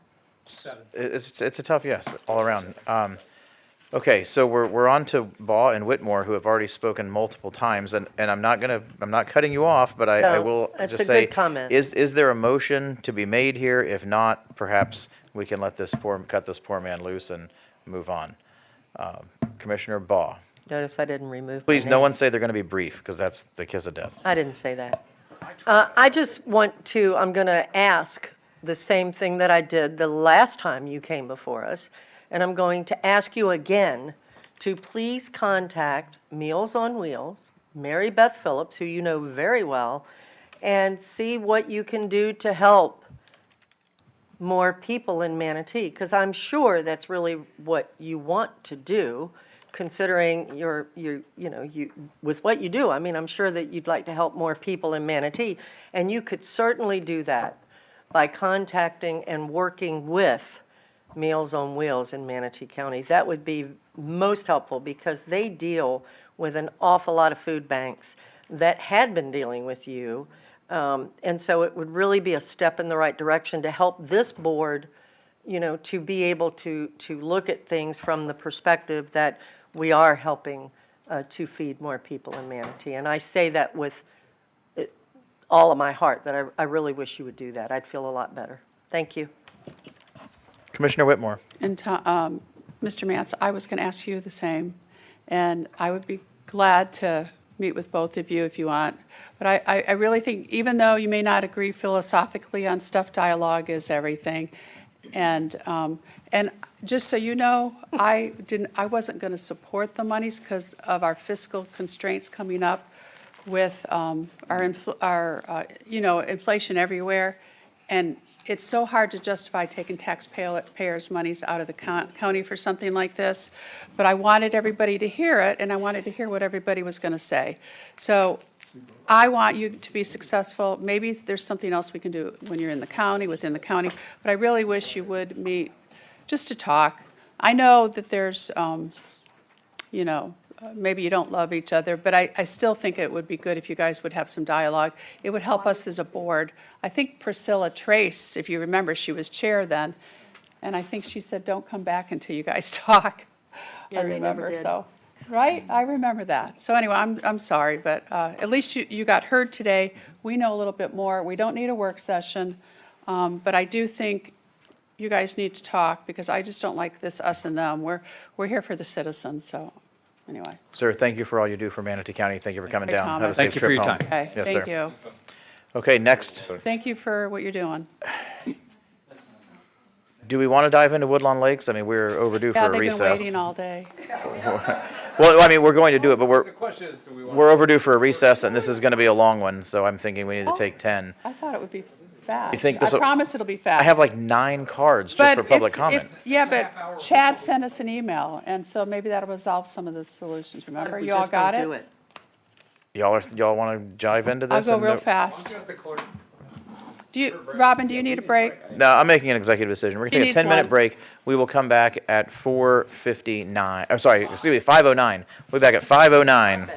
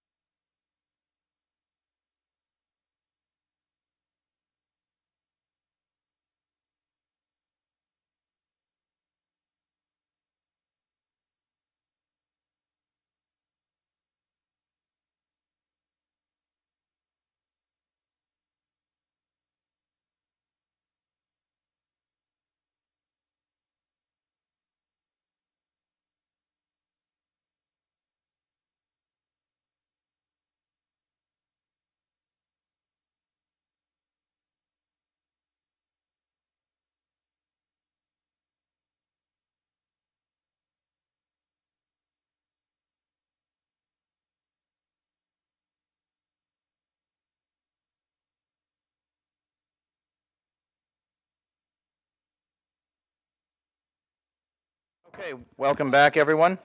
We are still in our regular meeting. We are still here. And we are now on item number 68, which is Woodlawn Lakes subdivision, and it's a sidewalk issue, and I will turn it over to Commissioner Whitmore. This is her item. Commissioner Whitmore. Again, I apologize for putting this on the agenda, but I had heard that we weren't allowing commissioner comments, and that's why I did it under this. So Woodland Lakes subdivision, during the break, we all got emails, and many of you saw it, about a concern where tapes were going around the big oak trees, and we were going to be building a sidewalk. I guess there was a request by the school board, and in 2020, we started the process in our CIP. I took a drive down, during the summer, I went through all the different areas, but I drove down to see exactly what they were talking about. And these are like 100 and 200-year-old oak trees. And so I asked to have it, I was going to bring it up again under comments, but I guess it's better then because the citizens could come if they wanted to. I brought this up and wanted us to possibly reconsider this. This was a school board request, and this is a very old subdivision that's been there for years and years and years with gigantic trees. And I just felt like we shouldn't just tear down all these trees without the board actually looking at it. I do not remember this coming before us at a budget, this specific subdivision, but I know it did, and it came up in 2020. So Chad was nice enough to research it before you guys, before we had our meeting, and he was made some recommendation to have staff have a neighborhood meeting and talk to some people, and maybe don't tear down the trees presently and let the citizens have some input. This is Commissioner Satcher's district. I don't know how far we are in the process, but obviously if we're circling trees, we must be pretty far, just like Kingfish Boat Ramp. But now I heard that got stopped too.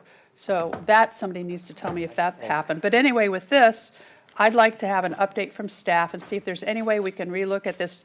Since this was a school board, this wasn't a commissioner district issue years ago.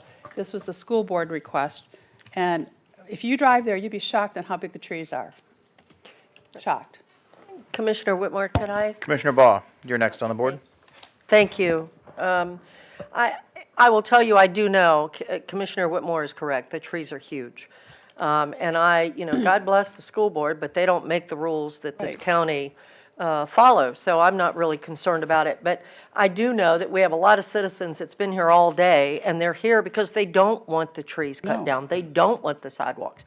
So I'm ready to make a motion to stop this and not put in the sidewalks and leave the trees alone. So I just made that motion. I seconded it.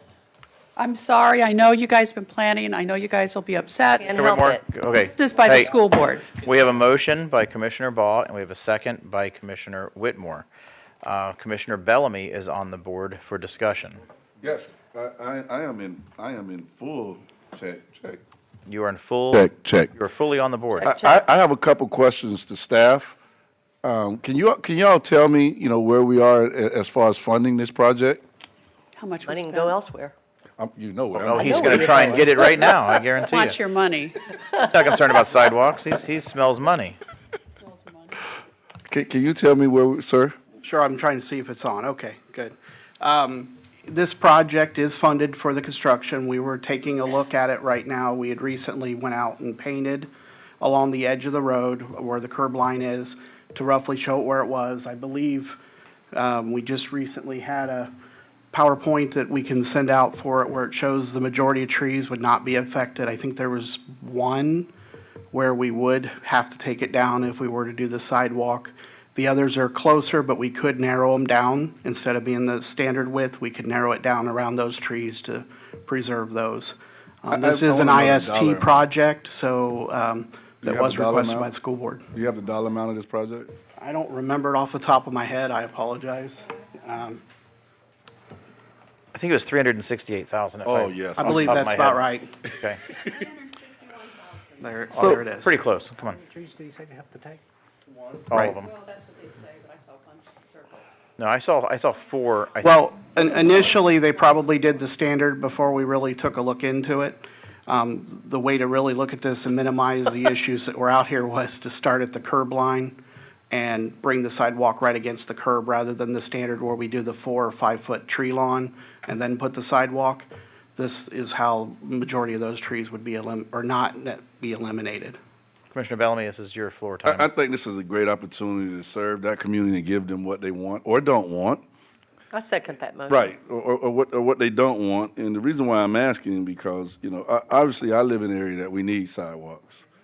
And I would want this board to, if they do not want this project in that community, if we can, and I have a street right now that I can come up with as far as we already have a sidewalk. We did 5th Avenue, and I want to look at 7th Avenue. And we can connect it all the way around to 29th Street for sidewalks. And there are no trees there, to be honest with you. There are no trees. And I am serious. As much fun as I am having about this, this is an opportunity here for us to take and put the community in a win-win situation. If those residents do not want it, District 2 would love to have it. But Satcher's 7th district Avenue. may need it. It's Okay. his money. Let's hear from the district commissioner who is next on the board. We've heard from just about everybody else. Commissioner Satcher. Yeah, I'd like to have us do, this would be a time, and I actually spoke with Jorge about the possibility of doing this, but didn't know if it was appropriate. But I'd be fine with doing a poll of all the residents in the neighborhood with the description of the project that you're bringing us. Because originally what I communicated was, hey, we don't need to, just basically, we can't just go in there and start messing up people's front yards that's been there for decades and tearing down every tree that we can get to. This needs, but on the other hand, I don't want kids to get run over either. So we need to be as discreet as possible. Is there something where we can meet in the middle? And so you're telling me you've got it set up with one tree right now, that you could take out one tree? That's what's been painted at the moment, but what we wanted to do was have a public meeting after we got it painted with the residents out there and see where they wanted to fall with it, if they were still interested in the sidewalk or not. But at least to have a public meeting before we look and consider it removing it. Yeah, so I'm okay with if after the actual project is described to the residents and that we get input from the residents, see where the majority stand, I'm okay with that.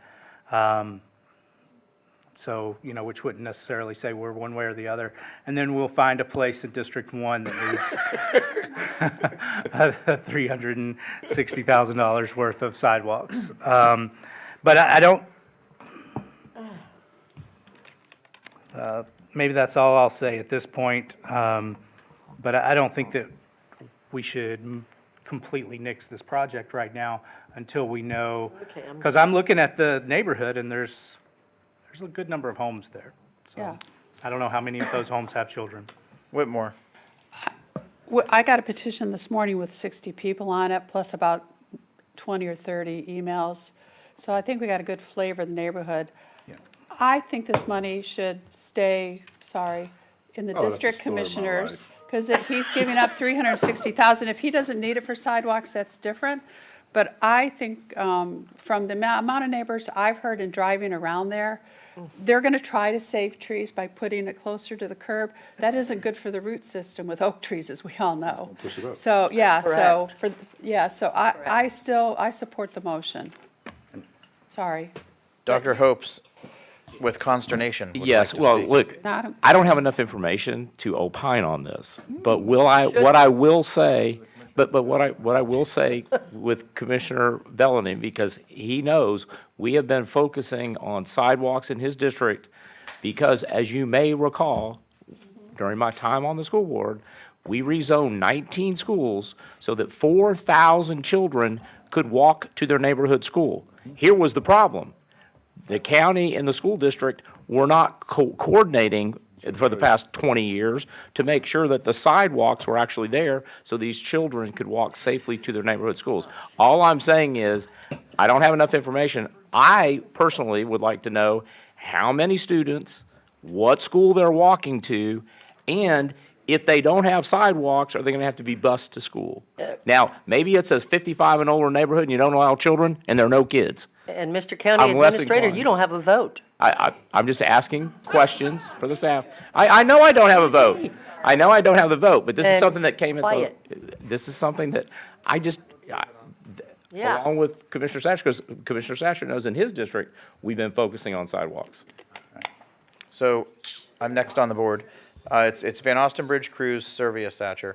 I'm familiar with Woodlawn. I don't know the year it was built. Scott, do you know what year? Or Chad? 80, okay. It was a great year. It's the year I was built. Great answer. Yeah, Great answer. good answer. But I've sold a place in Woodlawn, just going back like 6 or 7 years now, but Woodlawn is really, it's beautiful. And I was out in Parrish, actually, I was selling a house last couple weeks ago when I was in Parrish, that's why I was there. But at any rate, I took a swing through Woodlawn, and Beautiful. the trees are, the trees are mature and they're gorgeous, and I saw a few roped off. You're down to one, I get it. I'm assuming that the one is probably the massive oak tree right at the entrance. Yeah, like the granddaddy oak tree at the entrance. Daddy. Yeah, okay. So like the most beautiful tree in the place, which is unfortunate. I mean, kind of is what it is. But I'm going to agree with Commissioner Bellamy. I'm going to half agree with Commissioner Bellamy and say that there are plenty of people who want sidewalks, and so if Woodlawn doesn't, that's totally fine. I respect your choice. No big deal. And we'll take the sidewalk money in District 3. That's where I'll disagree with you. But I don't yes, need 'em Sneed in Island, in Sneed Island, five, I'm Sneed okay. Island. I like sidewalks in Sneed Island. in all honesty, there are other areas that want sidewalks and need sidewalks, and the streets are really wide in Woodlawn Lakes. I drove around, did the loop twice. I didn't see another moving vehicle the whole time I was there. But it is what it is. So those are my Leave it thoughts alone. on it. Commissioner Cruz, you're next on the board, sir. Yeah, I don't want this to sound the wrong way, but I don't care if you have sidewalks or not. It's your call. Like, I'm not running around trying to build somebody sidewalks that they don't want, just like I'm not trying to Really? put streetlights in places they don't want. But there are a lot of other houses here, and whenever people come and ask for something, like streetlights, we have to go and poll every person on the street because there's assessments associated with it. How come when somebody wants something, we diligently poll every single house and resident to determine whether or not we're going to spend a few bucks, but when somebody doesn't want something, like, even if you have that petition and they're mutually exclusive, you're talking 80 people, I mean, a couple people per house, maybe that's 40 houses out of over 100. Maybe those are people who just don't have school kids, but 70% of the neighborhood have school kids and are begging for sidewalks. I'm not saying that's true. I'm not refuting. If the decision of the neighborhood is to not build sidewalks, I'm 100% on board with you. I walked in here saying, forget it. There's better use of $300,000. I'm not building sidewalks for people that don't want them. I'm not doing anything for people who don't want them just to spend money. But I still think we owe it to all the other people in the neighborhood. It's not hard to do this. To the point. You know what the modification is. You've heard the complaints, the arguments, the requests relative to trees and so forth. You understand how the root systems of oak trees work to make sure that, or flooding, or any of these other things that people have said. It's not hard to set up a neighborhood meeting. We require developers to do it. You can do it via Zoom. You can do it in their clubhouse during an HOA meeting. Have a survey, do it in a short window of time. Say, if you care, respond within 7 days to this Survey Monkey thing or whatever you send out. And then come back to us and say, hey, 70% of the residents who responded do not want a sidewalk. We will pull that within seconds and be done with it. But let's at least give it this, because I just don't want this to be another situation like Commissioner Servia had brought up previously when we talked about the Mulholland Road Bridge, where there was a few loud people coming in saying they didn't want something, and we just said, okay, pull it. And then we said, oh, great, now what do we do with the Reasoner property? What do we do about this other piece? The unintended consequences for maybe the majority of the people that may have wanted that bridge, but we kind of just listened to whoever showed up. So I don't think this isn't an immediate need. Let's take the time to at least poll everybody, and if the majority of that subdivision does not want it, we'll pull it, and I'll happily do it. But I don't think it hurts to check that out. Amend the motion to that. There's already a motion on the floor, sir. I withdraw my motion. So the motion is Now. withdrawn. I'm It's entertaining okay, motions Carol. now. It's okay. Reggie's losing sidewalks again. You were so close. It's never going to be yours. So the order of the board is Servia, Satcher, and Baugh. Commissioner Servia. Yes, thank you for the opportunity. And I love that you guys sat here all day. Thank you. And as public officials, we want to hear what the neighborhood wants and provide it to you. So that's pretty simple. But I will tell you that my background in urban planning, my husband's an urban planner. We recently talked about this topic, and I was explaining they don't want it. They're going to lose trees, so we shouldn't build it. And he said, but remember, there's another side to it. Sidewalks are built for 50 years. They're built not only for the people who live there today, but for the people who will live there tomorrow and 20 years from now. So I just bring forward that argument for everybody to think about this wholly, right? We don't want to lose beautiful canopy trees for sidewalks that you don't want. I would never support that. But we do want to make sure that children get to school safely, not just today, but in the future. So if there's any way that we could have both, wouldn't that be a win-win? And I agree with Dr. Hopes that, we need more information. But first and foremost, this board is going to listen to the public and give you what you want in your neighborhood. I just bring those other ideas, food for thought. Thank you. Thank you, Commissioner. District Commissioner Satcher. I like that. Thank you, sir. Sure, I would like to see us, just have a sheet that explains the new plan. So we're not going in there, down in trees left and right, that we're going to preserve as many trees as possible, and maybe mention some of the connectivity that's coming and the bus stop, and then just see where the owners of the property come out. So then if we have an overwhelming majority of the property owners in that neighborhood that are of the same opinion, then, I'm not trying to push something off on people that they don't want either. And, but if we don't, then we should probably proceed accordingly. So that's my motion, is that that the Public Works and the administrator work to give the information to the residents and take a poll and see where they're at. Okay. Second, I'll second. We have a motion by Commissioner Satcher and a second by Commissioner Whitmore. Commissioner Baugh, do you still need to? Okay, Commissioner Baugh. I will not support your motion unless there's Microphone. a time span on it, but I do have a couple of questions. Microphone. I hate that thing. It's a good time. 2 weeks, 3 weeks? Commissioner Whitmore, you said you saw a petition. How many was on it? I got an email from somebody, maybe it was Debbie, there were 60 on it. 60? How many homes are in there? Do we know? How many? 120? 120? So there you go. That's 50% right there. Assuming everyone owns their Right. own house. Well, they might not. And that's what I was going to ask, actually, was how many emails we had received. And then the final question is for Public Works. How did this project come about? Was it just from the school board? It being a sales tax project, so it has its origins of the original list at the time we developed the projects for the sales tax. Any project that was a safe routes to school or a request from the school board was immediately incorporated at least within the project potential of the sales tax. And then the extreme detail, which portions hit the first 5 years of the funding, it was a funded project, and it's coming into that in that 23 funding year. So that's why we, at least thankfully, Put in 20. we're at it before any chainsaws showed up. We're at it before any backhoes dug anything. I mean, if a change would be made, it's the perfect time right now. So it's one of those things where no harm has been done. We routinely don't run into major opposition for sidewalks. For the most part, they're clamoring for them. So, I mean, glad that residents spoke up, and we have this opportunity to either cancel it or hold that public meeting and explain everything. I did finally get a response back from Mike Penley today, shed some additional light within the school board, because we learned that I need to coordinate during this same time with the Virgil Mills Elementary principal, is generally who the students are that are there to go to elementary school. It was on from a previous principal's list is where it originated from. now that brings me to another question, and I hope I'm really wrong with what I'm thinking here.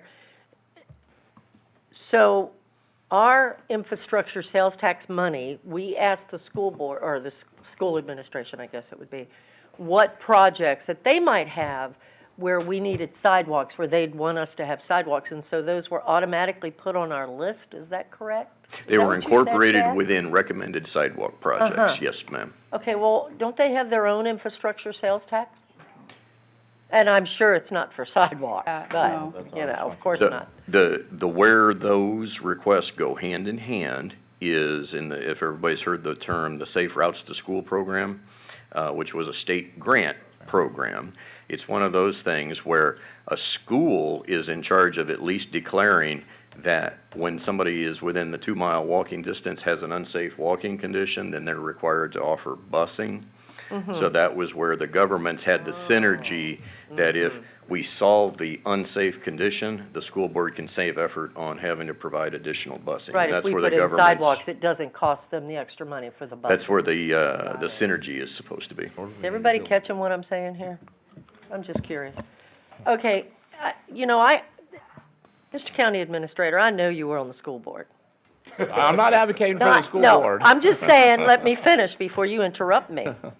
I'm just saying that, you know what, I don't look at the school system when I'm making decisions for our part of it, because the school board handles that for the schools, not us. So, you know, I bet we have a lot of projects like this. Maybe we should look and see, are you listening to me, Reggie? You might want to look at that and see what is on there that maybe we don't even realize for sidewalks. Or in Reggie our should just districts. get the school board to start asking for sidewalks in his Yeah, district. I and- mean, they shouldn't just automatically be put on to our CIP for sidewalks. I I don't think mean, they're we need automatically to, put on. I think every year the CIP program goes to the board, but. well, it does go to the board, but we don't might know what not happened with realize broadband. or be told that it's really the school. coming to us because of the school board. It was about a school though. Yeah. There was a request. Sidewalk tax. Is that all, Commissioner Baugh? Yeah, oh, and one last thing. Oh, you wanna know how Commissioner much Satcher, time if you you need, would how much please time put you a need. time Yep. period on your motion so I can support Chad, it, how much please. time do you need? Chad, what would you need? It is our intention that we could put together a meeting. Checking his watch? That's pretty fast. I wanted to remind myself what date in July it was. We can certainly put on a meeting in August. So we would want to hold the meeting and then conduct a survey. So I'd like to say I'd be back by the last meeting in August, first meeting in September, You but can do promising. it. But I got to walk on the agenda, being 2 weeks ahead of time with the results of the survey. But we'll help you get There's it on the several agenda. churches right next door, right down close to Erie, Old Tampa, right on 301, so I think we can get a site reasonably quickly. He's an engineer. When he checks his watch, I mean, you know. I know, I He thought- might come in at the nearest 5 minutes, you know, I don't know how precise he's gonna be. So that was Okay. basically. Commissioner Whitmore, you're on the Real board, ma'am. quick, regarding the school, when I was mayor, all of a sudden, the school was building a sidewalk that goes around the curves by the public beach from Anna Maria Elementary to the public beach. And I was mayor, I go, what's going on? You know, they got to get a permit and all this. They don't need one. Not on their own land. Not on Yeah, their well, own- no, this was around the public beach, and we didn't give one. And then they put a cell tower on their property, which we have permits. They don't have to get one. So I think, and the pools, that's aggravating me too. Do you think as you could know. convince the school board to build a parking garage on their property on Anna Maria? Hey, the church, they can make. Hey, she donated to you, Yeah, but the school Carol. board You doesn't might need be a able to get 'em permit. to do it. Yeah. Okay. Anyway, I just want to tell you, they can do more than, we need to kind of look at that. I'm not against the school board or anything like that, but we are getting stuck with a lot of projects that Yeah. we maybe Right. don't need to be paying for. I understand what y'all are saying. I understand. Okay, no one else is on the board. We're gonna open this item to public comment. You know where we're going, so if you don't want to speak, that's okay.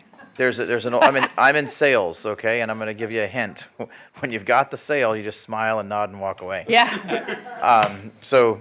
First and last name, your county of residence, and you have 3 minutes on the issue. My name is Paul Pitcher. I'm resident of Manatee County. I've lived in Woodlawn Lakes for 36 years. There you go. And we've never had sidewalks. The houses were not plotted on the properties for sidewalks. We hear a lot about the trees, but it's not necessarily the trees. The sidewalks that were proposed 8 foot wide, that's really going to infringe on people's property and privacy in some situations. The sidewalk that I saw that was proposed will attach Thousand Oaks to Erie Road.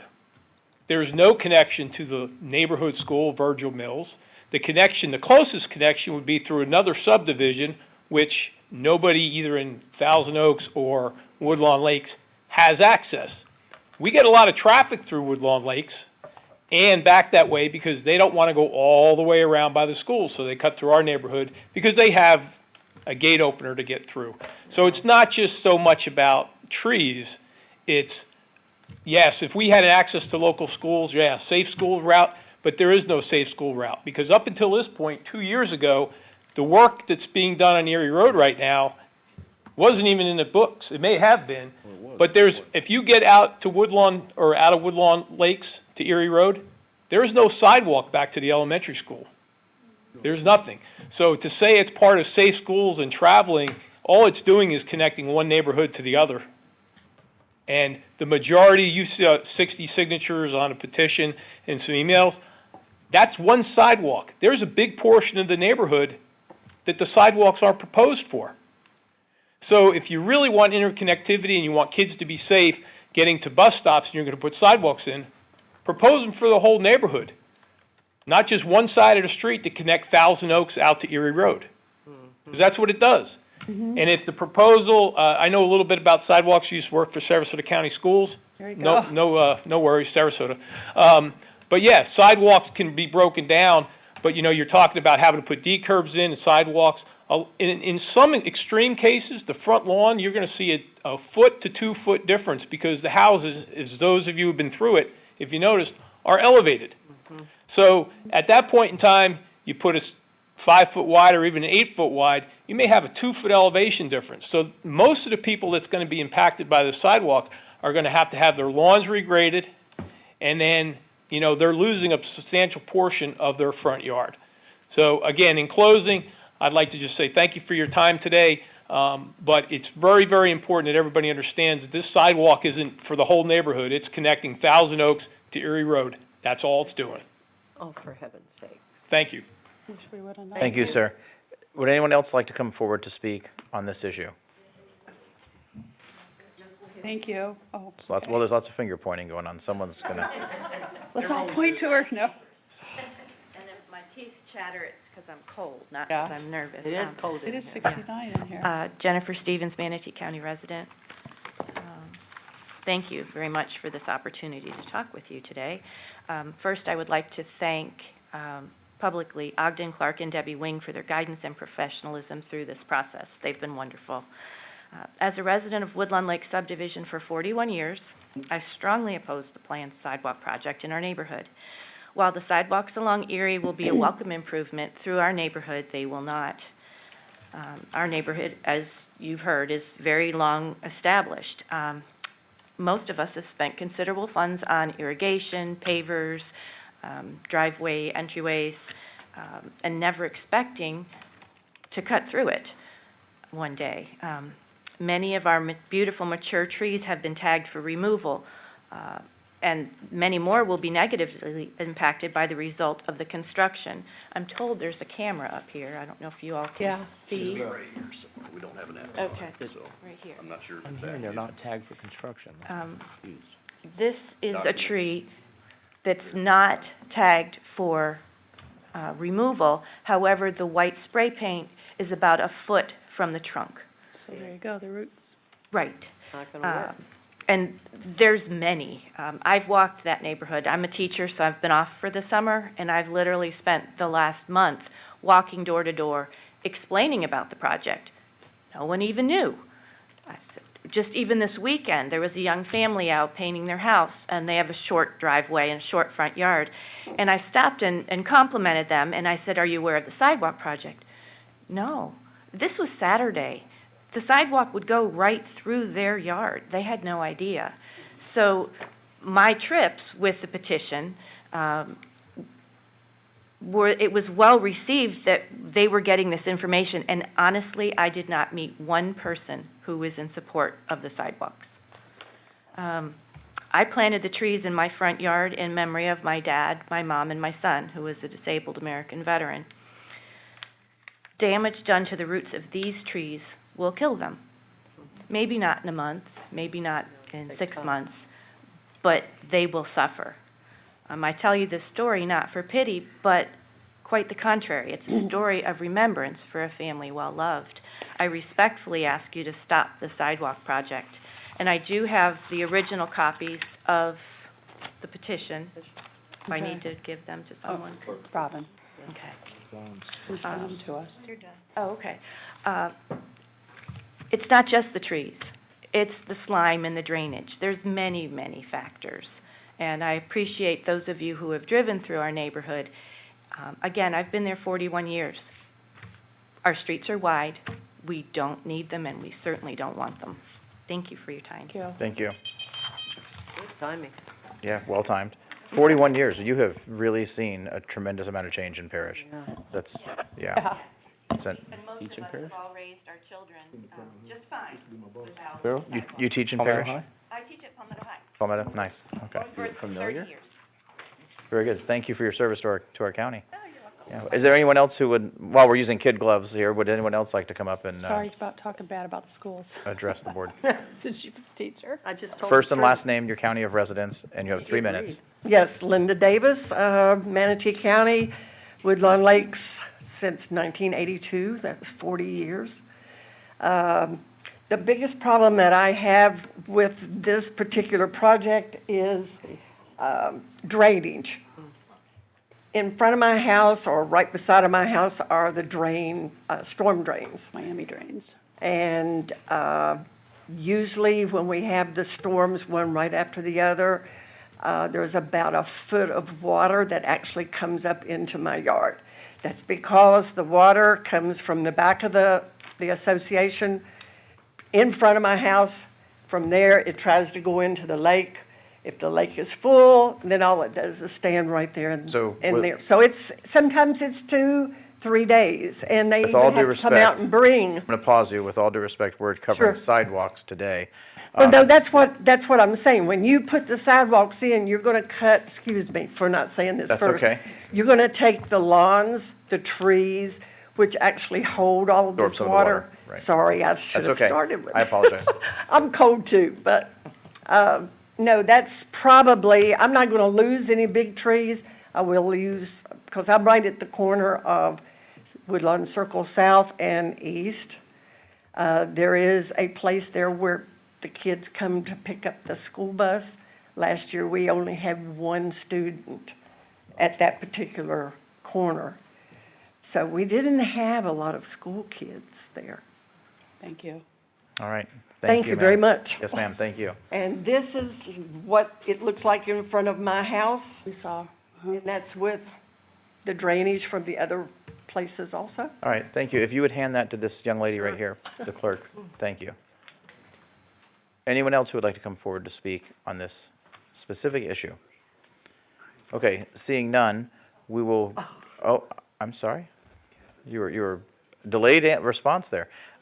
So just please state your first, your last name, and your county of residence. You'll have 3 minutes on this topic. Sheila Schindorf, I'm a resident of Manatee County, and the nearest school I want you to know is the charter school, Parish Charter School. It is 1.5 miles away, and it's an elementary school. There will be no children walking down Erie Road, which has no sidewalks. And our other schools, the middle school and another elementary school, I didn't look it up, but anybody know how far away it is? About 2.5 miles. We don't have a way for kids to walk to school. And also, the sidewalks are proposed for the interior circle of Woodlawn Lakes, and the interior circle has the smaller, shorter properties. The exterior circle is, they have wider lawns, and if it was on the interior, then we'd have to cross over, if you're using that as a walkway, over 3 streets. So that's even more unsafe. Exterior circle would have no streets to go across. So thank you. Ludicrous. Okay, thank you, ma'am. Is there anyone else who would like to come forward to speak on this issue? Yes, sir.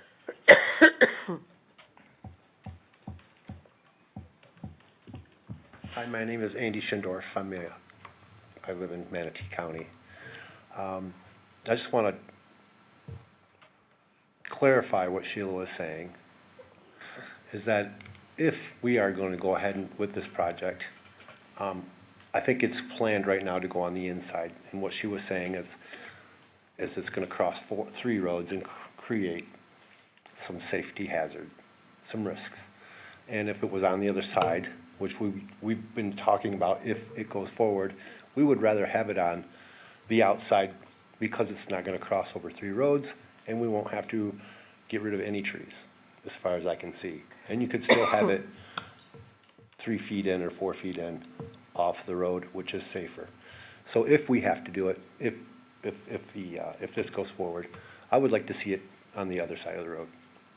As my wife did mention, the yards are in general bigger on the outside.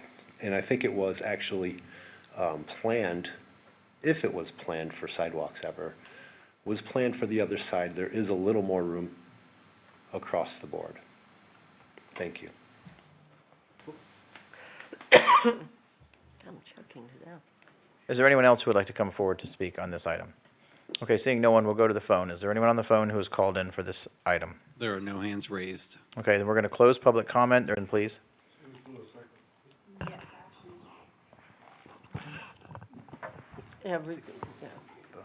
Motion was made by wait just a moment, please. You're good.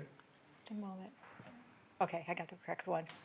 Motion was made made by Commissioner Satcher that Public Works and the county administrator work to get their information to the residents and take a poll to see where they are at. All in favor of the motion, please say aye. Aye. It needed a time period on it. My goodness. It didn't have a second. I'd like to add my, Okay, we're going to, alter the Yeah. motion to say within 6 weeks. Yes.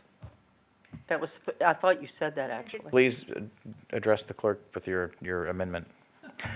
Madam Clerk, I'd like to keep the motion the way it is, except I would like to add at the end, within 6 weeks, to come back to us within 6 weeks. And then if you would please read it again. Everyone wake up, we're going to hear the motion. We need the seconder to agree to Commissioner. And we need the seconder to agree. Who seconded the motion? I don't think anybody did. Someone had to have seconded this motion. It was you, actually. It was Commissioner Whitmore. Yeah. So you agree? Do you agree? She agrees. If you could read the motion that Commissioner Whitmore seconded to her, please. A motion that Public Works and the county administrator work to get their information to the residents and take a poll to see where they are at and return in 6 weeks. All in favor of the motion as read, please say aye. Aye. All opposed? Madam Clerk, it passes unanimously. Stay vigilant, Woodlawn Lakes.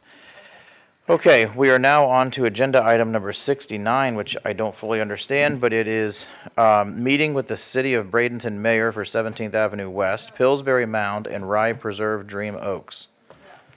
That's quite a I couldn't do comments, so I had to add them at once. First of all, number one is 17th Street. I always keep you guys updated. I met with the mayor and the head of maintenance with Debbie Wing. We met with him to find out what's going on about the homeless situation. He informed me that there is a moratorium about expanding anything regarding homeless, and that would include our veterans homeless. And I said, well, how long has this been in place, Mayor? And he says, well, about 10 years. I said, that's not legal. I said, because I've done moratoriums in my previous life. You have to have an end date and a reason why. And I know Mr. Clegg, I told him, discourages moratoriums. So he was going to check with his legal counsel to find out if they need to revisit it, because that would affect everything that we've been doing homeless in the city of Bradenton. I just wanted to keep you guys up to date, so he is checking with their legal counsel to see if they need to not do a moratorium so we can do things that we're talking about, or ask us board if they want to extend it. So that's all. That's all I was going to bring up on that. Okay? We could sue them, yes. Pillsbury Mound. Okay, Pillsbury Mound. Zach Richardson, who I've never met, and where did he go? Did he leave? He left. He was here for. He was just here. I know, he was here during the. Oh, my God. Okay, anyway, this is a gentleman that's been emailing me for 3 or 4 years. He went, none of you were here then, but at one point we had the Indians, the Native Americans come before us, a full chamber regarding this Indian mound that we have by Robinson Preserve. It's been there for years and years. I remember that. It's protected by the state, it's a state park. So Mr. Richardson just left, but he had told me, he's been emailing me every month. We finally got the state to approve a management plan for us that we would, allow the public on it. It was all submitted and they approved it. So then he emailed me again, and he actually emailed me last week, which I sent you a copy of all the attachments. So he had told me that staff, Mr. Scott Hopes and Kevin had met, Commissioner Van Ostenbridge had met with the owner of the property that's contesting us being able to go on that Indian mound after we've been working on this for 10 years. And I guess they had their legal counsel with them, and they were told that the project is being stopped for now. And I think there's an attorney involved, so I understand that, but if you could keep us individually informed, none of us know about it. We finally got it approved, we even got the gravel ordered and everything, and it stopped. And this has been going on for at least 10 years. And this guy told me he got an altercation about 6 or 7 years ago. The first time I've ever seen him. But he just thinks that it's been stopped, and he doesn't understand why. We can't stop it. Unless the state, this is a state park, and now I guess there's a legal counsel with a private sector. So is it between the state and the private property owner, or do we have anything to do with it since we're supposed to be managing it? That's all. I don't know what to do. I have no comments on that. Me neither. Okay, but guys, this is supposed to be open to the public. What happened? How come all of a sudden it got stopped after a meeting? And I don't know why. And it's legally a state park that we have to provide access to. We submitted a plan, and then the plan, I don't even know who the guy who lives in the house that's contesting us. The plan got approved. We ordered all the material. Then our staff met with the man that's complaining, and everything stopped. So just saying I don't know anything about it, could you meet with us individually or tell us what to do? I didn't say anything about it. I said I have no comment. Yeah, that's okay. Okay. So can we have somebody meet with us, like the county long administrator, the ago county was that? attorney? Commissioner. I think that's Huh? reasonable. How long ago was that? Were you? I don't know. It I'm was not like, sure. I think it was Joe McClash. That's how long we've been working on this. We had the Indians, the chiefs, everybody here. It was packed. At least 2 or 3 meetings. Because it is a sacred mound like Emerson Point. There's certain areas where you can't, and it is public. And you're supposed to allow public on that. And I guess this gentleman tried to go, and the owner of the land contested it. So we had to go through all this stuff for years, spend all this money, and now nobody's allowed on it.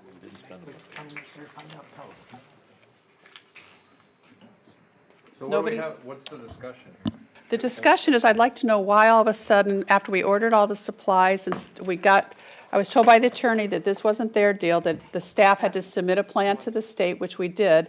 It got approved, and now it's all stopped. And now nobody still can go onto the property. So ultimately, you need a meeting with the administrator and the attorney I to guess, discuss it. Okay. And tell the board what's going on. Sure. Yeah, okay. Because you can see. Your microphone on? You can see in the materials and the comments are the RLS response we provided back in January. Yeah. And we walked through the ownership of this property. And the state's position is that it has an easement for public access. Right. We're not the owner of the property, the state is.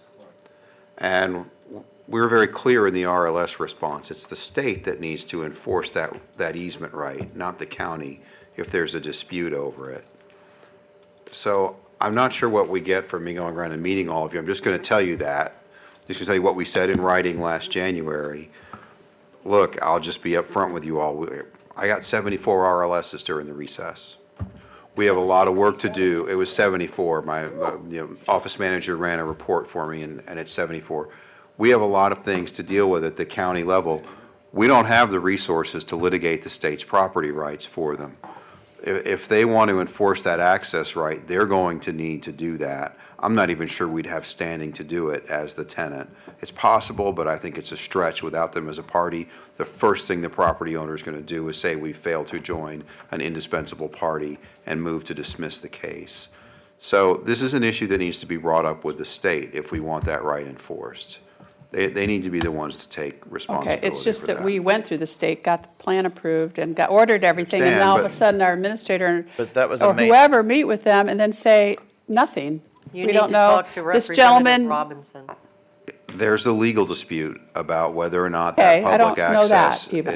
is, well, it was in our RLS response that the state believes they have a valid easement, but the adjacent property owner believes it's not valid. so that person that's been complaining needs to contact somebody else. And I think the county could too. Well, You why- could ask DEP if, yeah. DEP? Yeah, it's DEP that's managing the He property. just needs to tell us. So Mr. Clegg has the floor. What do you want? Well, that's all I have, sir. Okay. I just want to make sure the board understands the legal lay of the land. Sure, okay. Yeah, Do we want to continue I discussion? was just going to say that the Okay. primary role, from my understanding of the agreement, is for some reason the county agreed to maintain it. Right. Right. And in this case, we haven't had to maintain been, it yeah. because the property owner, who owns all the property around it, has been maintaining it.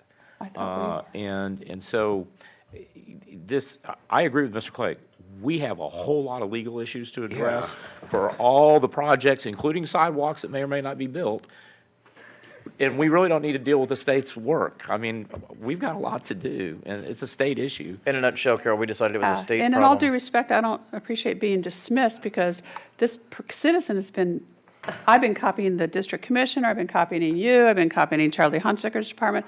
Until just now, I got nothing. It was always move forward with it. So, communication would help. The meeting was right before I left, and I just found out from Mr. Clegg that his recommendation is that this citizen go to the state, and I know the area of the state is the Department of Environmental Protection. And I know we've been maintaining it, is what I've heard from Parks and Rec from day one, or Preserves from day one. So Just yes so and you no. know. At this point, the guy, he has this like beautiful lawn and he's like got his sprinklers now, watering, and it's grassy and it's pretty, and his yard crew takes care of it. And so we're kind of like, it's a state problem. Sacred Indian He's- mound, He's okay. got it looking beautiful, like, it is what it is, kind of. All right. But you're right about communication, but that's. Communication would have helped, I wouldn't have brought it up. Okay, so I guess, maybe he'll watch what happened.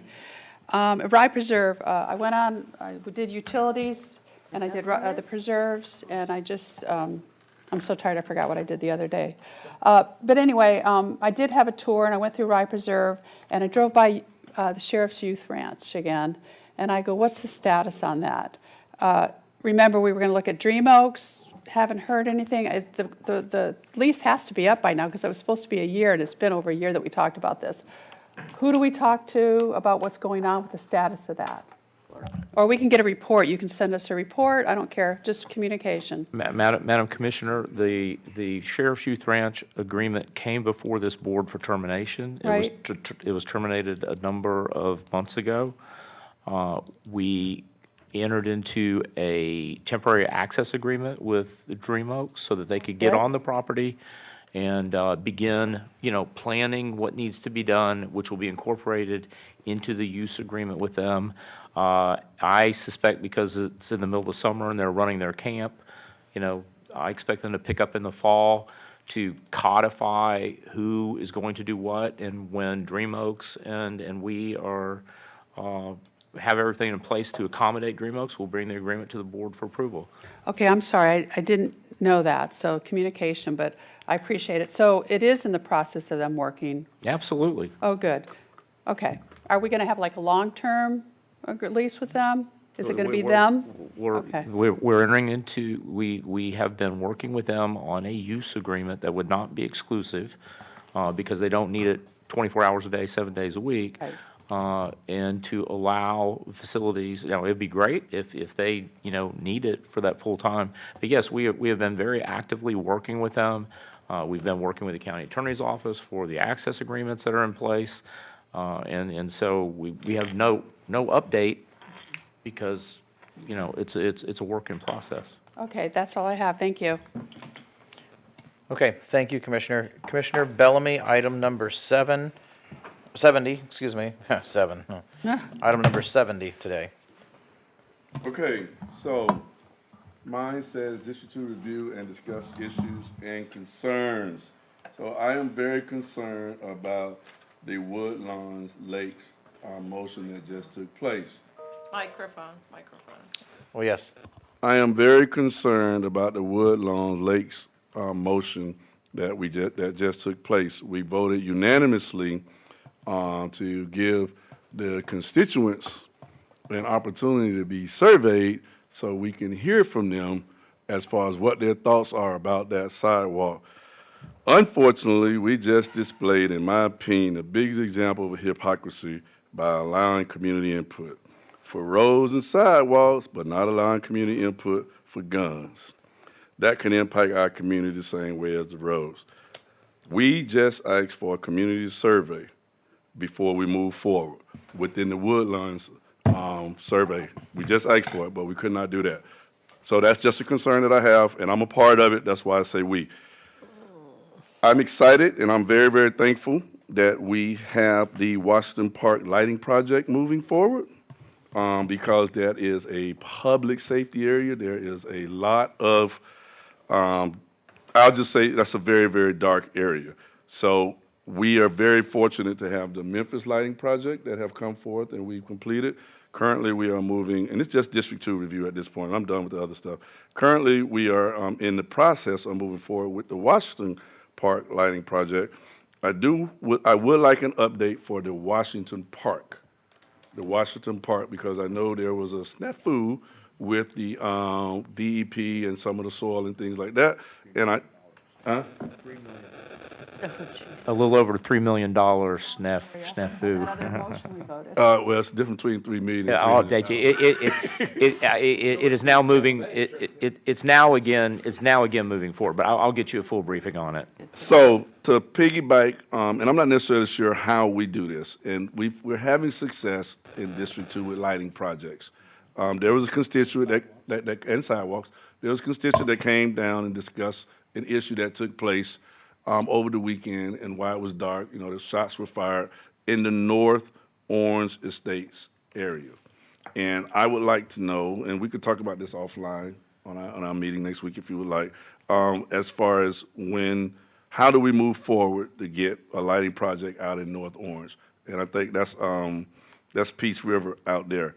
Exciting news because we've been biking forward discussion. We do have the North Orange traffic study moving forward, and they came out and they're going to recommend speed bumps in that particular area. That's where the young lady got hit and had to be bay flighted to the hospital. So thank you, staff, for that. And staff also communicated with me this morning about the thoroughfare as far as 27th Street East in Bradenton, because we've had several individuals communicate about that area as far as the speeding, and we're going to do a traffic study. And that is District 2 as of right now. More to come. So I'm on the board to respond to Commissioner Bellamy. 27th Street, that road is just a failed road, in my opinion. There's really not much we can do with it, is there? And it's just not enough there. There's not enough right away. It's constrained. It's just not enough there. And it's one of those older neighborhoods. But when we went on break, the lady called about the traffic, and that's who I was speaking with. And I'm sorry if I can dialogue with you, sir. Sure. And that is a school zone. It is. Because Wakeland is down there, and we need to. And Johnson is not far off. And Johnson right around the corner. The traffic in that area from 9th and headed south, it's very, very busy, and it's very, very, very fast. And the city's going to add all the mixin property that has sold. There's more traffic that's coming. A lot more units. Yeah, Right, a lot more and a units 7-Eleven. coming. A 7-Eleven. It's just. It's one of the worst streets in Bradenton. It's just a failed street. There's really no solution to it. So I was Unfortunately. wondering, can we put, and I know we can't do this from the dais, but I was wondering, can we recommend stop signs there between 9th and You can. And that'll slow them down. Like if you're coming from Pirate City headed towards 64, and there's a stop sign there if you're traveling east. I'm saying if we put a stop sign on both ways, we could. No, I know, but I want to add some more to slow them down. He wants one or two more. Right, and I'm just looking at options for safety purposes. So. I mean, it's your district. I'll support whatever you want. I just know it's a really bad situation on that road, and there's no fix. But I was just also going to add that It's mixing up. the county administrator is going to survey or whatever Just wanted to say staff. it. That's all I wanted to say. But the county administrator is going to survey staff. Yes, sir. As was recommended by Servia and Whitmore and Baugh and whoever else recommended it. So we are doing that, All just to be right, so clear. I'm not walking out on you, I have to use the bathroom. What are we doing? You better not be walking out. We sat here waiting for you. Okay. We are now moving on to item number 71, which is Commissioner Servia. Thank you. The Just last an item, pretty much. update from my perspective and from District 4. So I always like to start with thanking the staff, and even over the recess, I was working quite a bit with the staff. So just a real quick thank you to Courtney DePaul and her staff. You know, they helped us get I think there were several COs that had to be released, and the inspections had to take place because, I'm sorry, should we wait for everybody? Oh, no, carry on with the important county business. Okay.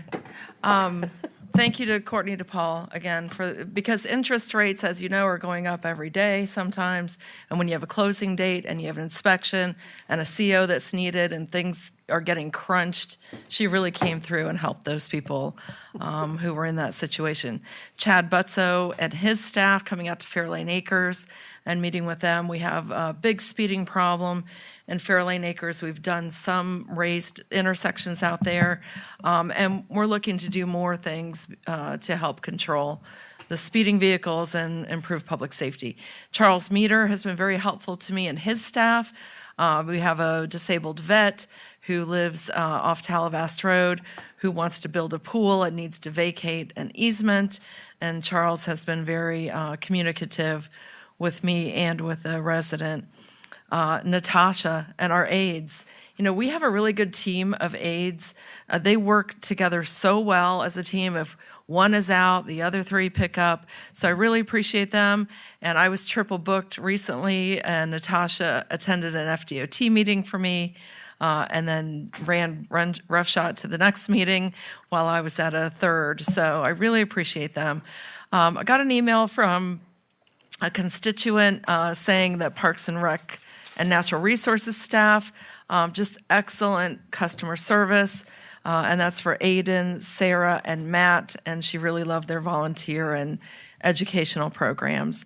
And then Carmine DeMillo, there was a situation on a Saturday night where we had graffiti spray painted at one of the parks in Whitfield at the restroom, and within hours, on a Sunday, he had people out there repainting it and cleaning it up. And I can't tell you how much that meant to the neighborhood.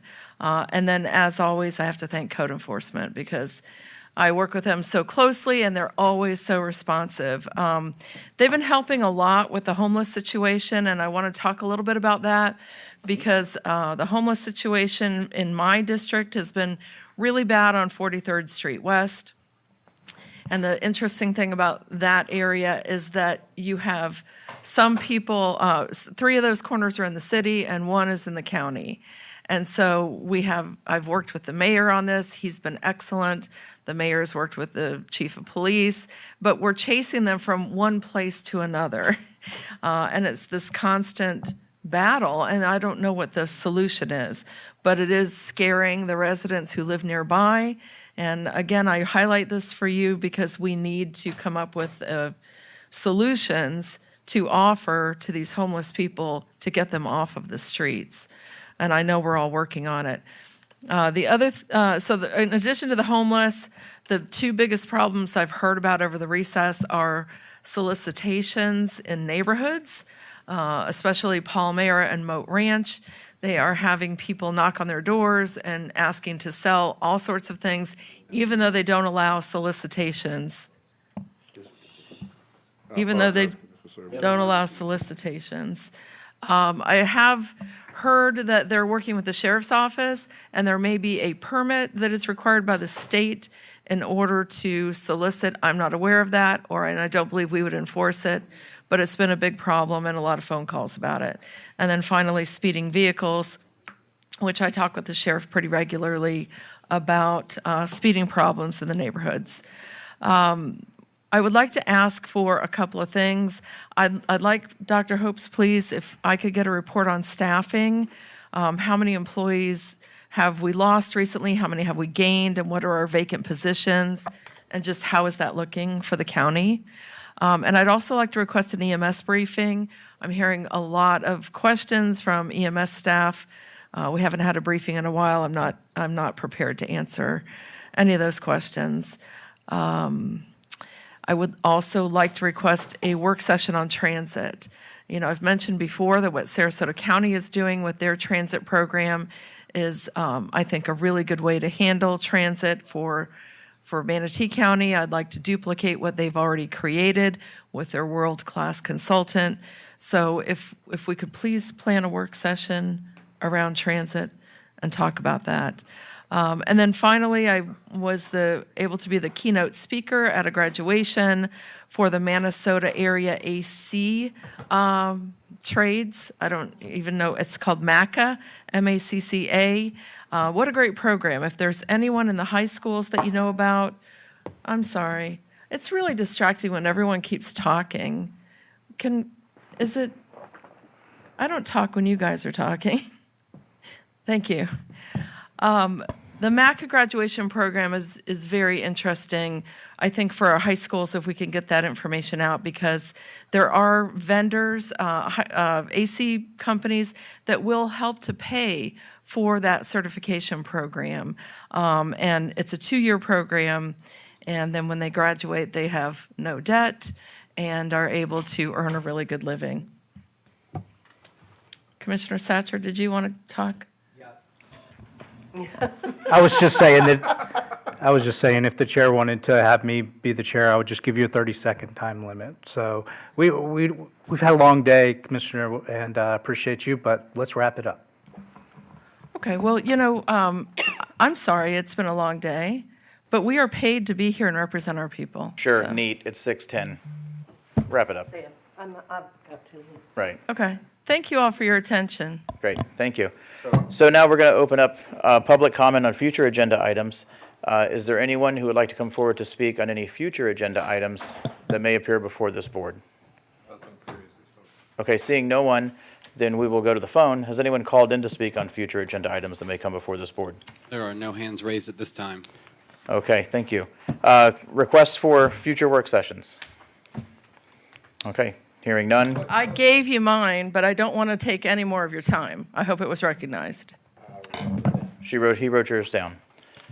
Commissioner Cruz, do you have a request for a work session? We were told to wait till this point to Correct. request the work session relative to a detailed discussion on feeding Manatee County and how to best utilize the dollars. Was that already written down? That is, it's being But we written down brought it now. up earlier for feeding Tampa Bay. We were told that was an agenda item to bring up later in the agenda. So I just want to make How sure. about a work session on feeding Manatee County? Well, not like let us to We'll include that, the yeah. sea cows, the people. But comprehensive, yeah. Okay. Okay. I just want to make sure we're clear. I want to clarify Yeah. the motion. Okay. On the subject. On the subject of the Subject of county feeding in general. manatee. Okay, Commissioner Satcher. And then I appreciate Commissioner Servia bringing up the EMS, so I just wanted to second that on your list. Oh, I got it. You're all going to be getting a discussion from Deputy County Administrator Ryan Shuttle on EMS tonight. Tonight. Tonight. Okay. You'll be getting. So it's Well, coming. because Go ahead. that's another work session-ish thing then. If I will- if possible, see, the thing is, Here's somebody. we can't, That's shade meeting material. that's You the know point. that, Right. They have a union, so that's a negotiation. We can't have that Yeah, open no, that will- discussion. You and I have had this Right, discussion. right. Jimmy and I have had Yeah, this we discussion. will definitely need a shade meeting. We on- all need to collectively sit Right. down and steer the direction of how one-on-one. that goes, because we can't drag this on it any longer. Right. I agree. Mr. Chair, Commissioner Whitmore. I was going to bring up, we need to have a shade meeting on EMS and 911, Perfect. ASAP. We have to. Or we're I gonna lose have- them. I have a meeting tomorrow with our EMS staff and the union negotiator, and I will be calling a shade meeting ASAP after that meeting tomorrow to bring it to the board to get the board's direction with regards to the union and negotiation. Is the 911 a separate union? The 911 is not a union. They're not That's union. Oh, no, Can they- we talk about it in they a shade voted. meeting? Yeah, They voted. Strongly advise we. Shade meeting. Yeah, but Yeah, they shade voted. meeting. I got told. Okay. Cruz. Here's my request. We had a tentative work session scheduled for next Tuesday. We Got canceled it canceled. because we didn't need anything. Can we schedule a shade meeting for next Tuesday, because it had it blocked off on our calendar? Consider it happening. Whatever Okay. we need to. Any other work sessions? County Attorney, have any comments? No, sir. Administrator, any final comments? Sure.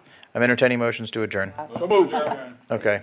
Bob All in here. favor? Who did you fire? Aye. I didn't fire anybody. Oh, good. We're adjourned.